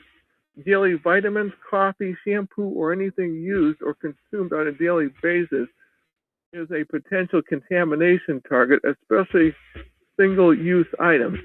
And the home milk is often contaminated with OP pesticide. It is possible, if put in any clear liquid, because the liquid becomes cloudy, gloves and clothing might be turned inside out and treated. Time to change your cloth. Don't forget the shower. The perps will start slowly, only contaminating a single item or items they have control over, so no evidence will remain in case law enforcement so no evidence will remain in case law enforcement investigates. After they believe they have compromised the victim's credibility, they'll become more active and aggressive with contamination and all other aspects of organized assault. The following, as well as this entire scam, may take place over the course of many years. Community infiltration and influence. Co-workers, neighbors, friends, family, law enforcement, and the general public are told, planned, consistent lies about the victim target. This will start with law enforcement long before the actual assaults begin. They will do this to set up the target, hoping law enforcement will believe their lies and ignore the victim when they first report the crime. Perp may show a bogus investigation file or flash fake badges in the community as part of the scam. Hire local lawyers, private investigators. Perps might hire local lawyers and private investigators in a ruse to legitimize the scam. Later, the perps will report crime or trip alarms in the area, so the police will have to drive by the target's home. This will make the target believe the police are part of the stalking. They will pull fake fire alarms for the same purpose. Ongoing double assault. While working the chemical attack, the perps perform street theater around the target. They hope the poison drugged target will panic, then report and try to describe the bizarre skits to law enforcement. The goal is to create poison and drug-induced psychotic episodes, paranoia, and actions that could, the perps will say, appear to be schizophrenic. If only you are not educated about schizophrenia, you would believe this. The perps often launch large drug assaults against a target in public. If a target is affected enough, they'll report or encourage a bystander to report the target to the law enforcement, saying the target is schizophrenic, crazy, or psychotic. Some of the perps are bold enough to say the cops do what they have them to do, indicating the perps are making fools of and are smarter than law enforcement and the targets. Many in law enforcement are aware of the perp stalker tactics now, and they would like nothing better than to bust this criminal enterprise or anyone in it. People in community tricked or conned. Some people in the community are tricked or conned into participating. They are told clever lies about the target. They may even be deluded into thinking they are doing a community service. If they knew the truth of what they were involving themselves with, they would not cooperate willingly. Others accept money or other forms of compensation. Many who know or are close to the target are forced to take part in this criminal scam. It's essentially the offer they can't refuse. Some are set up for various crimes and blackmailed or blackmailed for any existing secrets they want to keep from coworkers, family, friends, or the community at large.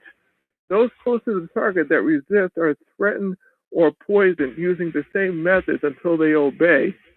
After they are flipped, they are coached by these criminals in their methods and assault and supplied with covert equipment to topically spray or squirt these chemicals on or around the target in their food or drink. This will be done at every opportunity at the target's home, at night to wake you up or away on foot or in the car. Technology watching privacy invasion, confusing the victim. Anywhere the target is or goes, the perps will work together using surveillance, advanced communications, stealth, and simple diversionary tactics to draw the target into position for an assault that will not be detected by the general public. The perps have their own websites and shills to spread misinformation and disinformation to the internet. Some pose as support for victims trying to disrupt the actions of those who are really trying to help victims. There are perps posing as victims. These perps post intensely crazy sounding accounts describing bogus satellite attacks or advanced electronic weapons and the ever popular mind control, which they stretch way beyond anyone's imagination.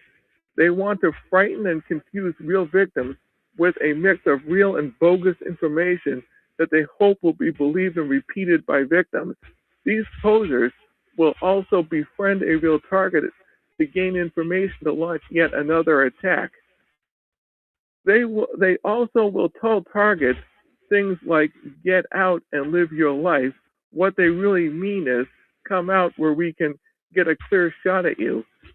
I read one victim's account that they knew a man that started their stalking and that the man had a reward poster with the victim's picture in a target on his office wall. I think the victim said the offer was $25,000. If you're a target, that will make you think, won't it? Some credible sounding things about this I read on the internet are gone now, disappeared. I like to think I just can't find them, even though that probably isn't the case. Cyberstalking. Cyberstalking, everyone knows what that is or can look it up. Just like all things, these guys it's pretty much business as usual. They take the information they have gathered about the target and present it in a way that is supposed to make the victim wonder, how did that stranger know that? It's the same directed conversation stuff they do to targets at stores and on the street. Well, the internet is a big place and you won't have to go where people get their jellies jerking you around. As a matter of fact, you don't have to go there at all, except maybe to do a little business now and then. And you don't have to share your thoughts or business on the phone or out loud. You don't have to provide them with information to use against you. When you have to speak around perps, use only the words you need. If you don't talk unless needed, the perps will just have to wonder what you are thinking. Reality of poisoning cloaked with misinformation. Common symptoms used search engines are four described poisons are attributed to bogus secret weapons. Electronic weapons of sorts are real, but I have been unable to verify and find credible information on existing electromagnetic weapons as they are described in this strange internet chasm. Also, some of the victims described could be attributed to simple harassment electronics and some of the itching or burning powders that the perps sprinkle on the target's beds. They will contaminate your bed with various drugs in an attempt to make you freak out while trying to sleep. Guarding against illegal entry. Keep the perps out of your home. the perps might be able to open any lock that uses a key. That leaves some type of combination-only lock. If you can afford one or more, install them and learn how to change the combination. Disable all other lock entry key slots with water-soluble wood glue. It can be removed later. Secure all windows. At least know if they are inside. Video cameras. Video cameras anywhere, outside or inside, are a good thing to slow the perps down or keep them away if done correctly. Your own well-hidden camera or listening equipment inside might keep them out. Powdered promotion of asthma. The perps also use powders that will cause an asthma-like attack. Don't panic, an inhaler will stop it, or it will go away after you have gotten it away from the source. Simple electronic promoting ear ringing. The perps will use amplified high frequency above human hearing, kind of like high-powered electronic dog whistle, transducer speakers to make your ears ring. These can be purchased, but it's fairly easy to build a big one with adjustable volume range. I have seen this ear ringing as well as body vibrations associated with non-existent satellite weapon attack. The satellite to earthbound human attack is still science fiction in this writing, and perps can produce transducers of the type used in industrial sonic baths and mechanically fix them with screws or floor joists or wall studs underneath repaired drywall, completely hidden from view of normal inspection. The transducers will make your floor vibrate and probably cause heat. They won't spend a lot of time hiding their stuff in houses or apartments, so it won't be found under simple visual inspection. If someone really decides to start looking, they will start finding these things. These tactics are part of never-ending smoke and mirrors routine. Apparently, the perps get a charge out of inducing false perceptions. Misinformation summary. This con artist information attack is intended to further psychologically terrify the victims. Hopefully, they will react as if crazy. After all, that is what it's all about. If the victim feels to protect themselves, they have already been poisoned and drugged to what the perps hope is an excited state of reduced cognitive ability. At this point in time, the victim is usually attacked by the criminal's very real covert weapon. This is most often done at night because it can be effective at waking you up and keeping you awake. It might also be hard to hide or get away with in the daytime because of sound, size, location, etc. This weapon was originally developed as a crowd-controlled device by a company called Scientific Applications and Research Associates Incorporated of Huntington Beach. It is an acoustic sonic weapon that will make internal organs resonate. These effects have been described by victims of these assaults. The weapon I have seen in video demonstration is based on a combustion chamber that releases multiple ignited fuel charges through a waveguide to produce directional, very low frequency, below human hearing waves. These waves at the time are hard to control over distance as a beam, but as used, it probably doesn't matter that much. This would most likely be used on a detached house.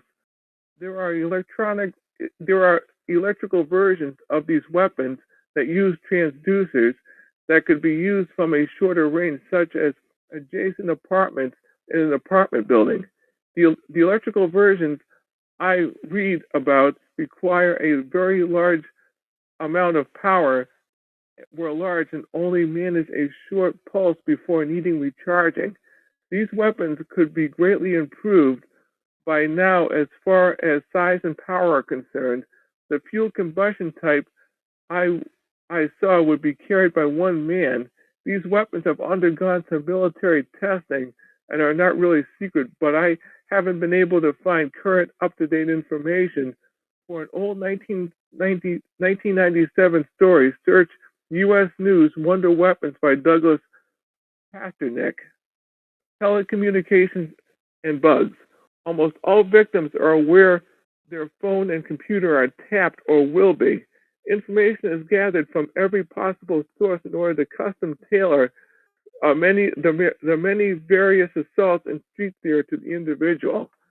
The surveillance information is used and intended to give the target the impression of an all-knowing Orwellian or Big Brother type of situation. Some are not aware that using a hardwired tap, cutting the wire, or inserting a computer interface, that the perps can use computer software to digitally edit your call on the fly. They try to elicit angry responses from victims through constant harassing phone calls or even harassing in public. They digitally record these and clean them up for later use. When you call someone, usually a service that records calls like a telephone company or even 911, they will cut you off after a completed sentence or seamlessly insert an out of context, angry, ranting remark you justifiably made at another place or time. The more crazy it sounds, the better. Just imagine how they laugh after one of these edits. They can also use this method to create a false recorded conversation to turn people you know or others against you. Imagine they record a public conversation at a store checkout counter and someone asks about a person you know. You say only good things about this person. Later, in another conversation, they ask you about Osama bin Laden, and you say everything but good things. The perp simply switch a few sentences around and clean it up some. They have what they want, and it is much easier than altering a photograph and using Photoshop. It's almost impossible to detect. Tiny cameras collect victims' every move. Let's talk about covert as if anything is not covert. Cameras in or around your home. I have gathered information that indicates that live video of targets in their homes or while being stalked might be entertainment content for an internet website or a site run by the perps. What would really be bizarre is if some people were paying to view this stuff. At least it is the least viewed constantly by your local perp. You might even be appearing in the best of, insert your perp given TI name here, video of the week.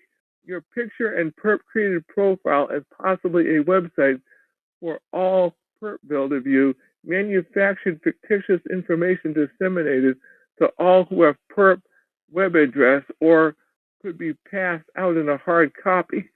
Audio bugging, you bet.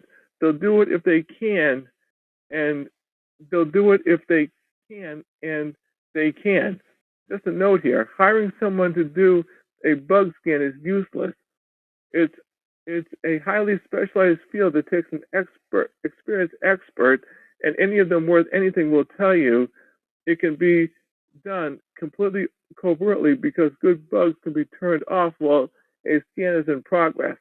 I'm sure the perps might know the guy coming because they already have you under surveillance. If you use your phones for contact, that is foregone conclusion. If the bug is in an adjacent apartment, of course, they will just turn it off. And if it is a hardwired bug, there won't be a signal to pick up anyway. If the perps can't get inside the bug your home, they might use laser to window, a parabolic or shotgun mic. You won't catch them doing any of these. It's not impossible to catch them, but no, just highly improbable. One thing about the scam is that they need to hear your business to work the scam by the book. They can't do any directed conversation anywhere without this information, and it's harder to set up mobbing and coordinate moving surveillance when they have to guess what you are doing. Anyone can pick up voice easily from a safe distance using a parabolic or shotgun mic. The conclusion is it's okay to look every now and then for covert cameras or bugs yourself after a little schooling on this subject, but don't expect to find anything because you probably won't. And don't worry about it. Just go about your business. You can figure out if perps are repeating things you said over the phone or something you said out loud in your house or apartment. Where did you say what they repeated? You have control over what you say and where you say it. Call redirection landline cell. Don't forget about call redirection or landlines and cell phones. Know who you are talking to. Do you think you called and talked to someone in law enforcement? Maybe you did, maybe you didn't. Redirecting calls, you try to make to law enforcement is something the perps do. They will pretend to be a law enforcement officer and tell you there is nothing that they can do to help. And they will make suggestive remarks about your sanity or reputation. They may refer you to another bogus officer to work you again. Always get the name and badge number of officers you speak with over the phone. Always verify anyone you speak with over the phone. If you suspect your phone is tapped, intercepted, redirected, and if you are being gangstalked, it will be, don't use it. You can use a random payphone if you have to. All victims should report this as soon as they can do. So in a reasonable manner, it will never be stopped if no one ever reports it. Reporting the crime. When you report this crime, always go in person with well-planned information you have compiled, including a journal, video, audio, perp names, anything else you can get. If you have been gang-stalked for a long period of time and you don't have any evidence of any kind, just do just what you have been doing all this time. Be organized and complete but brief.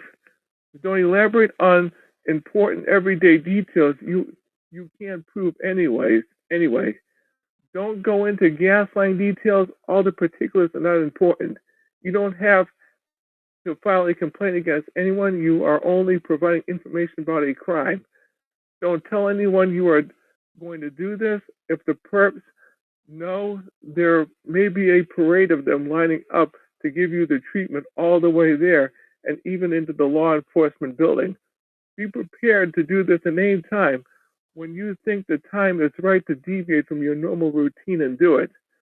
You can even make practice runs to check logistics, such as where to park, where to go inside the building, and there are surveillance cameras, big plus, in the parking lot or building. Any test run will also test the perp's reaction.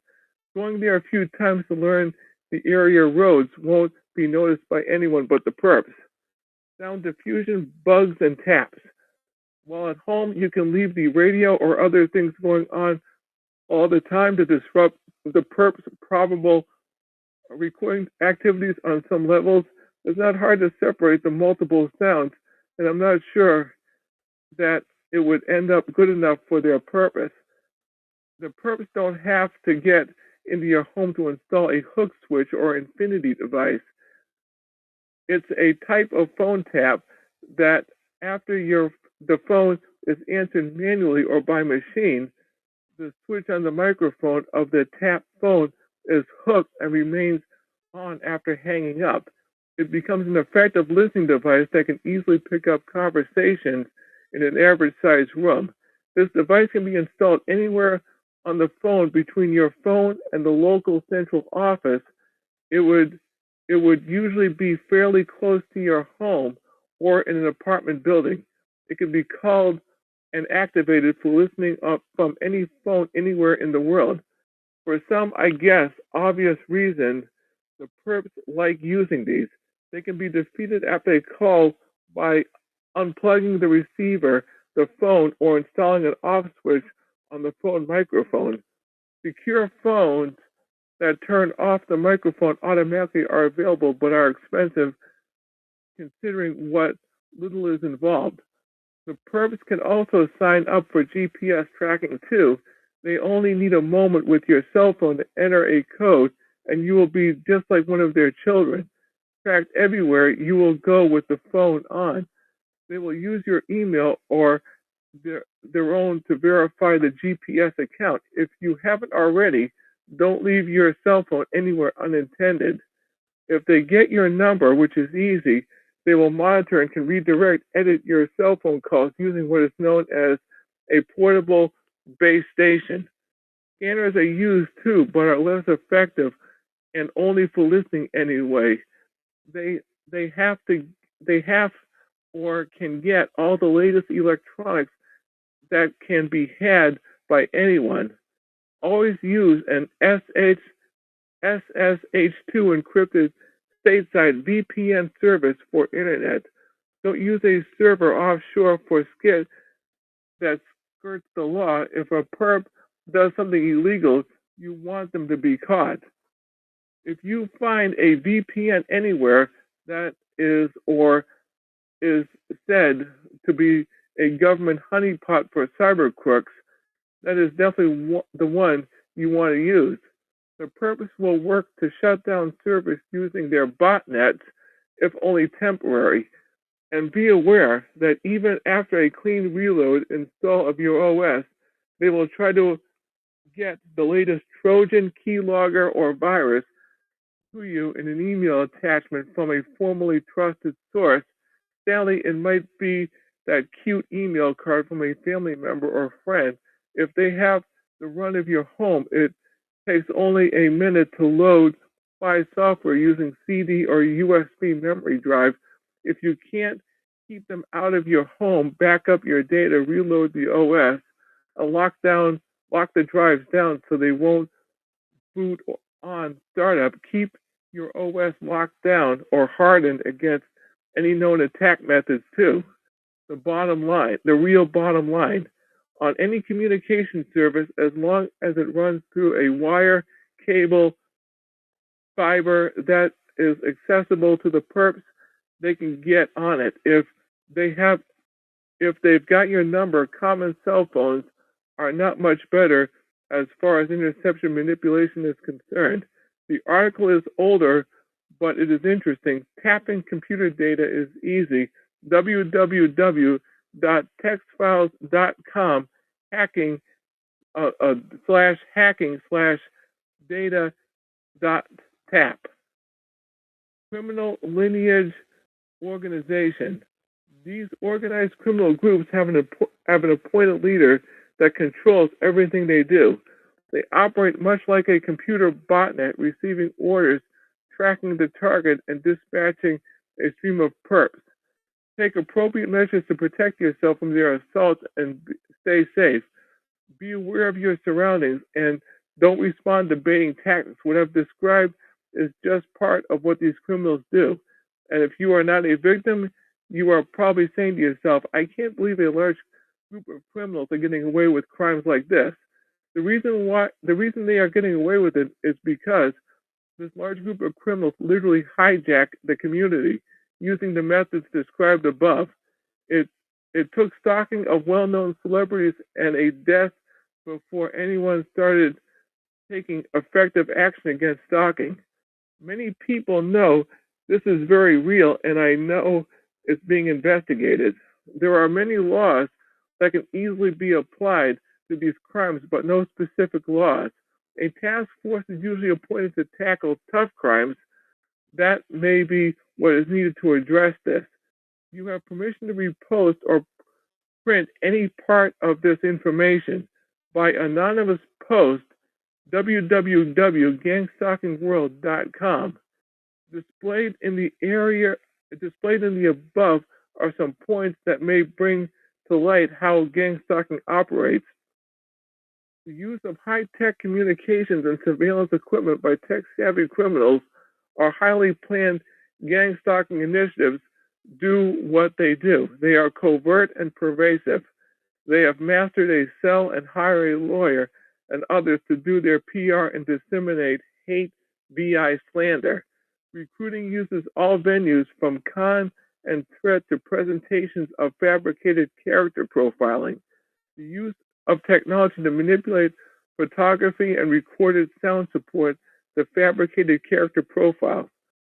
Through keeping on noted highlights from the above text, we can see that gang stalking / covert harassment is not only about ostracizing, isolating, and gaslighting someone into the hallways of behavior services and psych wards. It may be no question as to whether or not these protracted criminal initiatives, gang stalking, use poisons, chemical gases, and psychotomimetic agents, click chemical weapons that act on the human mind. Gang stalking's covert harassments that include creating mishaps and complications, gets on the street that direct conversation toward the victim using victim's personal information, street theater, baiting the victim to react emotionally or violently is planned in staged situations. See here for more tactics. These altogether can very well tax a person as well as emotionally and mentally cripple to extent one who has been isolated through a widespread covertly done slandering campaign. Thus said, evidence points to an underlying chemical element to these street-level harassment tactics by covertly chemically undermining of the victim's psychological well-being from the author's own experience. Chemicals, certainly, and perhaps poisons are distributed in covert ways and incrementally, usually avoiding outright drugging poisoning effects, and have a more subtle effect that is generalized through day and night from the authors of this blog's personal account of being gang stalked. What stands out most are fumigations, chemically laced items of consumption, pervasive, strong, unnaturally smelling scents and odors, clothing, food, drink, bedding, rooms. It seems only logically from this that gang stalking is not necessarily exclusively about isolation, gaslighting, and Danny, can you hang up the phone, please? Sorry about that. Gaslighting and orchestrated mishaps to cause someone to lose it and become mentally unstable. It is about contaminating a person's life with poisons, chemicals, in conjunction with the street-level workplace harassment. From my point of view and my case, these criminals undermine a victim's psychology through felony assaults, chemical substances, and drugs covertly administered in an ongoing fashion. Personally, the perpetrators have made it impossible for me to have a non-taste of corrupted cup of coffee and perhaps poisoning me with tactics that I have long thought were simply taste and odor harassment. The entire enterprise is scary, even horrific, in that common people are recruited into such efforts to basically kill someone by inducing suicide through a low and incredibly torturous method that includes isolation, psychological and moral violence, as well as drugging and poisoning. To have such activity as covert poisoning / drugging take place in ongoing fashions and involving victims who claim to be targets of gang stalking / terror stalking / multi-stalking point directly towards some sick element in contemporary life. The media pays no attention, and the United States is a nation and its government, as well as point to human rights abuses around the world. Yet there is an insidious crime called gang stalking, using slander and psychological terror to wreck lives and drive victims to their death. Right here in North America, do these criminal enterprises have so much power that they have the federal level investigators at such a loss as to how they can tackle it? Has the war on terror caused such a diversion of attention and energy for domestic law enforcement and the Fed so much that since 2001, this pernicious covert criminal activity aimed at innocent people to grow into a lucrative enterprise and skirt the authorities? Are there seemingly law-abiding folk and wealthy or well-connected that have used gang stalking to eliminate enemies, targets of hate, or people they see as being a threat? Stop covert poison fumigation. Stop criminal covert harassment. Support. Okay. Yes. That's good. Thanks a lot, Jeff. Welcome, Once again, That was Jeff from Chelsea, Massachusetts, and he just read the webpage at harassmentterror.wordpress.com/category/chemical-weapons. I'm going to repeat that one more time. Harassment terror, all one word, .wordpress.com/category/chemical-weapons. Jeff, anything you want to say before we terminate this call? Oh, well, I just hope that people read it. The reading is in the public domain. I did the very best I could do reading it. I'm sorry about the interruption from my friend, and I just hope that people get something out of it. That's all I'm talking. I'll let you go. Thanks for calling in, Jeff, and doing that reading. The text itself, I gave the URL at the beginning and the end, and Jeff stated that his reading of it is in the public domain, so please do with this recording as you wish. This is Talk Show number 120297, and episode number, 334, I think. Yeah, episode number 3034. And that is the end of this recording. 2 minutes. Talk Show. Recorded live. Hello, my name is Chuck, nickname Van of Vancouver, Washington, USA. Welcome to TalkShoe.com, call number 120297. This call is being recorded, and anything said will go into the public domain. Thus, everyone is entitled and encouraged to copy and republish all or any of this MP3 recording file. You do not need permission. No notification or attribution is necessary. To find more of these public domain audios, go to the top right corner of any TalkShoe.com screen and search for Vancouver or show number 120297. Or click on the top left purple Live Now button to see if the show is presently on live on the West Coast. It is 3:15 right now, p.m. on the West Coast.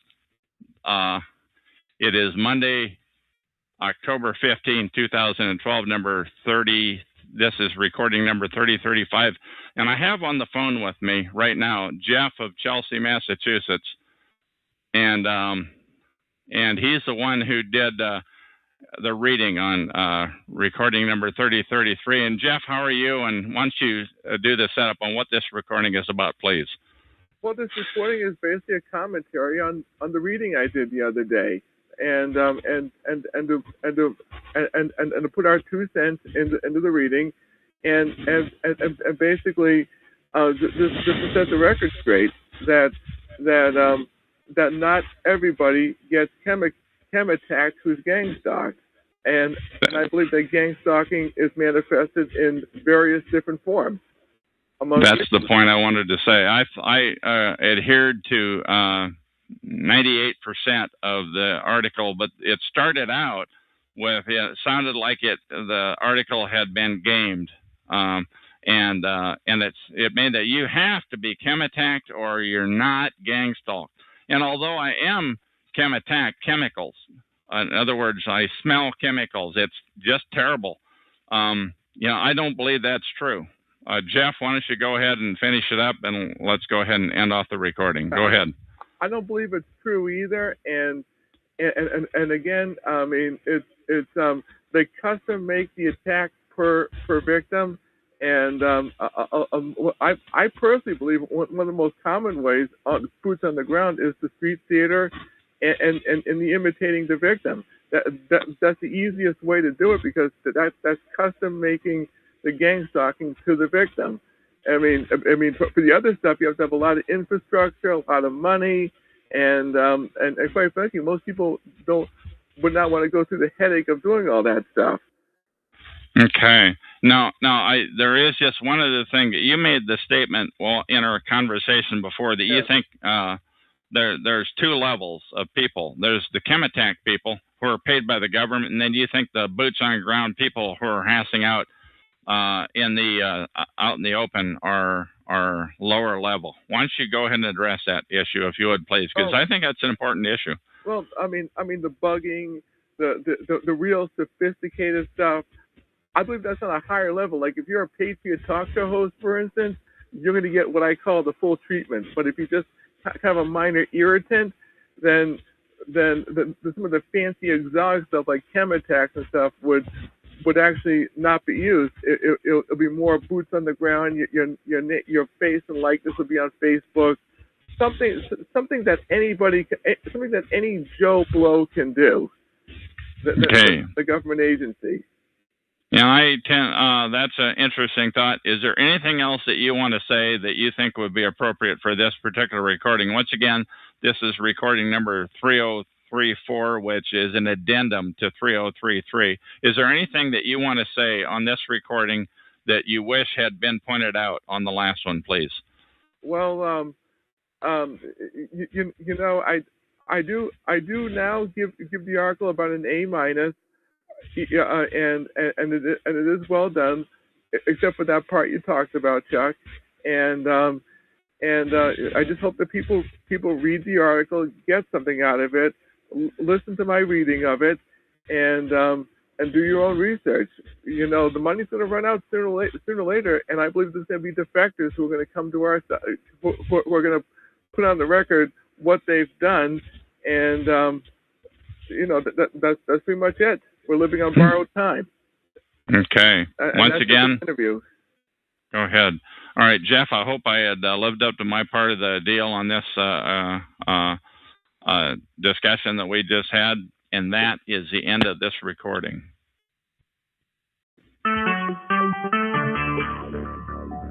Talk shoes. Recorded live. Hello, my name is Chuck, nickname Van of Vancouver, Washington, USA. Welcome to TalkShoe.com. Call number 120-297. This call is being recorded, and anything said will go into the public domain. Thus, everyone is entitled and encouraged to copy and republish any or all of this MP3 recording file. You do not need permission. No notification or attribution is necessary. To find more of these public domain audios, go to the top right corner of any TalkShoe.com screen and search for Vancouver, or better yet, show number 120-297, or click on the top left purple Live Now button to see if the show is underway. The time out here on the west coast of the U.S. is about 10 till 5 p.m. on Saturday, October 27, 2012. This is episode number 3036. Okay, now this is an unusual situation where I have about 4 guests, and I have Joe. He's Joe Dixon. He's got one of his login names, but he's logged in right now as Guest 500, and that's his login ID name. And he's from Freedom FCHS, Freedom from Covert Surveillance and Harassment .com, freedomschs.com. And Joe is going to grace me by calling into this recording here. And now I have to say I've been badgering him to call me in here, and he's not called in, but I know he's there because he's typed into the chat room. He's typed in things like, I heard your, I guess that wasn't him. He's typed in things so that he knows, and he is listening to me right now. Okay, so once again, my name is Chuck, and I want to talk to Joe, and I want to talk to him about some of the shenanigans that the scumbags over at his operation, Freedom from Covert Surveillance and Harassment.com, are pulling on targeted individuals, because it's now, once again, if he calls in, he's going live right away, and he will know that this is in the public domain for the eternity of mankind. So he has shows here at TalkShoe, and they're hidden. Now, if Freedom from Covert Surveillance and Harassment wanted calls, why wouldn't they appear on the Live Now list? If you can click on that purple Live Now list, and his shows would show up as visible, but they're not visible. And he's got them on 5 nights a week, Sunday through Thursday at 6 p.m. or 7 p.m., give or take, depending on the night, Pacific time on the West Coast time zone. And then on Friday night, you got various other calls, and most of which are hidden, HIDDEN. They're not visible.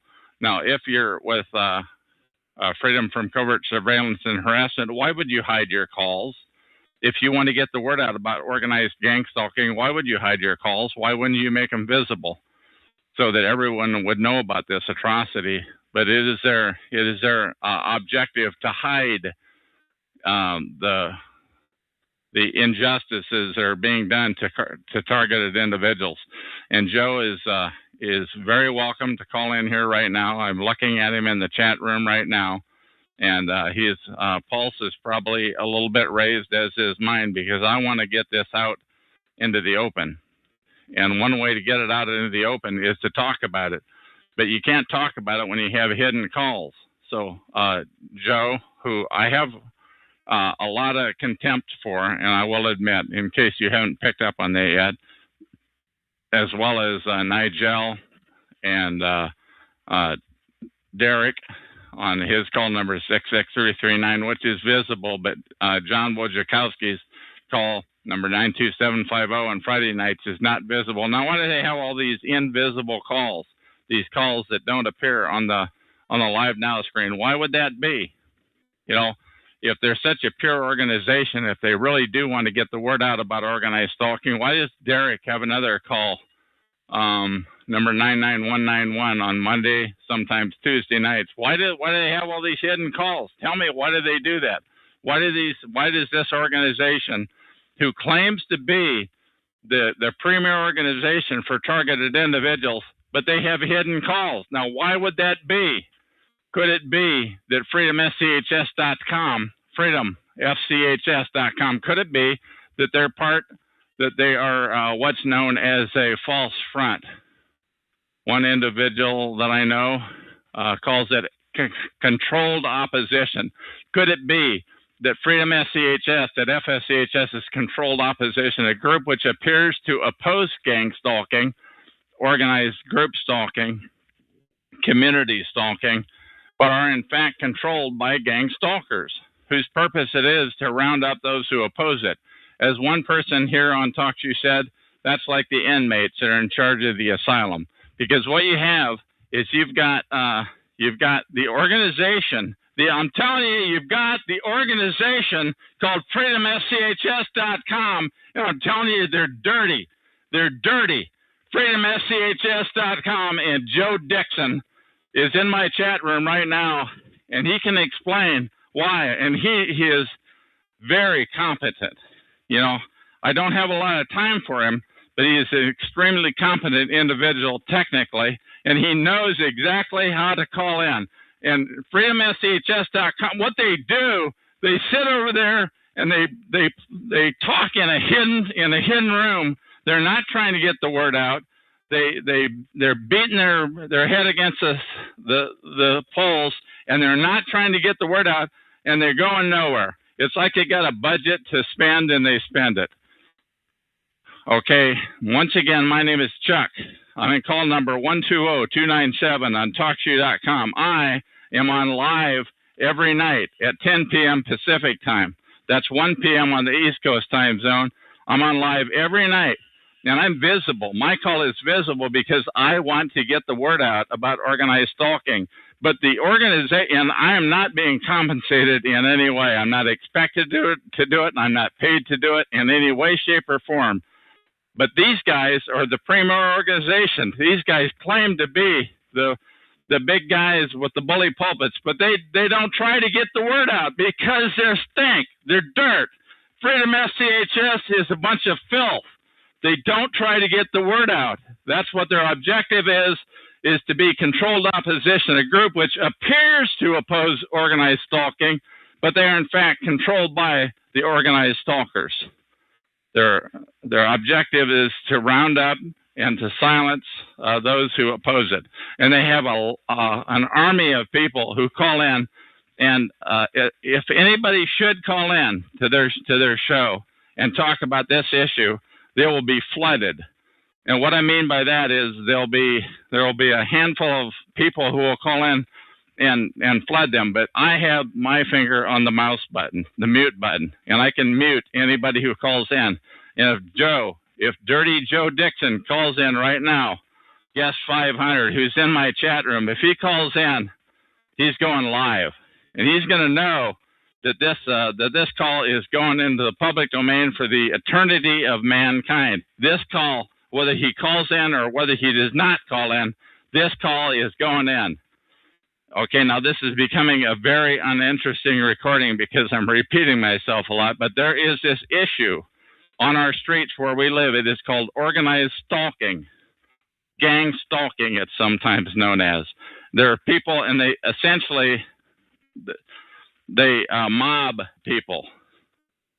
Okay, so and it happens daily, and it happens to many targets, and these people are known as targeted individuals. And there is this organization who wants to make up a lot of nonsense. You know, that's what they do. They don't really talk. If you should be so abrupt as to speak about organized stalking, you'll be flooded. You won't be able to get your word out because they'll talk about a bunch of wacky talk, which is very, very uninteresting to listen to. Okay, now I want to, yeah, that's okay. Hang on, I'm going to read a web page to you. Oh, I should have had it on the screen. I guess I'm not going to read it. Basically, it appears to me that freedomschs.com, the filth operation, the people who do not want to get the word out about organized stalking, they don't want to get the word out. It appears that they're not going to call in, but they're going to have a show on tonight, and they'll sit there and beat the drum, and it's one of the only 2 live shows per week. But then you got Joe, who used to have a live call every night, and there were crazy talk calls, and they laugh about it. And there's these people, and they're with stinking secret societies. And I think that Joe and Derek, the president, who was formerly with the NSA, the National Security Agency. Now, I'm not lying about this, and Derek will not own up to it, and he will not admit to it. But if you pressed him enough, they might mute you, or somebody else might flood you away. But they don't want to talk about it, because what I'm talking about, it's the cat watching the hen house, or however you say that. That they don't want the word to get out about organized stalking, so they hired an NSA piece of scum to come in and run freedomschs.com's website, and right here on talkshoe.com. And Joe is in this room right now, guest 500. That's Joe Dixon. Joe, call me, buddy. Call me. Let's hear it. Let's hear it, Joe. Let's hear why Freedom SCHS is not trying to get the word out about gang stalking, about organized stalking. Come on, Joe. Give me a call, buddy.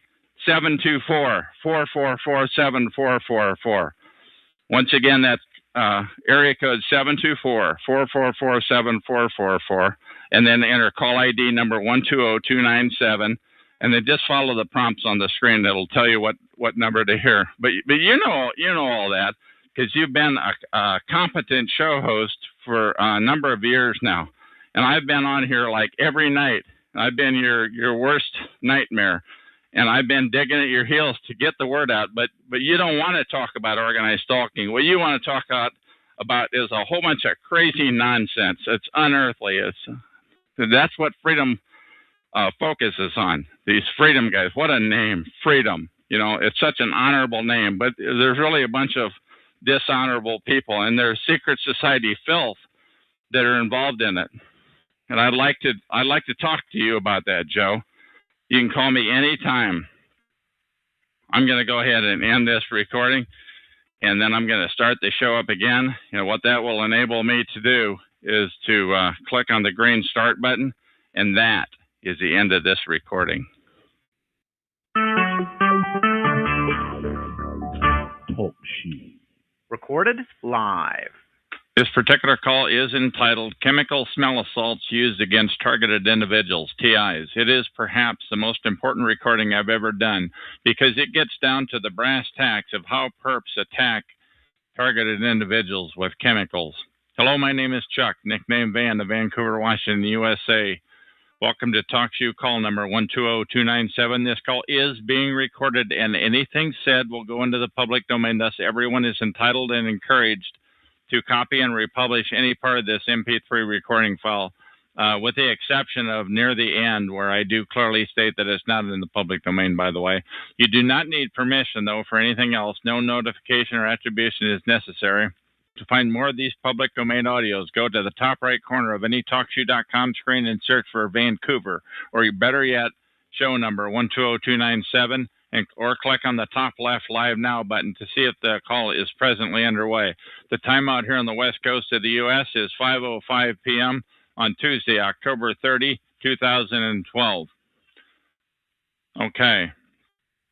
The first thing I'm going to do is I'm going to read a paragraph from the webpage. It's on gangstalkingexposed.webs.com/chemicals. Once again, that's called gangstalkingexposed.webs.com/chemicals. It's by pseudonym Animal Lover. Okay, and here I'm going to read this one paragraph. This has been my experience with friends that try to help me. A very close friend got furious for no reason. This is how they destroy relationships. Chemicals are used to change moods. Her friend couldn't smell the chemicals, but she could. And by the way, I can vouch for that. You have acute sensitivity of smell, and after a while, and they can't smell it. He was almost exactly physically violent, but because I dropped something on the floor. I know that this is what they're doing. Imagine the power that gives them. Imagine if people feel the power to make someone else violent and angry. I've seen two of my friends become very angry when I was smelling chemicals. I had one person after another become verbally violent with me for no good reason. I thought they were perps sent to harass me, but maybe they were assaulted by chemicals. If some chemical is working on your central nervous system, how are you supposed to have control? This is a deliberate attempt to weaken and destroy our relationships. And that's the end of her reading. I want to interject something about my own personal experiences with the chems, the chemicals, the offensive smells, the stink, or you may refer to it as something different. I've been gang-stalked. I had been gang-stalked from 2006 until 2010, when finally I learned of the term gang-stalking, organized stalking, on the internet. At that point, in May of 2010, the chemical attacks, the stink, which I thought of at the time as the stink campaign, started. However, I didn't tie the two together, the stink campaign, the chemical assault with the organized stalking, and until just recently, 2.5 years later. Once again, in 2010, I immediately started talking to people about the stalking, of which I had just learned, to a lot of people. And then the chemical attack started at that point, when I look back at it and put two and two together. But when I mentioned the smells to one person, she said she had referred to it as a different offensive smell in 5 or so different rooms of her house, and she blamed it onto the devil. And when I said I think it was a boots on the ground, dirty tricks campaign, she said she didn't see the difference. And I'm still kind of shocked on that one. But I totally believed her offensive smell story that she told me. So there she was on her hands and knees, scrubbing the floor, trying to get those stinks away. And you have to ask yourself if the gang stalkers, the organized stalkers, had a portion of their people sick enough to do this. You know, if they're sick enough to plant devices, radio activated perhaps, in many rooms and giggle as they watch it on closed circuit TV. Regarding my personal experiences in Portland, Oregon, one day a guy walked by me on the Max, which is the light rail down there. Did he spray me as he kept on walking by? I have no way of proving it. There's no way ever to prove anything when you're a TI. In my last apartment, on a handful of occasions, there was a garbage smell near the front sliding door to the balcony, and I had to leave the door open actually to get that stink out of the room. And there was a different smell of exhaust fumes near the hallway, even though I was not on the ground floor. I've had smells in this apartment too. When I first got here, 4 to 5 times.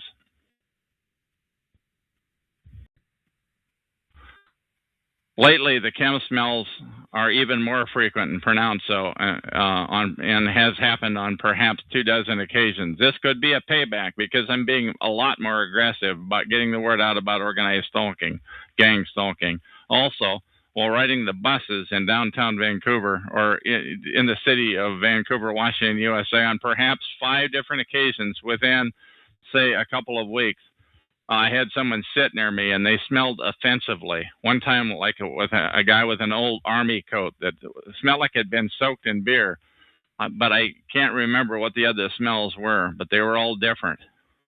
And on these talk show calls, an elderly woman, she frequently complained about offensive odors, and a nasty witch in the chat room aggressively backstabs her whenever she talks about it. And the elderly woman doesn't have a computer, so she can't see the backstabbing. But does this warn off anybody else who's in the chat room who may want to talk about that issue, but is afraid they'll be backstabbed too? They would be backstabbed by that darling witch with a sexy voice. But let that be a notice to anybody who wants to speak out about chemical smells or any other issue about gang stalking. A similar sweet-sounding person may ridicule you to shut you up. But are you going to go down on your terms or theirs? Incidentally, I think the rotten perps like her run most of the targeting-oriented talk shows on TalkShoe.com. They clearly have the run of the place. I'm only talking about the vast majority of the organized stalking shows, which are like 7 or 8 of them. I'm not referring to the TalkShoe infrastructure or any of the other calls. Also, be careful who you give your name out to. In another case, one guy who doesn't want his name used repeatedly and frequently said chems are a common part of the gang stalking, the organized stalking. I'm glad he kept repeating it too, or I may not have put 2 and 2 together. Now, once again, everything I have just read is in the public domain, but what I am about to read is came from various web pages which are noted on gangstalkingexposed.webs.com.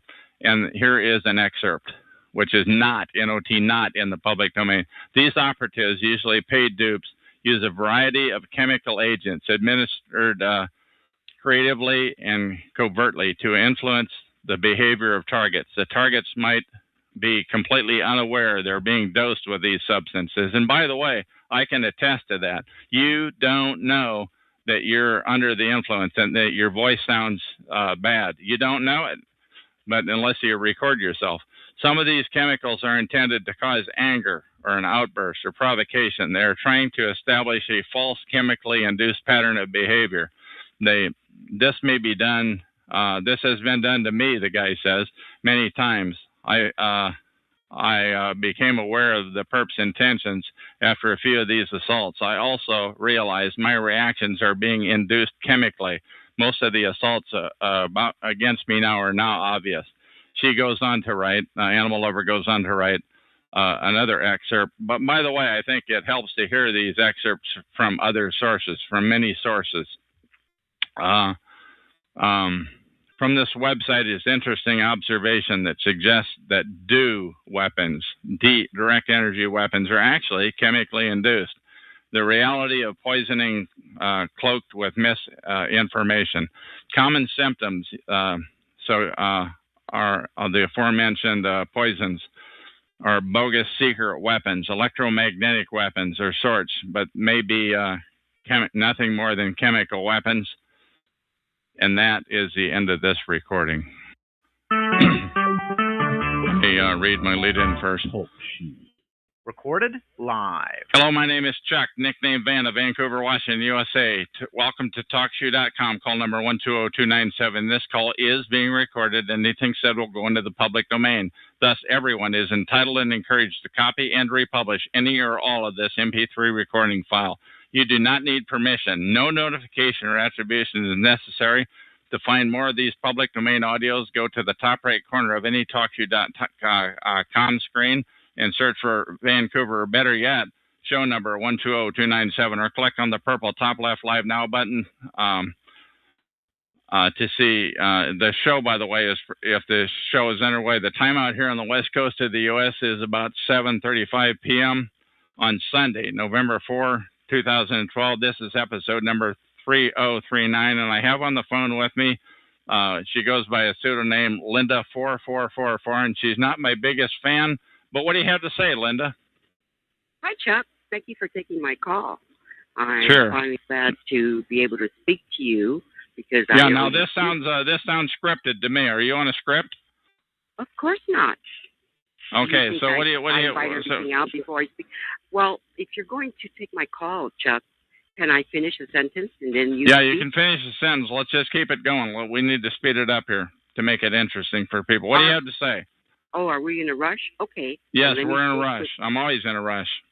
Okay. Well, if you're going to do recordings, I think you need to let the guests. Well, you do that on your own recordings. What do you have to say? I'm getting ready to terminate this interview.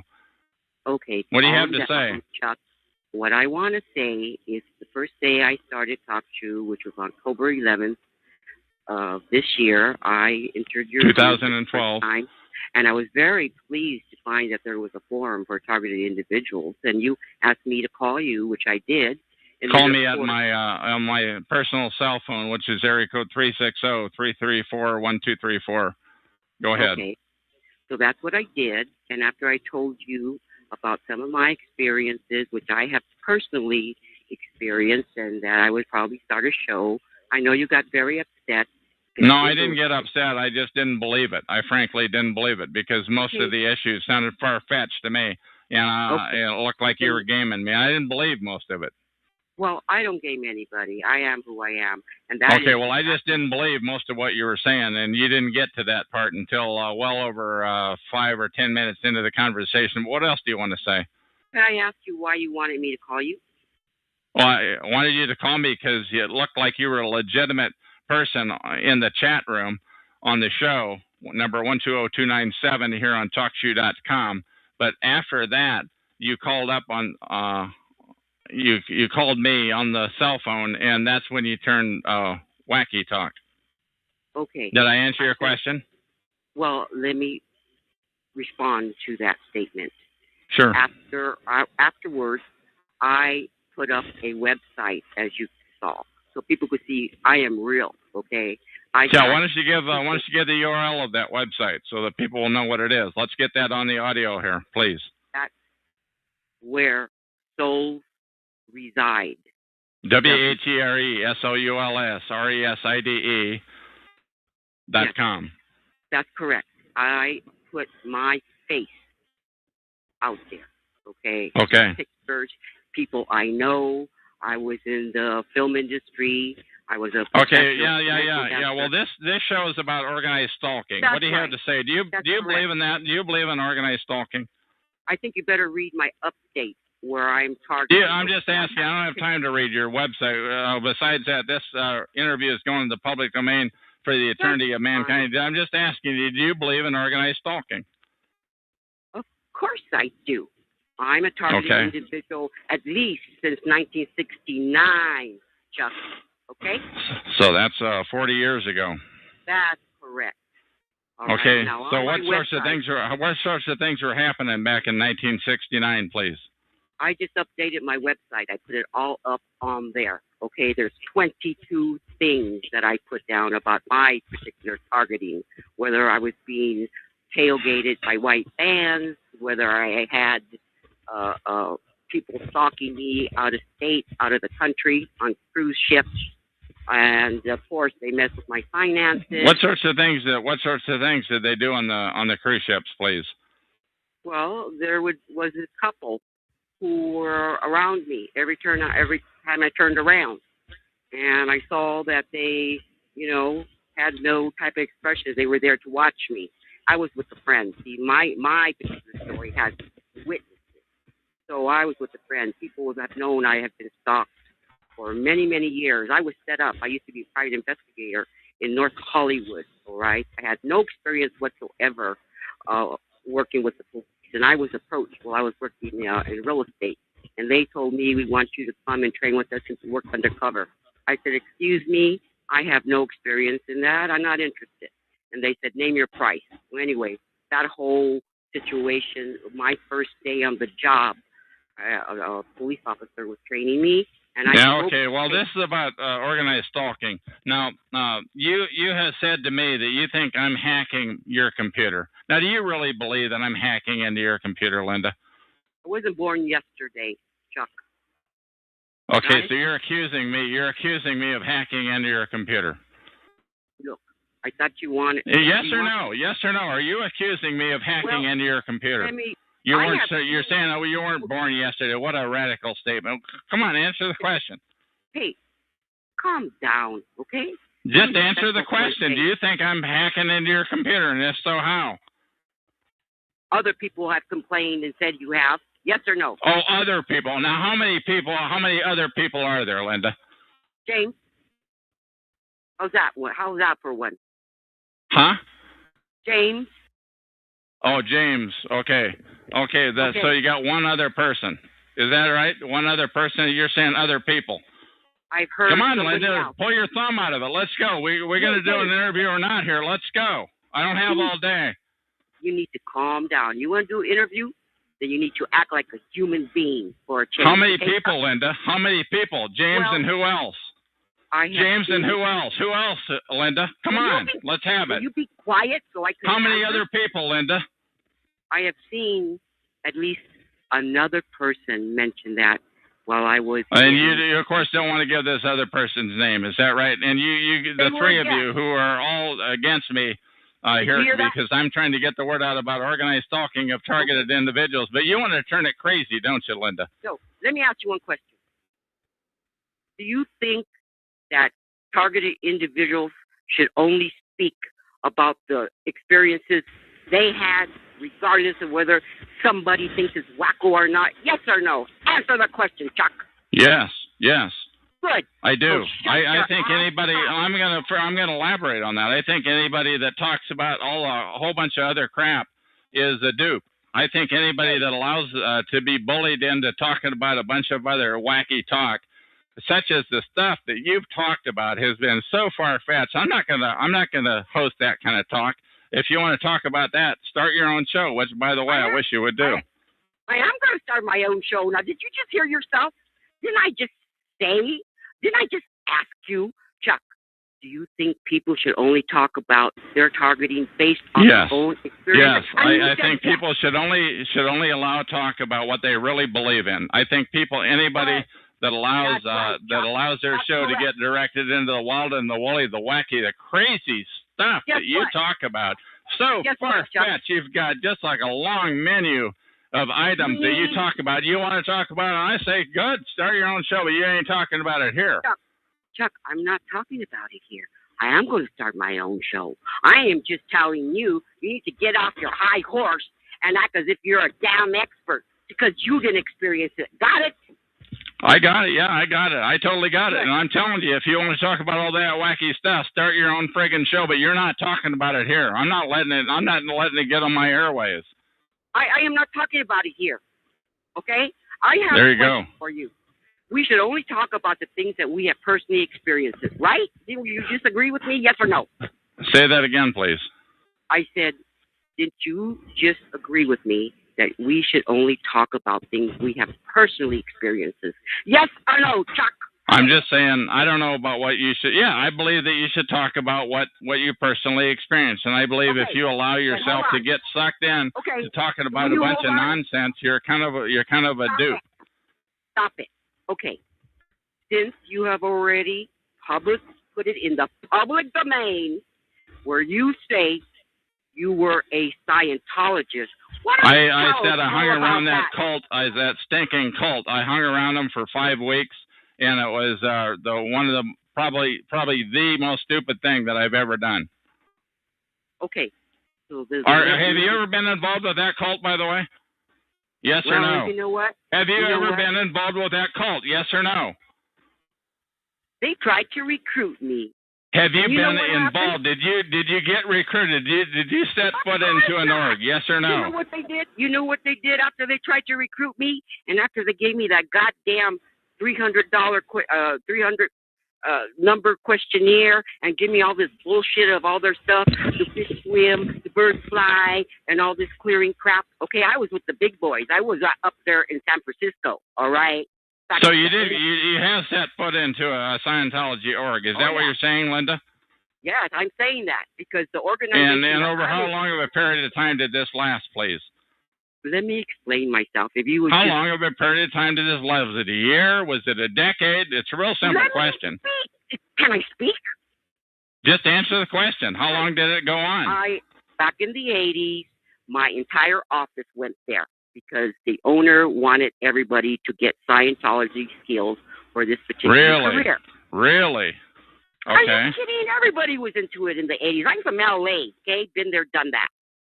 All right? Okay, so there you were in San Francisco in the 80s, and you went into an office, and so how many people got sent to the Oregon? Over how long of a period of time did that last, please? Well, I was the office administrator, so I took some of my staff. So there must have been about, at that time, maybe 3 or 4 people. I had no clue about Scientology. Yeah, that's how they suck you in. So over how long of a period of time did this last, please? One day, okay? When I went in there, and they put you down, they make you sit down in this exercise where your trainer is sitting right across from you, and your knees. How long? So you're saying you went in for one day and you never went back again? They threw me out because I told them this is a bunch of bullshit. This is mind control code. Hey, good for you. There's a woman after my heart. So they threw you out because you told them it was a crock. They threw me out. What about the other 3 or 4 people that you went in there with? Hey, they were my staff. And did they go out too? Did they throw them out too, or did they keep them? Did you lose your job as a result of that?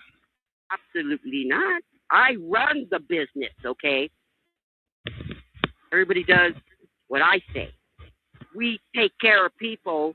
Okay, so you're saying that, and how long did you keep that job after you said this is bunk? How long did you keep that job? 20 years. You kept the job for 20 years, and that was your private detective job? Is that what it was? No. I'm talking, I have been an entrepreneur. I have had many jobs. I was a administrator in health. But you were under the roof of this place for 20 years. Is that right? They were under my roof, okay? Did you not hear what I said? Oh, so it was your roof. No, yeah, you're right. I didn't hear that. So it was your roof. You don't pay attention because you don't listen. That's your problem. Yeah, you probably got that right. That's right. Guilty, Your Honor. Guilty. Hey, guilty. That's right. You need to look in the mirror, Chuck. Got it? Got it. Good. That's what I like to see. Person put the mirror up and look at themselves. Okay, so tell me something about this. So you're going to run this show on Gangstalking. Now, so tell me about how that's affected your life. Are you kidding? I was a woman who made a lot of money, and I saved my money, and I had retired. I know. I want to hear about the money. I want to hear about the gang stalking. Tell me how they gang stalked you. Oh, do you want me to tell you the 20 things? Or you can just go to my website and read it. Okay? I don't want to go to your website, Linda. This is interview. Just let's go. One, bam, bam, bam, bam. Let's go. I don't have all day. Stop it. You need to calm down. That's your problem. All right? You need to stop being a goddamn Nazi control freak, Chuck. That's me, all man. Right? That's you. You need to stop it. Okay, let's. You spent a lot of time talking about the barking and the Nazis, but you haven't talked about what sorts of things did they do to harass you, please. Well, they tampered with my mail, put a false bottom in my mailbox at the UPS store. They have tailgated me. A couple of my friends have died. They have implanted some of my family to harass me. They took away all my money and investments in home, left me penniless. They turned my family against me. They did some major ass shit. So, yeah, sounds like it. Just go look at my damn targeting website that I put up. Again, I'm not. We already gave your website out. I want to hear, but I want to. This. I'm telling you, this interview is going to live for many decades, maybe perhaps 100 years, and they're not. Your website's not going to be around then. So I want to get it on the interview here. Get off it and let me finish talking. Keep going. Then be quiet. They have hit me with electronic weapons in my brain that came from all sides, about 20 times on the side and the back and so forth. How do you know that? How do you know they hit you with it? I know that. I'm asking you. It's a fair question. How do you know that? How do you know they hit you? Go ahead. How do you know that? Yeah, you need to be silent. If you're how do you know that? I don't have all day, really. This is becoming a very uninteresting interview. I'm just saying, how do you know they've done that to you? Well, maybe because I felt sharp pains in my brain. How about that, Chuck? Okay. What else? How else do you know it? Jesus Christ. This happened. Once again, I hope we can keep the any things like that not on this tape, because I do want to be able to keep it. Then you need to chill out and calm down. Oh, so it's all my fault that you're saying profane words and saying things like that, huh? I'm the sweetest, nicest person. I'll bend over backwards for anybody. All right. When somebody tries to treat me like a piece of shit, I will bark louder. Got that? Yeah, I got it. Good. Tell me more about how you've been harassed and stalked, please. I would have to go to my website and look at all that shit. Well, you have to go to a website. You say you've been harassed and stalked for 40 years, and all of a sudden you've got to go to a website to get some examples. I want some examples, woman. Okay, quiet. I was cut on my torso with 13 marks, some of them 2 or 3 inches long. They're on my website. The pictures are there. I had witnesses. I think how do you know it was your torso? Is your face in there? You know what? I will talk about that on my show. You just said, you didn't want to know about it. I'll talk about that on my show. Okay, well, tell me how else have you been stalked and harassed? Do you have to go to your website to do this, or can you just rattle some things off the top of your head? Look, I already told you the electronic weapons in my brain. Okay, I got burn marks. I got a radiation burn on my chest overnight. Okay, that was about 11 by 10 inches. Sounds like a crock to me. I don't believe you. Well, I don't give a shit whether you believe me or not, because I had a witness. Ah, so you had a witness there while you were burned, huh? I call. Because I don't care whether you believe it or not. Because everything you say, oh, that's wacky. Oh, that's this. Well, guess what, Chuck? This world that we live in is not only in the 3D world. Okay, you need to grow up. All right, I'll grow up. And that is the end of this interview. And I want to thank you for listening.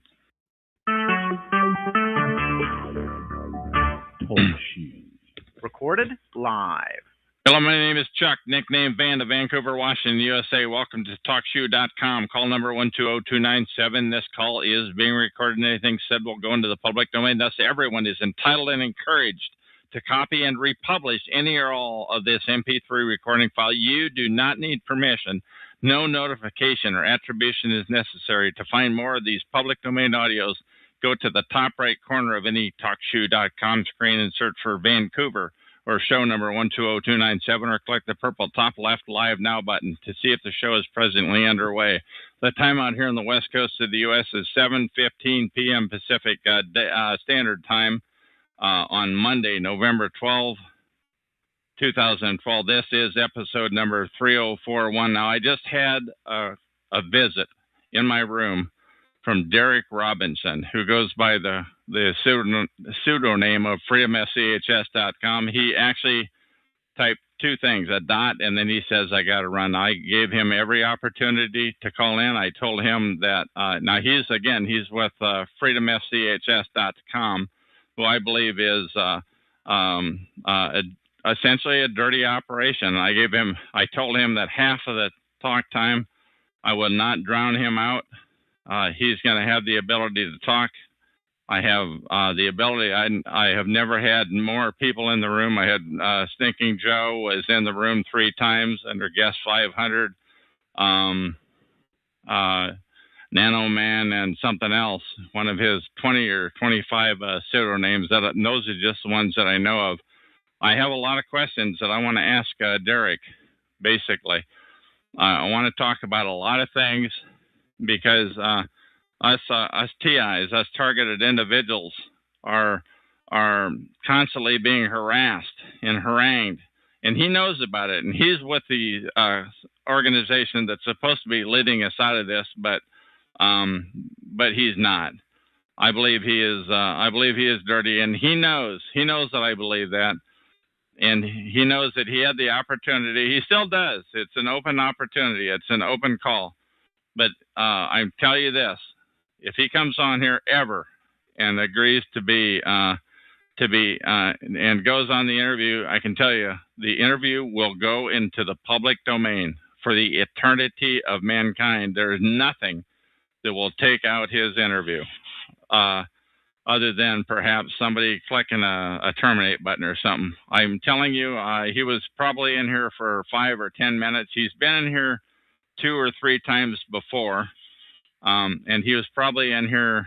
And he's never said anything. Actually, today he typed dot and he typed gotta run. You know, he just is not, today wasn't gonna be the day for him to do this interview. And really, this venue, it is the only place in the entire planet Earth that is entirely, I want to get the word out about organized stalking and nothing else. I don't care about all that other stuff that they want to talk about over on their call. I'm gonna shoot down all that crazy, wacky stuff if they bring it up, you know. And I do it frequently. I'm going to keep this short. I wanted to let you know that I had a visit from Derek Robinson that he actually typed in input a couple of times. It doesn't look like he's going to come back in. He said, I got to go. And he flew the coop. And I'm sitting here with a dozen or so users, half of whom are guests, and all the nanomans left. And basically, the only thing I can tell you is this is the place to come and get the word out about one thing: organized stalking of targeted individuals. That is what I do. That is the only thing I do. And I don't let this call get diverted into all those wacky nonsense topics. You know, I don't know that. What I can tell you, that is the end of this recording. Talk show. Recorded live.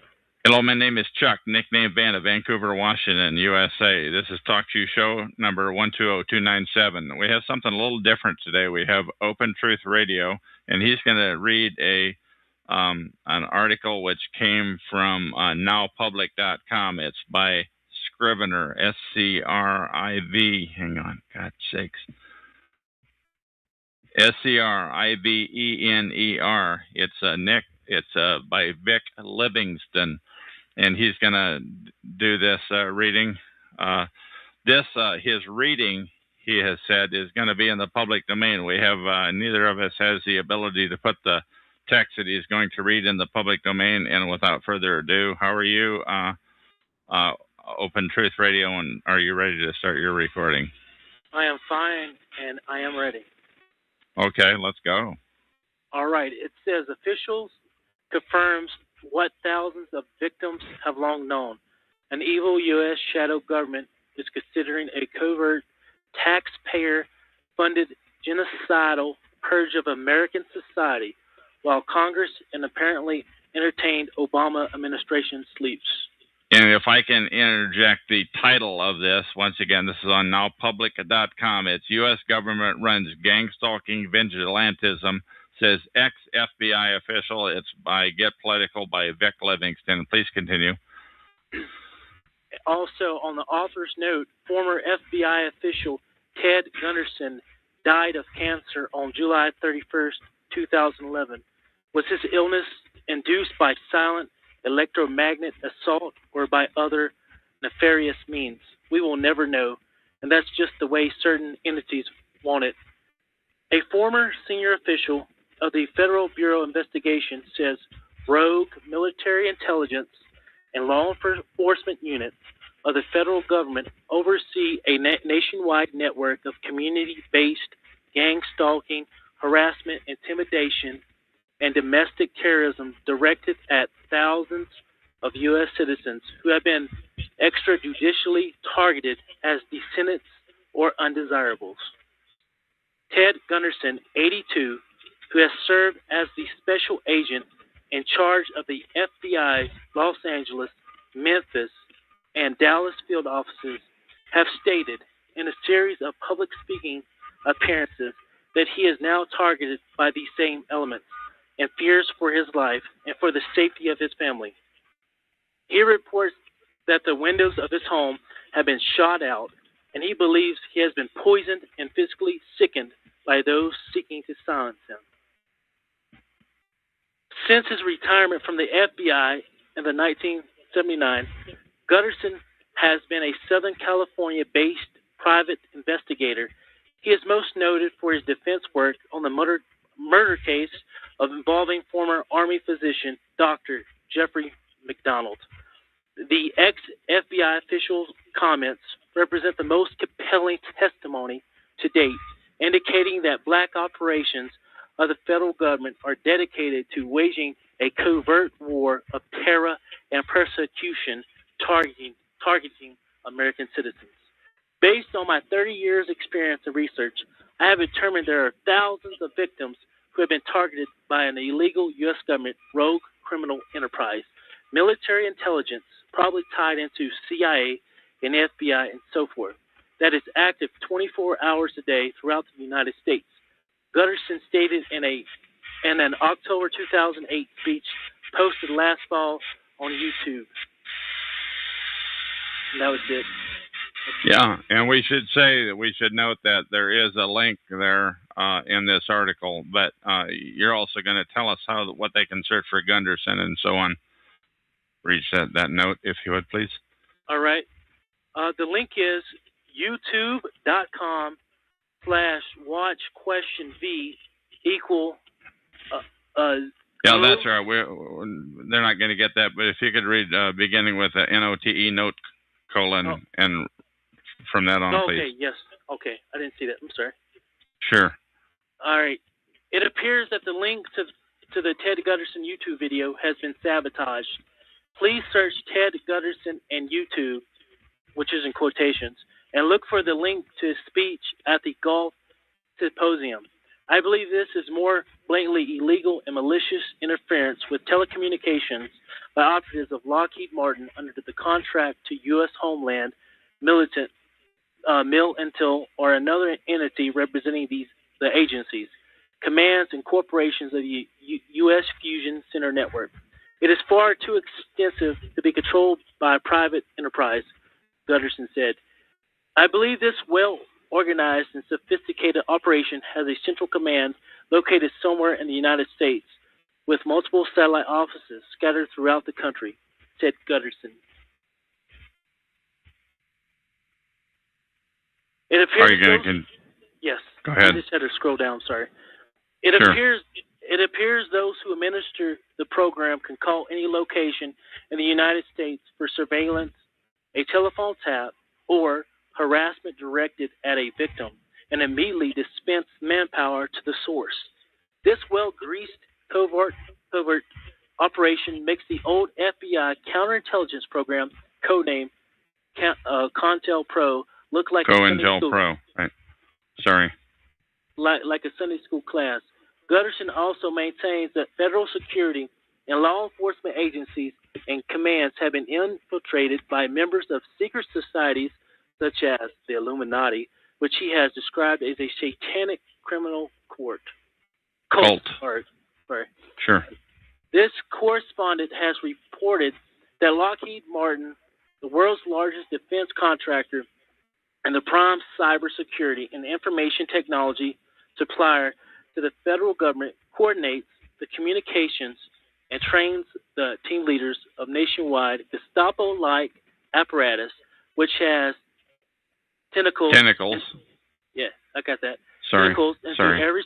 I'm sorry. Sometimes I read fast because I'm a fast reader. I'm trying to slow it down. Sure. Tentacles into every security and law enforcement agency in the nation, including state and local police and 72 regional fusion centers administered by the U.S. Department of Homeland Security. According to company literature, Lockheed Martin has operations in 46 of the 50 states. And I should point out there is a now public link there, but you're going to continue with the Lockheed Martin also has. Okay. Lockheed Martin also has operational command and control over a U.S. government microwave radio frequency weapon system deployed on cell tower masts throughout the United States that is being used to silently torture, impair, subjugate, and electronically incarcerate so-called targeted individuals. The nexus of this American torture matrix appears to be Lockheed Martin's mission in combat support solutions, Central Command Center in Norristown, Montgomery County, Pennsylvania, which employs several thousand workers. The defense contractor's global headquarters is in Bethesda, Maryland, just outside the nation's capital.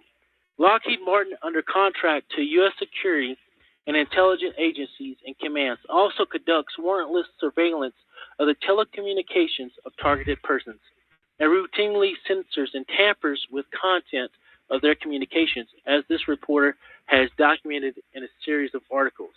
And those articles are listed. There's 4 of them. They all come off of nowpublic.com under Scrivener. Please continue. All right.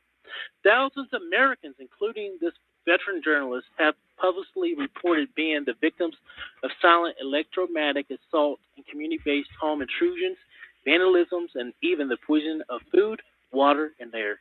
Federal and local law enforcement routinely dismiss their reports as the product of delusions or mental illness and refuse to investigate their complaints. And there's 5 more links that are linked there. This is a well-documented article. Please continue. These targets and their families have been physically harmed and financially destroyed as a result of taxpayer-funded psychological operations, police protect the community, stalking, harassment, and malicious vandalism, and other covert programs of personal destruction, including government-assisted financial sabotage. Many appear to have been targeted as a result of their politics, their activism, or corporate whistleblowing activities, their ethnic background, or as a result of score-selling vendettas by persons in positions of power in government and in the private sector. The former FBI executive's remarks are only now attracting widespread exposure on this and other websites. This correspondent believes that recent revelations of government-sponsored domestic terrorism against U.S. citizens have prompted some conscientious,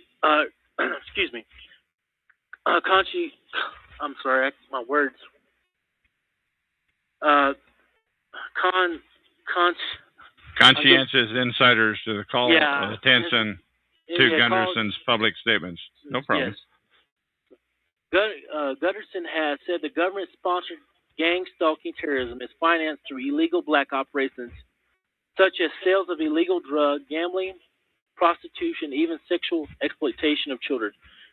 But this reporter believes it's more likely that the programs of government-sponsored domestic terrorism are funded from the military and security black ops budgets that have been illegally diverted to covert domestic programs administered and conducted primarily by defense contractors. Last year, the New York Times disclosed that an official of the U.S. Air Force has set up an unauthorized military intelligence spy ring in Pakistan and Afghanistan, run by Lockheed Martin and funded by these defense appropriations. There's a link to a NewYorkTimes.com article there. Please continue for this last paragraph. All right. This correspondent suspects that a similar arrangement could be funded government-sponsored gang-stalking operations throughout the nation and has urged Congress to immediately hold public hearings as a part of a comprehensive investigation of military-style black ops targeting American citizens and their families. A silent, slow-kill genocide motivated by ideology and hate. And there are a number of feedbacks. There's like hundreds of feedbacks, and we can't cover them all. Open Truth Radio, I really want to thank you for doing that reading for us. All right, thank you as well, and I'm glad to be here, and you have a good day, Chuck. You too, and I'm going to go ahead and click on the end key right now. Talk show. Recorded live. Hello, my name is Chuck, nickname Van of Vancouver, Washington, USA. Welcome to Talk Show call number 120297. This call is being recorded, and anything said will go into the public domain for the duration of mankind. Thus, everyone is entitled and encouraged to copy and republish any or all of this MP3 recording file. You do not need permission. No notification or attribution is necessary. To find more of these public domain audios, go to the top right corner of any TalkShoe.com screen and search for Vancouver or show number 120297, or click on the purple top left Live Now button to see if the show is presently underway. The time out here on the west coast of the U.S. is roughly a quarter after 5 p.m. on Friday, November 16, 2012. This is episode number 3043. I have on the phone with me Clee, and she just called in. And how are you, and what's going on?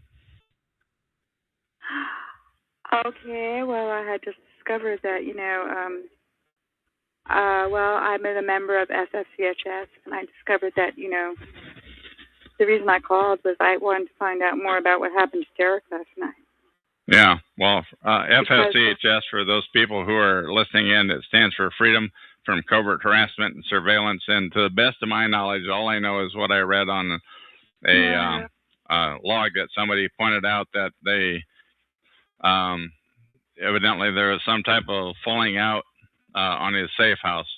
Once again, though, go ahead. No, well, here's what the situation was. Everybody sort of pitched in and to help put that thing together over there, and he moved and everything out of Ohio, go all the way to California. And what happened was, I thought they were painting the place and fixing the place and doing everything to fix up her property, and then all of a sudden she just drops the axe. So some type of a safe house. Now, we should explain to the listeners of this show, for a decade from now, a millennium from now, we should explain that a safe house. Why don't you tell the people what a safe house is, please, Clee? Oh, well, I'm not exactly schooled in all of these things, but from what I understand, a safe house is a place where people, where targeted individuals can go to join together and be safer as a community together, protecting each other and so forth and so on. The one thing that always bothers me about those freedom calls is they never address the issue of what happens if a perp is among the people that are in the safe house. I agree on that. I do agree on that one. Okay. And how often do you think that happens, based on the things on the calls that you've listened into? I think it might happen. It might happen quite often, and then, but you just don't know. That's the problem. And there's no test per se to. There's no security on that issue.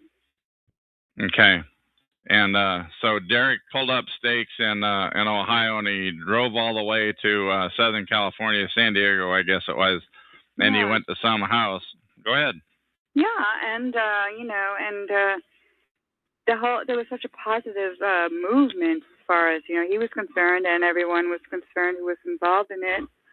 And I've heard her speak, the lady, the owner of the house, that she wanted it to be called Freedom House, and that she wanted it to be, a very public thing with by redoing the garage and making it, and having parties there and so on and so forth, and homes for the targeted individuals. And then he moved there, and he brought some other people there, and I saw pictures of them painting the place and fixing the place and all this other stuff. And then all of a sudden, now, where did you see these? Where did you see these pictures, please? Oh, on the newsletters. Okay, so you have given them your email address, and they mail you out a newsletter from time to time. Is that right? Yes, sir. Yes, sir. Okay. Now, please continue. Oh, so anyway, that was the situation, and I was under the impression that this thing was going to advance to a higher level, and everybody was going to be, happier, and that we expand the TI community in this manner in a positive way. And then all of a sudden, he wrote an email to everyone last night saying that she told everybody to get out, and that she was turning off the electricity the same day. And so, it's hard to believe. I mean, I'm not saying it's a lie. I'm just saying I just can't believe that someone could do that. But well, I mean, but you can believe that. Do you really think that you can get herself and as I understand it, having read the email, there were three other people, Derek and two others actually. So there was four people. Do you really think you can get that many people together you can have visitors come and go, and there's not going to be any perping that goes on. What do you think about that? Oh yes, sir. I do think that that's a possibility, and I do think. I think it's almost a certainty. Yeah. Especially if freedom is involved. Especially if you don't know. I mean, especially if you have no security clearance on who is involved. Yeah. How would you have a security clearance? How would you? There has to be some kind of way to understand a person's background in some way or another to make sure that they're not messing around like that. But I guess I'm not really a hardcore investigator, or I'm just and I'm just not not into all that stuff. But what I can say is that I wish that that it had turned out to be a better situation. And that I want to read something to you. Somebody just pasted in that email that Derek supposedly wrote. And is this your understanding that it was November 15, 2012? That was last night or yesterday. Mm-hmm. And he says, to the FSCHS community, things at the Freedom House here have deteriorated dramatically with the homeowner. All the residents here have tried to work with her to salvage the place to no avail. So as of today, we have all been given a vacate notice, and she plans to turn off the electricity as well today. Any recommendations for a place to go for the three of us, either separately or together, in the short term or the long term, would be appreciated. He signs it Derek, and he gives his phone number, which I'm only going to give the area code 513. Oh. Is that the letter that you got? Yes, sir. Yeah, that's the one. And I read that, and I thought that was shocking. I was shocked. Yeah. Well, again, okay. So again, we've covered the issue of the Freedom House enough, but what say about the issue of perping? How many perps? What percentage? How long have you been hanging around these calls on TalkShoe.com? These freedom calls. I just stop in once a week. Once a week, okay. But That's I'll tell you what has happened. I will tell you what has happened in the last 3 weeks. I have been unable to get any sound on the program. Strangely enough. And I can't get any sound on your program either. And that's why you're called in. Yes. Yeah, well, I might just suggest that you try a different browser if you're using Windows. And there's 5 browsers, and I don't want to turn this into a support call, but that's interesting that for the last 3 weeks you have not been able to get any sound. We occasionally hear that, and who knows why that is. But also, one of the things, they had a call, again, today is Friday the 15th. It wasn't last week. It was the Saturday before, so I'm having trouble doing my math. I think it would be on the 1st of November. They had a guy call in, and the call appeared to me to be scripted. And then once he got done, they started taking the questions, and then the guy admitted, essentially, that he had not a Freedom House, but supposedly a house. I think it was here in Washington State, up north of Seattle, if I'm not mistaken. And essentially, the perps, they were involved. They just took over the house, or I don't know, there was a perp or two involved there. Yeah, and he admitted it. So that's not good. Not good. Yeah, it's not good. I mean, it's just. But how do you prove somebody's authenticity? That's the problem. That's the problem.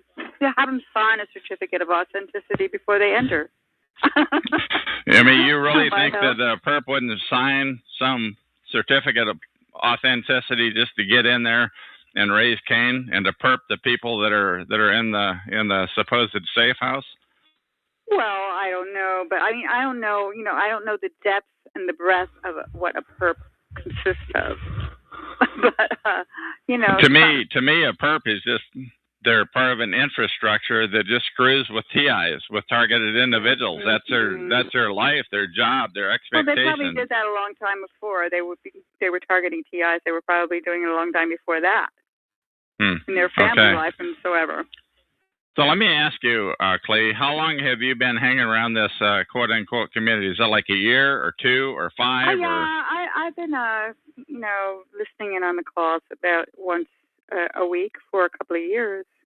Really? But only because, I'm curious to see what this is all about, because it's something I've been dealing with, and I like to try to learn what this is all about. It's a horrible situation. Okay, so do you mind helping me out here a little bit? What sorts of things are you dealing with? Oh my God! It's just, it's crazy. I live in a fairly nice neighborhood. I don't live in a wealthy neighborhood, but Yeah, what sorts of things are happening to you, please, if I may ask? Well, I'm just, constantly harassed. But it's hard to explain. I'd rather not really go into it. Okay, that's no problem. I want to thank you. You know what I want to do is I want to keep this recording a little bit short, since we're not given a lot of examples of the harassment. Yes, sir. But is there anything else that you want to say before I terminate this interview? Let's see. Are you going to be giving an outline of what your harassment is? Oh, what is, please? Harassment. Oh, my harassment, I've talked about a lot on this show, and I don't want to put it on. I'm interested in knowing, and then I can compare, and, Yeah, well, you can come back to this show. I don't want to get into my harassment on this particular call. I want to keep each recording down to less than 15 minutes as I can. Yes. Once again, this is call ID number 120297 on TalkShoe.com. And there are plenty of examples and plenty of recordings that talk about this sort of thing. Thank you so much for your time. Okay, thank you. And that is the end of this recording. Righto. Thanks. Show. Talk Shoe. Recorded live. Hello, my name is Chuck, nickname Van of Vancouver, Washington, USA. Welcome to TalkShoe.com, call number 120297. This call is being recorded, and anything said will go into the public domain. Thus, everyone is entitled and encouraged to copy and republish any or all of this MP3 recording file. You do not need permission. No notification or attribution is necessary. To find more of these public domain audios, go to the top right corner of any TalkShoe.com screen and search for Vancouver, or show number, better yet, show number 120297, or click on the top left purple Live Now button. The time out here on the west coast of the U.S. is about 5 till 6 p.m. on Tuesday, November 27, 2012. This is episode number 3044. Now, I have on the phone with me pseudonym T. Idaho, whose talk show is 123048. And I have my doubts about you, T. Idaho. What do you have to say? Well, for starters, my real name is Mark. How's that? Okay. That's your real name. Now, I have my doubts about you, and what I'm telling you, what I wish I had put on the last interview, which I threw away, by the way, is I don't recommend that anybody give their name out to anybody on these talk shows. Can you understand why? Yeah. Yeah, I just. Now, you sound like you're about half dead. Are you alive and kicking? No, I'm alive and chemmed. I just came out from outside. Okay, now tell me about the chems. What happened? Let's chems, the chemicals. Why don't you tell people that are listening into this interview what that means, please? Well, what I would explain to them is that it's not difficult. It's the easiest thing that perps can do. It's that perps can do to us targeted individuals. Let's continue on with that, please. Well, what do you want to hear about my hotel experience? I want to hear about you just go ahead. Just talk about talk what happened when you just went outside. What do you have to say, please? Well, I can hear. Man, I'm telling you, I'm about ready to shut this interview down. It's like there's this lag between when I ask you a question and you got to think and scratch. Yes. Just tell what happened when you went outside just now. You went out for a cigarette, right? Yes. Yes, I did. And what happened? I come back in. I feel like I've been drugged. That's why this interview is shot. I mean, I have a hard time putting a sentence together, but that's what happens when I go outside. And this. Okay, now so right now you're under the influence of this of chemical that they sprayed at you. Now, can you smell anything? Did you smell anything unusual when you were out there, please? No, not at all. It's but my nose, I could tell right away because my nose starts running like clear liquid, not snot or anything like this. It's like water. It just starts running out of my nose. And this happens whenever you go outside. Yes, and then after that, I have to go to the bathroom. I have to pee. It's like it's immediately, I gotta. Oh, geez, I gotta pee. And how many times? And how often after that? Oh, probably 3-4 times. If I drink a glass of water, maybe 3-4 times. It's ridiculous. Per hour? What do you mean 3-4 times? What's that mean? How often? Well, if I drink a glass of water, a bottle of bottled water, I got to go to the bathroom 3 or 4 times, but that's And the next unusual. day and the next hour. What? I'm trying to speed it up in here. the next 15 minutes. In the next 15 minutes. So that's pretty significant. So 3 to 4 times you have a 12-ounce bottle of water, and 3 to 4 times within the next 15 minutes, almost immediately, like it goes right through you. Is that what you're saying? That's exactly what I'm saying. What are some of the other things that happen when you're under the when you're chemmed, when you're shot with these chemicals that you cannot smell when you're outside smoking? I feel doped up. I feel like I've been hit with something that it just makes me confused. I don't know what it is. I don't know what they're using, but it makes you confused, like you can't think straight. And that wears off, by the way. It takes about 15 to 20 minutes. And then I'm back to normal, where I can, put a sentence together without, being stuttering or confused. Because there's a lot of stammering going on. Now, we were just on another call. I don't want to say the call number, but you and I were just on another chat screen here in the other room, and you must have went outside and had a cigarette, and then you came in and called this show. Is that right? That's exactly what I did. Okay. Tell me some more about this chemming. I want to hear, please. And this is for the people that are listening in that may not believe the chemical attacks on targeted individuals. Please, please explain what it. Happened. The guy next door has a 3-car garage, 3 separate garages that open up. And the minute I went outside, he opened the garage door maybe a foot.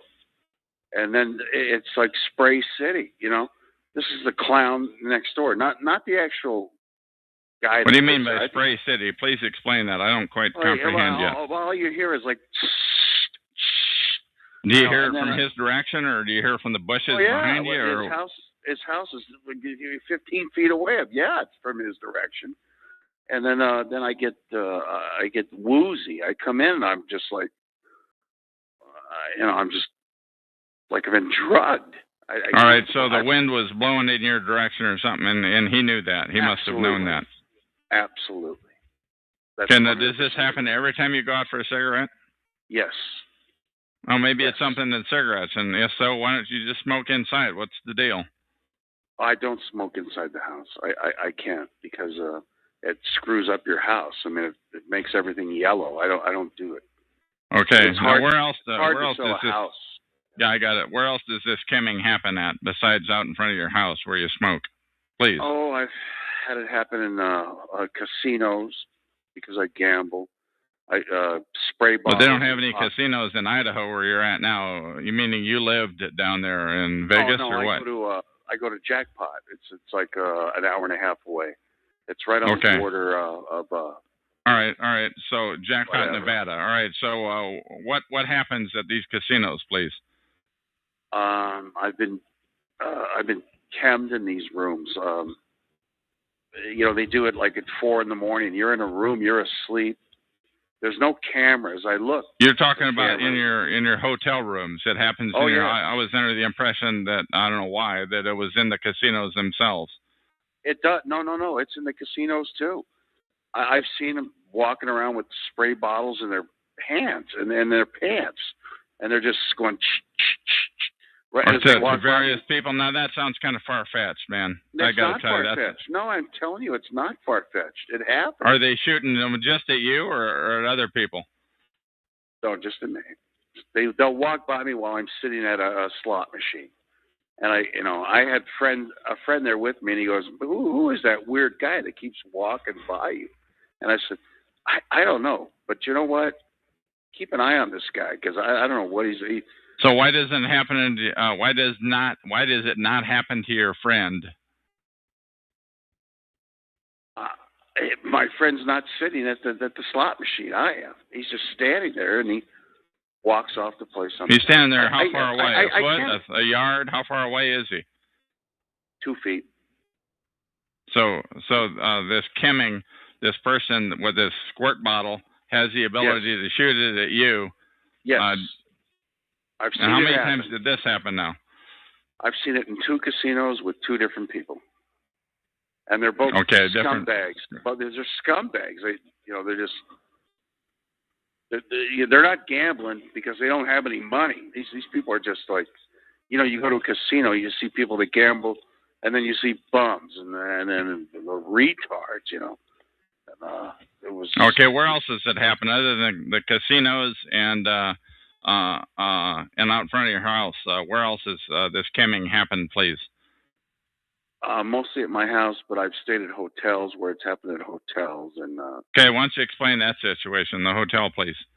Well, if you go into a hotel and you look at the bottom of the door, there's a half-inch gap. It goes out into the hallway. Yeah.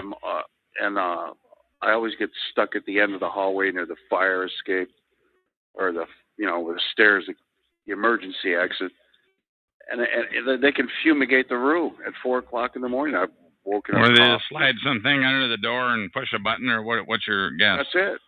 Exactly. They put something under the door. Maybe it's a small tank or something, or there's no cameras. So I look in these hallways. There's no cameras, so they can get away with anything. Of course, you can't see cameras nowadays. But one thing that I heard you mention on one of your calls, I think it was, or on one of these calls here on TalkShoe.com, was that sometimes as soon as you get in, that there's specific rooms that they relegate towards targeted individuals. Yes, what do you have to say about that? Yes, why don't you explain that? My bedroom is Chem City, where I sleep. That is where I get most of it. Now this is in the hotels. I'm talking about in the hotels, that there's specific rooms. The hotel is one room. I mean, there's 2 beds. That's easy. But in my house, it's my bedroom specifically. Is what they're doing. Okay, let's get to your house later. Let's continue on with this line of thought of the hotels, please. Yes. It's easy. There's a half-inch gap under the door. But I was talking about the thing where they're on the other side of the wall. What are they doing on the other side of that wall? What's your guess? Well, you're not going to want to hear this because I know what it is, and you think it's crazy talk, but I know it's a fact. Microwave ovens, microwaves. I don't think it's far-fetched, and it's got some people that are listening to. Well, some people are going to be listening to this. They're going to be raising their eyebrows, but it's boots on the ground. Why don't you tell me then this microwave oven on the other side of the wall in the hotel? Is that right? That's correct. Why don't you go ahead and explain that? Well, all hotel rooms are set up the same. If you walk down the hallway, each room is set up the same. I have actually heard people on the other side almost like they're rearranging the furniture, but basically they're just pushing the TV over, putting the microwave onto the dresser. The dresser is faced directly at my headboard where I'm sleeping. And microwaves go through walls. They go through headboards, and they go to you. And this has been done to me many times. How do you know that, though? How do you how would you proclaim to know that, please? One time I was staying at the Hilton, and my TV set started going weird in my room. So I walked to the room next door where I knew the perps were, by the way, and I knocked on the door, and nobody answered the door, but she came. A girl came to the room. And before that, I heard the guy say, well, I got it up to 50. I got it up to 50. Isn't that working? And I said, do you have trouble with your TV? I'm having trouble with my TV. Through the door, mind you. She didn't open the door to tell me. And okay. She goes, she says, well, we don't have a TV. Are you kidding me? This is a hotel. These are First they had perks. a TV. All right. They're So perks. what? It's your assertion that they had microwave. I changed rooms in that hotel immediately. I called downstairs and I said, "Look, this room is noisy. I'm getting a lot of traffic noise outside. I want a different room." So I changed rooms, and then it was okay. Nothing happened. Okay, now how many hotels does this happen in? The cams as well as the microwaves. How many hotels, please? I've stayed in 80 hotels at least, and I would say it happened in 60. So 60, it's your side of the story, is that 60 of the 80 hotels that you stayed in, you've been what? Cammed, radiated? What else is there other than cam and radiation? And is that your story? That's it. That's all they do. That's it. That's all they do. Okay, it's essentially, is it the same story every time? I mean, can you hear these people on the other side of the wall? How do you suppose that they explain the check-in process, please? As you're checking into the hotel room, how do they know? Did you make reservations, sir? How did they know you were coming? What's the deal? No, they never knew I was coming to the hotel.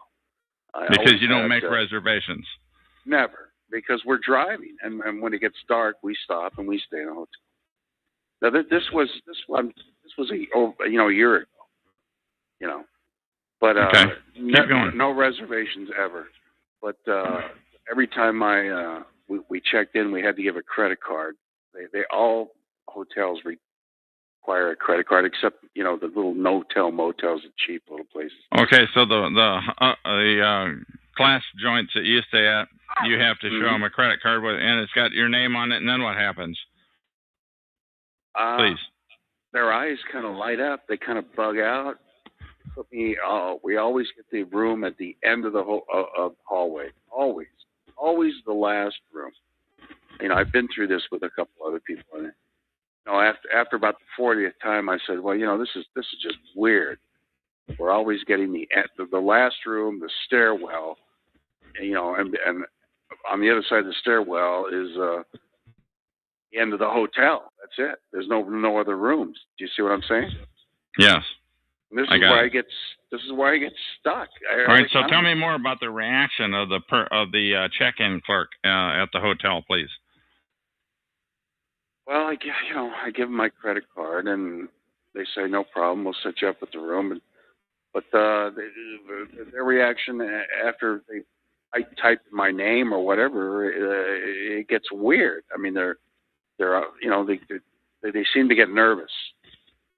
So I think that some of these hotel rooms are set up by the DHS or whatever. For DHS TI. meaning Department of Homeland Security, for a That's TI, right. a targeted individual. I think they have hotel rooms set up. I know that sounds crazy. People are going to listen to this and go, "What is this guy's nuts?"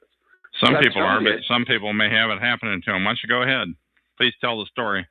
But I'm just telling you, it's happened to me so many times. I can't see how every time I end up at the end of the hallway. How is that possible? And have you ever said to the check-in clerk, "I don't want to be at the end of the hallway. Why don't you put me in the middle somewhere"? Did you ever say that to them? I have been in hotels where I have changed rooms 2 times. I've been in 3 rooms. I just say, "Oh, no, I'm not staying in this room." They put me in another room. I said, "No, I'm not staying in here." So, hotels. Was that another room at the end of the hall, or what's the deal? Yeah, they put me on. They go, "Okay, we'll put you on the 8th floor." It's the same goddamn thing. I'm in the end of the thing on the stairwell. I go, "No, this is not what No, I'm not going to do it." So, sometimes I've made them change the room where I'm in. Actually have rooms between me, like in the middle of the hallway instead of at the end, Okay, so now we've talked about. All right, so I think we got the hotel thing down now. Is there anything else before we leave the hotel and start talking about some other situations? Anything else you want to say about the hotel situation? No, other than I think they have rooms set up for TIs. I honest to God, I really do. I think they do. Okay, now you have indicated. I think something comes up on the computer, like a red flag, black flag, and they say, "Oh, geez," their eyes bug out, and they go, "Oh, wow," and So somehow the clerk is alerted that you need to go into a TI room, which you say are at the end of the hall. To a certain room on the computer. It comes up. I think it comes up on the computer because they okay. never Now you said the word turn "we." The computer around. They never turn the computer around. And say, right. Well, here, take a look. You know how it is. Yeah. Now you said the word "we." Are you checking in these hotels by yourself, or are you with someone? No. Tell me about that, please. And did they notice it? Yes, they do. Yes. So the person that you're with notices it. I don't want to get into family, but yes, I'll see it. Okay. So, but they do notice it. So now, would you say that they're a targeted individual also, or what? I don't think so. At this point, I do not believe that to be the case. But they have to put up with living with you, a targeted individual. Yes, which is very difficult. It's very. I can imagine. Okay, now where else other than your home, out front of your home where you smoke? We've talked about the casino. We've talked about the hotel. Tell me where else this type of thing happens, please. I believe, now this sounds weird, but I believe I've had it from a truck. I don't know how, but they have like some kind of spray mechanism through their grill. Now, I know this sounds absolutely insane, but So this isn't like a big Kenworth or a Mack truck. This is like a four-wheeler or something like that. Yeah, it's like a Ford F-250, 4-through, whatever. Now, is it coming out of the grill? Is it coming out of their rear end, out the side? Where is this coming from, do you think? The grill. The one time it's happened to me, it was the grill. And I could hear it. I mean, the guy made a left turn while I was sitting there. Hello. I mean, I go, what the, So that they do that. The protocol is just insane. When it comes to doing that kind of stuff, it's just insane. All right. So, is this just one time that's been done in a vehicle, or have there been other times also, please? No, I think there's been other times where I left the vehicle in a certain location and you have to go. You can't drive your car into the store. And when I come back, my eyes will start burning, When you get back into the vehicle, when you put your groceries or whatever. My eyes will, and my nose will start running like water, and I go, God, I have to I get out immediately and I'll open the doors and just air the car out, Now, how many times out of 10 does that happen? 1 time, 2 times, 8 times? What do you say? 5 out of 10. It's a 50-50. Half the time. Half the time. And half the time. And now, recently, regarding vehicles, I heard you talking on another show. Do you drive clunkers? Do you drive nice new vehicles? What do you have to say? And I think you also talked about another family member had their car in the shop at the same time. Why don't you tell the story about that, please? Yeah. Hello? Yes. We had, I had somebody in a parking lot backed into our car. And they put a dent in the car. So while I was having that car fixed, our other car broke down in a parking lot. It wouldn't start.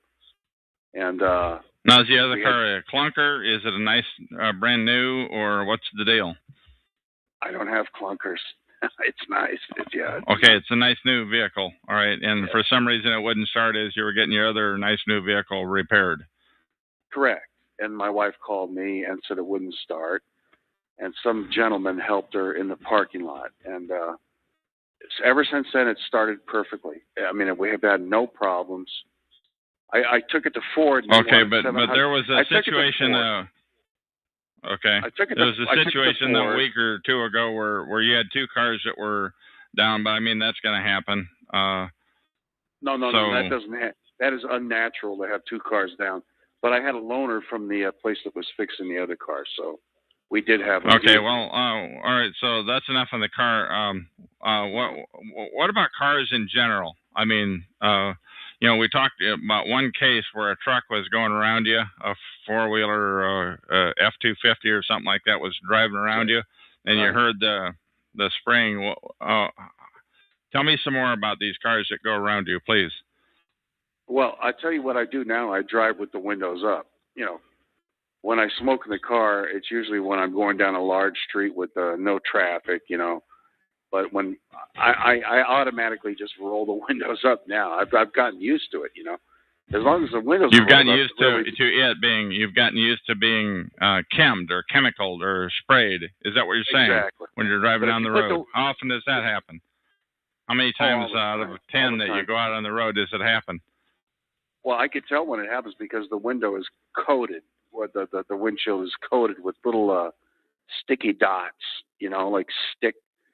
You could see them in the sun. It's like and then I like watch sap off of a tree or something like that, off a maple tree. Like that, but I don't park under a tree, so it's obviously something else. Yeah, exactly. That's what. All right. Well, what other things have you noticed other than like the sticky dots, the sap effect? What other Go ahead. I get that on my windows at my house, and I constantly, I have somebody come over to clean the windows, because I don't want to get outside and get hosed down while I'm cleaning a window. So I have somebody else do it, and that's regularly, because they get coated with the same sappy crap, whatever it is. I don't know. Well, that's the first time I've ever heard that concept. I've listened into these calls here on TalkShoe.com that are TI calls from people who are saying they're being chemmed. What are some of the other things that are unique to this situation of being chemmed, shot with chemicals, what have you? Please explain. It's making me sick. I mean, like every day I get just a little bit sicker, where I have trouble walking now because of the neurological damage this has done to me. I mean, I'm not a diabetic. I should not have neuropathy. There is no logical explanation for me having neuropathy. Nobody in my family has ever had it, and it's a nerve disorder that makes it very difficult, painful to walk. And 3 years ago I was jogging 2 miles a day. Now. Okay. Now you've said that you have lived in the last X months or years in 5 different states. How many months? And why don't you explain some of that, please? I've had 5 houses in the past 3 years. Okay, and please continue. 2 in California and 3 in Idaho. Really? I you know what? I keep moving, thinking, well, if I move, this will stop. I'll go to a new place, and hey, everything will be peachy keen. But let me tell you, it doesn't work that way. It just does not work that way. I mean, wherever you go, they just set up shop. It really doesn't matter. It just doesn't matter. What do you mean by set up shop? Please explain that.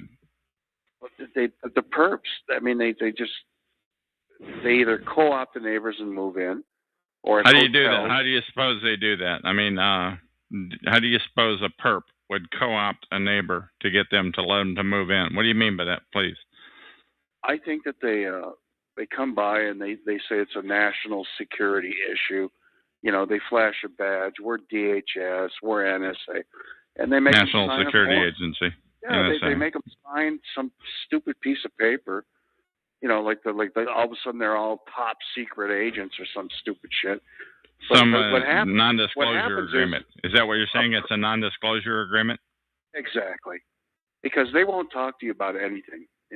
I've been here 7 months. I haven't had a neighbor talk to me yet. Not a single word. Okay, what else is going on around with the neighbors? Not necessarily just that house, but any of the houses. What is unusual? What has been unusual that has happened, please? They disappear. I mean, I moved here. Who disappears? Who disappears? The neighbors. You never see them. And they got the weird thing, Chuck, is they got kids. They got 3 kids across the street, 2 kids next to them, and 3 kids. I haven't seen a kid here in 6.5 months. The first week we were here. Well, how do you know they have kids then if you haven't seen them? Well, they were here the first week we were here. They're out there playing. They're going back into the houses. They just don't let them out. I mean, it's bizarre. They don't let, and I never see the people. Okay, so it's your assertion that you think some NSA or DHS agent goes to your neighbor after you just moved into a house and sets up shop. Yes, they And tell this the happened lies. in five different residences. Is that right? Absolutely correct. And they show maybe a fraudulent file on you. I don't even know if these are real DHS agents or real NSA people. It could be just neighborhood watch goons. I have no idea. I don't know who these people are. I don't know who tells the lies to the neighbors, but the lies are told. That's a fact. Okay, what else happens with the neighbors would be eyebrow raising for people that are listening into this public domain recording, which will live for all eternity. Please, what else do you think is unusual regarding the neighbor situation? When I leave the house, the neighbors have approached my wife, which I find unusual, and they say, "Well, gee, we'd like to get to know your husband." Of course, I'm not here. And another guy says, "Well, I'd like to break the ice. Maybe we can go out for some drinks." I'm not here. When I come home, I never see these guys. They never come over. I never see them outside. But they make friends with my wife when I'm gone, which is, to me, extremely suspicious. Why would they talk to her? And this has happened in one me? house or in all five houses? What say they, please? It's happened in 3 of these houses. The other 2 that I never... They never came out. I never got to know them, But the so in 3 of the 5 houses where you've lived, the neighbors have approached your spouse while you were gone.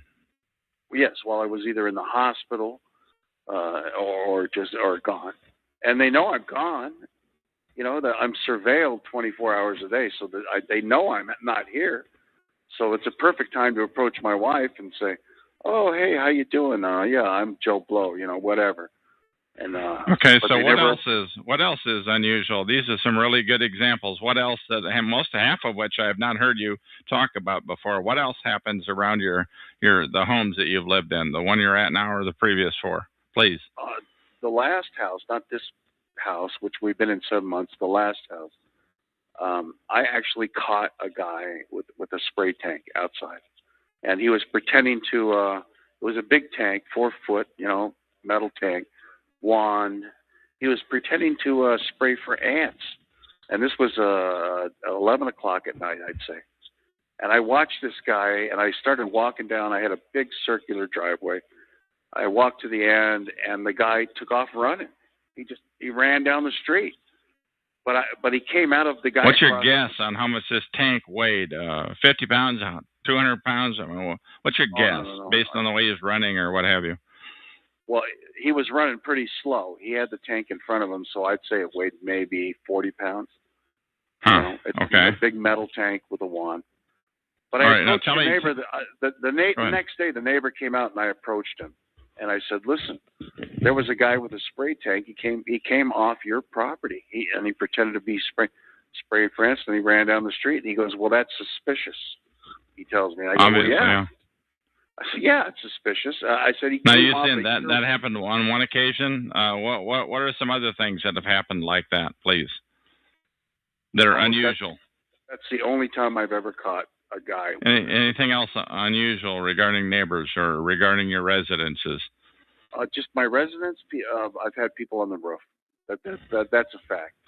I've had people jumping up and down on the roof now this is in a house, one occupancy house that you owned or that you rented, or what was the deal? No, I own.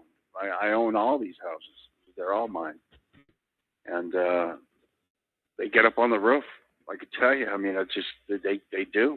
But are they roofers? I mean, what do they do? Or what are they thugs? They're not roofers. They're perps. I don't know. I think they're pumping their crap into the vents up on the top of the roof. I don't know.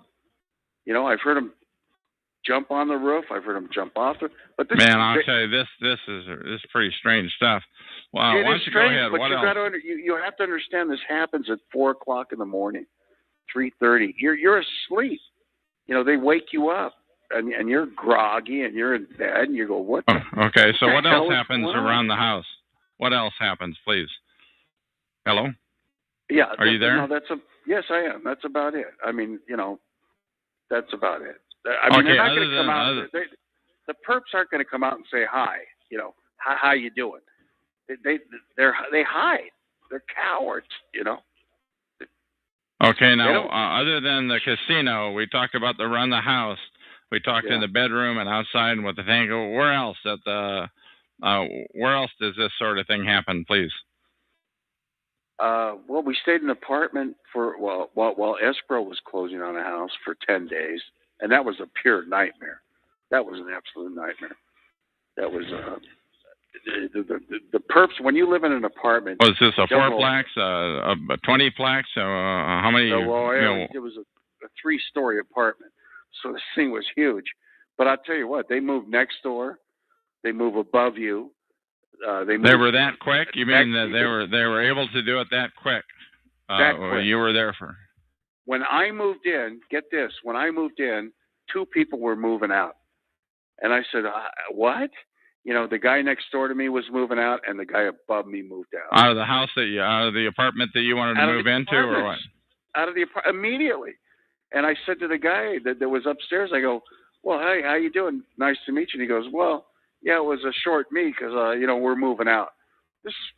I'm only staying there 10 days until escrow closes, but that's the lengths they go to. The protocol is just ridiculous. I'm telling you.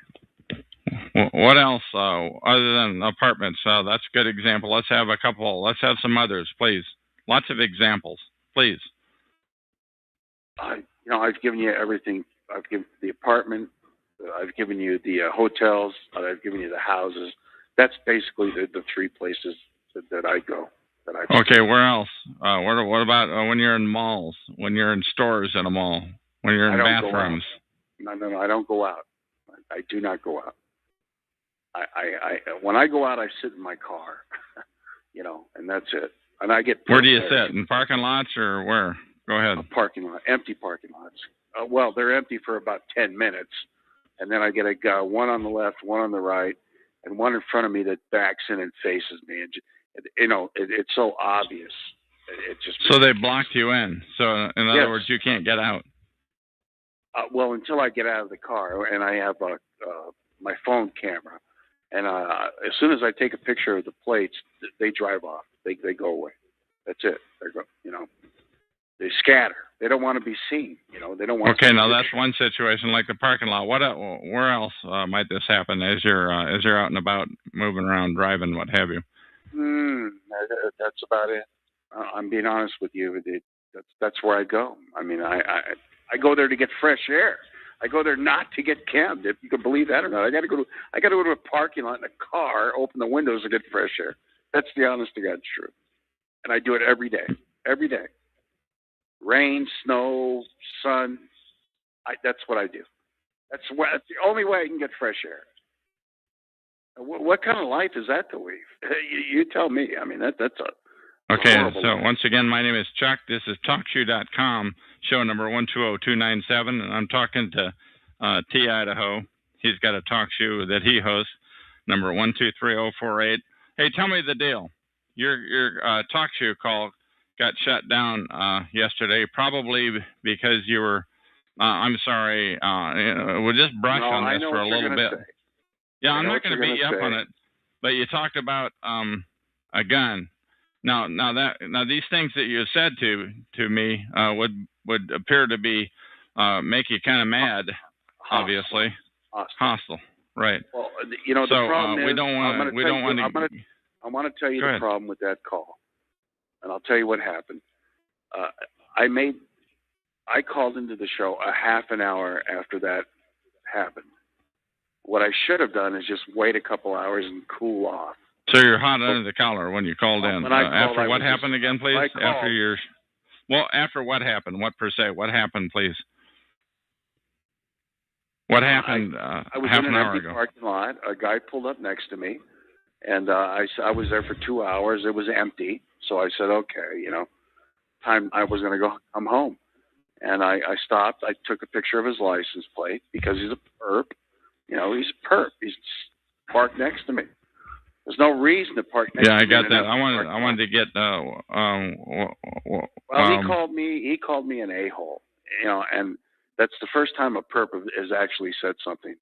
and that. But you've irritates taken their pictures before, but this is the first time anybody ever got into your face about it.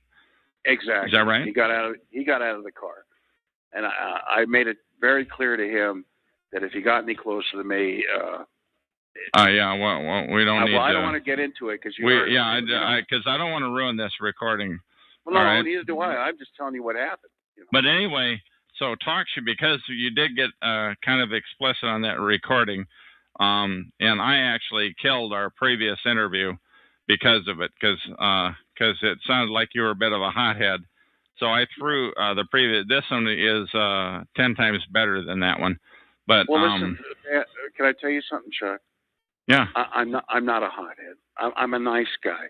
I don't bother anybody. You know, I never go out of my way to bother people. I don't waste my time. You know, I just want to be left alone. Like my TIs all over targeted the world. individuals. They want to be left alone. They don't want to be effed with all the time. You know. Yeah. And it just builds up in you. I mean, you get effed with every day. Sooner or later. But anyway, your talk show got shut down because of it. You don't know if it was because of that, but your show was shut down. It had the call closed sticker on it. I forget what it said. And but you called them up. You called Talk Show up. Is that right? Well, tell me how that went. If you can do so without outing anybody's names or anything like that. Tell me how that went, please. I'm just going to say it went good. I don't want to get into that too much. My recordings are gone, but you're big on the public domain thing. Explain that to me. Why do I have to say public domain? I want them, because had you put them in the public domain and had you explicitly stated that this call is in the public domain, as is this one that you and I are talking on right now, then that would give anybody the ability, the legal ability to copy those MP3 recording files and paste them. But because you did not, not put them in the public domain, I wouldn't copy something that wasn't public domain because it's not mine to copy. So that's why I'm trying to get you, if you want to get the word out about this, and I would think you'd want the word out about this. I do, and that's the truth. I mean, I wouldn't. Why bother? Why bother if you can't get the word out? What's the point? You know, we're just spinning our wheels. You know? Well, I'm saying then at least put them in the public domain and make sure that the other person explicitly knows that they're going to the public domain. But anyway, so where in the heck were we? We were just talking about your calls. But you talked to them and you convinced them that you were you, and they reactivated the call, less all the old recordings. Correct. Okay, and then what? Now what? That's Hello? what I want to say. Yeah. That's no, all I want to hear more about it. I want to hear more about it. Now what are you going to do? No. I'm just leaving it as it is. If I have to say public domain, it's no big deal. I'll just say you don't have. I was telling you, if you do it, if you want to get the word out, you'll use that verbiage, and the person that you're recording will know it. But this recording is not about me. This is about you. So other than the chems, tell me about the stalking. Tell me about tell me what happens, please. Oh, the gang stalking. Everything with me is like you say, boots on the ground. There's no crazy, wacky crap. I mean, it's like you hear on some of these other talk show calls. They make stuff up. They're liars, essentially. Yeah, they're far-fetched, crazy talkers. Once you start bringing some of the stuff they bring in, everybody loses credibility because this is all done on the ground. This is all people on the ground effing with you nonstop. That's the truth. It has nothing to do with outer space. Maybe GPSing you somewhere. Maybe GPSing your automobile somewhere is from a satellite. That I'll give them. But everything else is on the ground. I guarantee it. Has nothing to do with anything but people on the ground. So what's your take on there's all these other calls here on TalkShoe.com that constantly spew all this wild and woolly nonsense? Do you think they're agents? Do you think they're crazy talkers? Are they members of secret societies? What do you think? Why did they do it? Why did they lie so much? I don't know. I don't know. Maybe just to, maybe some do it to confuse people, you know, to make them think, you know, well, oh, these TIs, they're all crazy. Listen to this crap. They're all nuts. So they're paid or compensated crazy talkers, or they're doing it as part of their. Do you think they believe their stuff? Do you think they're liars? Or what do you think? You know, I think some make this stuff up. Whether they get paid or not, I have no idea. But I think they mix some crazy shit in with real stuff, which makes it difficult for people that are real TIs that know what happens on the ground, what happens next door, what happens in the parking lots, what happens in the stores, you name it. Tell me about what happens in the store to you. I want to hear about the store. What is it? I went to a store once, one of those Wonder Bread stores. It's like an outlet where you get everything for like, you know, with 80% off, you know. And I was the only one in there, and within 10 minutes there were 15 people in that store. Now, is that a fairly typical thing for you, that there'll be a flood of people? To be honest, that happened to me once, but that was mobbing. And they mobbed me. But this was early on, you know. And now, I want even people the lady, that are listening into this, I want them to Google the term flash mob. Google that term, flash mob. Exactly. So I've had that happen only a couple of 3 times, too. Right. Been flash mobbed. Often. But the cashier. How do you think they pulled it off? The cashier said, I've never seen this many people in this store at one time. And then they were just all wandering around, just like, you know, goofy. I mean, but that's only happened to me once. So I'm lucky that, you know. Well, tell me about other situations in stores, please. Well, I've been in regular stores where I've had people just ram their carts into mine and not say excuse me and give me a dirty look, you know, and that's Perp City. I mean, you know a perp when you see one. You know, they act like perps, you know. Oh, the perps I've noticed is they never want to make eye contact with you. What's been your experience with that, please? Exactly the same thing. They'll run the card into you. They may look at you, but usually they don't. They just make you uncomfortable and then, you know, leave.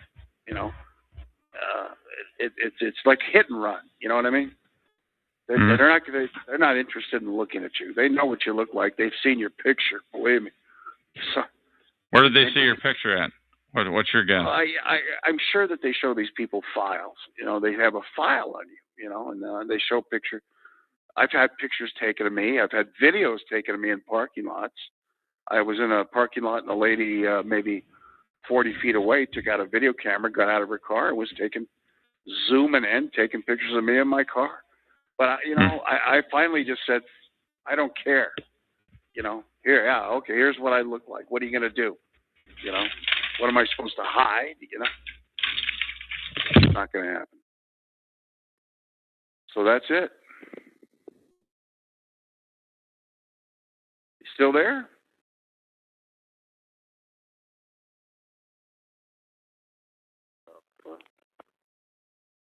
Testing. Yeah, I'm back, and I messed up. Okay. I messed up. I'm sorry. That's no problem. But anyway, No tell me some other stories about the stalking, please. Where does it happen? I've had people threaten me. Last year, I got 4 death threats in person from perps in California, San Diego, to be exact. Now, is this because you mouthed off to them, or is this no. just somebody out of the blue walk up to you and threaten you, or what? Yes, 2 in hotels and 2 in parking lots. Like, don't make me pull my piece on you, you know. And you know, I could cap him 8 times. Listen. I'm asking you not to talk like that now, because I don't want to kill this interview. No. Well, you know, I'm telling you right now, pal. You're bordering on that. If you continue to talk like that, I may have to kill this interview and throw the whole thing away, because I do not edit. So I'm asking you to not talk like that. Okay, I don't want you to. They said that to me. I didn't say that to them. They said that to me. You asked. All right. So please continue then. Somebody said, go ahead. Hey, when you get a death threat, it's pretty specific. You know, that's what they said. I didn't say it. They said it to me. So you asked me, and I told you. So, sure. Okay. And what else, please? I don't know.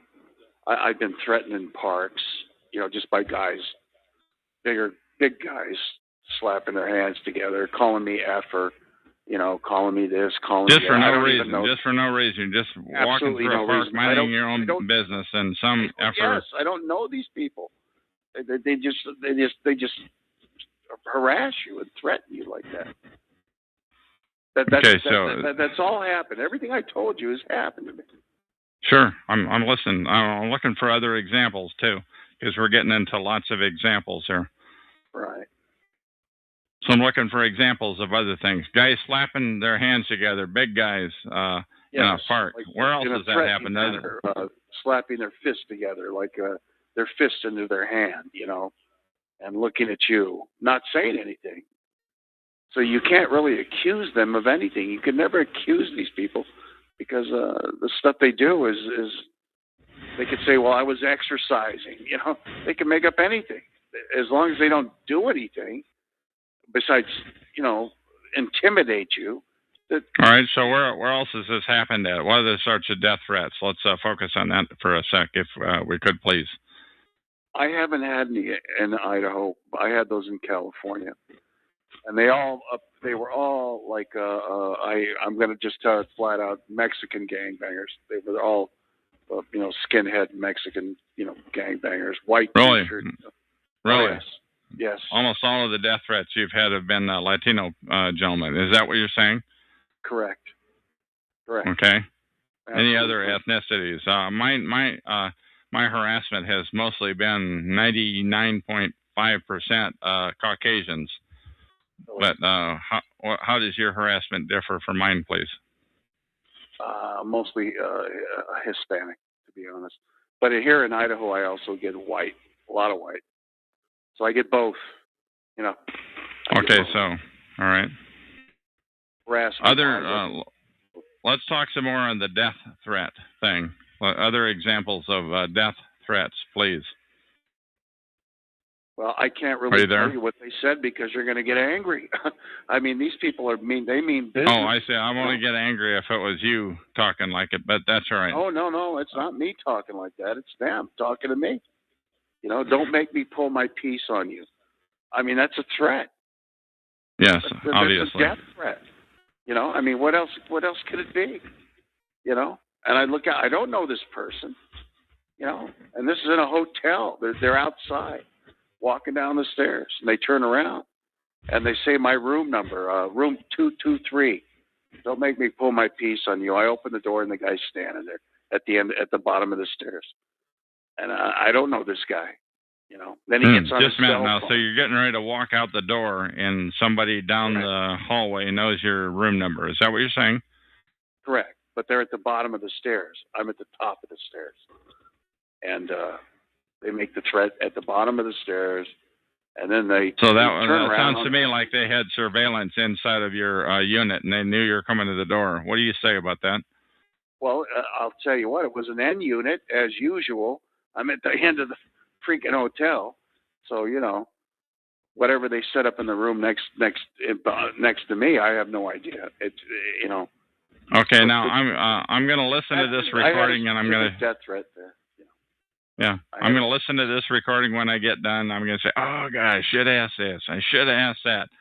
What do you think? What do you want to say? Chuck, you asked all the right questions, and I gave you honest answers.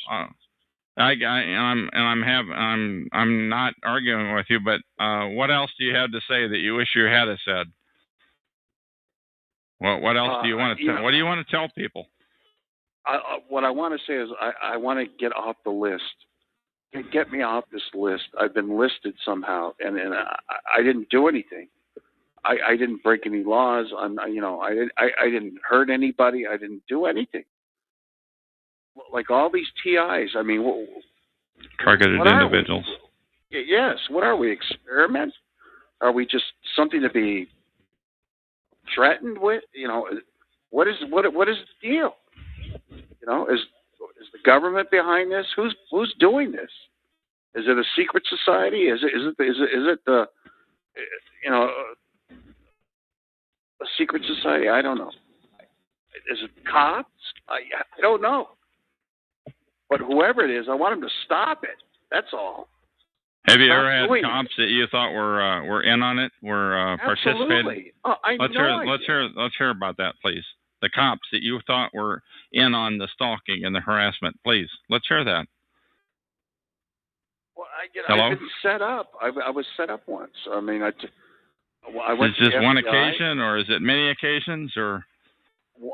2 occasions. It was like a setup, and I let the police into my house the first time. The second time I didn't. And all I can tell you is they were setups. They're just looking for. They ask you questions like immediately, like, "Are you on medication?" And what's that got to do with anything? What did I do? They knock on your door and they want to know if you're taking medication.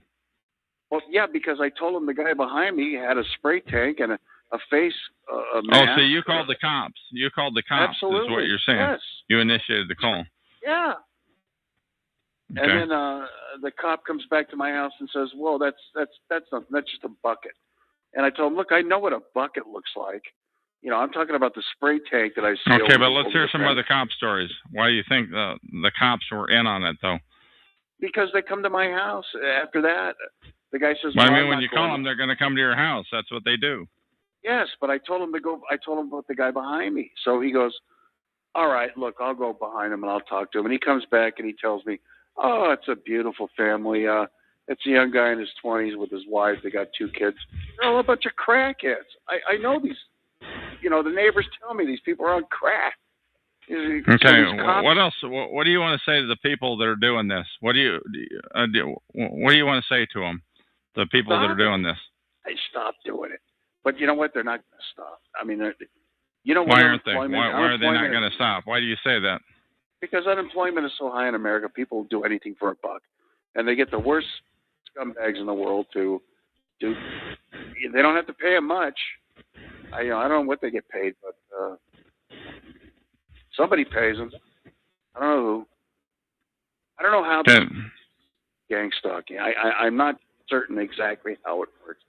But now you had the Masonic logo that with the AG or whatever that thing is on your talk show, and you think maybe they shut your show down for that. We're walking on thin ice here, but I'm asking you to delicately explain that because you don't see much anti-Masonic on YouTube or Google. Or you can't find it because I think it's buried. What do you say about that? I agree. I had that logo up for 2 days, and then I started having problems when I tried to post something. I don't know if it's TalkShoe. I don't know what it is, but I got rid of the logo. I took it back down, and I put something else up, something silly, something. On your talk show. Yeah. Okay. And, but you're not. Okay. You're feeling kind of lucky you got your show back. Is that? Yes. Am I putting words in your mouth? And now you're soft pedaling the Masonic aspect of it. Is that so? Correct. Okay, so you're, and so am I. So am I, because I've heard enough stories that about. Yeah, and besides that, you can't find anything derogatory about them on Google. It's like Google's gamed. It's like YouTube is gamed. It's like it's cleansed. All you get is their propaganda if you look at it. You want to talk about Christians or any religion? That's no problem. They're fair game for talking any smack kind about, of attack. but not the Masons. You can't find anything derogatory about them. Not at all. No. It's all scrubbed. Everything's scrubbed. All you get is their propaganda. I'm telling you. I mean, I watch it. It's funny. I watch their stuff, but it's put out by them. It's there. I'm jumping all over, but this is the wonderfulness of Chuck. This is what I'm known for. But when, how long ago, what month, what year did you become aware that you were organized stalked? When did it become clear to you that something weird was going on? 3 years ago. How many? 3 years. That's it. And how did that come down, please? That started with the guy in the park. Like I told you, I was looking out my front window, and I lived across the street from a park. It was right across the street from my house. Like my house, sidewalk, street, sidewalk, park. And he's in the park, and he's slapping his hands together in a menacing way. And he's threatening you from across the street. Is that right? Yeah, and I didn't know him. I'd never seen him before. And I'm going, that's when it started. I'm telling you, that's when it Now, went did you call over. the cops on that guy, or what's the deal? No. I had a cop that was lived next door to me, and I went over and talked to him. And he said, well, you should call that in and say there's suspicious activity. And, I'm just curious, did the cop that lived next door to you, did you move in first, or did he? No, he was there. He was there first. He was my neighbor for 5 years. 5 years. And that's when that's when it started, was this guy in a park across the street from where you lived. And the guy never trusted me, the cop. He said, I don't trust anybody. I said, well, I'm your neighbor. You trust me, don't you? And he said, no. Oh, it's just shit. I mean, I'm your neighbor, So, as far as I know. Okay, and then what happened after that? So the kickoff, if you will, was the guy across the street in the park from you. And what came down after that? I started getting more threats and more threats. So we sold the house. We actually sold the house, and we liked the house, but we sold it, and we moved back to California, and it was Stock City there, so we moved back here, and I've been in 3 houses here. So it followed you. Did you have any idea that this stalking was going to follow you? You said it was Stock City there in California from the previous state where you lived. Is that right? No, I did not know. I thought, if you get away from it, go someplace else, another state, you'll be okay. That's what I thought. But that's not the way it works. And has it been okay anywhere? No, absolutely not. I think I could go to Florida, and in a week they'd set up shop. Not the same people, by the way. This is obviously state to state. You know how it works. Yeah, so it's nationwide. Have you been out of the country since this started? No. Okay. So tell me about after you got to California. Tell me what types of stalking happened there, please. Hello. Same thing. Neighbors. They let people. Yes, I'm there. Neighbors. They're the same thing. I mean, it's always with the neighbors. They're nice at first, and then they all of a sudden they change. They turn on you. It's bizarre. I mean, but that's some people are going to think and right. I mean, understandably so. Some people are going to be saying, "Yeah, that sounds just like what's happening to me." But some people are going to be thinking, "This guy sounds like he's a little bit out there." What do you have to say? Mm-hmm. Because that's a fact. I mean, some people are going to think both. Yes. Well, to the people that understand what I'm talking about, they're going to get it. The people that don't, hey, you're not being gang stalked. You're lucky. Consider yourself lucky this isn't happening to you. What I'm telling you is the truth.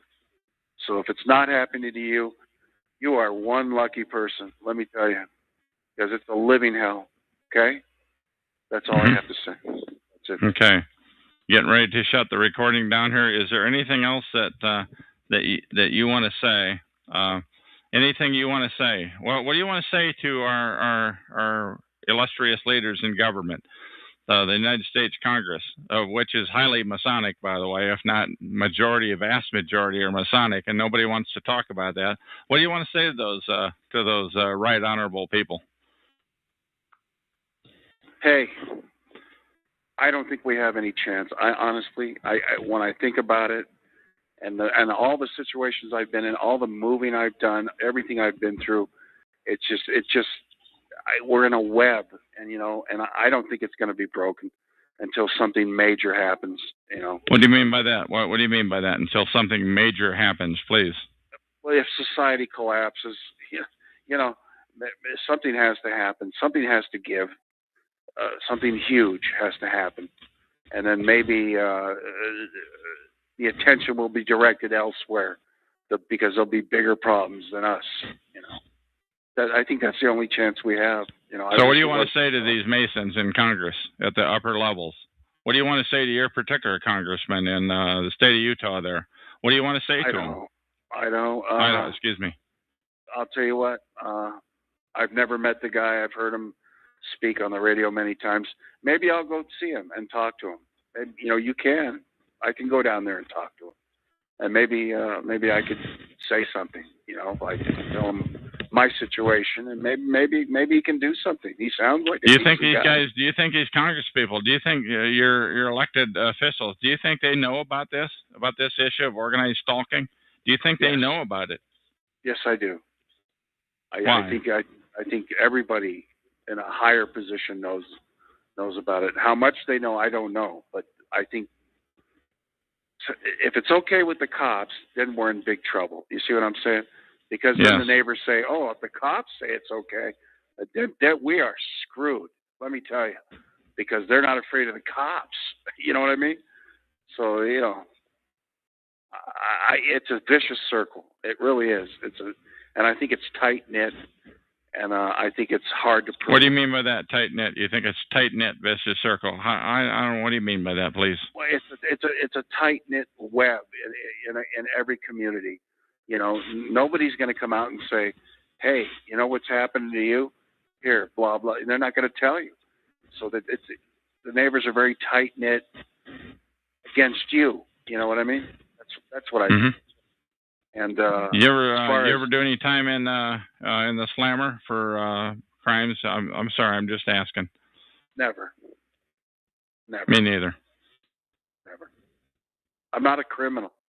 I just want to be left alone, just like you, right? Yeah, I want to be left alone, but more than that, I want to get the word out about this issue of organized stalking. And my talk show here is number 120297. I'm on every night lately, here as of November 2012, every night at 10 p.m. Pacific time. That's 1 a.m. on the East Coast time zone. I'm here every night, and I want to talk to you if you're on either side of this equation. If you're the stalky or if you're participating in organized stalking, I want to talk to you. I want to go live. I've never participated in this crap. I'm caught up in it. I'm a TI. I'm a real targeted individual. Targeted individual. And when did you come? One of the things that I meant to ask you, when did you come to that realization? We said like 3 years ago is when it started at the park across the street. But when did it finally dawn on you this is a protocol? Then, in the park. But now that I look back, I can kind of piece it together. You know how you look back and you go, well, maybe that's why this happened. Maybe why the jobs never, were always falling through. So, I think it could go back like 10 years. I don't know. It seems to go back. What sorts of things were happening 8-10 years before that time, please? Well, I'd get a job. I do a great job. I sold suits for Nordstrom's. I was a manager, and I got salesman of the month, many months, and then all of a sudden the thing would fall apart. Everything just would fall apart, and all of a sudden I'm gone. And it wouldn't make any sense to me. I couldn't figure out why. Why couldn't I? If I'm so good at this, the hell are they getting rid of me for it? So I'd have to go to another place, then another place, then another place. It was endless. And those are things that were happening 10 years ago. Yeah, and they never made any sense to me. I mean, I think maybe now it's tied into this crap. It's been going on longer than I think. Was these Nordstrom type jobs, were they before 9/11? Were they post 9/11? What say they, please? Before. Huh. So it was going on before 9/11 even. Okay, so it's more than a decade ago. My real problem started after 9/11. That's when that's when the shit hit the fan, basically. The death threats from across the street from the guy in the park. Thank you, Patriot Act. Exactly. I think it's all tied into that. I really do. Okay. Was this guy I put up to it? What's your guess? That's a heck of a question.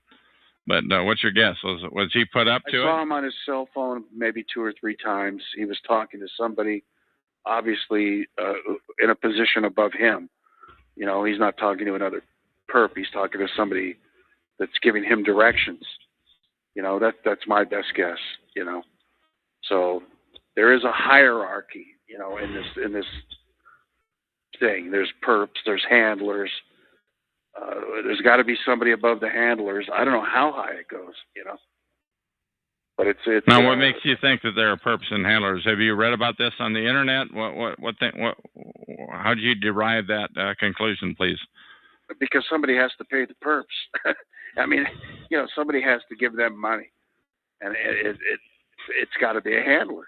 You know, everybody's read that on the internet. Handlers, perps, this, that. But I believe it. Somebody has to come around and give them their money. You know, somebody pays them. They don't pay themselves. You know, these guys are doing the work. So it only makes sense to me. Okay, how many people, I mean, if it was happening to you for a decade before, more than a decade before, one would have to wonder how many people are in that same position now. They don't know. They're in the queue, but they don't know that they're the bubble rising to the top. What do you guess? What percent are you? You're the one of 10%, you're one of 100, or one of 1,000. What do you think? Terrible question to ask. TI-wise, I have no idea. I have no idea how many TIs there are. I mean, who do you think does? Who do you think? Is there a big list of TIs? What do you think? I think so. I do. I really do. Who do you think maintains that list? I think DHS. I think the fusion centers that hand out nothing but disinformation, that are unregulated. There's nobody in control of this crap. I mean, the government is out of control. You know, it's totally out of control. It really is. But people don't know it. And I think people that are aware of it, they get targeted. I think that's what it is. You know? Okay. That's my opinion. I have no. All you can have in this is an opinion. Will you agree with me with that? I mean, it's hard to get a fact. You know. Yeah. Well, the thing is, there's so many people that make crap up. You know, that hang around here at TalkShoe.com. I'm so frustrated that basically as many as perhaps 90% of them are full of crap, and they're just making up stories. The far-fetched, unearthly. You don't know what to believe. They mix truth and lies. They mix truth and fabulous, far-fetched stories. You don't know what to believe. Yeah, so what do you say about that? Obviously that will discredit a true TI, like that knows what's happening, boots on the ground. You know, it's not crazy shit. It's for real. It's the real deal. You know. But it's okay. My name is Chuck, and I'm talking to T Idaho. His real name is Mark, and his TalkShoe show number is 123048. Now, what's different about how long have you had that show going? Now, we have to realize, we said it earlier on the recording here, all the recordings were removed yesterday. Now we're back to starting it over. How long have you been doing that show? Tell me about your show, please. 3 weeks. I think 3 weeks tops, maybe. Okay. I think around 3 weeks. All right. And what's different about your show? I kind of wanted to have a show that explained how government was involved in targeting individuals and how secret societies carry this out, how Neighborhood Watch is involved in this. And I just kind of wanted to break it down from top to bottom, you know, from the highest echelon down to the lowest dirt perp, you know. I just wanted to try to get everything in between and try to figure it out. I'm going to beat you up a little bit here. Well, maybe more than a little bit, but you have some people on that show, and you try to be friendly with everybody. The only thing is 80-90% of them are full of crap, and they're wild and wacky woolly talkers. You know, they just make stuff up. And you let them have the mic. What do you say about that? Sometimes I let them run the show. I do. They're crazy talkers, and they take your show and they run it into the ground. Well, Your there talk was a show lady show on number my 123048. I had a lady on my show today. Her name was We the People, and I don't think she was crazy talking. I think she was an activist. I mean, and she sounded like an elderly black woman, and I can't figure out why they target these people. Why do they? You hear the breakdowns like 70% women, 30% men, right? Yeah, I've heard that. I don't know what to think. Well, that's what I keep hearing, and if you go on, you hear a lot of women, don't you? There's a lot of women talking. Yeah. So there has to be women out there. But what's different about your show, other than you are polite to the crazy talkers? I'm sorry, I'm throwing a dart at you there, but go ahead. No. I am polite. To the crazy talkers, the crazier they want to be, the more polite. You'll never get faced off by Idaho, Mr. Mark, in Boise. You'll never get faced off by him. No. Sorry, that's the last dart I'll throw at you. I'm sorry. I'm just a nice guy. What can I tell you? I was raised right. I respect people. I respect. You respect people that are making up far-fetched crazy talk. They're trying to discredit targeted individuals, and they're making a bunch of crap up. And you feel the need to respect them as they spew crap that discredits TIs. From now on, if it gets too bizarre, I'm gonna have to mute. I don't want to do it, but I will. Okay. Okay. All right. So that's your show, and you're on. Likely to find you on any time here in November of 2012 or thereafter. Let's hope so. God willing. Okay. Now, is there anything else that you want to say, Mark T. Idaho? Anything else that you want to say before we call this? I want you to dig deep here, and I really am getting to the end of the interview now. What do you want to say? About this TI issue? There's people that don't believe it. The people that don't believe it, I can't say anything to because they're just not going to believe it. But the people that are TIs, I mean, God bless you, and I hope someday we can just get out of this mess and just have them. All we're asking is for them to leave us alone. It's not that big a deal. We didn't do anything. I haven't been to court. I haven't been convicted. I haven't been tried. And, leave me alone. That's basically what I want to say. Just God, leave me alone.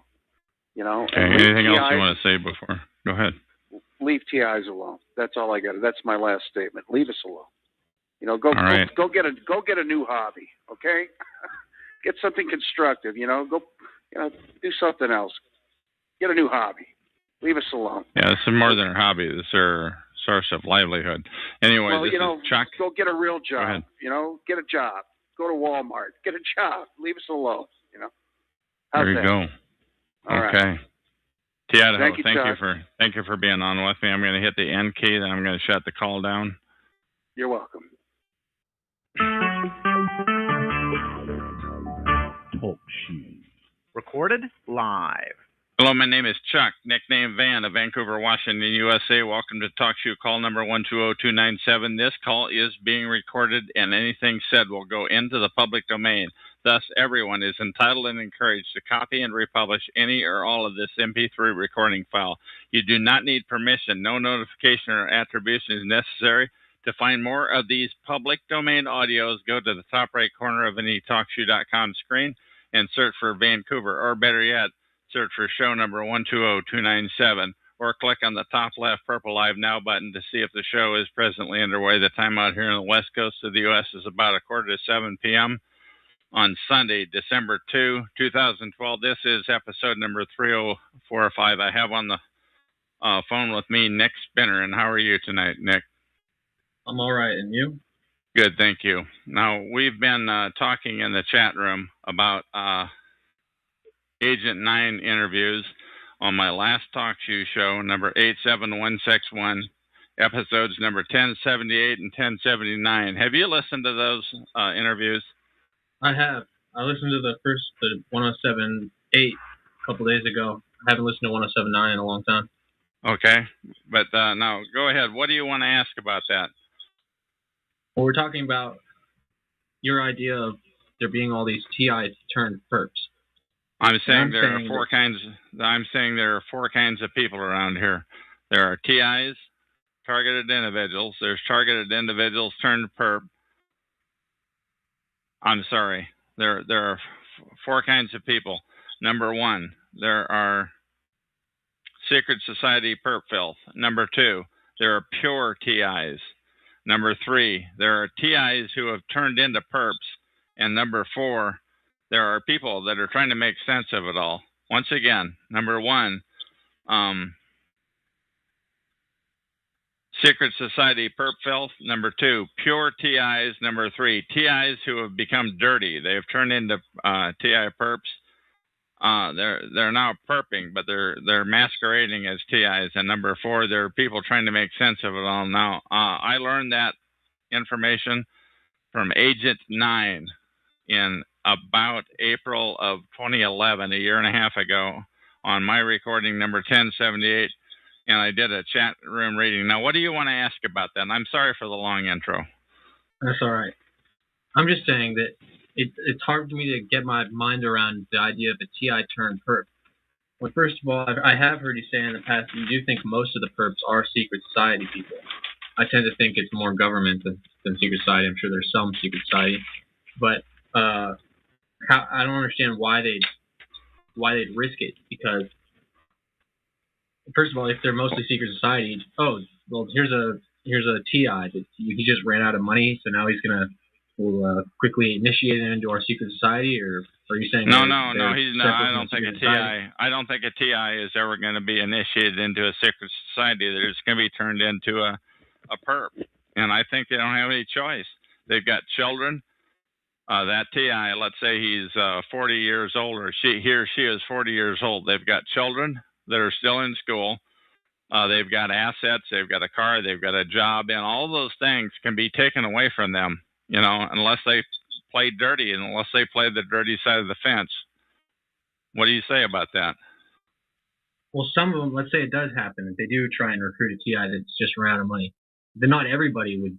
You can't say everybody wouldn't have a choice. If they did that to you, I know you wouldn't become a perp, like right off top right there. You'd come right back.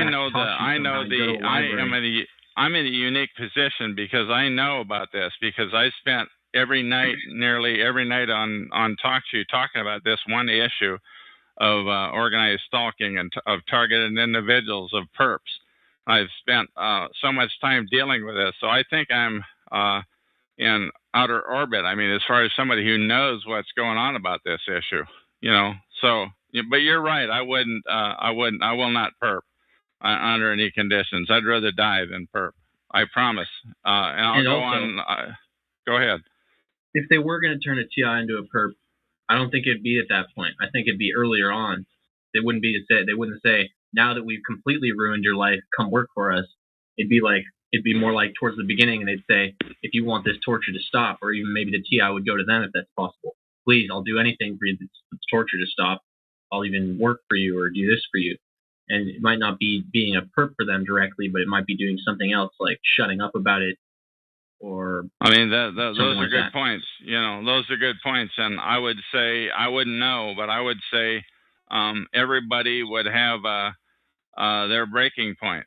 When are they going to, the perps, when are the real lethal secret society perp filth, when are they going to go in for the kill on this person who is presently a pure TI? When are they going to go in for the kill? When are they, and I say, I don't know. I think it would be different for the circumstances would differ. Yeah. But it just seems hard to believe that they'd be able to ever trust the TI to be like an actual perp for them. And you say they don't trust anybody, but that doesn't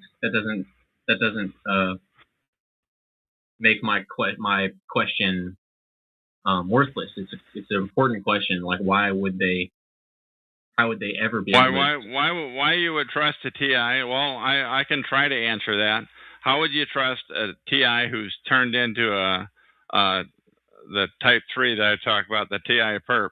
That is because you've got their children, which you can have mobbed at school. You've got their you've got their job. You can push a button almost and take their job away from them. You can essentially, you've got them, man. You've got them by the shirt and curlies.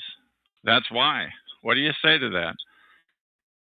But it's still too big of a risk because they've been at TI. They know TIs, other TIs if they've been on TalkShoe. So they'd learn how come one of them would come forward. One of them would have come forward saying, I was a TI, then they hired me. Here's how they do this, that, and the other thing. They could never let that even be possible to happen if they were gonna. But by doing that, what I'm saying, by doing that, they risk their job, their car, their house, their assets, their children. They literally risk their very children by going on the offensive like that. But I concur with. I mean, you have some good points there, but and also the one thing I do want to say is only 1/1,000,000% of the people have found TalkShoe. Right. This is not all about TalkShoe. This is what I'm saying. This is a wide-ranging thing that's nationwide here in the States, and it's worldwide. It's literally everywhere. That literally organized crime makes them an offer they can't refuse.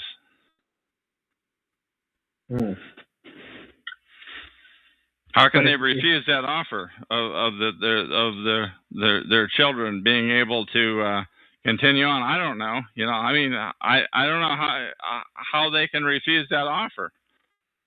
The threat, if you will. I don't know, but it's still I need more info than the okay, well, 9 interviews. Once again, anybody who is listening to this interview, go to TalkShoe.com, find show number, my old show, which is shut down now, by the way, my old show, number 87161, and listen to the Agent 9 interviews, number 1078 and 1079. Those are recordings. It's only going to cost you half an hour of your life to listen to those 2 recordings. And to me, those are the most important recordings that I've ever done, bar none. And I've done more than 100 recordings, most of which I've kept. Some, 2/3 of which I've kept.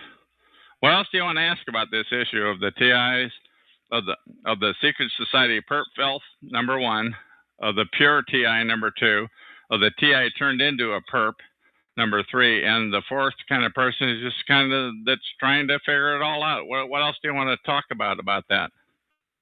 Well, I think just going back to the last thing you were talking about, even if everything was on the line, it doesn't matter to some TIs. They'd say everything's on the line. Okay, I have info on these perps. If they tried to recruit me or did recruit me, I'll expose them anyway.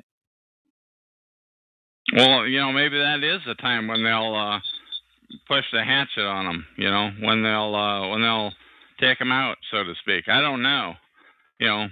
I know that a lot of TIs disappear. Supposedly disappear. So I hear that happens with no proof. There's never any proof.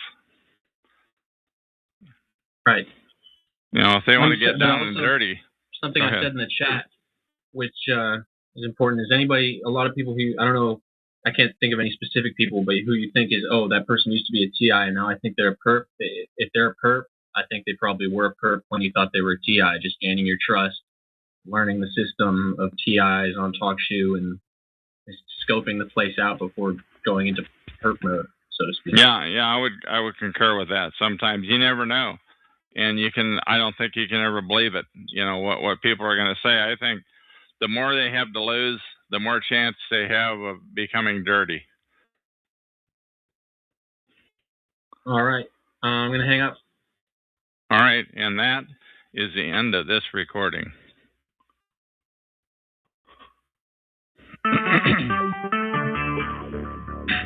TalkShoe. Recorded live. Hello, my name is Chuck, nickname Van of Vancouver, Washington, USA. Welcome to TalkShoe.com, call number 120297. This call is being recorded, and anything said will go into the public domain. Thus, everyone is entitled and encouraged to copy and republish any or all of this MP3 recording file. You do not need any permission No notification or attribution is necessary. To find more of these public domain recordings, go to the top right corner of any TalkShoe.com screen and search for Vancouver or show number 120297. That's the more preferable way to do it. Or click on the top left purple Live Now button to see if the show is presently underway. The time out here on the west coast of the U.S. right now is 6:25 p.m. on Wednesday, December 19, 2012. This is episode number 3046. And I have on the phone with me Seaboard. That's her pseudonym. And how are you tonight? Doing as well as a TI can do. A TI, a targeted individual. Okay, now, this is, once again, it's December 19, Wednesday, and we were just talking about the Monday, December 17th airing of the Jesse Ventura show. And did you watch that show? I did not watch it. I watched parts of it, but I listened to the whole thing. But the reception was very poor that I was getting. So you were listening over the internet, I take it, on one of these talk shows on TalkShoe.com? Yes. Okay, and I watched it 2 times. Once I saw it live here on, and now that it's posted, once again, it's season 3, episode 7. And you asked, go ahead, why don't you just ask me? No, I wanted your opinion about the program. Okay. I respect your opinion. Okay, and I'm going to give my opinion on that. In all due respect to Jesse Ventura, I want to thank him for his service to my country. He was a Navy SEAL. He's been a governor, and now he's a talk show host on video. A pretty conspiracy theory is the name of it. But anyway, there were 2 things that he did on his episode recently. They talked about, to me, it's about organized stalking. He totally ignored the issue of organized stalking on season 3, episode 7. To me, the only thing that is true about this is organized stalking, and he totally ignored that. He did not mention it. The other thing that he did, he had 5 people, I believe I'm correct there, show up along with himself and the camera people with him, and go out to a Gwen Tower, which might partially be true. I'm not saying, I don't know if it's true or not, but he didn't disclose that one of them, whose name he mentions on the episode, Lisa Becker. And if you go to freedomschs.com and you search the contacts, he didn't disclose that Lisa Becker is with freedomschs.com. And freedomschs.com is totally filthy, in my opinion. They totally they totally ignore the issue of organized stalking. Many of the talk show hosts here, even on TalkShoe, they admit that it exists, but they won't talk about it. And if they do talk about it, they flood it with crazy talk. And I believe that's what their job is. Their job is to flood away any talk about organized stalking with crazy talk, which is by and large what they talked about there. So they had this Lisa Becker, and she was in her, the camera people followed her into her bedroom and gave a very moving description of what happened. And I don't believe any of it, by the way. I think Lisa Becker is a filthy liar. I think Freedom SCHS, Freedom from Covert Harassment and Surveillance.com, I believe they're filthy liars. What else do you want to say to me to just press a little harder? What you're interviewing me, or what say thee?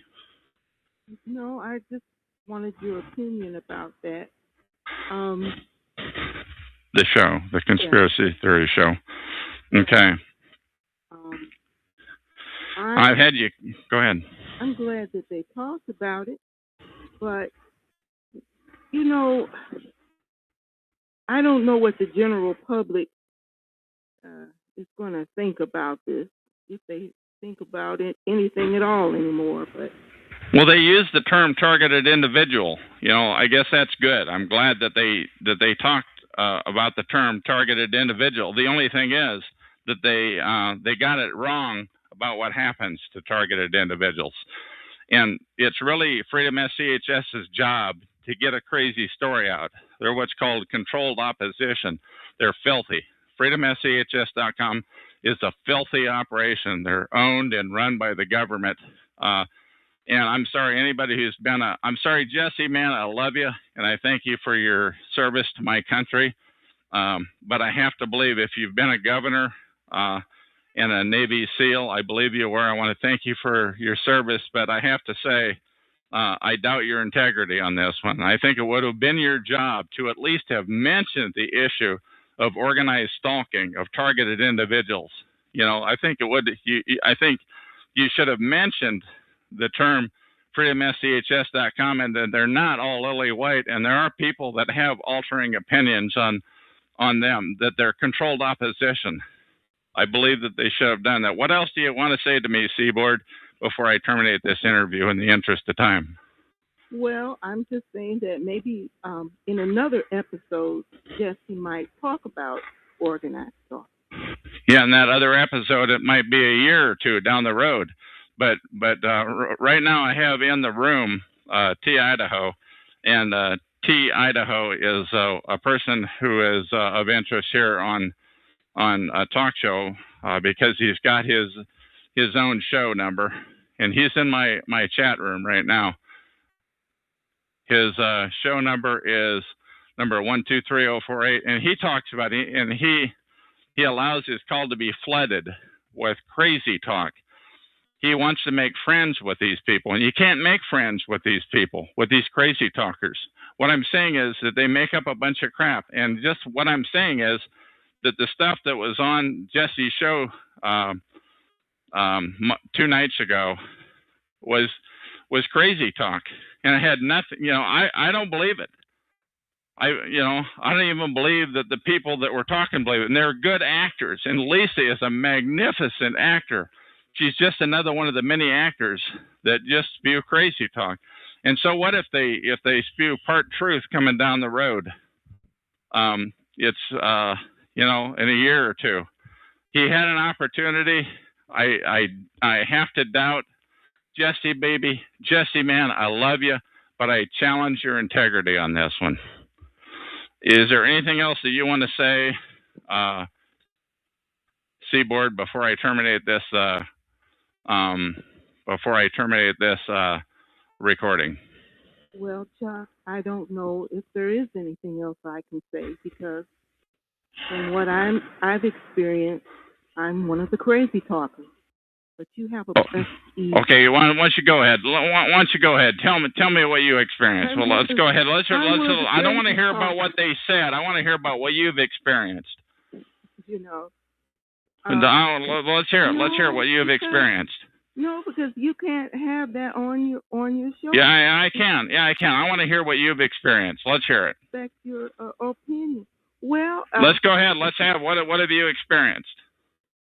I believe that they can read your mind. Now, why would you believe that they can read your? My God, for crying out loud! Why would you believe that they can read your mind? Why do you believe that? Why do you believe that? Maybe it's from the Gwen Towers. I don't know what they're using. Why do you believe?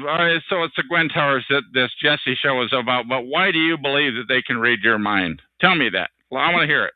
Mr. Chuck. Tell me, why do you believe that they can read your mind? Give me one reason. Because that's the experience that I've had. Well, come on, a little more elaboration on that might be useful, because this is going to go into the recording for the duration of mankind. Now, why do you believe that they can read your mind? Why do you believe it? Chuck, all I can say is that if you haven't experienced some of the I do think they come on there and they just, it's a joke to them, and they tell a lot of, fables and make up a lot of stuff. Okay, and I have T. Idaho is just typing something into the chat room. Remember the cop. that said that claimed he heard voices on Jesse's show. He's also a member of the FFCH Brigade. Search for Ken Baker was what T. Idaho said here. All right. What? You don't? He doesn't believe in V2K. Well, so now you're saying you believe in V2K. Why do you believe in that? In a voice to skull? Yes. I'm asking you why you believe in it. Because they've shown that equipment that can do that. Oh, so because somebody puts on a display and they show equipment that says, "Oh, we can read your mind," so therefore you believe it. Is that what you're saying? Why do you believe it? What demonstration have you ever had that beyond these guys have endless funds? Now, why would you believe that they aren't gaming you? They have endless funds, and they're using. They what? Now say that again, please. They have endless funds, and they're using them. Yes, they have endless funds, and they're using them. But I want to know why you believe they can read your mind. If you why do you believe it? Experienced any of those things, you have been. What I'm saying is, if I had, I would give the reasons why. But I'm asking you why you believe they can read your mind. 5% that haven't experienced some. Why do you believe? Why do you believe? When they do that wacky stuff to you, it silences you because you don't want to talk about it. Because okay, so now you don't want to talk about it. So here you are. You have an opportunity to tell the world, but you don't want to say, why do you believe? I'm only going to ask you one more time. I'm going to shut the interview. I'll just give you one more. I really want to hear, why do you believe they can read your mind? Why do you believe that?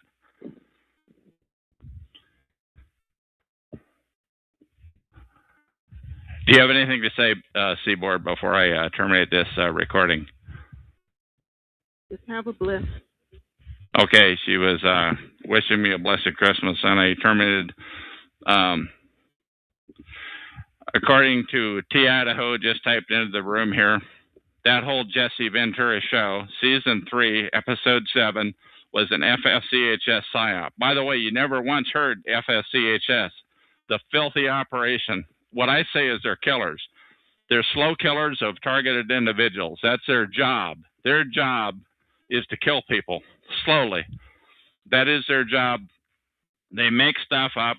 They fled any talk show that has anything to do with the issue of organized stalking on the many TI talk shows, targeted individual talk shows here on TalkShoe.com. That's what they do. They will not allow.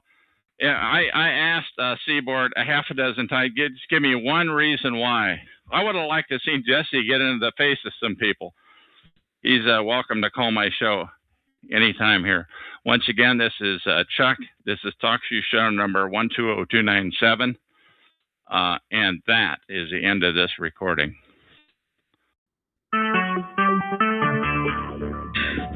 TalkShoe. Recorded live. Hello, my name is Chuck, nickname Van of Vancouver, Washington, USA. Welcome to TalkShoe call number 120297. This call is being recorded, and anything said will go into the public domain. However, I cannot put this person's text that I'm reading in the public domain, but I'm not trying to make any money on it or anything like that. But anyway, everyone is entitled and encouraged to copy and republish any or all of this MP3 recording file. You do not need permission. No notification or attribution is necessary. To find more of these public domain audios, go to the top right corner of any TalkShoe.com screen and search for Vancouver, or better yet, number 120297, or click on the purple button on the top left corner of the screen, the Live Now button, to see if the show is presently underway. The time out here on the west coast of the U.S. is about 6:30 p.m. on Friday, December 28, Friday, December 28, 2012. This is episode number 3047. Okay, now what I'm going to do is I'm going to do a reading of a Facebook page, which has had the locks taken off of it. It's by Facebook.com/Francesca the One, FRANCESCATHE numeral 1. And here goes. I'm going to read this page. What is a perpetrator? The perpetrators of Gangstalking. It was written on December 12th of this year, 2012. The perpetrators Who would want this job? What is a perpetrator? A perpetrator is anyone who has been trained to harass, torture, maim, or kill a target, either by direct means or covert means, including electronical, biological, accidental, quote unquote, means. Career perps make a good living dealing in misery to helpless individuals. Perps usually do not know what the victim personally, but they are supplied enough information to allow a well-oiled campaign of gang stalking and harassment. How may a perpetrator be identified? Mostly by their actions. If the perps are doing their job, they will reveal themselves. Look for the following. Number one, irrational hatred. Hatred of the target for no rational reason. When pressed as to why they hate the target, the perp will give a really lame excuse like, I don't like your luggage, or something just as stupid or illogical. The perp is not going to tell the target the real reason because they're being paid to hate the target. It is that particular perp's job assignment to hate the target. That is how they earn their paycheck. This can be inconsequential unless the perp happens to be married to the target's best friend or family member. The ultimate goal is to destroy the target's relationship with the person and isolate the target from friends and family. Eventually, this will work in most cases. Another one is hidden agenda. Perps pretend to be going about doing ordinary things. However, careful observation will reveal a different agenda than most folks. Perps follow the target into a place of business and spend most of their time crowding the target's space, and sometimes wind up doing very little business with that establishment. The perps follow the target out the door as they leave. Observation sometimes reveals they circle the block and come back into the establishment because that establishment is there for a period of time of the day. A loner perp has been in a vile business. The less human they become, the longer they've been in the vile business, the less human they become. This is especially true of those who have made this their lifelong career. Career perps are required to do evil things to targets every day without feeling remorse. This is a job requirement and inevitably results in a hardened, cold face, lacking in compassion. Some of the targets report that this has been most helpful in the early identification of perps. The next one is secret hand signs. Careful observation reveals that perps may use hand signs to communicate with one another. A sign that has been used repeatedly is bringing the hand up to cover the nose and mouth, then back down again. It is made to look like the perp is scratching his nose, but really means heads up. The target is approaching and is right behind me. Another one is unnecessary rudeness. Boy, can I relate to this. People being rude unnecessarily, and I will try to stick to the script here. Perps will consistently engage in rude behavior directed towards the target. Street theater, usually involving invasion of space, is a daily occurrence. Every retail establishment, parking lot, post office, doctor's office has had its own assigned cadre of perps to do the dirty work. Regardless of the time of day, perp gangs crowd in line at cash registers just ahead of the target and usually have a credit card that does not work, or a price that needs to be checked, or simply engage the checker in endless conversation. The result is a lot of wasted time. Who are the perpetrators? Perps, number one, perps who apply for the job are usually people who can't find a real job. They just don't have what it takes to succeed on their own. Perps don't have to be smart. Anyone can be a perp and can make easy money to do this. They need to follow orders and never admit the truth, though. This type of perp usually does not advance, but will nevertheless have job security for as long as the people continue to believe that this is a type of harassment. It is nothing but paranoid delusion reported by a few loonies. Number two, perps who are recruited for the job. Anyone can be recruited.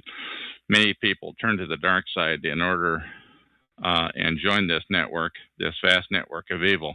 Homeless people, rich people, retarded people, addicts, alcoholics, young, old, geniuses, morons, people of any profession, people of all faiths and persuasions. Anybody desiring a place in this dark madness may have one.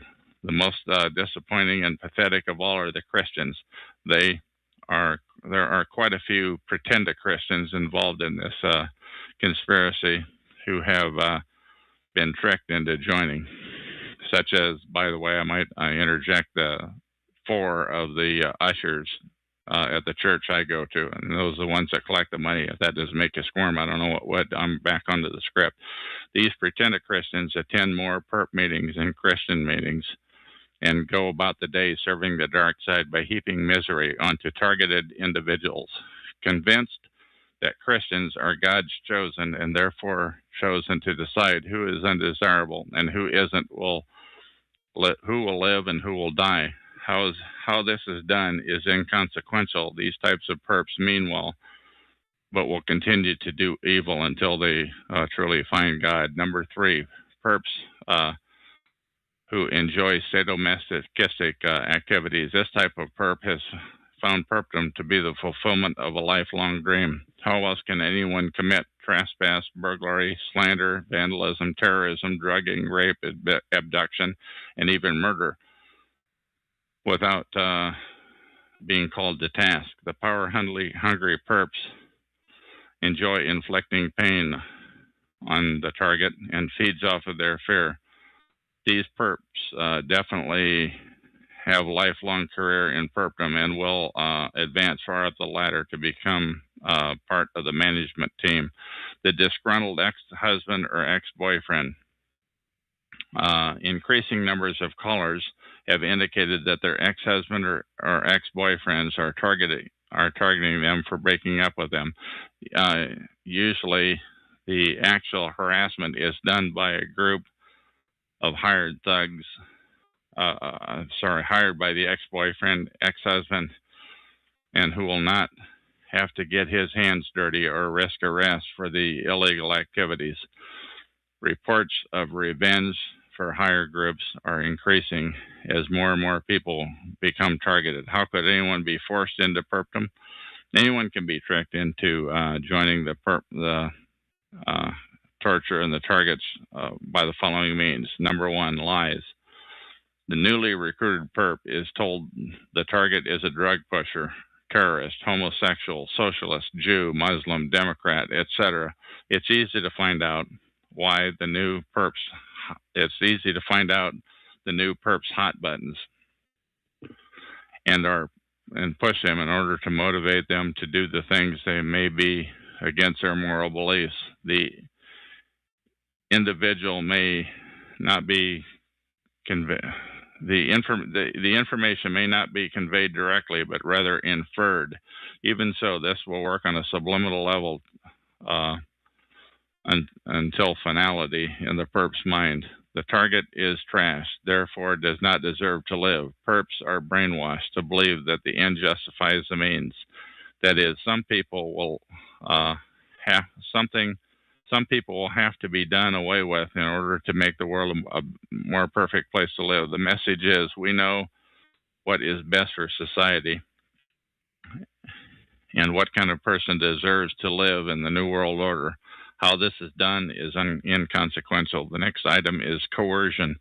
Threats to the person or their family members, pets, or friends. Usually this does not come in the form of direct verbal threat. Threats can be implied. The death of a pet, terrorist break-in, street theater, continually crowding them in the target space is implying threats. At least one really good person became a real cooperative and joined this evil network after his daughter was involved in a suspicious car wreck. Seems the guy crossed 2 lanes of traffic to hit her. Perps are also able to infiltrate and cause on-the-job harassment, sabotage of work, loss of a job, or blacklisting. So that regardless of the qualifications, the target cannot find future employment. Either or is the next item. Either you work for us or you're going to jail. The number of perps forcibly recruited in this manner is not known. Some of our callers report that a background check of perps will often result in the discovery of a criminal record. These perps usually start out as informants and advance into street theater if they can stay out of trouble. That is why some perps appear to have been drug addicts with no history of legal employment. Recruiters have found a gold mine in the mandatory sentencing laws for minor drug offenses. Of course, these involuntary perps will never be free. They will serve a lifetime of perpdom because only anyone who tries to leave will meet an accident or die of quote-unquote natural causes. Who also join the job? Perps are often recruited from broken targets who finally just give up after months or years of harassment and veiled threats to their family and their friends. Usually the target cannot hold down a job to continually perpetrate. Influence, infiltration of the job site, sabotage, continual vandalism of the target's mode of transportation, I can attest to that, is easier to join evil than to resist. Eventually, for some perps, evil is fun, a high, and they are turned forever to the dark side. Why would anyone want to become a perpetrator? Most new perps are in it for the money and training for a new career. They have a sense of belonging to an elite group, privy to information that others do not have. They may be told they are ridding the world of undesirables, people with unconventional attitudes. As they work their way for the informant, the orchestrator, perps become privy to more and more information. They are carefully groomed and hardened so that they inflict more and more pain on targeted individuals. They feel no remorse. Perps are convinced that targets are just dumb schmucks who don't deserve to live anyway. No doubt that there are many perps who think they can avoid becoming a target if they cooperate and join the ranks of the secret gangs trained in this line of work. What they don't know is we're getting an increasing number of calls from survivors who have observed more of the perps who have become targeted individuals themselves. Looks like some of the perps are becoming aware that joining the evil will not protect them and will not protect them from becoming a target. Perps are not trained. Perps are trained not to question why someone is undesirable, only to follow orders and observe the rules of secrecy. Therefore, it does not matter what kind of person the perp is asked to target. The perp is to obey without question. Perps are trained in street theater and become informants. Then the agent provocateurs then move up to orchestrator. The longer a perp has been in the program, the less conscience and humanity the perp will retain. Longtime perps are usually easy to identify. The daily schedule is continuous. Evil doing, which continually leaves them with a visage devoid of soul. Convinced that they are part of an elite group whose destiny is to shape the world, they have been brainwashed to believe that it is a better place. Perpetrators are willing to do anything for the cause, even murder, so long as they can't be caught. This is easily accomplished by directed energy weapons. These devices can be directed to single out one person, causing sleep deprivation and permanent damage to the body. Eventually, the target dies, apparently from natural causes. The perfect crime has been committed. No one really knows how many victims the perps have killed because of Most doctors cannot recognize the symptoms of direct energy weapons, abbreviated as DO. Once again, to find this, go to facebook.com, search for the user called Francesca the One, Francesca THE numeral 1, and or search for any of the items in that I just read. And that is the end of this recording.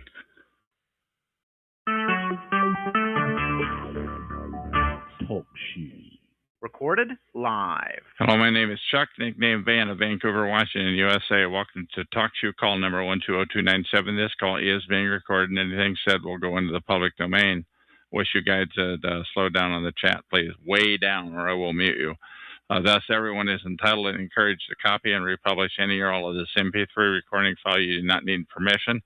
No notification or attribution is necessary. To find more of these public domain audios, go to the top right corner of any TalkShoe.com screen and search for Vancouver or show number 120297, or click on the purple top left Live Now button to see if the show is presently underway. The time out here on the west coast of the U.S. is Friday, January 4, 2013. This is episode number 3048. The time is 9:18 p.m. Okay, here's the deal. This is totally unscripted. I'm hosting a call right now, and I got I have never had this happen. I've not had anything to drink, no drugs, no alcohol, or anything like that. And I'm totally got woozy. For why, I don't know. We were talking on the chat room about odorless chemicals. So I have opened some window. I've turned the heat all the way down. I want to get myself at my worst. This is the wooziest I've ever been. I don't know how I sound. So there you go. I don't know what else to say. If somebody else wants to say something, it was likely sprayed under your front door.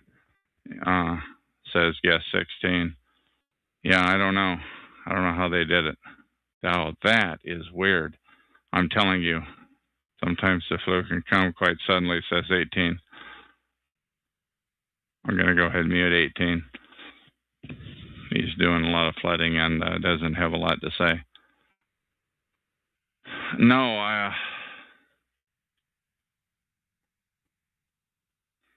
I don't particularly smell anything. That's a good question that somebody asked in the chat room.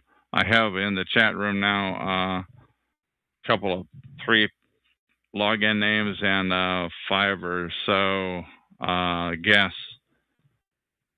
So I don't know. This could be a very uninteresting recording. I don't know how I sound, but this was definitely the wooziest that I have been in ages.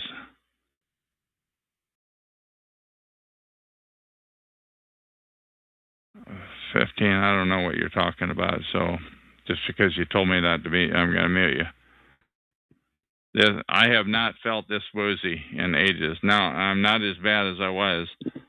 I'm in a sweat right now, just dizzy. And are there other symptoms? I guess for I'm less dizzy than I was. I am in the cold sweat coming out of it phase.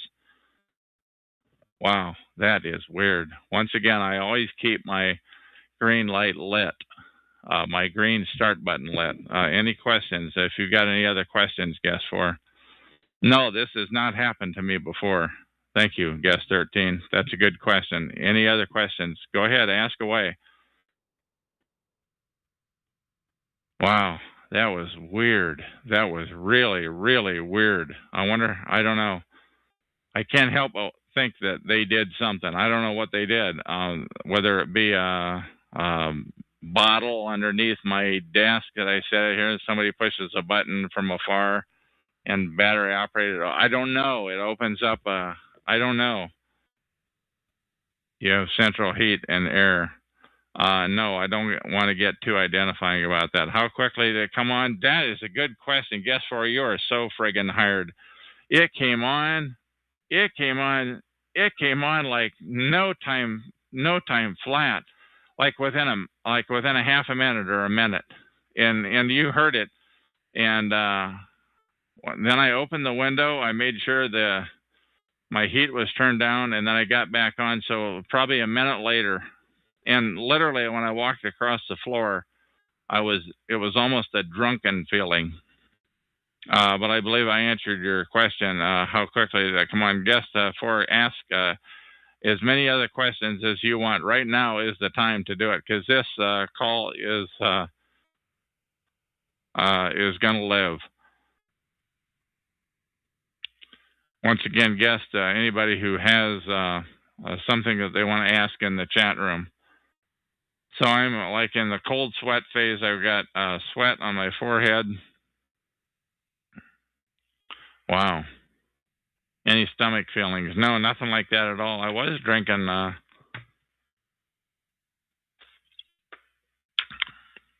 of the same container that I was, just like Kool-Aid or what have you.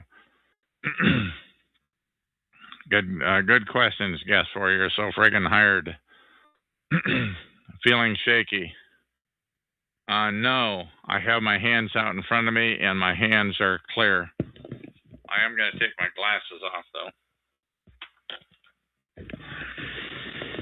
No, I guess I'm going to leave them on so I can read the tube without squinting. So no, not shaky at all. Is your skin burning? No, but for a little bit there I was. For a little bit I was burning. I was not burning, I would say hot, noticeably hot. Never had anything like this feeling before. It has something to do, it's something pretty cool about live talk show and having a resource like Guest 4. Asking some questions, plus a couple of other people that have asked things. I'm going to try and stand up now. And now the feeling is gone. So I can't help but figure they did, somebody did something. I don't know how they did it. And this is not like from the ozones. This didn't come from the satellites. I believe this was totally induced by some kind of that was a good question earlier. Was it odorless? Some type of a smell, some type of something that some toxic odor. How do your lungs feel? Do you think something you inhale? I definitely think it was something that I inhaled. My lungs feel okay.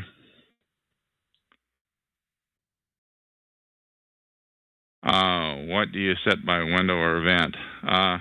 I'm near a window, but the window was closed. The window is open now. That could be good or bad. But I opened the window. In fact, I think I opened it either before this tape started, just before, or while this, I believe it was before this tape started to air. Once again, from when it happened, I hit the green start button on my TalkShoe dashboard within 30 seconds, maybe a minute at the most. And once again, I opened the window. I made sure the heater was off, which it was. And